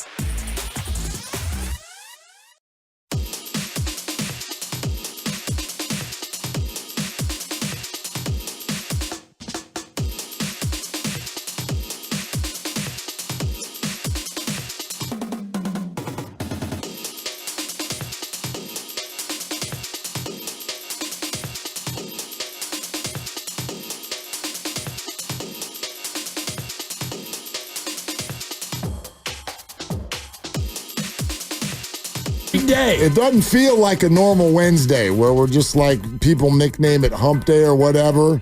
I'm like, it's 2-day. Today is a big day. It could be the day. It could be, but I doubt it. It could just be the hump, over the hump. Is Pittsburgh getting over the hump and getting BA, or are the Niners going to somehow pull him back into the fray? Well, let's take some calls, but I'll say this.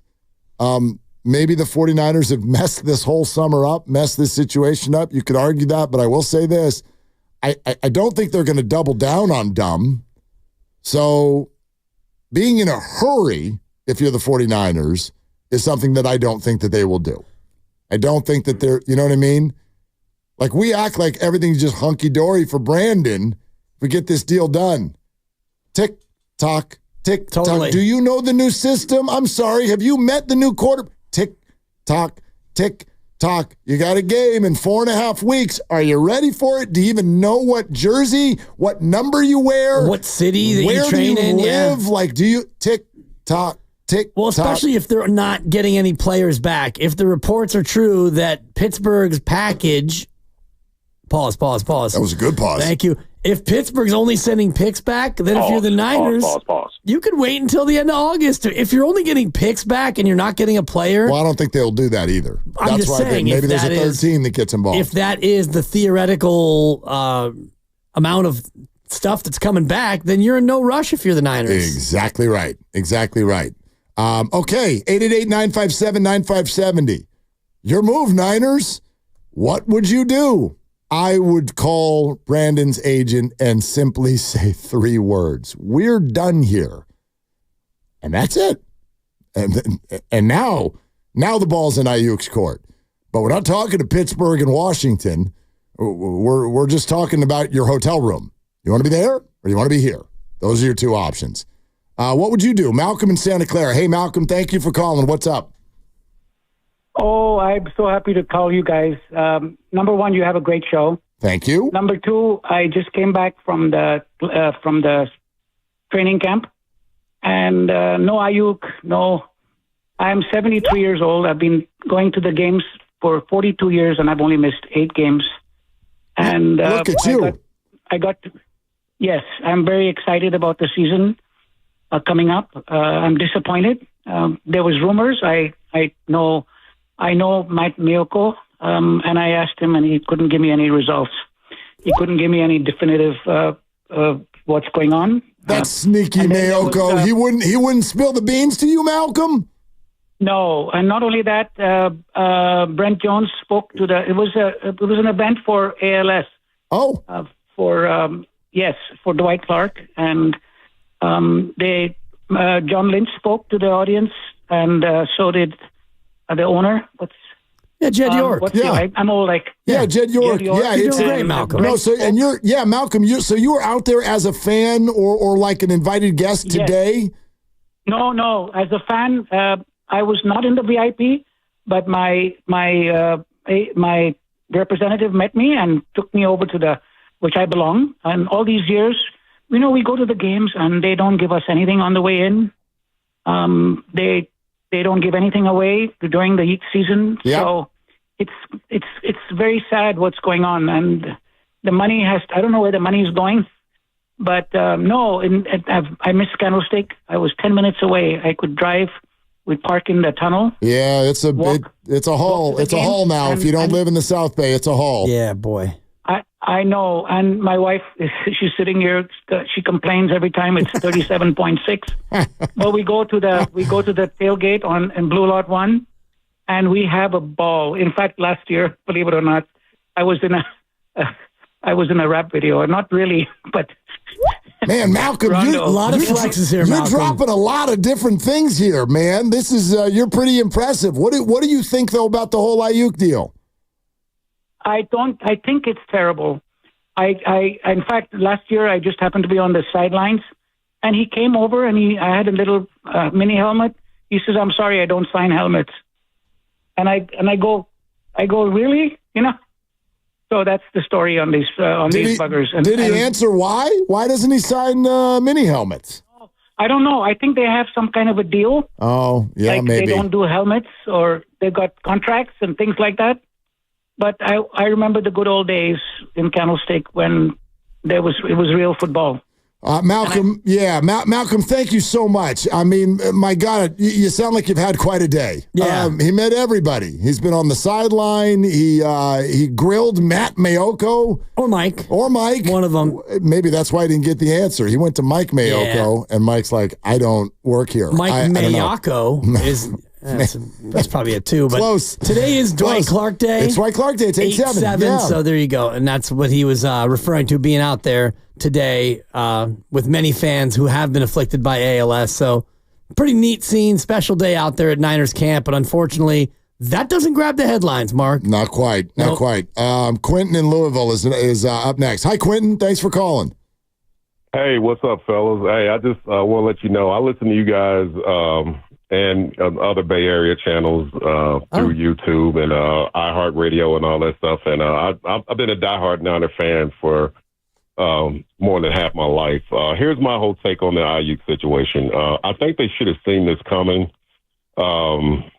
based off of how his behavior was, like literally after the game, after the Super Bowl. I mean, the cryptic tweets, remember how you got here, and then the family members chiming in and stuff. And by the time we get to locker cleanout day, I mean, he's standing there bawling. The reporters are having to ask him about, hey, do you feel like this is your last game here? And he was choked up and stuff. He was emotional, but it's like he really didn't give a good answer. And it's like, why is this even about, you being here in the future? We just lost another Super Bowl. You know what I mean?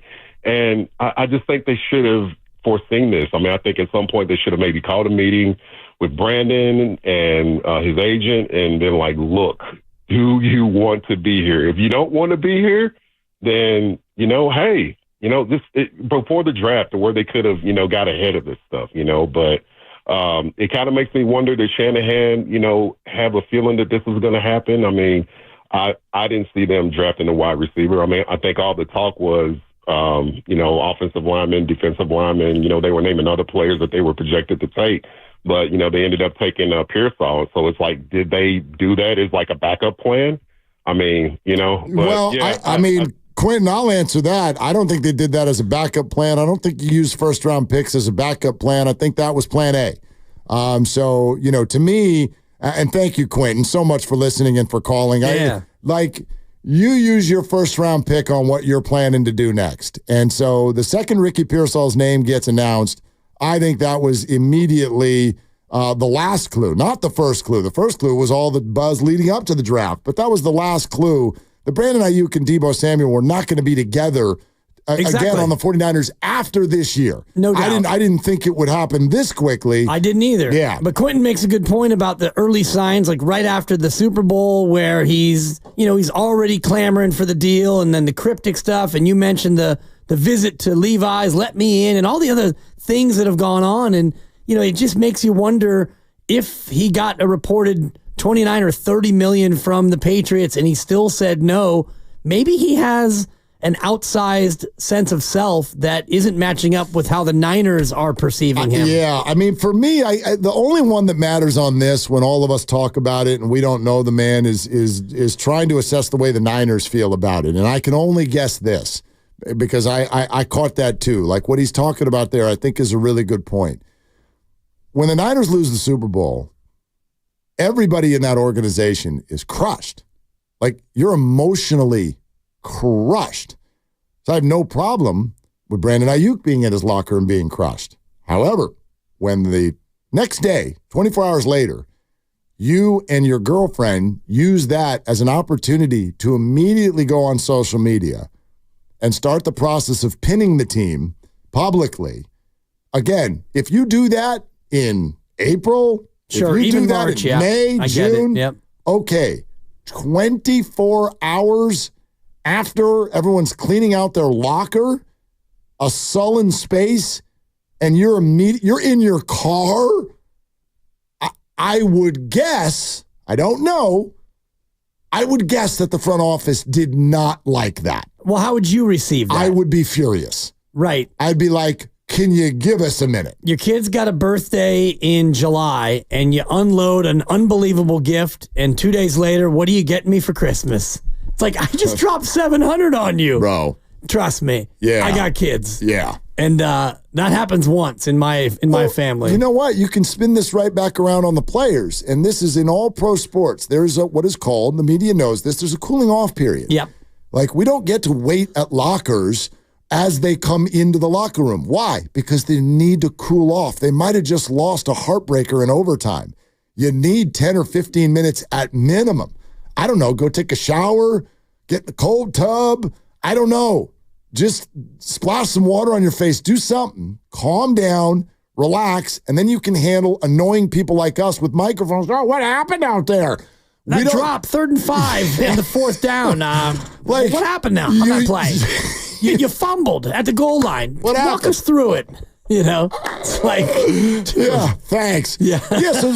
But he didn't give the Niners that. There's no cooling off period. You lost the Super Bowl, and I'm on social media 24 hours later being, where's mine?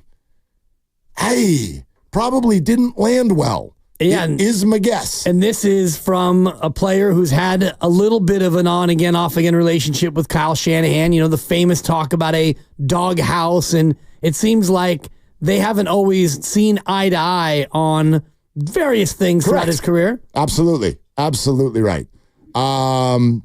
Geronimo in the city, next up on Willard and Dibs. Hey, Geronimo, what's up? How you doing, guys? I'm a big fan. I think it's my second time calling. I'm from San Francisco, but I have a small coffee shop in winery in Rodeo, California. Oh, hey. Now you're really starting to speak some words. I will definitely have to get you guys out there one time. But I want to tap in just a little bit about what the 49ers should do. And I would say 4 words to them. See you week 1. You know, he has made a steady improvement every year. And quite honestly, that was the expectation of the 49ers. He hasn't outperformed his contract. They expected him to gradually get better each year to become that wide receiver that we really haven't had in a long time since T.O. left, that kind of star wide receiver. But we also have a lot of other star components that make our operations work. You know, football and sports is kind of like the military. I used to be in the Navy for, numerous years. And, yes, you're not under control, but at the same time, what is like the military is you're part of a team. You're part of one goal. You're part of one movement. And when the cogs don't fit all the time, that's a problem. It seems as if Brandon Aiyuk's issue with Kyle, maybe the team, has mostly been about his professionalism over his tenure in the 49ers, and maybe that's what's really showing now, and that's the part that the fans didn't get to know. So I would make him play it out. I mean, he really, if he wants to show improvement, this is the year to do it. If he would have won the Super Bowl, we would have paid him. So now it's time to just show improve. So I say, man, play your year out. Hopefully you have a great year, and we'll be glad to pay you whatever you want to pay, whatever you want us to pay you. But just play this year out. Yeah, and Geronimo, to me, the only reason I've arrived at that same opinion as well is not just because the 49ers can do that. Yeah, I get it. He wants an extension, and he's eligible for one, and football is dangerous and brutal. And so should he step on the field again without an extension? If his answer's no, I support that. Where Brandon loses me is when you say to the Niners, if you won't pay me, you need to find someone who will. And then the Niners do, and you say, no, I don't want to go there.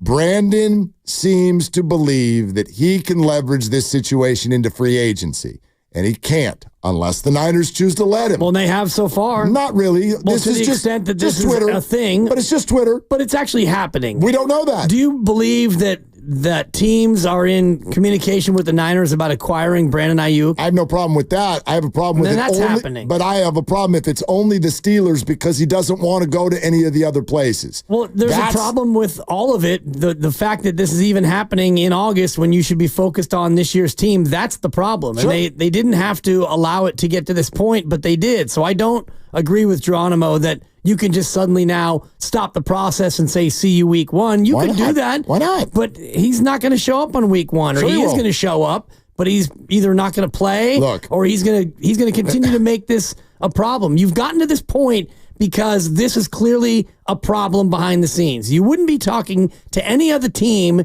unless this had become a problem behind closed doors. Understood. But what I still maintain is that the clock is much more on the 49ers side than Brandon's. If you do play this out, it's a net negative for everyone. It already is. Hell, this is just a bad situation for everybody. But if this gets to week 1 and everybody's still mad at each other, Brandon doesn't want to play, who suffers more? The 49ers, who have to play without Brandon Aiyuk, or Brandon, who has cratered his future? I would argue there's a lot more to lose for Brandon than there is for the 49ers. The 49ers are essentially already saying, potentially, we're ready to sign up for life without Brandon Aiyuk. But if Brandon doesn't have football, if Brandon doesn't go play and play well this year, he has destroyed $100 million. Maybe temporarily. It probably doesn't come. He probably doesn't get $30 million a year at the end of a year that he doesn't necessarily play. Or, maybe he plays a little bit. Who knows how he goes about it. But I would imagine that if he doesn't get traded and he says, I won't practice till I get my 14.1, he's going to continue to show up. And then the team will have to decide what they do with him. And if you don't practice during the week, you're not going to play. Yeah, so now the team's not going to play him. And so now you've got a $14 million receiver, your best receiver, arguably, who is just not going to play. And you've got an injured first-round draft pick in Ricky Pearsall, a guy who's been unable to string together practices. And then what else do you have out there on your receiver core? Yeah. You got a lot of question marks. Of course. His value would crater. It would plummet, but your season for the 49ers would also crater. I don't agree with that. Barring you get some crazy contribution from an unknown wide receiver. I mean, I'm just saying, like right now, they're already signing up. If you believe the reports, they're already signing up for life without Brandon Aiyuk. Yeah. And I don't think there's anything that suggests that during Kyle Shanahan's tenure, if there's no Brandon, that means the Niners are just turnkey. Now they're not good. That's not the case. Did you guys see the Niners are working out veteran wide receiver Robbie Anderson? Yeah. Okay. Mm-hmm. I'm super down on that, by the way. There you go. Yeah. By the way, I think that's for Brandon.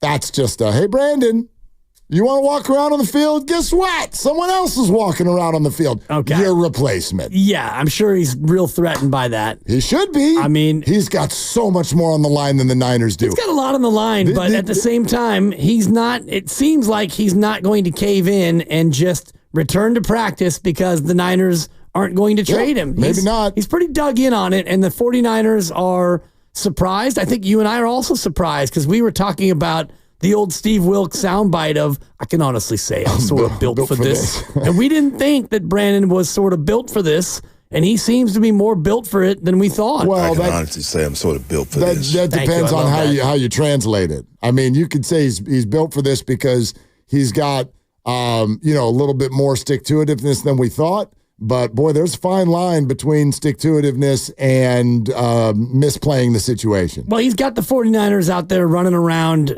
talking trade with other teams when I'm sure the 49ers don't want to be doing this. According to sources. Right. And, by the way, speaking of him, do you doubt any of these sources? Yes, absolutely. With all of my being, I doubt everything that I'm seeing on social media. So various like Matt Mayokos and Mike Silvers. And those are sources. Those are guys reporting that, they're talking to teams about trades. And you've never seen any of them say that a deal is in place and this is about to happen. I'm not saying about a deal in place. I'm just saying the fact that they're talking to teams about trades. I think everybody talks to everybody all the time in the NFL. Probably not in August. The idea that the Niners are about to blink.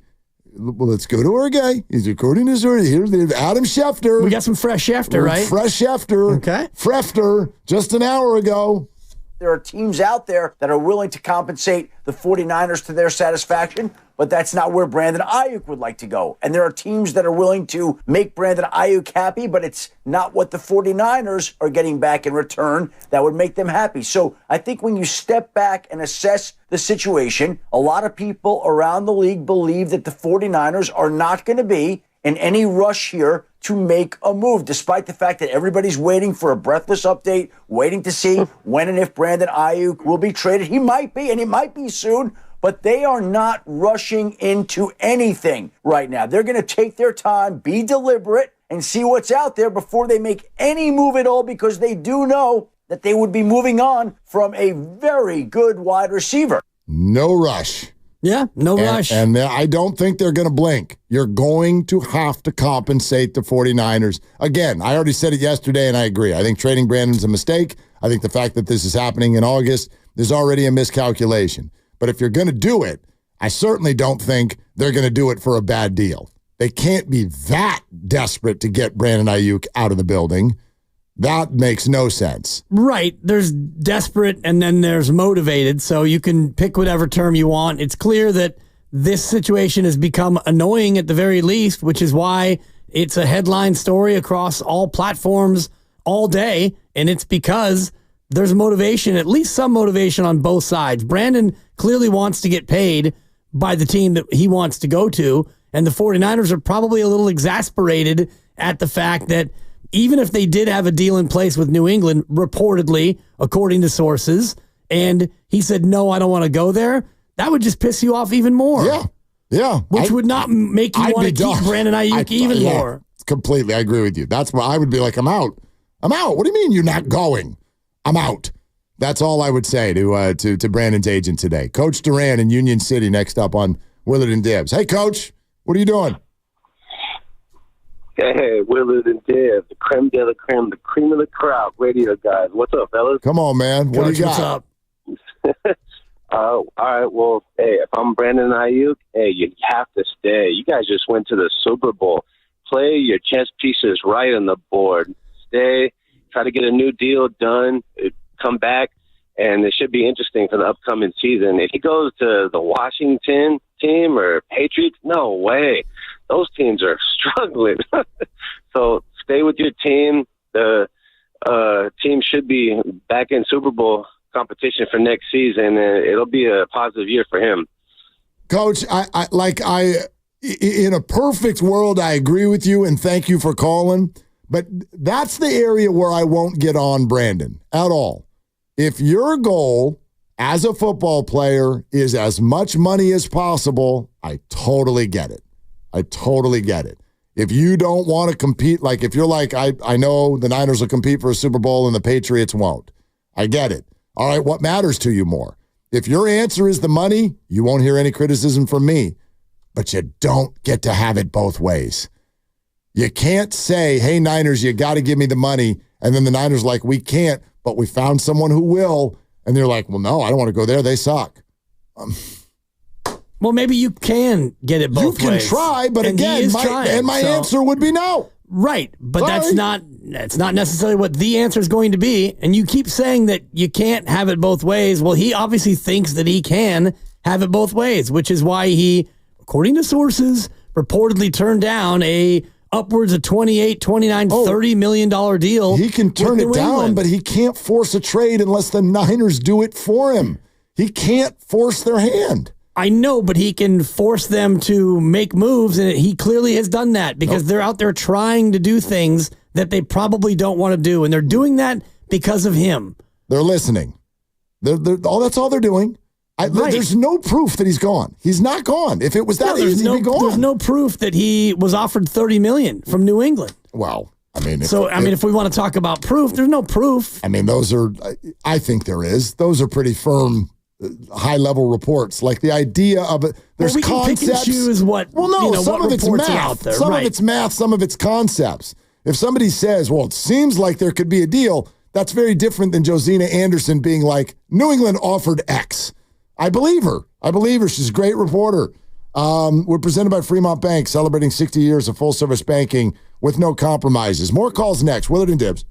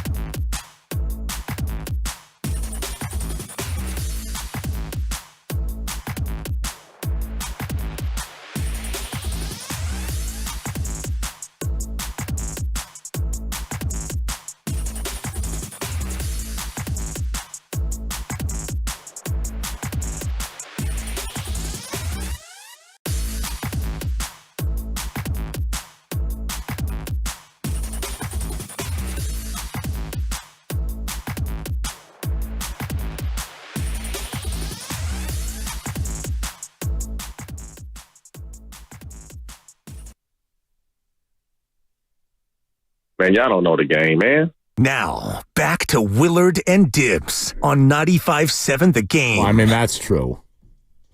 That's true. Talking to you, not me. Man, y'all don't know the game, man. I told him, TJ. He's not better than me. That's always a good one. He ain't better than me. Yeah. Than me? Some of them are. Some of them are. I mean, and this is, I don't know if this is our famous quick aside, but just to put a bow on the conversation you and I were having in the handoff thingy. The crossover. Like, I'm not even saying that Brandon Aiyuk's not as good as or better than Amon-Ra St. Brown. Like, sometimes the whole who's better than who, Tom Brady, Joe Montana, who's better? I always like to change the wording around it because it's like, well, that's just your cup of tea. Like, they're both very, very good players.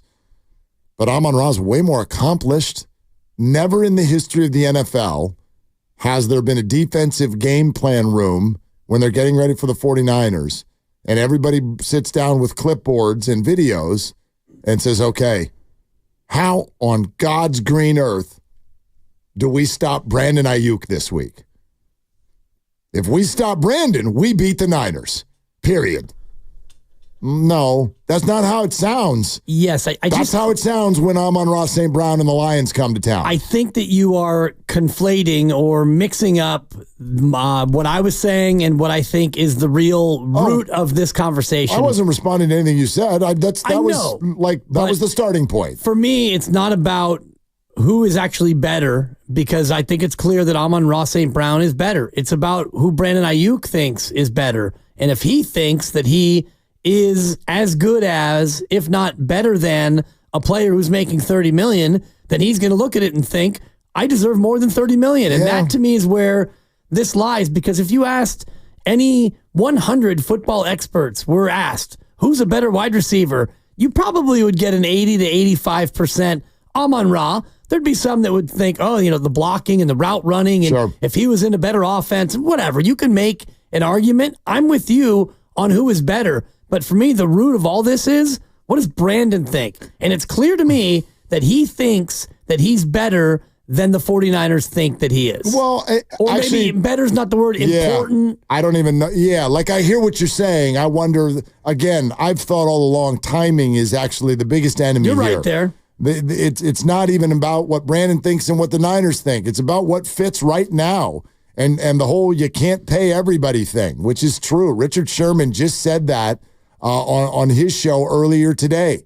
He was like, look, this is one of those situations where if you really dive into it, you can understand both sides pretty well. And I was there until Brandon, if it's true, reportedly turned down somebody offering him the money he's asking for. That's where you lose me. So I hear what you're saying. Is it about what Brandon thinks of himself? That's an aspect of this. I'm a little bit more interested, though, in what the 49ers think. Because as I will continue to say, even though I know everyone has thrown all kinds of different reasons why they think Brandon's got this leverage and that leverage, at the end of all of this, when you boil it to its bottom, the Niners have the pen. They've got the phone. Whatever they say goes. Sure. So they've got the power. And it's what they think that matters. But it's not absolute power, because he has the power to do things that can make life uncomfortable for them. And he already looks like it already has happened that way. Yeah, I mean, he has the power to not play. He has the power to be a toxic presence in the locker room. He has the power to help turn other people against him. He has a lot of power in things that he can do while he's holding in. I would argue the 49ers could handle that. Sure. The 49ers have handled worse. Yes, but I'm not saying that it's equal to the power of the pen. And the pen has already been put away because he signed a contract and he's under contract. So that's a given.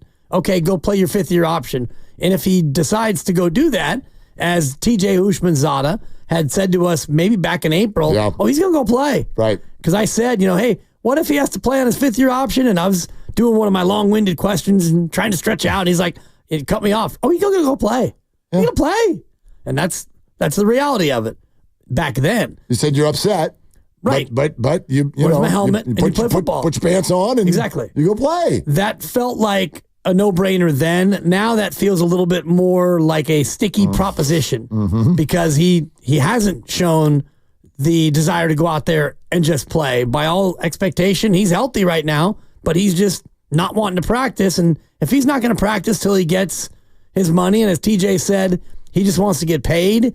Well, if he doesn't get paid, then something's got to give, because if you're not going to practice until you get paid and you don't get paid, then you're not going to practice. And if you don't practice, you don't play. And if you don't play, you don't set yourself up for a long-term deal in the offseason. So if it all goes down this way, no trade, no extension, fifth-year option, you got to play, then Brandon's got a tough choice to make. Yeah. He can continue to make life difficult, assuming that he is now, and give up, like you said, the really big bag in the offseason, or he just puts his head down, goes out and has 75 catches, 1,300 yards, 8 touchdowns, and then he can double bird his way out of here if he wants. Yeah.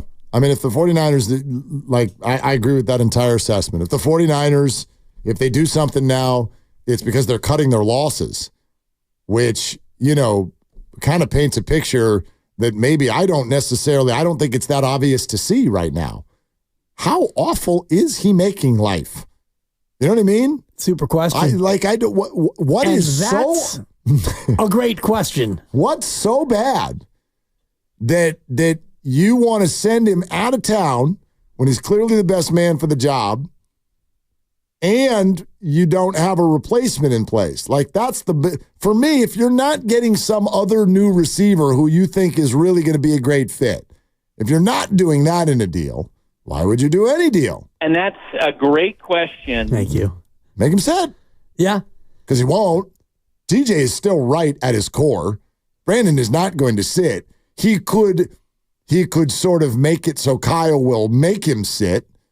But again, what's the long-term benefit of that? Right. That I go back to the question that for me ran June in my mind.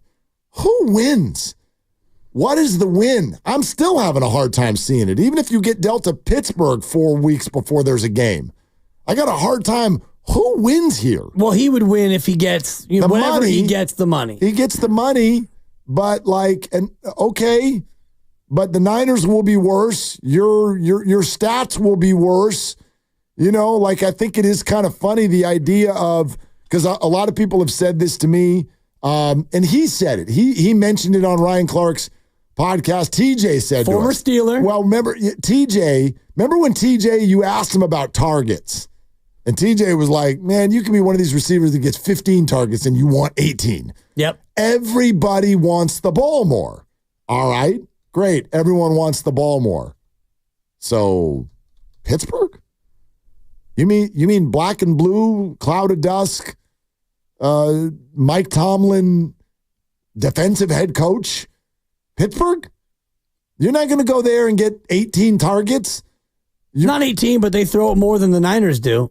And everybody throws it more than the Niners do. I mean, again, just raw pass attempts. Yes, that's and that was shaded, in my opinion, a little bit last year by how many leads they had late into games. They're fully capable of throwing the ball, and in fact, much, much better than the Pittsburgh Steelers. Pittsburgh Steelers have a physical beast of a receiver who could not get going until they went to their third quarterback last year, and he's a guy who's been sitting there on their bench for 4 years. Now, I know that Russell Wilson and Justin Fields are there this year, but I wouldn't act like those two set the world on fire last year. And Pickens is still there and is still angry after most offensive series. I mean, okay. Yeah. Good luck. Pittsburgh threw the ball 15 more times last year than the Niners. 15. That's 0.88 times a game, Mark. Yeah. Pittsburgh was 29th in pass attempts. And the Niners were 32nd. Number one receiver got how many targets? What did Pickens get? Oh, I'll punch it up, but probably, I would guess, 100 targets. Here, I'll find it right here. That was also last season when Matt Canada was their offensive coordinator. They've made a change. They brought in the biggest donkey in probably the entire NFL to be their new offensive coordinator. For those not keeping up, their new offensive coordinator is Arthur Smith, the head coach of the Falcons, who everybody across any football fan made fun of for him not being able to get the ball to star wide receiver Drake London, star tight end Kyle Pitts, and Bijan Robinson not using him well. I do have this. They had no quarterback. Just real quick, Lucas, Director of Sports. Pickens 106 targets, Brandon 105. Oh, there you go. For those needing stats to back up this Arthur Smith thing, here is his rank in pass rate over expectation. So that just means, you can do the math. How much he passes when it's the script is even. As a head coach or offensive coordinator, 2019 with the Titans, 29th. 2020 with the Titans, 30th. Big up in 2021 with the Falcons, he was 13th. But then 2022, he was 31st. 2023 with the Falcons, 32nd. Last in the league last year. Okay. Yeah. Listen, this is not my money. This is not my job. This is not my life. So good on you. I always go back to when Kevin Durant joined the Warriors and for 6 months was like the biggest evil person in national media for whatever reason. And my opinion all along was, dude, you get to do what you want in life. If you want to be a Warrior, then you get to be a Warrior, especially when you're a free agent. But Brandon is not a free agent, and I don't understand this situation from the perspective of anybody.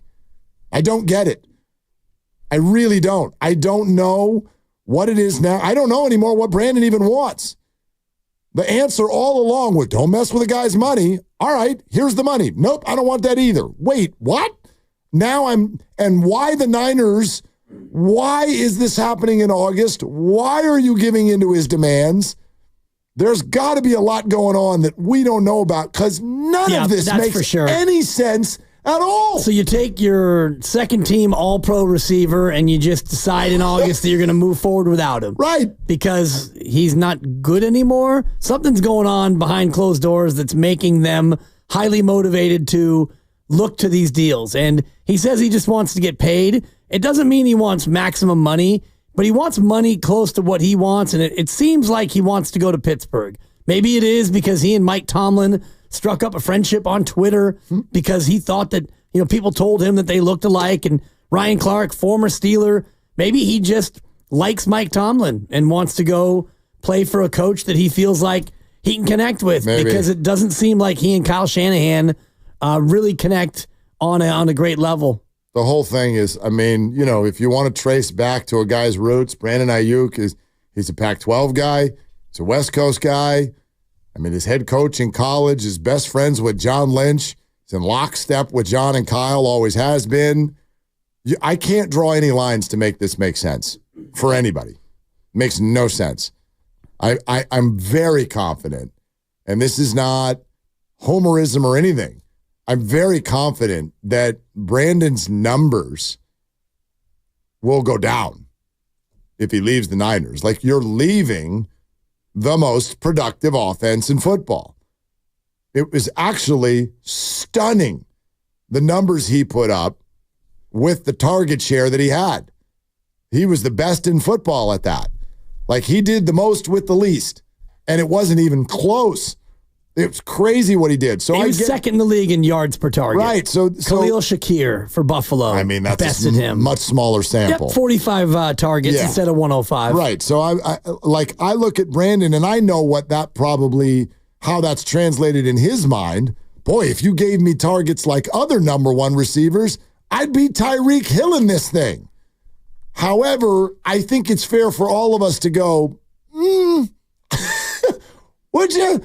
Because depends on the quarterback and the situation. Not all targets are the same. So if you go to New England and you play with Drake May and you get 150 targets, then you probably get the same 75 catches. 512 yards. Yeah, exactly. It's going to be tougher. So maybe he looks at Pittsburgh and thinks, well, they've got a better quarterback situation than New England. It's a head coach that I think I can play for. And, you think that you're going to get more than 105 targets, even if you are sharing targets there like you were here. Yeah, by the way, I don't even know. Now, this is going to make some people go, make you want to throw something off of a wall. I don't know that Brandon arrives in Pittsburgh as their number one receiver. Yeah. I don't know that. George is one hell of a physical presence and has been there in the system for multiple years. You just walk in and take over. Maybe. I don't even know who their quarterback is. I don't know if they know who their quarterback is. There's so many question marks.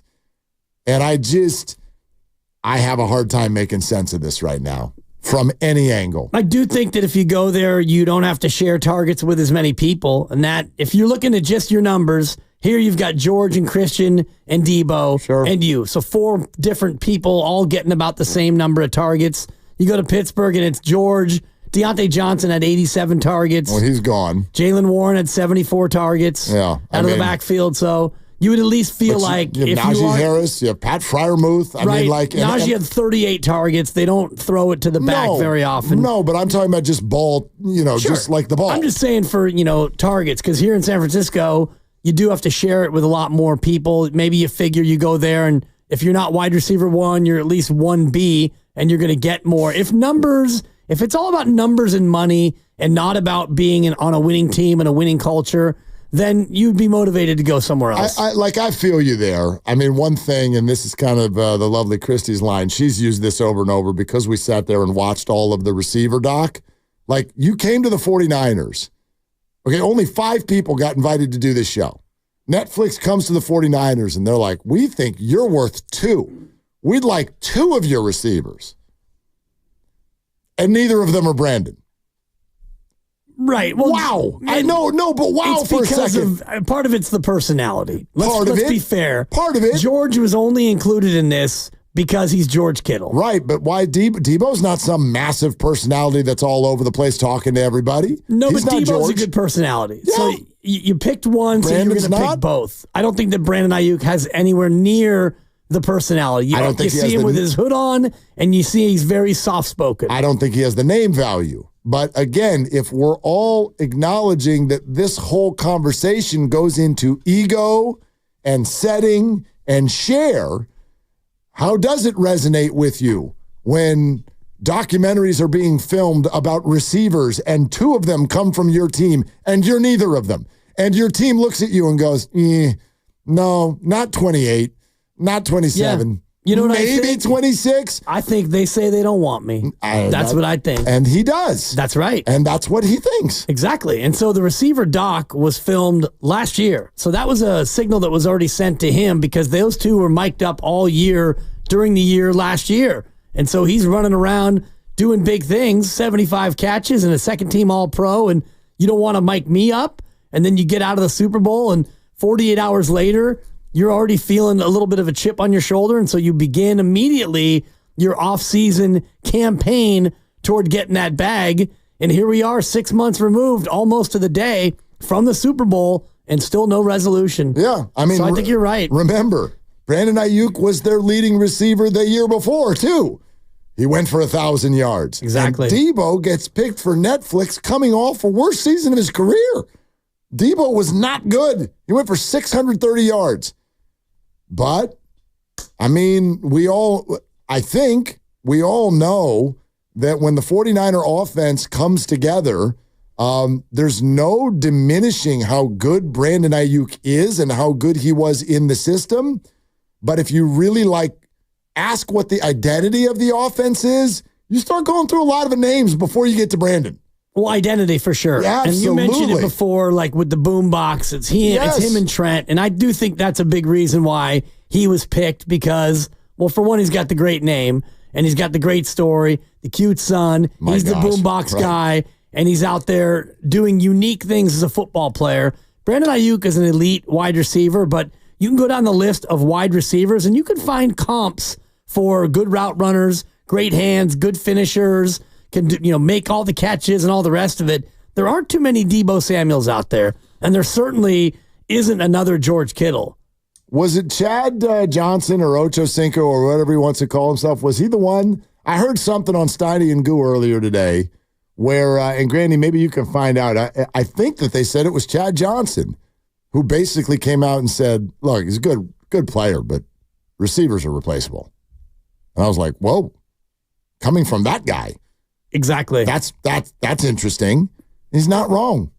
He's not wrong. If you remove the emotion, the stats, the faces, and the jerseys, and you just ask yourself, Should a football team, anyone that is paying a quarterback, forget if it's $60 million or $50 or whatever, but you're paying a quarterback at a high level, should any team go north of $25 million a year for 2 receivers? You can do it. The Eagles are doing it. Yep. I don't know but is that working? The coach is on the hot seat going into the year. You saw all the stories earlier today. It just comes out now that Sirianni and Jalen Hurts were apparently at each other all year last year. There's always an answer. It's just like the Warriors when they couldn't win a road game after Draymond punched Jordan Poole. And you're like, gosh, why is the roster not working? Something's going on in there. And we joked that it was Big Dom. Well, now you have your answer. I couldn't win without me. I got ejected and they started losing. I'm Big Dom. The quarterback. I love forgot about my Big Dom. I did. I bring him up because my hope is that you'll bring him back. But Sirianni and Hurts were not on the same page. That'll kill any team. Your coach and your quarterback are pushing in opposite directions. You're done. And then, they're being praised. Oh, they got out ahead of it. They paid Devontae and AJ. But, well, let's see what this looks like. Yeah. I know you got Saquon now. I bet it's going to be amazing. Will it? Well, I'm just looking at the list of these quarterbacks, and it's interesting the way you lay that out because Mahomes in Kansas City, they don't have 2 guys making 25. They don't even have one. They don't have one. Not even close. Travis Kelce as a tight end probably makes that, but he's a tight end. Cincinnati, well, they're in a spot now because Jamar Chase is holding in, and he wants his bag. I don't think T. Higgins is making 25, but no, he's on the tag. Right. So, yeah, but 1 year. Right. So they're a team that might be looking at that down the road. Trevor Lawrence is next. That's a no. The Chargers and Justin Herbert, they just got rid of both of their receivers. Baltimore is a no. Buffalo did exactly what Green Bay has done, and they purged themselves of the high-priced guys. Philadelphia's the only one. And Jalen's making 51 average annual, and they got the 2 guys making more than 25, and we'll see how that works out. See. Yeah. Kelce makes 17, by the way. Oh, that's all. I mean, tight end. Yeah. Okay. Tight end. He got a... Now he got that Swifty money, so he doesn't have to worry about it. Yeah, he's going to pull through. Yeah, I mean... Tua's making 53 average annual, and you got... And the Dolphins are paying 2. Waddle and Tyreek. We'll see. Yeah.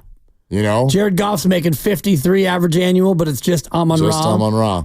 And then you go through, and there really aren't any teams that are paying 2 guys that much. And when you have, if you want to call it a run-first offense, or at least an offense that runs through its running back and its left tackle, it probably makes even less sense to do it. Exactly. And I'm sure that's at least a thought. I don't know if it's the thought. That's probably a thought from Kyle Shanahan. He's like, look, we got this great roster. If we're going to figure out where we're trimming money and where we're adding money, I don't think a wide receiver room is where he wants to add money. Exactly. They just, re-signed their fullback. They reworked his deal because they do a lot with the fullback, and they only have 2 receivers on the field anyway most of the time. Sponsored by Meineke Car Care Centers. Speaking of McCaffrey, an update on his injury situation with Doc Pandia in a half hour. Matt Barrows in an hour. He's tapped in. He's dialed in. We'll get the latest. Your calls, though, right now, 888-957-9570. If you were the Niners, what would you do?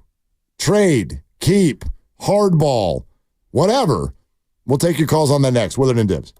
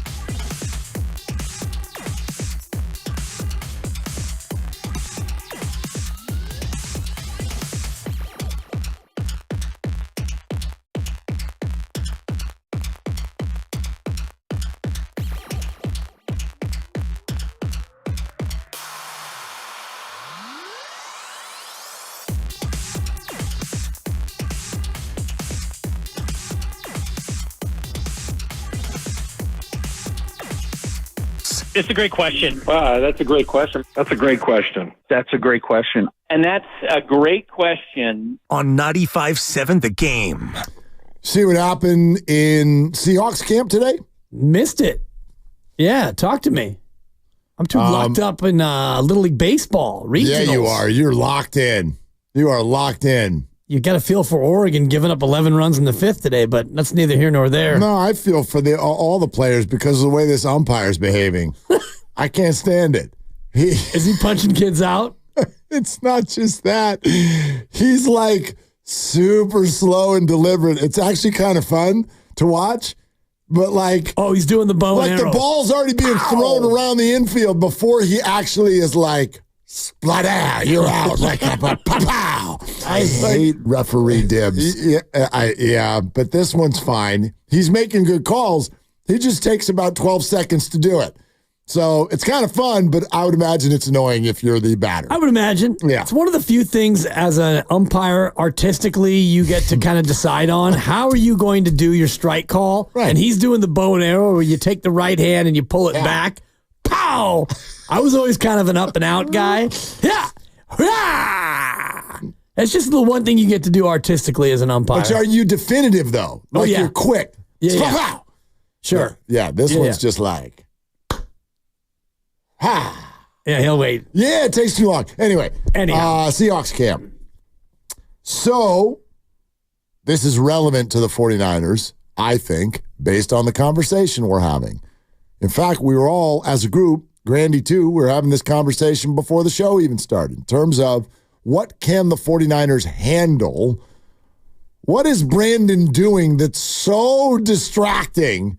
That's like, we've got to send him to Pittsburgh. Because we can't do this anymore. What is happening at camp? That's what I want to ask, Kyle. What's so bad? He's just out there in shorts. And Grandy was like, Niners can handle this. They handled the Jimmy thing. You kept calling it the kiddie field. Right. That's where he was. Which was really funny. And Jimmy's over there on the kiddie field, like not even on the team. And then suddenly he was on the team. And Trey Lance is there. And it's his big year, and they put Jimmy right over his shoulder, and we all freak out. Meantime, what none of us knew is that the whispers going through the building, all of them are like, Brock Purdy's actually better than both of them. Right. They dealt with that and went all the way to the NFC title game. Yes. Okay. But that's football. What's going on here is not football. Well, I think that Kyle can handle Jimmy on the kiddie field, and let's see what we have with Trey. And I think that Brock's the bomb anyway. That's football stuff. Oh, I'd argue the Jimmy Garoppolo thing was everything but football. It was all. It was football. He was out there playing football, right? But it was contractual, and it was emotions, and it was anger, and it was Kyle versus a quarterback. It was all those things. It was those things for 2 years. So anyway, what happened in Seattle today is that DK Metcalf essentially went Aaron Donald / Myles Garrett. And swung his helmet at a teammate. What? It's not a joint practice. He swung a helmet and landed on a teammate. Swinging a drive? Swinging a drive. Now, listen, I can't tell. I'm just looking at the melee. I don't know. I can't tell what teammate it is. Was it a fracas? It was a fracas. I'm seeing reports that it was a scuffle. It was all those things. It was all those things. And what's the name of the big funny hats that they all wear at camp? What are those things? Guardian caps. Yeah, the Guardian cap. I think the Shout out Cleveland. I think that. Well, actually, no. The guy that got hit wasn't wearing a Guardian cap. Oh boy. Anyway, so apparently Trey Brown and Jake, hey Bobo, exchanged punches. Shortly after the confrontation. It was a confrontation sensation. I was going to ask you. Thank you for getting to it. DK Metcalf joined the fray. Nothing like being the third guy in and starting to swing a helmet. Okay, so DK trying to make the next receiver doc on Netflix. So this is what football teams deal with, okay? And this will be no big deal. It's not, now, don't get mad at me because it's not the same. It's not that far of a departure from Draymond and Jordan Poole. The difference is what? Well, there are helmets, and it's football, so we're used to it. But a teammate assaulted a teammate, but we're used to it. So it lands completely differently. The video is not quite the same, though there is very clear video. There's very clear video of it. This will blow over by dinner. No big deal. Football teams can handle stuff. Yeah. And so my question... Pending the video, and I haven't seen the video, but pending the video will allow me to put it into more context as to the Draymond Jordan Poole thing. It's a guy that's got a helmet on. He gets hit in the helmet with another helmet. Right. This is not one guy walking straight up to a teammate and just spladow, as you like to say. Well, it's a guy swinging what could be thought of as a deadly weapon at the head of a teammate. My point is not about the way it looks. It's the concept of what's taking place. It's a teammate fighting a teammate. Right. Like, that's all. It's what happens. Yeah. In football. Sure. We're cool practice, with it. This happens in a baseball team. My God, releases are happening. It's an international incident. If it doesn't happen at a football training camp, then you aren't playing hard enough. Well, you know what I mean? Not the fighting I get. The not helmet swinging. Helmet swing, that's a little intense. Sure. But my point is football teams handle more stuff than anyone. And so my question for the 49ers would be, and they wouldn't answer it, but this is just the question I have. What is going on at camp that's so bad that is making you turn your leverage in, turn your team into a national daily story, step by step? What's he doing now? Where's his agent? Who's calling who? Well, the Steelers say he's there. But wait a minute. The Pats are back in. Now the Pats are out. Don't forget the Browns. What about Amari Cooper? There's Amari. He's at practice. Okay. The Commander's QB is his best friend. You're allowing this to be the thing every day. And Schefter says the Niners are in no rush. Okay? It's a 3. I mean, I don't get it. Why are you allowing this to happen? What is Brandon doing that is upsetting you to such a level that A, you're like, we've got to trade him, and B, you're turning in your leverage, especially after he already said no to an agreed-upon trade and a contract that supposedly hits the number that he wants. To me, this just screams, walk away. Walk away. But they won't, and at least they haven't, and they haven't for an obvious reason. What the reason is, it's unknowable from the outside, but clearly, whatever's going on, maybe it's the way that he's dug in, not only contractually, but as far as his participation goes. Maybe he has made it absolutely crystal clear that he will not be practicing without a new deal. And the new deal won't be coming because the two sides are so far apart that they haven't even talked in 3 months. So if that's the case, he doesn't even need to be carrying on and, mumbling under his breath or double birding Shanahan when he walks by, or it doesn't even have to be anything that dramatic. It can just be his steadfast refusal to participate combined with his presence in the building, which is a constant reminder not only to himself and to Shanahan, but to his teammates. I'm just here so I won't get fined, right? The old Marshawn Lynch line. Right. But don't you think, I feel like the 49ers have plenty of recourse there. I don't know the specific rules. I find that it would be very odd for someone to break these rules. Go back to Trent Williams. Trent didn't show up and go to practice every day. He didn't show up and work out. He didn't walk around on the field. There are plenty of holdouts. There are plenty of hold-ins. I'm pretty sure a team can simply say, please stay away from the facility while this gets figured out. You can do that, I think. So just do that. If he's in your face and in the way, just send him home. I am gathering everything you're saying. I understand it. I agree with it. What I don't understand is why they're handling it the way they're handling it.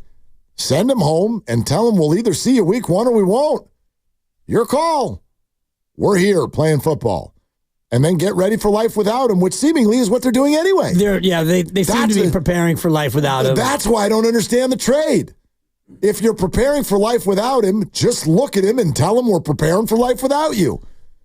That's it. The Niners seem to be doing something when they don't have to do anything. That's all. That's where I sit on it. Yeah, I could look through the collective bargaining agreement to figure out exactly what the language is, but it's 456 pages. So I don't know if there's. You haven't memorized it yet? I'm about 138 pages through, and it's a real page turner. But the first actually 17 pages are table of contents. So maybe we can. You can jump through that. There's a lot of appendices. So based on this collective bargaining agreement, I'm sure they have things they can do, things they can't do, fines they can issue, fines they can't issue, and if he's there, clearly he's holding in to avoid being fined as a holdout. So I don't even think that they can just say, you can't come into our facility right now unless there's conduct detrimental, and then they could put him on, a certain list where, like, if he did something illegal or if he did something damaging or destructive to the team, then you could come in and say, all right, you're gonna be suspended for a week. Well, but you're talking about if the fines were still there. I get that, and I know, just don't fine him. And maybe they can't unilaterally do that.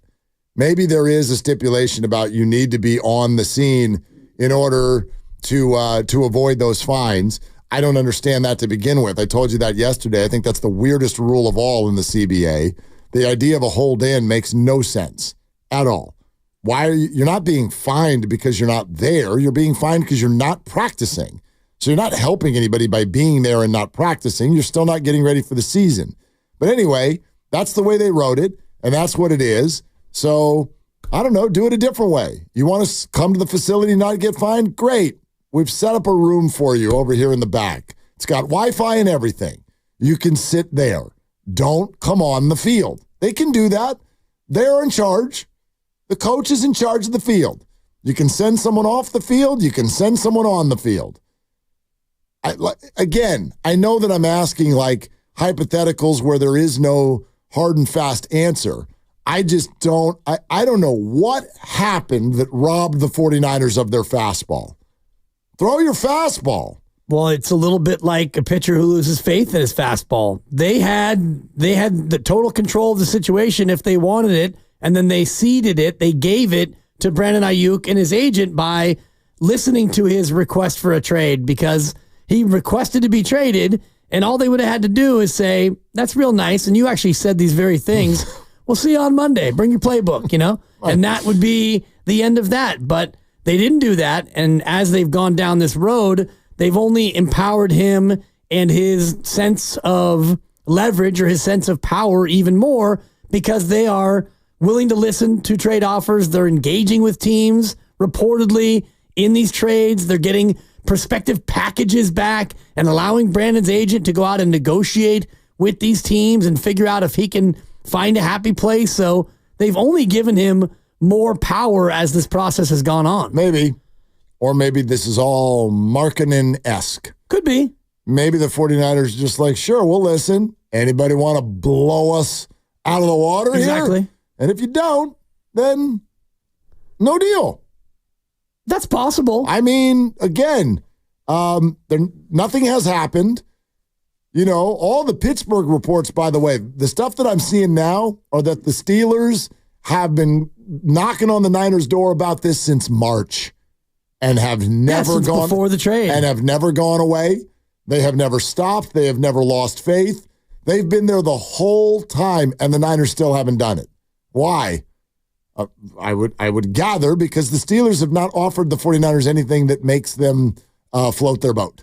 Right, but between March and now, a lot's happened to where the 49ers, I mean, it seems like it. If they haven't even engaged since May.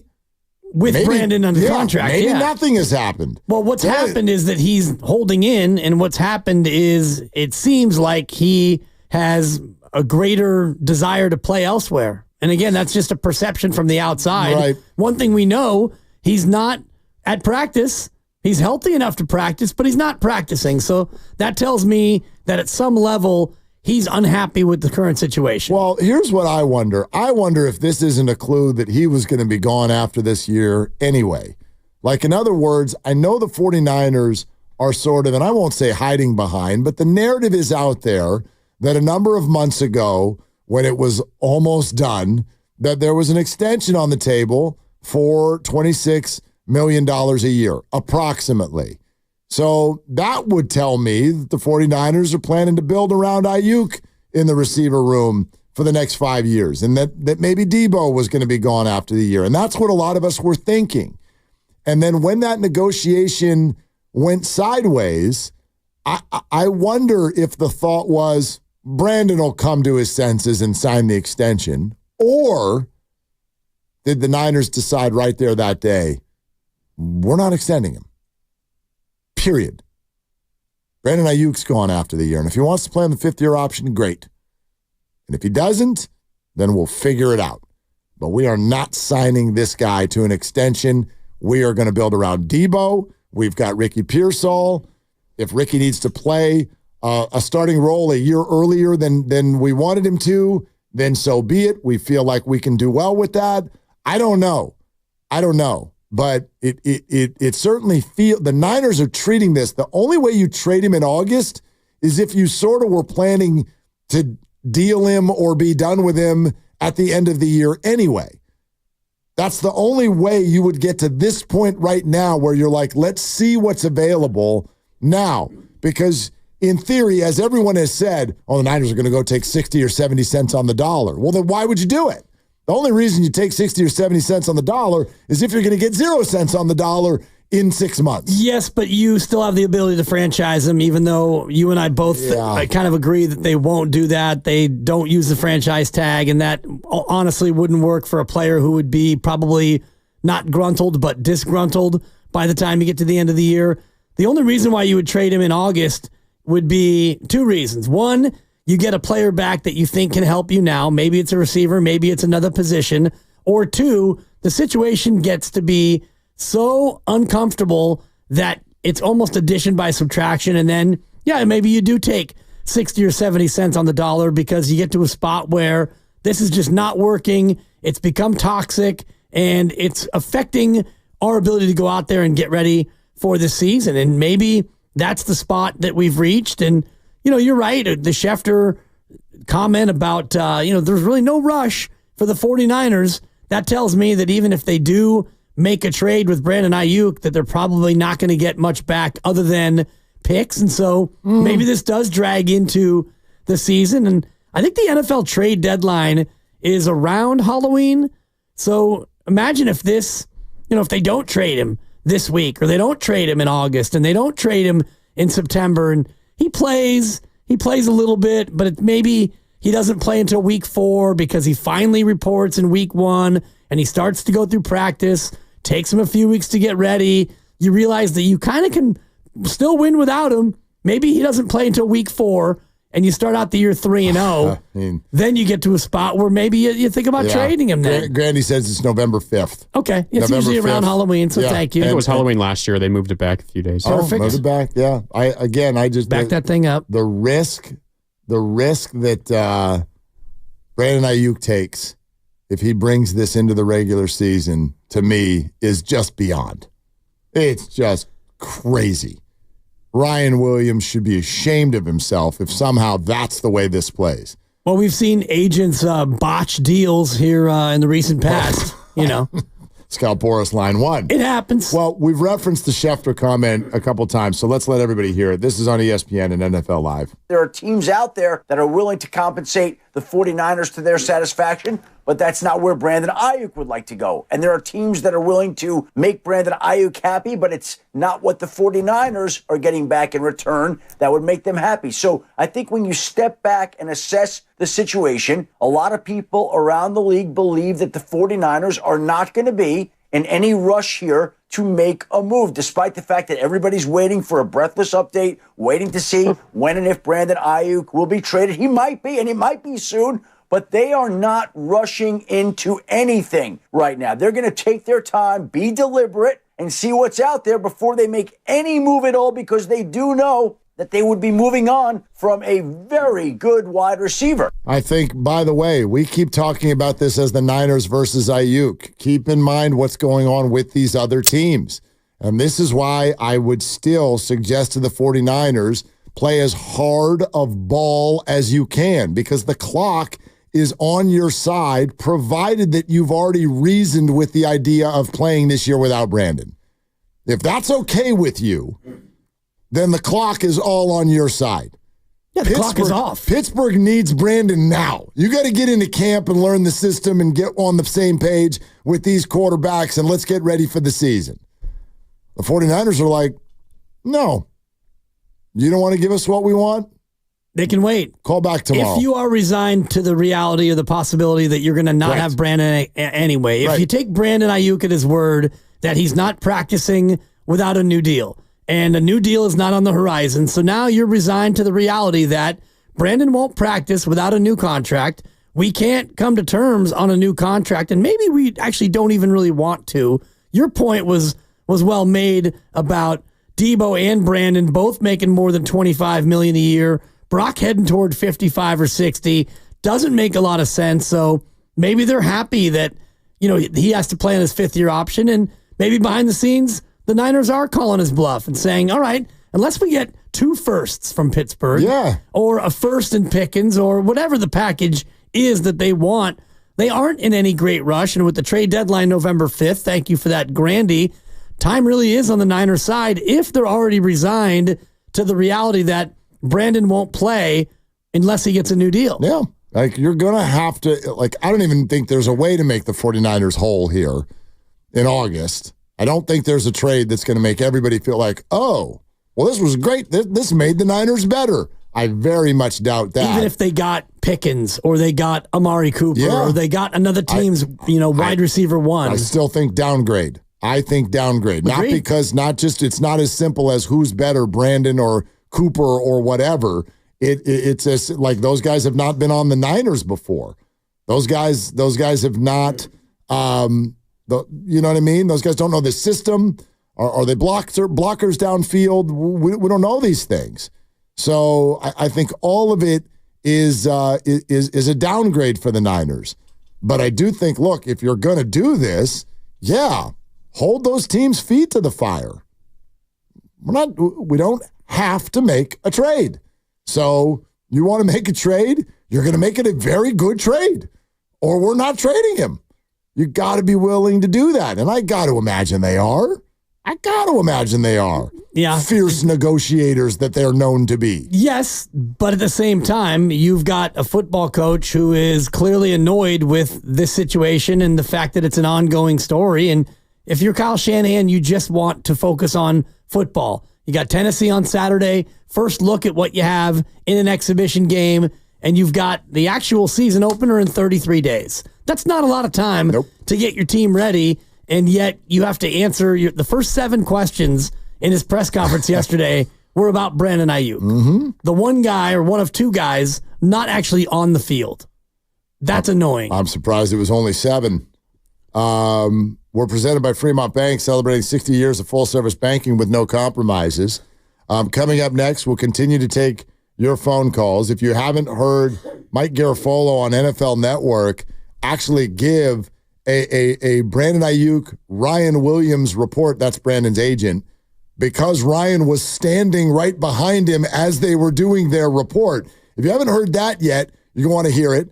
And then also Doc Pandy is going to jump in here next, the latest on the injuries led by Christian McCaffrey and his calf. So all of that right around the corner on Willard and Dips. And I got to ask you, why professional builders and contractors rely on Golden State Lumber and building materials? It's an easy answer, and it's because their extensive inventory is appreciated and their ability to schedule delivery of materials often on the same day. I recently had a project at my house, and I told my contractor, call Golden State Lumber and Building Materials. They'll get the stuff here the same day, and they did, and we were able to get a couple of things done in my backyard. I'm also thinking about a deck, and they do use Trex decking specialists, and they're ready to help you with your project. The sales staff, such extensive knowledge of Trex and all the materials that you would need. This is their career, people, and so they're committed to providing you with the exceptional experience that you need.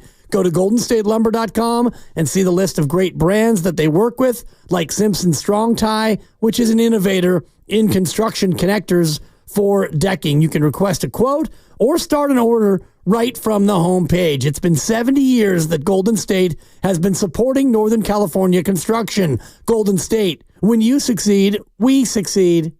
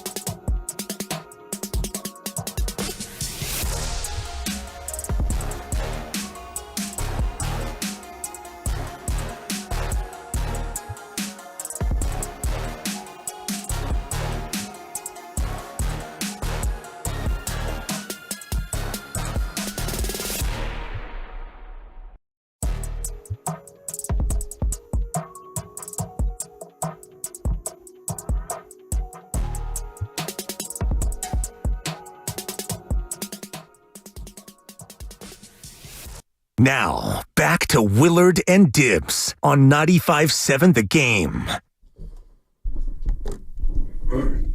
Is this actually going to be Doc Pandia, or is it an AI version of him? I know he's a busy guy with surgeries and all that stuff. Dibbs and I were just watching stuff online. There's an AI generated press conference of John Lynch and Kyle Shanahan just torching Brandon Aiyuk, and it's John's voice. It's John Lynch's voice. So scary. He's like, Brandon doesn't want to win. We offered this dude $26 million. He doesn't want to take it.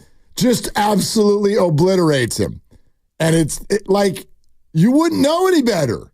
It's him. This is the most terrifying thing I've ever seen in my life. AI. Really scary. And it's scary to think about, like, our jobs could get AI-ified rather easily. But I wonder if our next guest worries about robots coming for him. It's a transition right there. Take that, AI. Well played. And all guests, including those who aren't real, on 95.7 The Game appear on the River Islands guest line. Isn't it time for you to discover the islands? River Islands in Lathrop. It's time for Cleared to Play, where we take you inside the tent, get you updated on the latest injuries in the Bay. Proud to partner with UCSF Health on this segment and bring in Professor of Orthopedic Surgery, Dr. Nirav Pandya. Doc, is that you?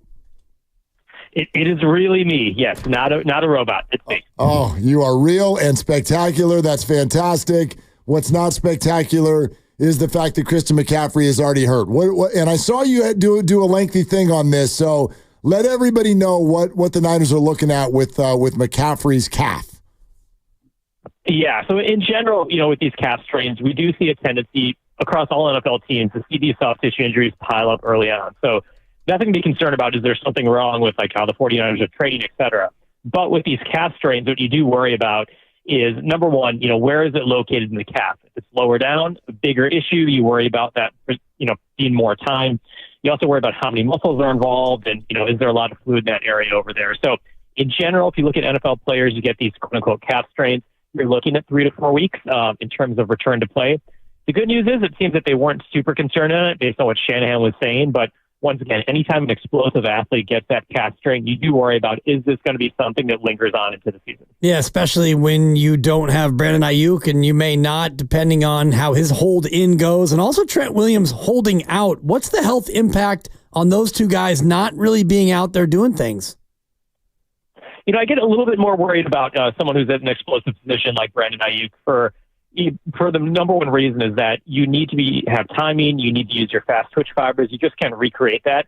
And for someone like that who goes for a period of time where they're not playing and then suddenly has to jump into a camp, wherever they are, whether it's the 49ers or with the Steelers or wherever he ends up, then suddenly you're going from nothing to very explosive activity, and that's where you can get set up for injury. For Williams, I get less worried about it because he's not a fast twitch athlete.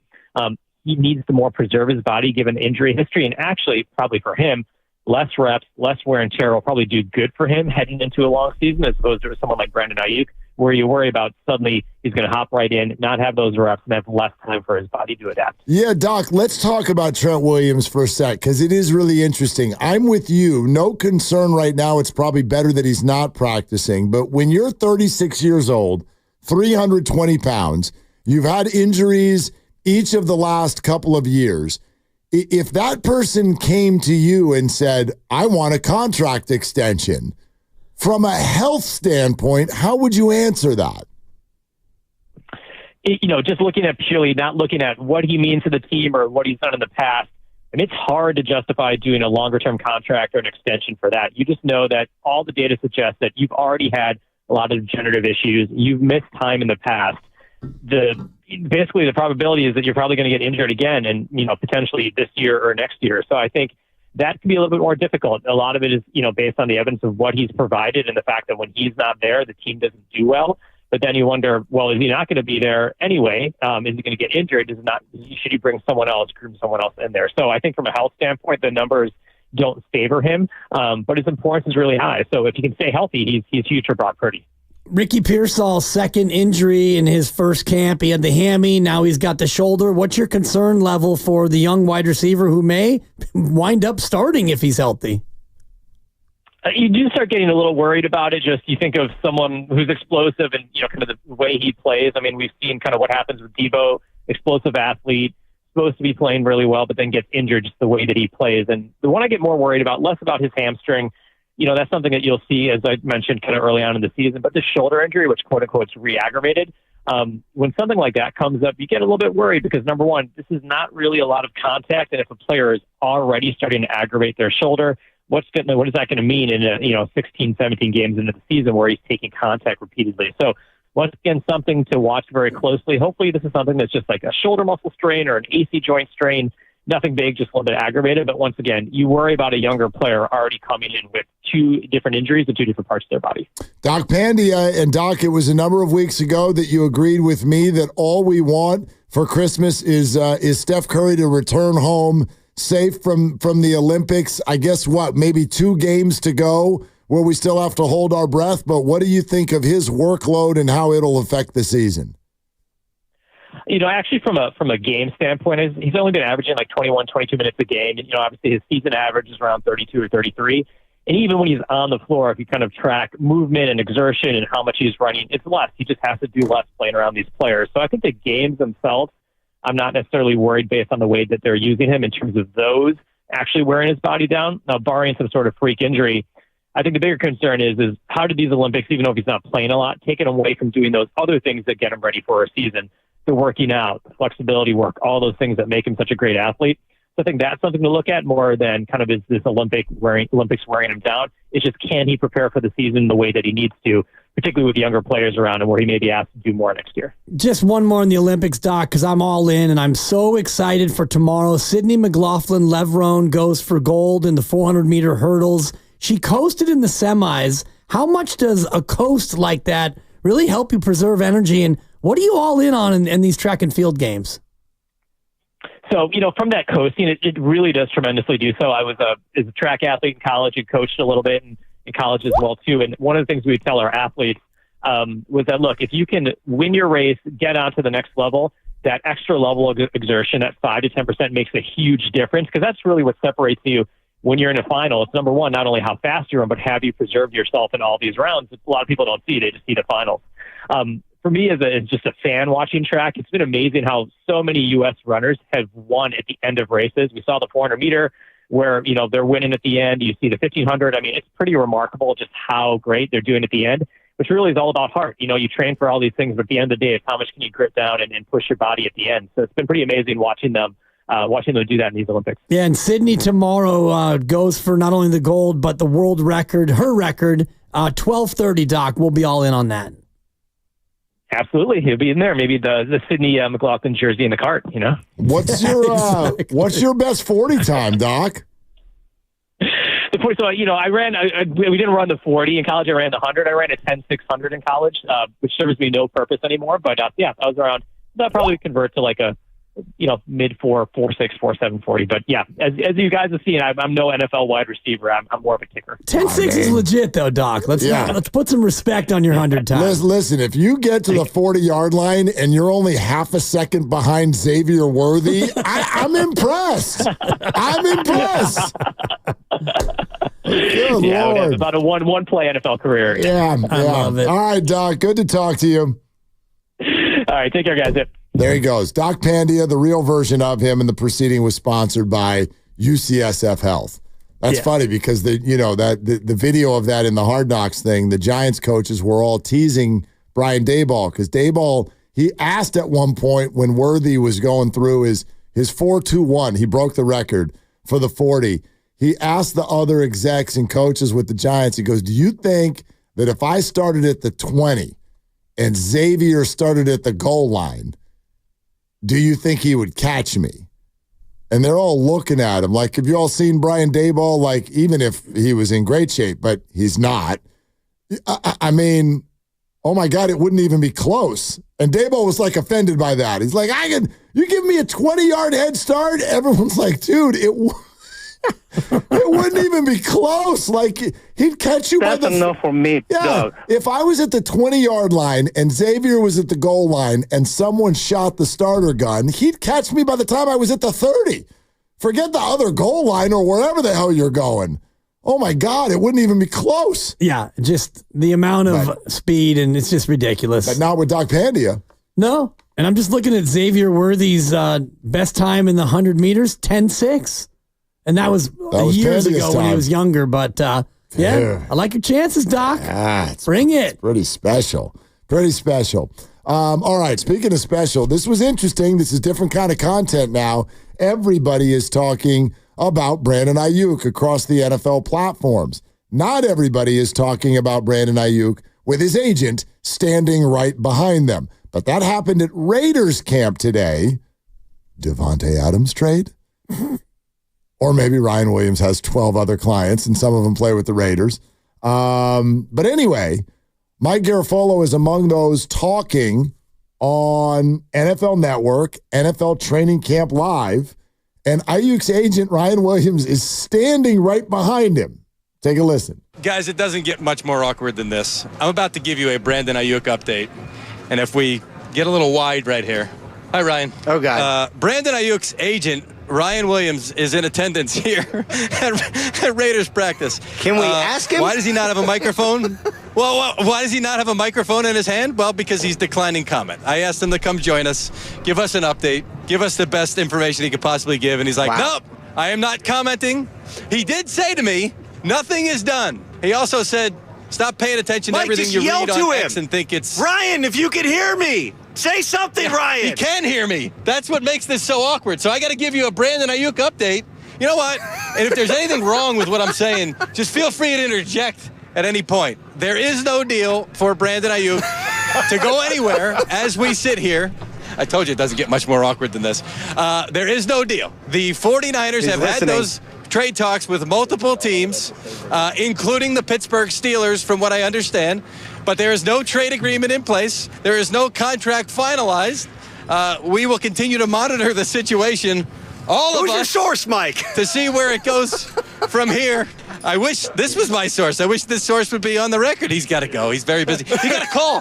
Who's on the phone? This is like an action show. This is like an action show. Here's the bottom line. There is nothing done at this point. Again, I think we're getting close. Yeah. I really and truly, honestly believe that we are getting close. We are not there yet. Okay, we're getting close, he says, there at the end. And he is a big voice. He is very, very tapped in, and that's something I would trust. But like I would love to have asked a follow-up question. We're getting close to what? Exactly. Are you talking about a trade? Are you talking about some sort of final answer? Some clarity? What are we getting close to? There are plenty of reports out there about the Pittsburgh Steelers, and I understand that. And I know that some of them are very close with executives with the Steelers. I have no doubt in my mind that the Steelers have been trying their little tookuses off for months. But I'm mindful of the fact that means that through all that time, March, April, May, June, July, and a week of August, you still haven't gotten it done. So something is wrong there. And this idea that's being thrown out there that the Steelers are like, we're drawing the line. There will not be any players headed to the 49ers in this team. I'm sorry. Do you have a say here? Well, they have a say to the extent that their offer can include players or not. Sure. But my point is this idea that, we're close, it's imminent, it's happening, it's almost done. I don't buy it. But you just never know until it's actually done. Right? Like you're gonna have to give the Niners an actual deal, or the answer is gonna be no. Well, I don't think that you can talk about 6 months, and that is roughly 180 days. I would doubt that they had conversations on all 180 days. So, working on it since March means, you called in March, and maybe you called a couple times in April, and you check back, and who knows how hot it's gotten. It seems like of late there have been probably more conversations than ever before, because the sense around the league is that Brandon Aiyuk wants to be traded and the Niners are at least open to hearing offers. I think we can all, based on all the reporting we have, we can accept that as the baseline reality. And whether it's Washington and Cleveland, New England and Pittsburgh, or other teams, it feels like the idea of acquiring Brandon Aiyuk is something that is likely or a certainty. And so, Pittsburgh is probably figuring out what they're willing to do and what the Niners are looking for. And if it totally doesn't match up, I don't think that you would still be hearing reports about it being close or they're at the goal line or, all the other reporting that we've gotten out of Pittsburgh. I don't know, man. I don't know. If it was a dead deal, I think that you would hear a lot less. I don't think dead. I just think that it's potentially stalled or they're trying to go a different avenue because, in other words, if it were easy, this would have been done by now. I see all the reports from people I do really believe that Brandon Aiyuk is very comfortable with the Steelers' financial offer. So the finances that are on the table have been agreed to by Pittsburgh. Schefter's essentially said that. We know that there are a couple of teams that Brandon will agree to the money, but those are the teams that have not agreed with the 49ers. And we know there's teams that the 49ers have agreed with, but those are the teams that Brandon doesn't agree to the money or won't go there. So I get all of that. Therefore, if the Brandon side is done for the Steelers, then the only thing they're working on is how to compensate the 49ers. And this isn't that complicated. Like, honestly, if we also believe the report that no player will leave the Steelers in this deal, the Niners will only get picks from Pittsburgh. Well, how complicated is this then? What do you want? You want one? Is it two? Well, maybe they want 2 ones. Right, but that's a very quick conversation. 2 ones? No. Okay, then we move. Again, the only way that this could still be alive is if now you're trying to get creative. You're trying to get a third team involved in this so that the Niners receive a player. I don't know if the Niners care about PR, but I know this. If they only get picks in return, they're going to get hammered. Yeah, well, they're most likely going to get hammered anyway. And they have been getting hammered in many quarters and certainly by a lot of fans. And if Brandon Aiyuk is traded, no matter what the compensation is, who do you think fans are going to blame?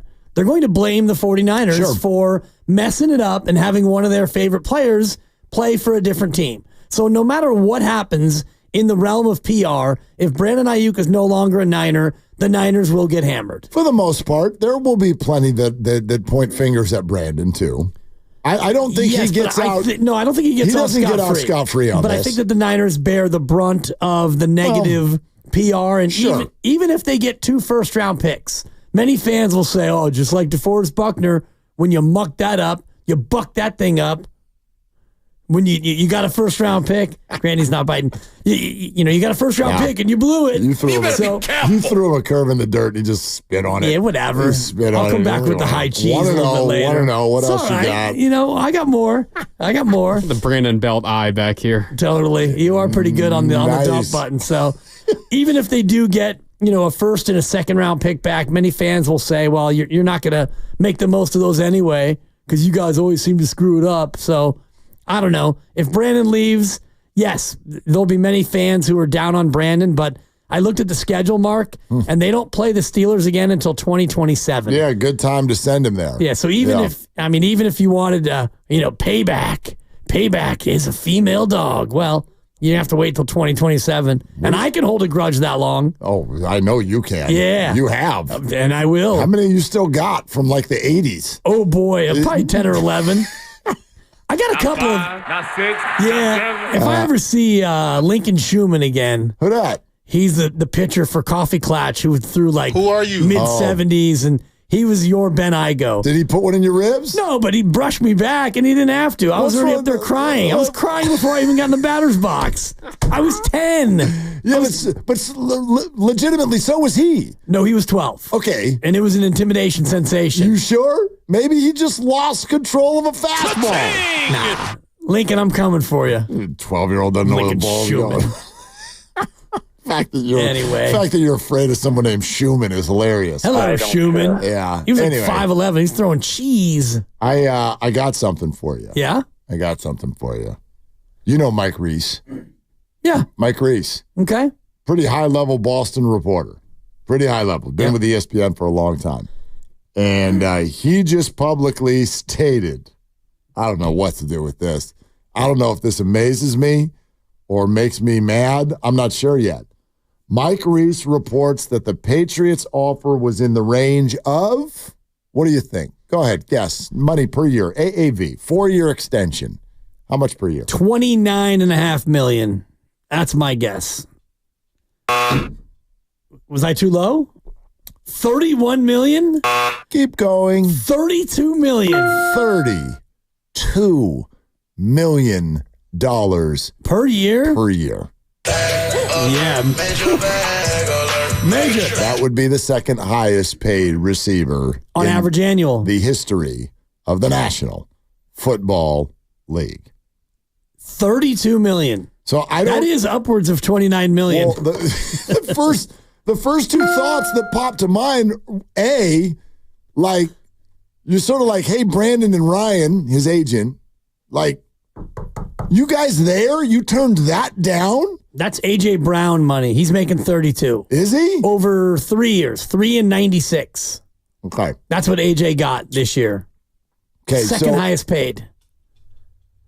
But we all understand the idea of not wanting to go to New England right now because they're terrible. Mm-hmm. So there's an equal part of me that now, if that's confirmed, keep having to use the word if, but if that's confirmed, then as the 49ers are concerned in this one, again, that to me just doubles down on the idea that the 49ers should call Brandon's agent today and say, we're done having conversations. I don't even want to talk to you. Because now you're in a very disingenuous space. Again, follow a very simplistic timeline. The season ends, Brandon wants to be paid, and he wants to be paid by the 49ers. The 49ers' response is, well, we love you, and we would like to pay you, but not that much, and here's why. We have Brock Purdy looming. We've got all these great players. And that can make you mad or not. You can understand it or it makes you mad. Okay, it makes you mad. You say, that's it. Trade me. And the Niners go, okay, we will. We have found a trade partner that satisfies what we need and more than satisfies what you were asking us for financially. I can't imagine he was asking them for 32. Correct. Or more than 32. So we have more than gone out of our way to figure this out. We got a trade. And you get to be the second highest paid wide receiver in the history of the game. So, Brandon, you good? They say they don't want me. And you say no? To $32 million average annual? I'm out. This conversation's over. Get out of my office. Get off my phone. Well, what was the guaranteed? We got to talk about the guaranteed. $12. like $12. That's what are we doing here? That's a really good question, Dibs. Thank you. What we're doing is we are folding our arms and we're saying, no, I want to go to Pittsburgh, find a deal with Pittsburgh, or watch what I do. I already hung up my phone. Watch what I do. I don't hear you. Watch what I do to your season. I don't hear you. I'll see you tomorrow as I hold in again. I don't hear you. And you know what? Maybe tomorrow I'll show up in my pajamas. Hey, Brandon, we'll see you in the aisles. We're sponsored by Safeway. Look at you. Matt Barrows, tapped in, dialed in. Love him. Information sensation. That's a buck. The Athletic joins us next. Willard and Dibs. Cha-ching!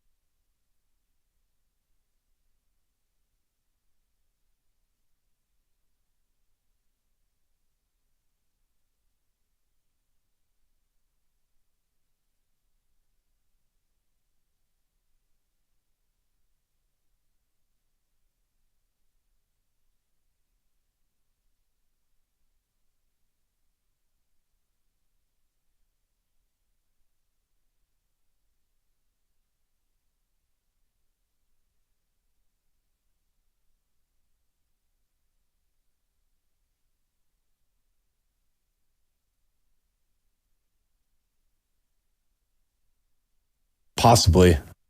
Now, back to Willard and Dibs on 95.7 The Game. Well, I'm glad we've arrived at a time where maybe we can get some new or additional answers. And I don't mean in terms of like, is it done or where's Brandon going? I have so many questions about why the hell this is even happening. What the hell's going on? Like, why? I got why questions. Not what, not when, why?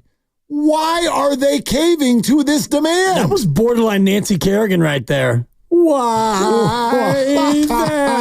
Why? Yeah, so let's ask somebody who knows. Why? All guests on 95.7 The Game appear on the River Islands guest line. Isn't it time for you to discover the islands, River Islands in Lathrop? Let's go to that guest line. Our very good friend, it's been too long, Matt Barrows, the Athletic, joins us on Willard and Dibs. Hi, Matt. What's cooking? Oh, cooking. The back of my neck is what's cooking. I've been out in the sun for about 15 straight days there, watching these camps and trying to keep one eye on the field and one eye on the sideline in case Brandon Aiyuk makes one of his appearances. It's so crazy, isn't it? I mean, in August, unlike any other, this is a very odd story for August. So, Matt, let's dive in. That is my first question. Why are the 49ers, if they are, so motivated to actually grant Brandon Aiyuk's request? I think they're motivated to force Brandon Aiyuk into making a decision. I think that they are frustrated by this whole thing. They're still not certain whether he wants to be a 49er. And here we are in mid-August, or early August, rather. It feels like mid-August. And we haven't sort of reached this basic conclusion. Aiyuk has flirted with the Commanders and with the Steelers, and he apparently wants to go to Pittsburgh. He's also said he wants to return here. So to me, I'm just trying to, put these tea leaves in some sort of order. This is all done to sort of force the issue, to shake something loose, and to make sure that if he does want to come back, this is happening now, and that he gets back in camp now so that there is a bit of a runway for him to get going before the first game on September 9th. Yeah, and that runway would be getting shorter and shorter, 33 days until that actual opener. And it's just so weird, Matt, to hear about all the reports of him holding in. And I just wonder, what is he doing? He shows up to the facility, and what does he actually do while he's there? Well, he does go to the meetings and, does the locker room stuff, talks with his teammates. So he's engaged in everything except for the practices. And he's also avoiding a fine by showing up. But I think this point was made by Mike Silver in the Chronicle that when this first started in late July, the perception was, this is a very strong positive sign for the 49ers retaining Brandon Aiyuk, getting a deal done. He's there. He wants to be there. That's obvious. But now, as we've gone into, 2.5 weeks of training camp, he's there, but it's more of a distraction than anything else. He's there, but he's showing up on videos and things like that. So this seems to be beginning to irk the 49ers to the point where they, like I said earlier, are asking the question, okay, do you want to be here? Do you want to be in Pittsburgh? What's the story? Let's get this thing resolved. Matt, here's what I've been saying all day, and maybe you can just sort of like help direct me, because if I'm the 49ers, I would very much look at it this way. You said you wanted us to pay you. We're saying we can't give you exactly what you want, even though we really like you. That led to Brandon saying, trade me to a place that will pay me. And then we did that, and you said no. If I'm the Niners, at that point, I hang up the phone and tell Brandon, we'll see you whenever the hell you decide to see us. And that's the end of the conversation. That's what I can't figure out. They gave him what he wanted, and he still said no with this Patriots thing. So why are they still engaging? Well, I'm not exactly sure. I mean, to me, I think that part of it was to show Brandon Aiyuk, okay, these are the teams that are interested in trading for you and paying you a contract that you'd like. Let's go. And two of them apparently weren't to Brandon Ayuk's liking. Now, this third team, the Steelers, is, but I think that the trade compensation is not to the 49ers liking. So this is all what I call the anatomy of a stalemate. This is why we're not getting anywhere, because none of this lines up. Now, maybe there's a 3-team trade somewhere out there that satisfies everybody. I'm not sure. I still think that the 49ers want to have him back. It's very hard for me to see them getting anything, especially this year, that equates to Brandon Aiyuk. This is a championship year for this team. And Aiyuk is their best receiver. And in a lot of ways, he's what makes this offense tick, because he can stretch the field, and he's a big part of the deep passing game, nearly 20 yards a catch last year. So it's very hard to see the 49ers getting anything, certainly in 2024, that would even come close to what Brandon Aiyuk was able to deliver to them last season. If there are hard feelings, do you get the sense that it's not so beyond the pale, not irreparable, to where he could come back and theoretically still be a part of a week one offense? Yeah, for sure. I mean, this is sort of a book on these types of negotiations. I remember, if you guys can remember back to 2009 and Michael Crabtree's ridiculous holdout to begin his career, where he reasoned that, even though he was picked at this spot, he should have been picked higher, so he should get paid that amount of money. And that lasted into October. And that was just nonsensical, absurd, and everything else. And as soon as Michael Crabtree was in the building, it was welcome aboard, Michael. And as soon as he caught a touchdown pass, it was Michael Crabtree's fantastic.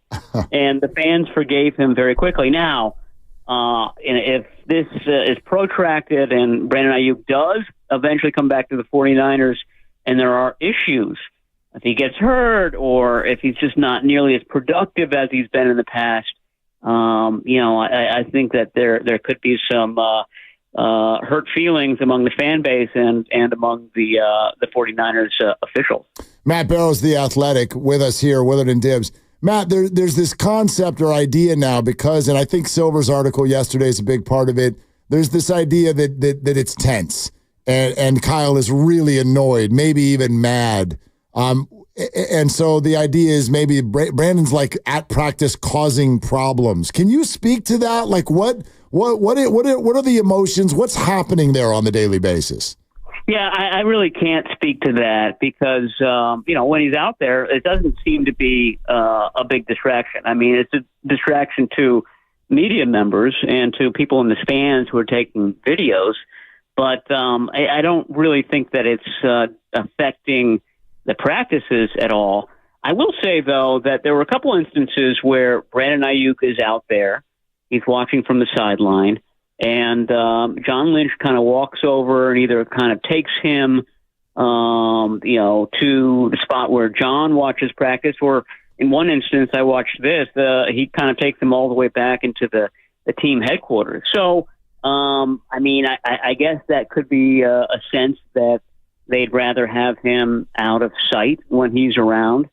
There's the other part of it is that there's this ridiculous notion that he arrived with a neck and a back issue, and that's why he's not practicing, not because of any contract. That's officially why he's not practicing. So maybe that's what's annoying Shanahan, that if you're here, if you're healthy, if we're dealing with all sorts of real injuries at wide receiver, and they are, you ought to be back out here. You're under contract. You should be practicing with your team. How much of that affects what the 49ers are going to do? Not necessarily the Ricky Pearsall nagging injuries, but just looking at their depth at wide receiver and realizing that if you don't have Brandon Aiyuk, who will you turn to as your second wide receiver in most of your formations? Well, Brandon Ayuk's been holding in. Deebo Samuel's been having, his best camp since, 2019 when he was a rookie. He looks good. He looks motivated. And he's happy. I mean, you just kind of see that in his body language. So it's a real sharp contrast between him and his good friend, his close teammate, Brandon Aiyuk. And Juwan Jennings has looked good as well. So those are your top two guys. Now, they like to use Juwan out of the slot. They like to use him as the third receiver on third down. So I don't know if it'll be exactly, those are your two starters. I think Chris Conley would probably be the other guy in the mix for a big role. Someone started to come on at the end of last season, looked good in the Super Bowl, looked good in the playoffs, and he's also been consistently good in camp. So those would probably be your top three, with Ricky Pearsall, if he's healthy, right there after that. Matt Barrows, The Athletic, with us here, Willard and Dibs, obviously talking about the Brandon Aiyuk situation. Matt, maybe I'm making this up in my head, but just kind of listening to you talk about this a few minutes ago, it sounds to me like you think still the most likely outcome is Brandon on the 49ers. Do you believe that? I think, let me phrase it this way. I think that's still the outcome that the 49ers want. It's up to Brandon Aiyuk to decide whether he wants that or not. I mean, I don't know what the trade package is that Pittsburgh is offering right now, but I do know that the 49ers would prefer to have a wide receiver as part of that trade package. And you look up and down the Steelers roster, and there are not a lot of desirable wide receivers. This is why the Steelers would be interested in this scenario. There is reason for the 49ers to say no to this. But another reason is to keep Brandon Aiyuk. I mean, if Washington and Pittsburgh are the two places that he wants to go, and Washington's not interested in the contract, and Pittsburgh doesn't have the ammunition to work out a deal, the 49ers are basically telling Brandon Aiyuk, okay, it's time to go to your third option, which presumably is the 49ers. How often do these three-team trades happen? Because you mentioned it earlier, and I was thinking about the NBA where you get a 6-team trade involving Klay Thompson. But in the NFL, are these commonplace? No. I mean, I'm as you were formulating that question, I was trying to think of one in my mind, and I couldn't pull one. But, that would seem to be, like I said, the 49ers need something that helps them in 2024. Look up and down that Steelers roster. I mean, there are a couple of great players on that team. I think Fitzpatrick, TJ Watt, maybe a couple of others, but I doubt that the Steelers would ever kind of throw that into the mix of compensation. Matt, have you gotten a sense, being around the guys, what his teammates think of all of this right now?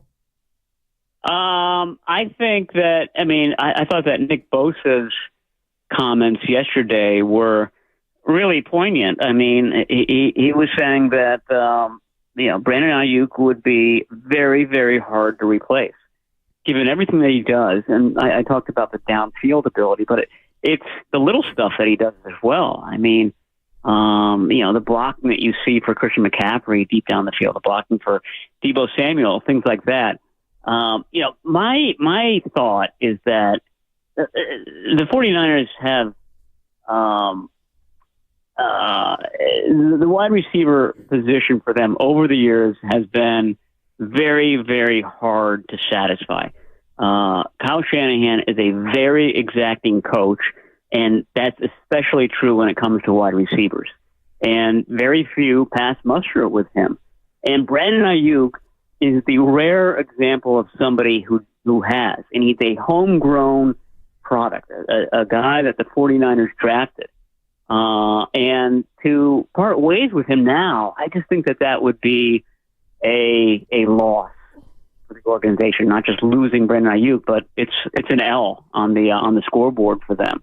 So that's, again, that's why I would think that the 49ers would still, even at this juncture, want to hold on to this guy. And I know we already talked Pearsall a little bit, but like, what is their confidence level that he really can step into this role? And can they know that at all before you actually see him in live games? Yeah, I think so. I mean, they're seeing what he does best, which is he's very quick. He gets open, and that's everything in this league. Now, staying healthy, that might be the only thing that's more important than that to a wide receiver, and that he hasn't checked that box yet. So that's a question mark. But I do think that they feel like if he gets into games, and I think the plan is to kind of sprinkle him in very here and there early on, that he's gonna work out. It's not going to be too big for him. He's going to get open. Brock Purdy's going to find him. It's going to be a good marriage. But to say that he can step in for Brandon Aiyuk, I think that's a little bit too ambitious. Matt, great to have you today, man. Thank you so much for making some time. Anytime, guys. Talk to you soon. Okay. Thanks, Matt. Matt Barrows, The Athletic, latest on the Brandon Aiyuk situation, and I'm sure, I bet your first thought is the same as mine, and I wonder if our listeners all kind of feel the same way. First thought that pops to mind, that he sounds a little bit more on the side of this is not done yet with the 49ers, more than the national media sounds. Certainly, and Pittsburgh media is frothing at the mouth over the idea of acquiring Brandon Aiyuk, and they're at the goal line, they're at the 1 yard line, this is imminent, it's about to happen, and then you get the report out of New England where there was $32 million average annual value on the table, and Brandon ostensibly nixed the deal. The Niners had a package of picks and players or whatever coming back from New England, and Aiyuk was the one to say no to $32 million a year. And if that's true, that kind of blows a lot of this out of the water. It makes me think that maybe Brandon Aiyuk is not serious about being traded at all. Well, yeah, maybe he's just into making noise right now. Well, it's really weird because if the goal was getting your money and you want the AAV to be commensurate and is their ego there, whatever. If that's the goal, and remember, Filippone just the other day said to us in Pittsburgh, he said the thought was he'd be willing to give Pittsburgh a little bit of a discount. In other words, the thought might be Pittsburgh's only offering about 28 or 29. Well, if you're willing to do that for Pittsburgh, why aren't you willing to do that for San Francisco? Maybe San Francisco's at 24. Well, the report was 26. In other words, I mean go backwards. Go backwards because 26, especially when it was offered, was not that much of a discount. It wasn't, but so it is now. Yeah, but why are you willing to offer Pittsburgh a discount? Well, if Pittsburgh's offering 26, I would imagine that's going to be a no from him, dog. But I don't know. If 32 from New England's not good enough and a discount from Pittsburgh would be, let's just call it 29.5 average annual value, $29.5 million a year. That's more than the 26 the Niners offered. Of course. So that becomes, if you're willing to take a few million less than you would have gotten from New England, but it's a few million more than what was offered from the Niners way back when in April or May, then yeah, that's a discount, but it's still more than what the Niners were reportedly offering. I wonder what y'all make of this, too. Listen to this. We haven't done this one yet. Ian Rappaport, NFL Network, earlier today. Now, compare this to what Matt Barrows just told us. If Brandon Aiyuk wants to go to the Pittsburgh Steelers, if he will only sign an extension there, which that hasn't specifically been conveyed to me, but he certainly does feel like that's a place that he would like to be, then that's where he's going, right? Because that's sort of where we are with players nowadays, the kind of leverage they have, the kind of power they have. If Brandon Aiyuk wants to go to the Steelers, then eventually that's likely where he will be going. It's just complicated. The 49ers have to get a deal that they would like. We will see whether it is with the Steelers, whether it's picks or a player. I know if it was a couple other teams, maybe they would have gotten a receiver. Maybe that's something still in their mind. We will potentially soon find out, hopefully, God willing. Then there's the contract, which also have to be agreed to. These are not simple transactions, which is probably why for the last 3 or 4 days we've all been telling you the same thing. It's not quite done yet.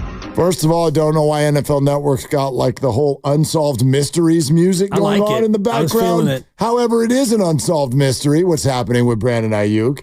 But listen to Rappaport, who essentially says, if Brandon's only going to agree to go to the Steelers, then Brandon's going to the Steelers.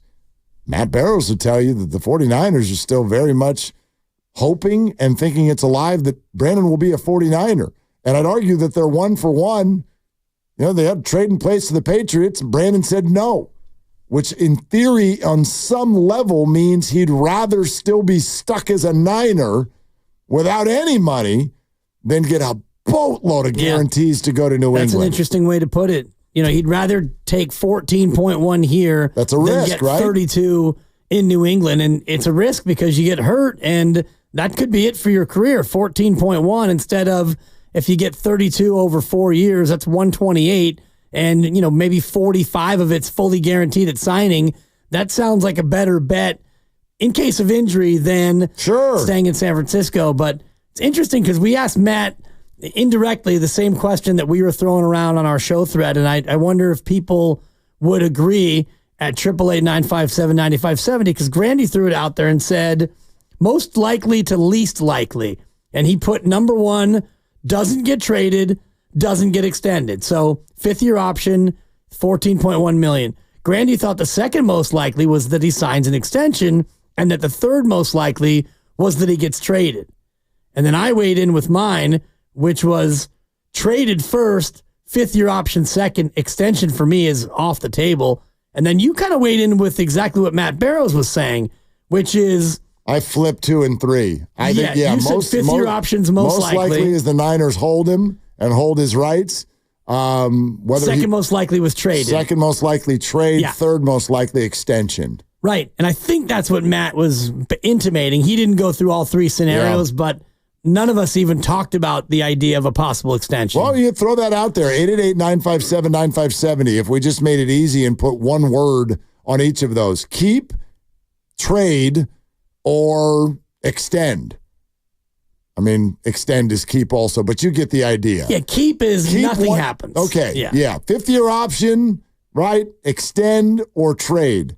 You can put those in order of likelihood. I think it's 5th-year option, then trade, then extension.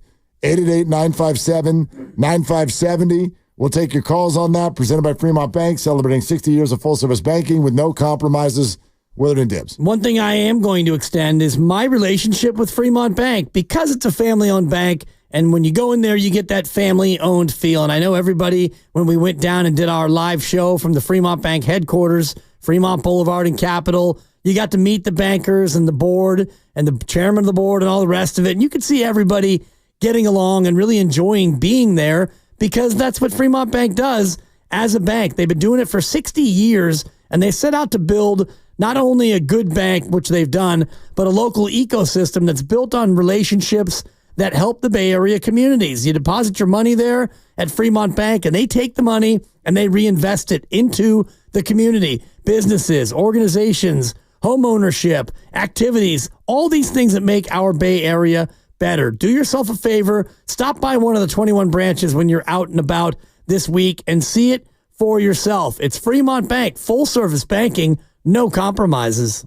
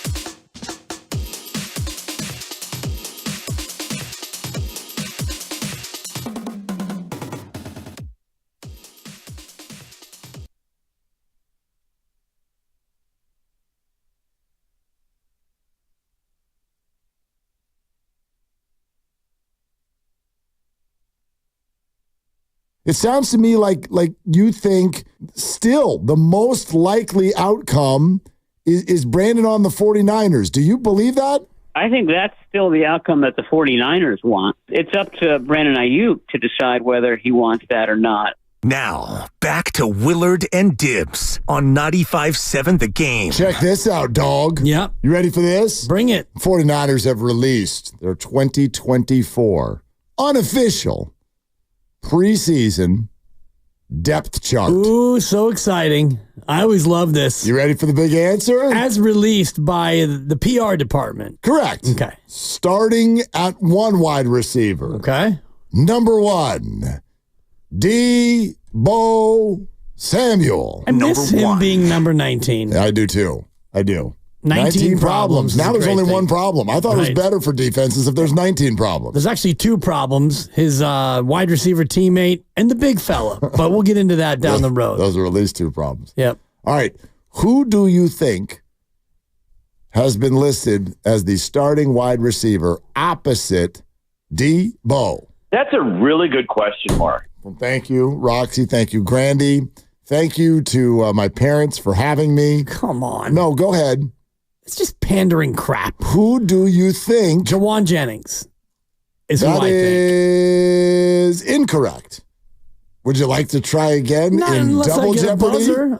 There you go. All right. What's wrong? Are you going soft back there? Second guess. Now he's just bored. Lucas was distracted. No. Want to guess again? Sure. All right. Brandon Aiyuk. Yeah. Look at that. You try to get me off the trail. I mean, I did. Brandon Aiyuk? Possibly. Yeah, Brandon Aiyuk. Okay. Brandon Aiyuk. Starting wide receiver, 49ers. So I'm ecstatic about that. I like the player. I like the depth chart. So he sees that, and he gets all teary-eyed, and he calls John Lynch. John, I want to be here. I want to rescind my trade request. I want to be a Niner. I want to be on your depth chart. Totally. You had me at depth chart. No, I don't think it means anything. It doesn't mean anything. Means they haven't traded him. Well, it means they haven't traded him. And, think about what the opposite would be. If you did stick another receiver in there, that's going to get Ricky Pearsall. I mean, right, it would get everybody going. Plus, it's sort of a little bit of a middle finger to Brandon, as if to say, like, yeah, you're not on the team anymore, which he's in camp. Like Trent Williams is listed as a did not report. Okay. So he's not on the depth chart. Brandon's on the depth chart. He reported to camp. He's there, so you stick him on there. You're our starter. Guy hasn't even been on the field once other than to bro hug and slap fives. Well, what else are you going to do? What are you going to do? Yeah, I guess. But, it's meaningless, as you pointed out at the start of that. But at least symbolically, it means that he's still a 49er. And he is. And I still think there is a very fair chance he remains one. It's so funny that in 888-957-9570, the big question we've been asking, if you're the Niners brass, what do you do? And you can certainly weigh in on our unofficial likelihood poll, which is, does he play on the 5th-year option? Does he get traded or does he get extended? And I still think that the most likely thing is that he's got to play this year. He's got to play this year on a 5th-year option, because if the Niners don't decide to trade him, Brandon has absolutely no choice but to get out there and play football hard. That is his only choice to get what he wants. It is a plot thickener that he reportedly turned down $32 million a year to go to the New England Patriots. And I know what a lot of people's first thought is. Well, sure, he doesn't want to go to the Patriots. The Patriots stink, and they have no quarterback. Sure, but there's a hidden something in there, because Brandon is well aware of the game of chicken that's being played. And if you want to turn that money down, you are risking the 49ers turning around and going, then we're not trading you. Which means you're not hell-bent on leaving. Yeah, because if you were hell-bent on leaving, you'd be gone. You would have left. You would have go for that money. Get that back. $32 million, yeah. 4-year extension, $32 million a year. That was reportedly on the table. What is that? $4.28? Yeah, it's 128. Damn. Nah. Damn. That's big money. And not all guaranteed, but still the guarantee is usually about 40% of it. So even if he, the fully guaranteed at signing is what I always try to dial in on because, the practical guarantee for Justin Jefferson's 110, but the actual guarantee is 88.7. Yeah, but 88.7 is in your pocket. It is, but DJ Moore got something in the 80s too. DJ Moore got 81 practical, and the actual was 43.6. Oh, okay. You're talking about practical and actual. Got it. Wait, the practical guarantee, that's the third highest, DJ Moore. Yeah. That's the third highest that was doled out this year. Amon-Ra got 77 guaranteed, which is fourth most. 77 out of 120. So that is roughly about 60%. So if he had 32 on the table, 128, and you take 60 million of that guaranteed, that's about 95 million. It's about 90 million guaranteed. I'm shocked he didn't take it. Yeah. I'm shocked he didn't take it. Well, it tells me it's that a hell of a poker move, dude. Tells me that it's not that he's hell-bent on leaving. He might be hell-bent on just going to Pittsburgh. And the 49ers might well be hell-bent on no. Especially if they don't get the right compensation back. And that's really, if you're the Niners, you're obviously what the Patriots were offering, if the reports are to be believed, the Patriots had put a package on the table that the Niners were okay with. All right, we'll do that. We'll trade you Brandon Aiyuk for whatever it was. I don't know if we ever saw the details of what they were reportedly offering, if it was a first-round pick and something, if it was a player. I don't think I ever saw those details, but it was obviously good enough so that the Niners were at least okaying it, and yet Brandon didn't want to go there and take the $32 million. Well, and what I was saying was, what's funny is it seems like people are trying to squash this a little bit to a degree because it's kind of a semantics thing, but there's this brewing argument over whether or not Brandon Aiyuk has leverage. It's a brewing argument. Yeah. Depends on how you look at it, I guess. In a way, Brandon is showing some sort of power. However, I'd argue it's only because the 49ers are opting to give it to him, and they don't have to do that. So, Matty Mayoko tweeted earlier today, there's been a lot of talk about leverage and which side has it during the Brandon Aiyuk situation. Fact. Aiyuk controls where he goes, if he goes, among teams that work out a deal with the 49ers. He must sign off on a multi-year contract in order to end up with a new team. Totally get what he's saying. But here's the only 3 words I see in that whole tweet, and they're in parentheses. If he goes, which to me craters the rest of the tweet, meaning he has no leverage.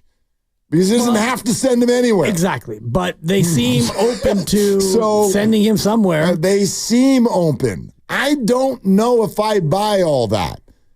You and me, we always ask the question, why is this all out in the public? Why is any of this information out there? Why do we know the team? Why are we now being given the numbers? Why are we being told what the Steelers will return and what they won't return? Why? Someone has to want that out there. And there's a game that's being played with all of that. So does it behoove the Niners for the public to know that Brandon Aiyuk turned down $32 million a year with the Patriots? Sure does. It absolutely does. I'm sitting right here with my hand raised as the minute you tell me that is the minute Brandon loses me.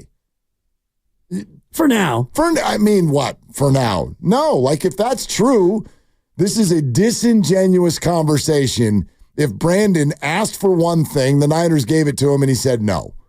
It doesn't mean that he loses you, because when he scores 2 touchdowns in the opener, then we're back. Well, but that's 2 different things. If you have a Niner jersey on, I'm rooting for the 49ers. Yeah.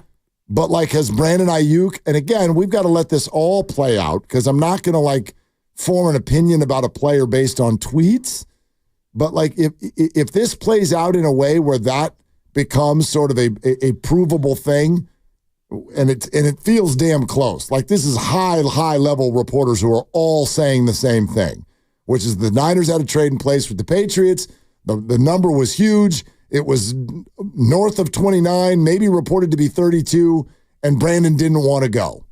That's all been reported in like 25 different places. If that's all true, yeah, I lost some respect for Brandon Aiyuk and his agent. Absolutely.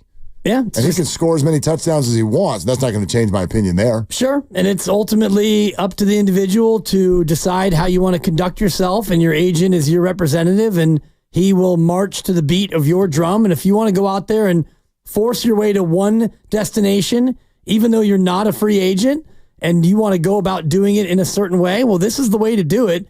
And it might end up costing you a lot of money. It might cost you a chance to go where you ultimately might want to go. And it also might affect the sentiment of public opinion. But if you're dead set on getting to Pittsburgh, then you're going to have to go through some very difficult things publicly and privately to try to make that happen. I guess, yeah. And so, you know. And I don't know that he is dead set on going to Pittsburgh. I don't know what his motivation is for any of this. Quote, unquote, hasn't closed the door on Cleveland. Okay. That's probably a leverage point. Maybe. Leverage not for the Niners, but against Pittsburgh. And although that doesn't really help him. Well, especially if he already had a reported 32 from New England. Right. If he's dead set on Pittsburgh, what would aid Brandon is to be like, all other teams are off the table.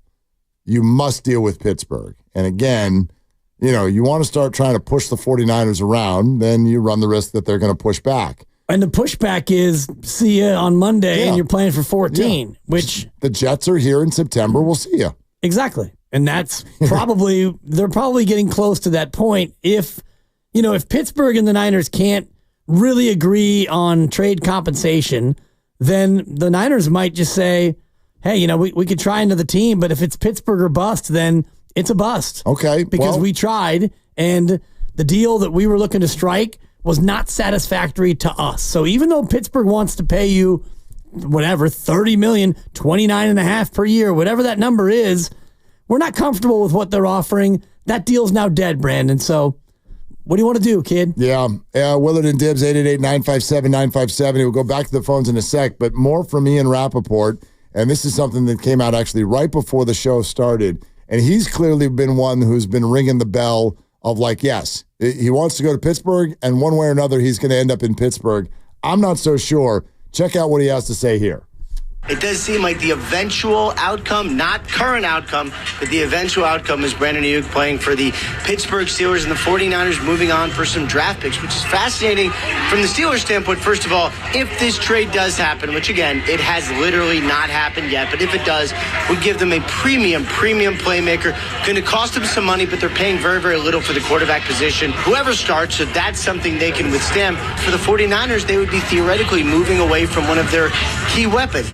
So for me, the interesting thing there is he is saying that the 49ers, if they're sending him to Pittsburgh, they're doing it for draft picks. I think everybody's going to freaking lose their mind if that happens.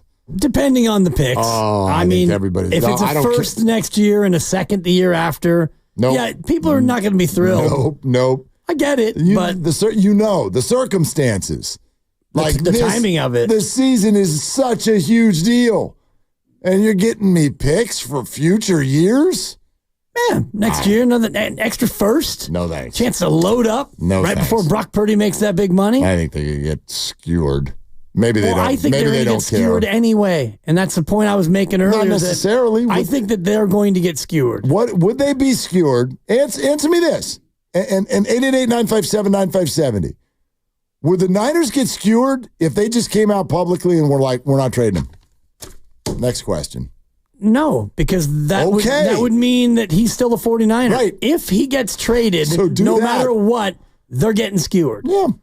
But, okay, so they do that. They don't trade him, and Brandon Aiyuk is still a 49er, and he continues to hold in and not play. And whatever road he goes down, he doesn't have as productive a year. The offense isn't as good. You don't win as many games. They're going to get skewered for messing this thing up. Well, I mean, there already is like, and I agree with this, there's already sort of a low buzz criticism just because this is happening, simply because it's happening in August. And I agree with that.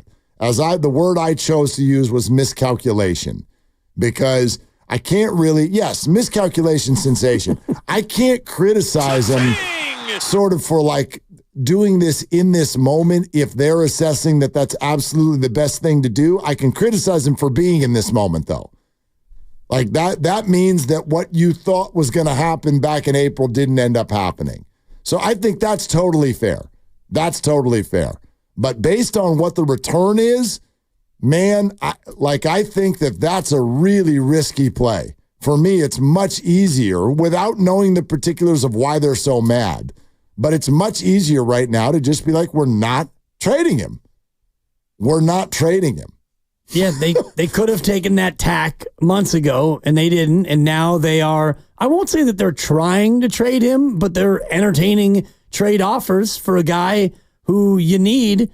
You probably need him to be a Super Bowl team, in my opinion, pending Ricky Pearsall's myriad injuries and whoever else you have at wide receiver. It feels to me like Brandon Aiyuk, he's not make or break for your team to be successful, but if you don't have Aiyuk or a competent replacement, I don't think that you're a Super Bowl team. Okay, but go with me on this one. Niners have been pretty damn amazing at deadline acquisitions, right?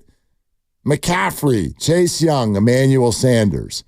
Why can't we look at that? Start the year without him, and whether it's Pearsall and Chris Conley or whatever the hell you're doing. And how many games have you played before November 5th? How many games have you played? You Roughly played all of 8. September, October? Yeah, 8 I think or 9 your bye games. is right around there. All right, fine. You're 5-3. You're not great. You're plugging around. Okay, deadline time. Who's available? Go get an amazing receiver. That is your bye week, actually, so you will have played 8 games. Okay, you're 5-3, let's say. Something like that. You're not blowing the doors off, but the season is not cratered either. I think they can do that without Aiyuk. It's not like they're going to be awful. He's not the only straw that stirs the drink. Most don't think he's a straw at all. So, I don't know. Who's available? Devontae Adams? Amari Cooper?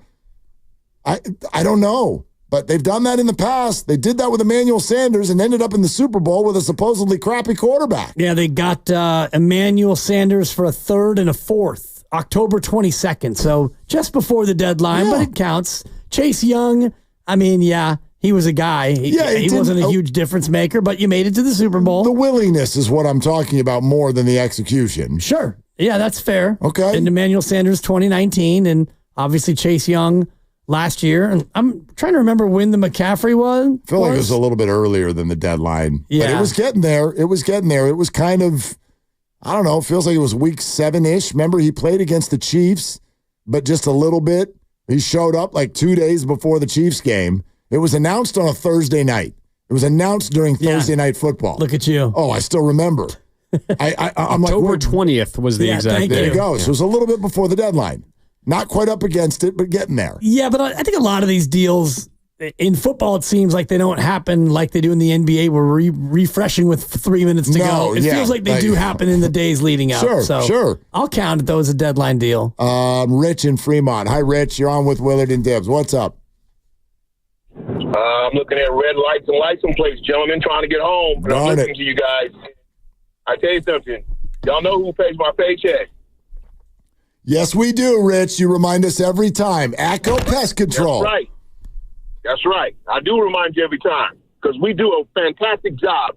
And I'll tell you something else about us. We are diamond certified.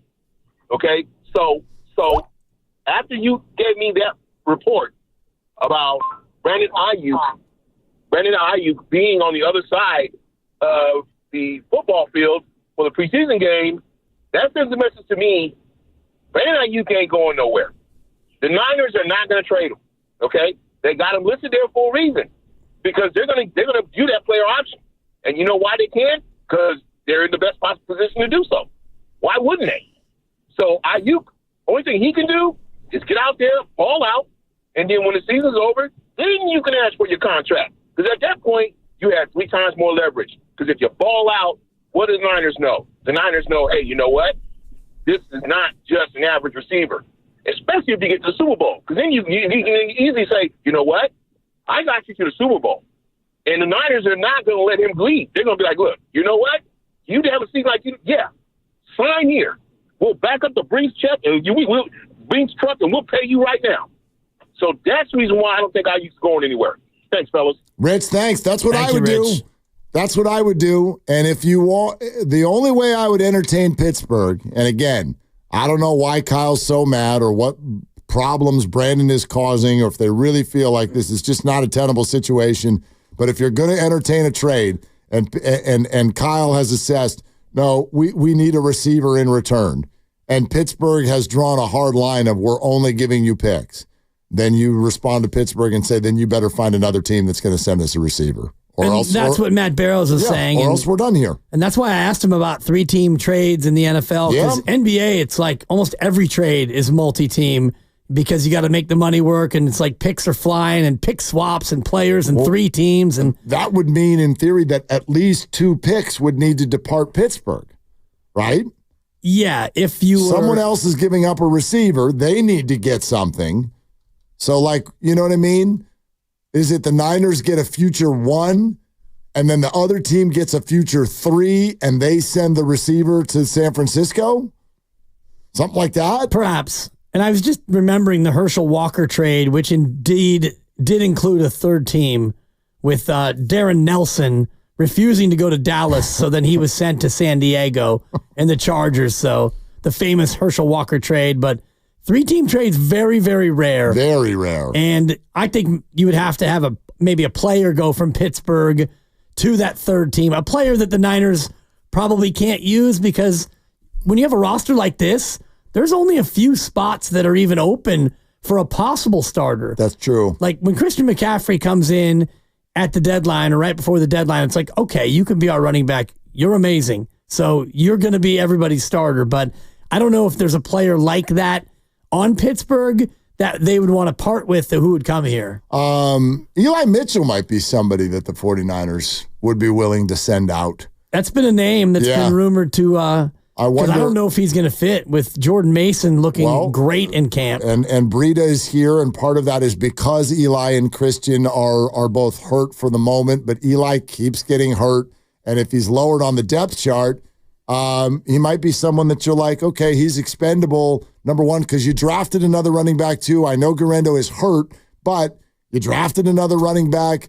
He might be someone who's expendable, but also has the resume of like, I can help someone's running back room. So if there's teams that are feeling like they're a little deficient at the running back room, would they swap a receiver for a running back and kind of make it part of a 3-team deal? I don't know. I mean, hell, trades are hard. Well, you say 3-team deals are rare. Player for player deals are rare in the NFL. It's almost always just player for pick. Good call. But the Niners are like, this is a little bit of a different circumstance here. Whatever the norm is in the NFL, you blow it out of here for this. This is not what teams do.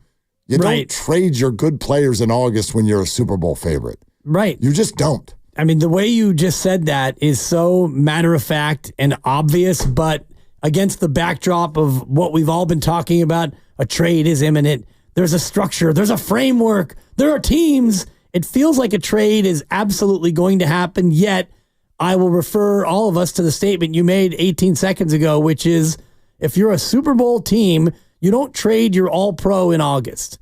And period. Like, even if you're like Carolina, for example, they had Christian McCaffrey, a Hall of Famer. They traded him at the deadline in October.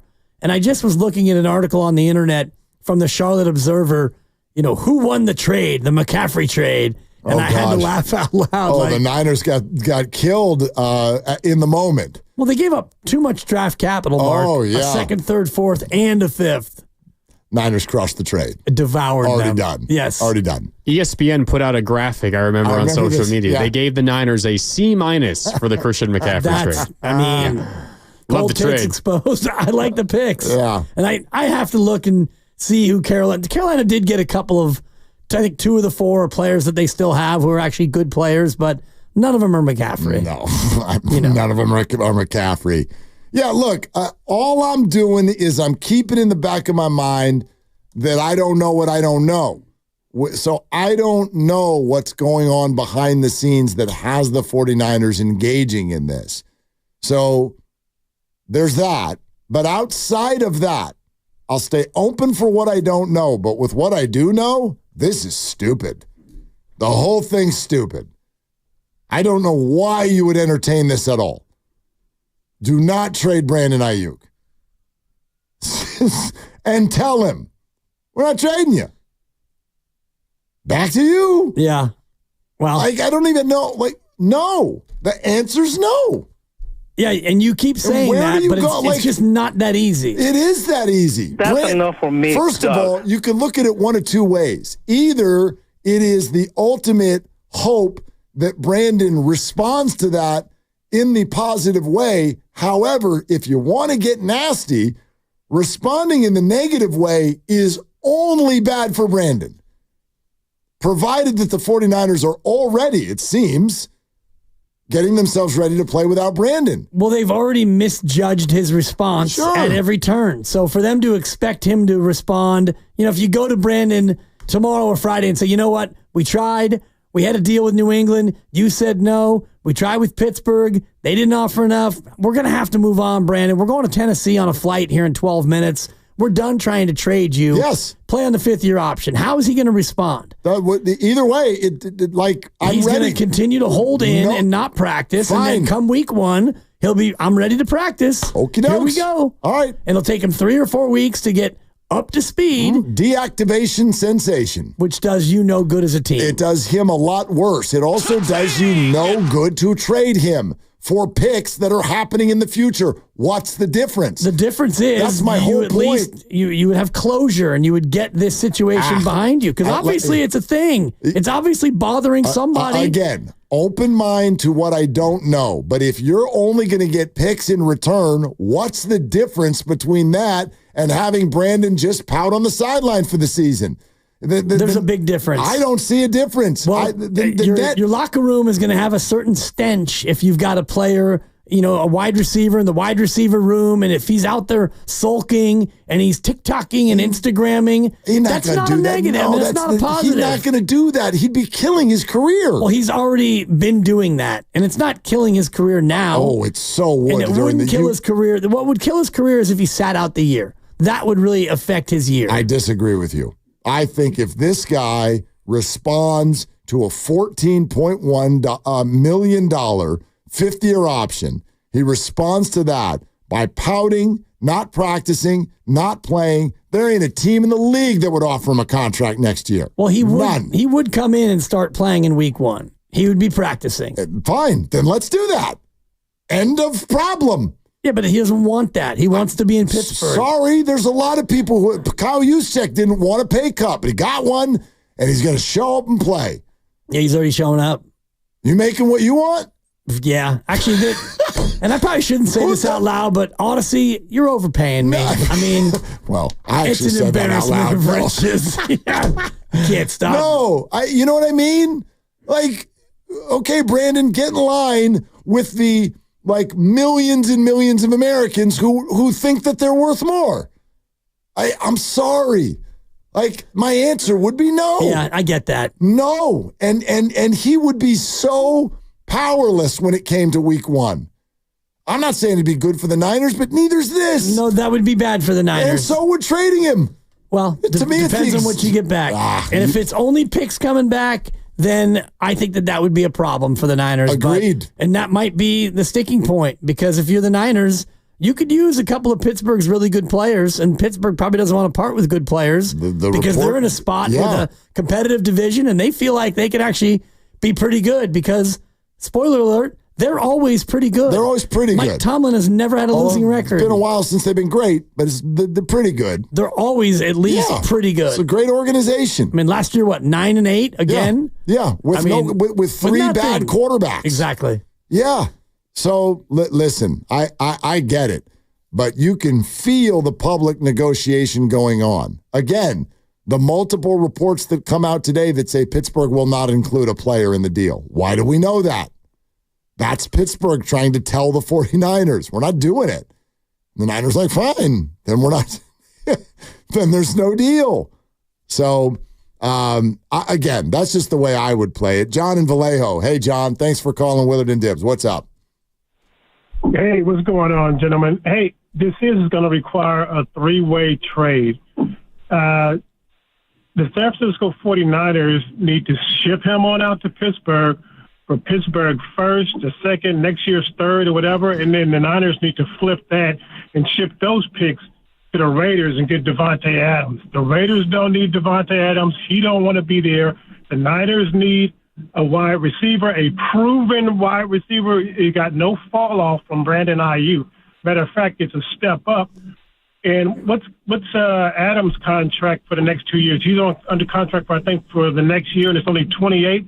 So it's about equal or less to what you were going to pay Aiyuk anyway. No, it would need a restructure. So he's got a number of about 25.3 this year, and then there's a dead cap hit of only $15 million. In other words, there's an out after this upcoming season. So yes, you could do that, but he actually has not 2 more non-guaranteed years after this coming year.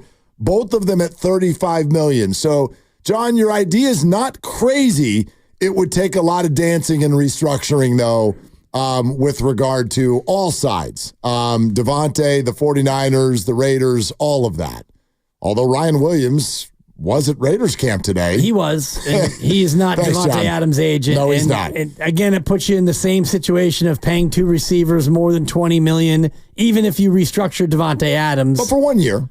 Right, this year and next, Davante Adams wouldn't want to come here and not, and have no guaranteed money. But he doesn't have guaranteed money now. Right. The Raiders can get out after next year, so whoever the acquiring team would be as well. Right, so you're going to trade Aiyuk for 1 year of Davante Adams? Maybe. To me, that doesn't make proper sense. Well, if you're right now, you've only got 1 year of Brandon Aiyuk, and you might not even have that. Well, you can franchise him, as you've told me time and time again. Yes. You're allowed to. You're allowed to. You won't. But you could. I mean, I don't think anybody wants that to be the outcome of this. Nobody's looking for Brandon Aiyuk's career to totally get flushed down the toilet. Exactly. That would be awful. Bad for both sides. For everybody. Lucas put the poll on Twitter. Before we go back to the phones, I want to update you on the results. What do you believe is the most likely outcome to the Aiyuk situation? 49ers trade, 49ers extend, or nothing? 5th-year option. Right now, the leading vote getter, 49ers trade Aiyuk. Trade, for sure. 52%. Yeah. Second is they do nothing, 26%. And then extension, 23%. The only thing I would say to that is the extension vote is way too high. Agreed. A quarter of the people think that he's getting extended. And I think I don't see it. The nothing option is a little bit low. Probably. I think it should probably be 50, 40, 10. Well, 50% trade. Because that's kind of where I am. Yeah, I think that it's more likely that they trade him than they do nothing. Yeah, I mean, you might be right. I mean, look, the poll is happening on Twitter, and on Twitter, you're hearing that he's going to be traded. But that's on Twitter. Fair. You know what I mean? Fair. I don't know what's happening in the actual offices or on the cell phone of John Lynch. I have a question. Sure. So let's say the Niners just refuse to trade him. We're going into a Super Bowl year. Maybe we make a decision a year from now or 8 months from now. We'll cross that bridge then, but we're going to keep him. It's our best chance to win a Super Bowl. Yeah. And the Niners tell Aiyuk's camp that. You seriously think he's going to be willing to play on that $14 million 5th-year option as opposed to maybe finally taking down his asking price and then signing an extension, maybe a little bit upset, but still then signs that extension? It's a very fair question, and I don't know. I don't know what he would do. But that's the corner that if I were the Niners, I'd back him into. Yeah, no doubt. That's that's why I just keep telling him he's got no leverage at all. Because the Niners, if they want to do that, boom, done. But they didn't do that, and they haven't done that. But so that doesn't mean he's got leverage. It does. Well, you can use whatever word you want. He's got power to it. He's got them. He's got them out there doing his bidding. Listen, so you can use whatever word you want, and I can sit here and say they shouldn't be doing it. Well, they're doing it, but they shouldn't. And that's you can call it leverage or power or juice or chutzpah. It's nothing. Whatever he has, it's a mistake. He's got him out, but he's got him out there doing it, and it's a mistake. That's Dibs. Your call. That's my opinion. The reality is they're out there doing his bidding, and it's a mistake. So if that's not leverage, then it's something. Well, whatever it is. He's getting what he wants, which is shop me. What if the whole thing is just the Niners calling his bluff? Exactly. They know he didn't want to go to New England, and they said, we got a great deal for you, Brandon. Thank you. Again, why do we know these things? Because the team is leaking it. Thank you. And why would they be doing that? Because they want to disrespect Brandon Aiyuk without using their own words. Well, that's what they're doing. It's a passive aggressive. It's gaslighting. Is what it is. They're not trying to disrespect him. They're gaslighting him. No, they're trying. They're letting it be known that it turns out he doesn't want the money. They're trying to get what they want, the same way he is. Right. Everybody's just trying to get what they want. No one's trying to disrespect each other. They're trying to get what they want. The way they're going about it by leaking this, it's drawing the reaction that you gave during the crossover, which is like, wow, really? Yes. I'm out on you, is what you said. 100%. So that's the team getting the public to turn against Brandon Aiyuk. But let's not act like this was their first move. No, it's not. That's what happens when things won't go well. And he's made about 8 moves already that have been equally passive-aggressive. Completely. I would not have guilt if I were the 49ers to do that at all, knowing that this guy left exit interviews and immediately started putting poop emojis on IG. So if I'm the boss, I'm like, excuse me? Excuse me? We just flew back from Vegas? That's 2 days ago. What? Like, come on. Again, you got to have the stomach for this. If you want to play hard, then let's play hard. I don't get it. I do not get why the Niners are 94 times today. Doesn't make any sense. It doesn't. Yet what they're doing what he has kind of asked them to do. Vince in the city on Willard and Dibs. Hi, Vince. What's cooking?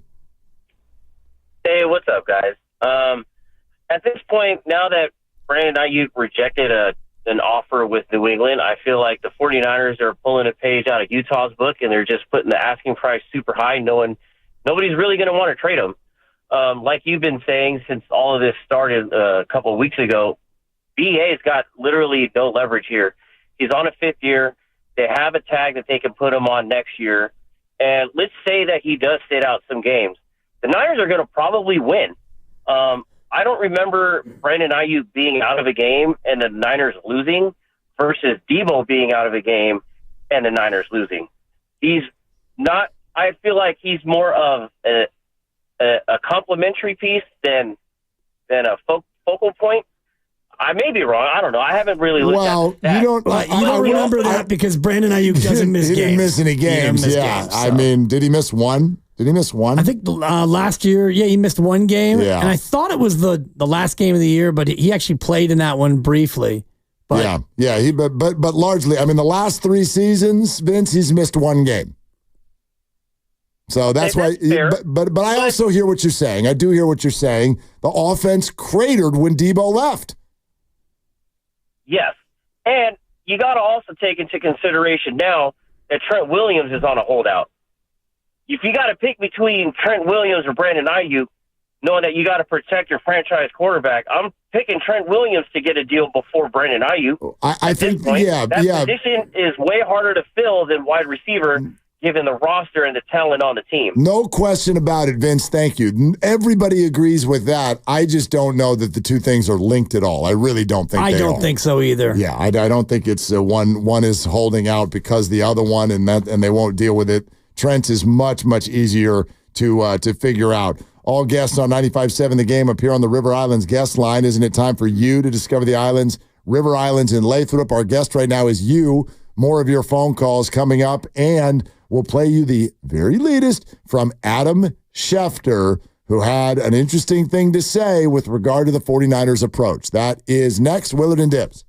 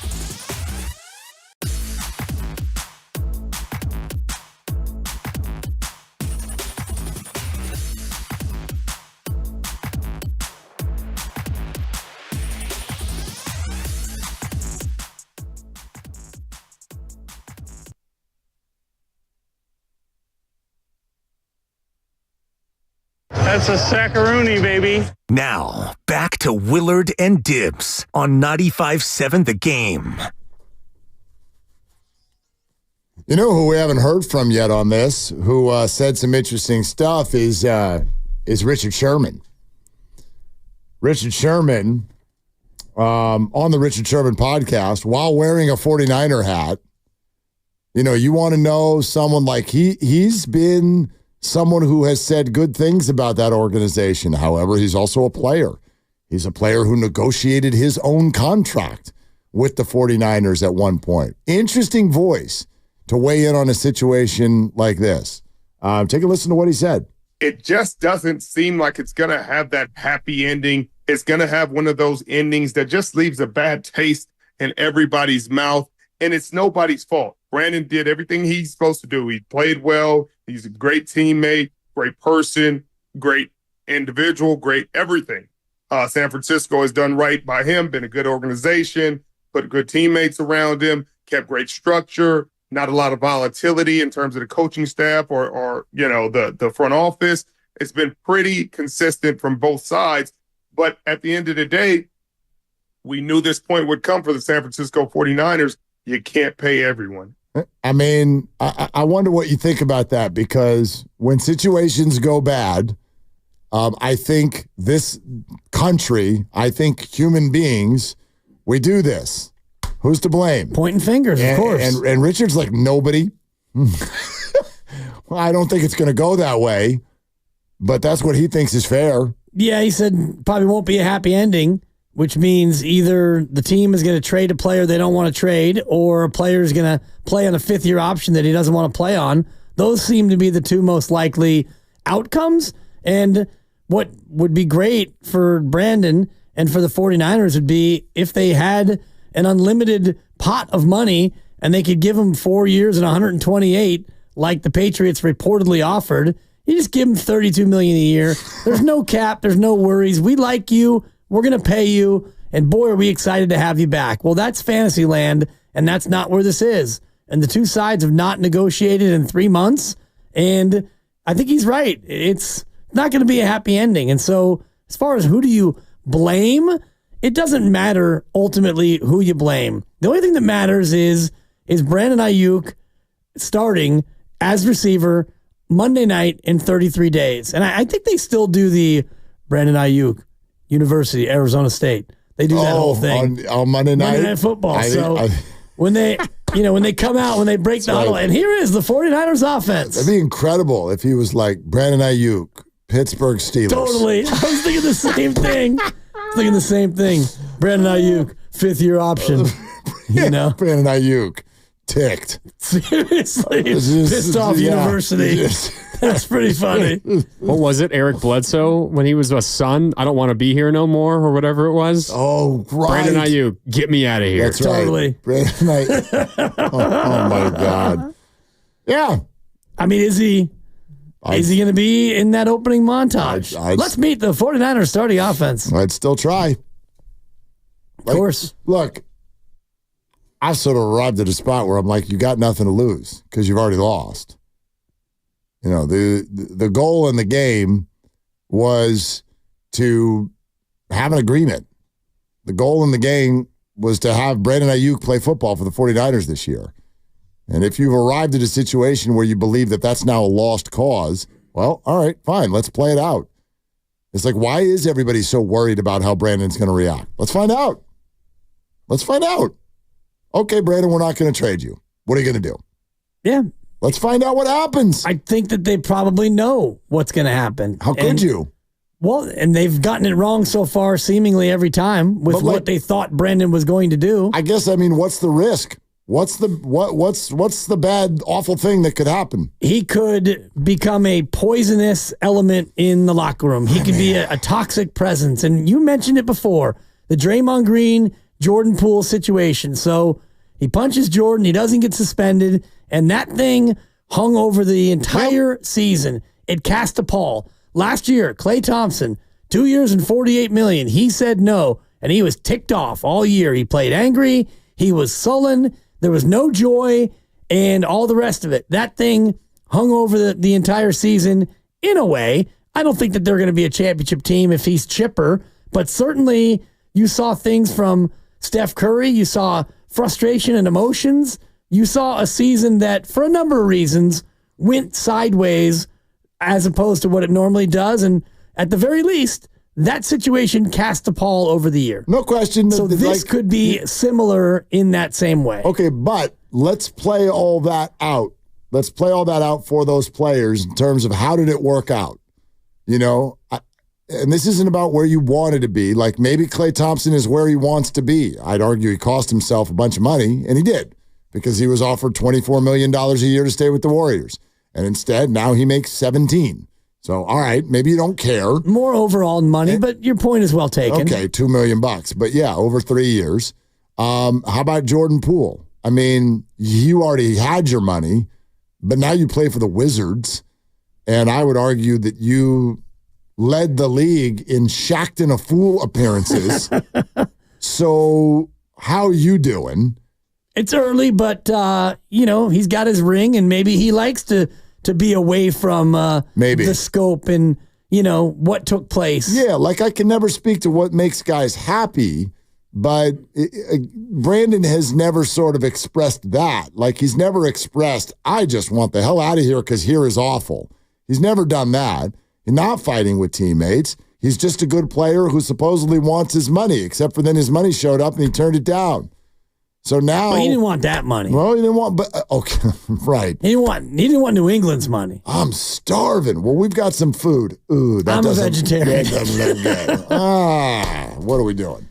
I do think that if he stays and he plays on the 5th-year option, which is certainly a possibility, it's more likely than him getting an extension that makes him happy.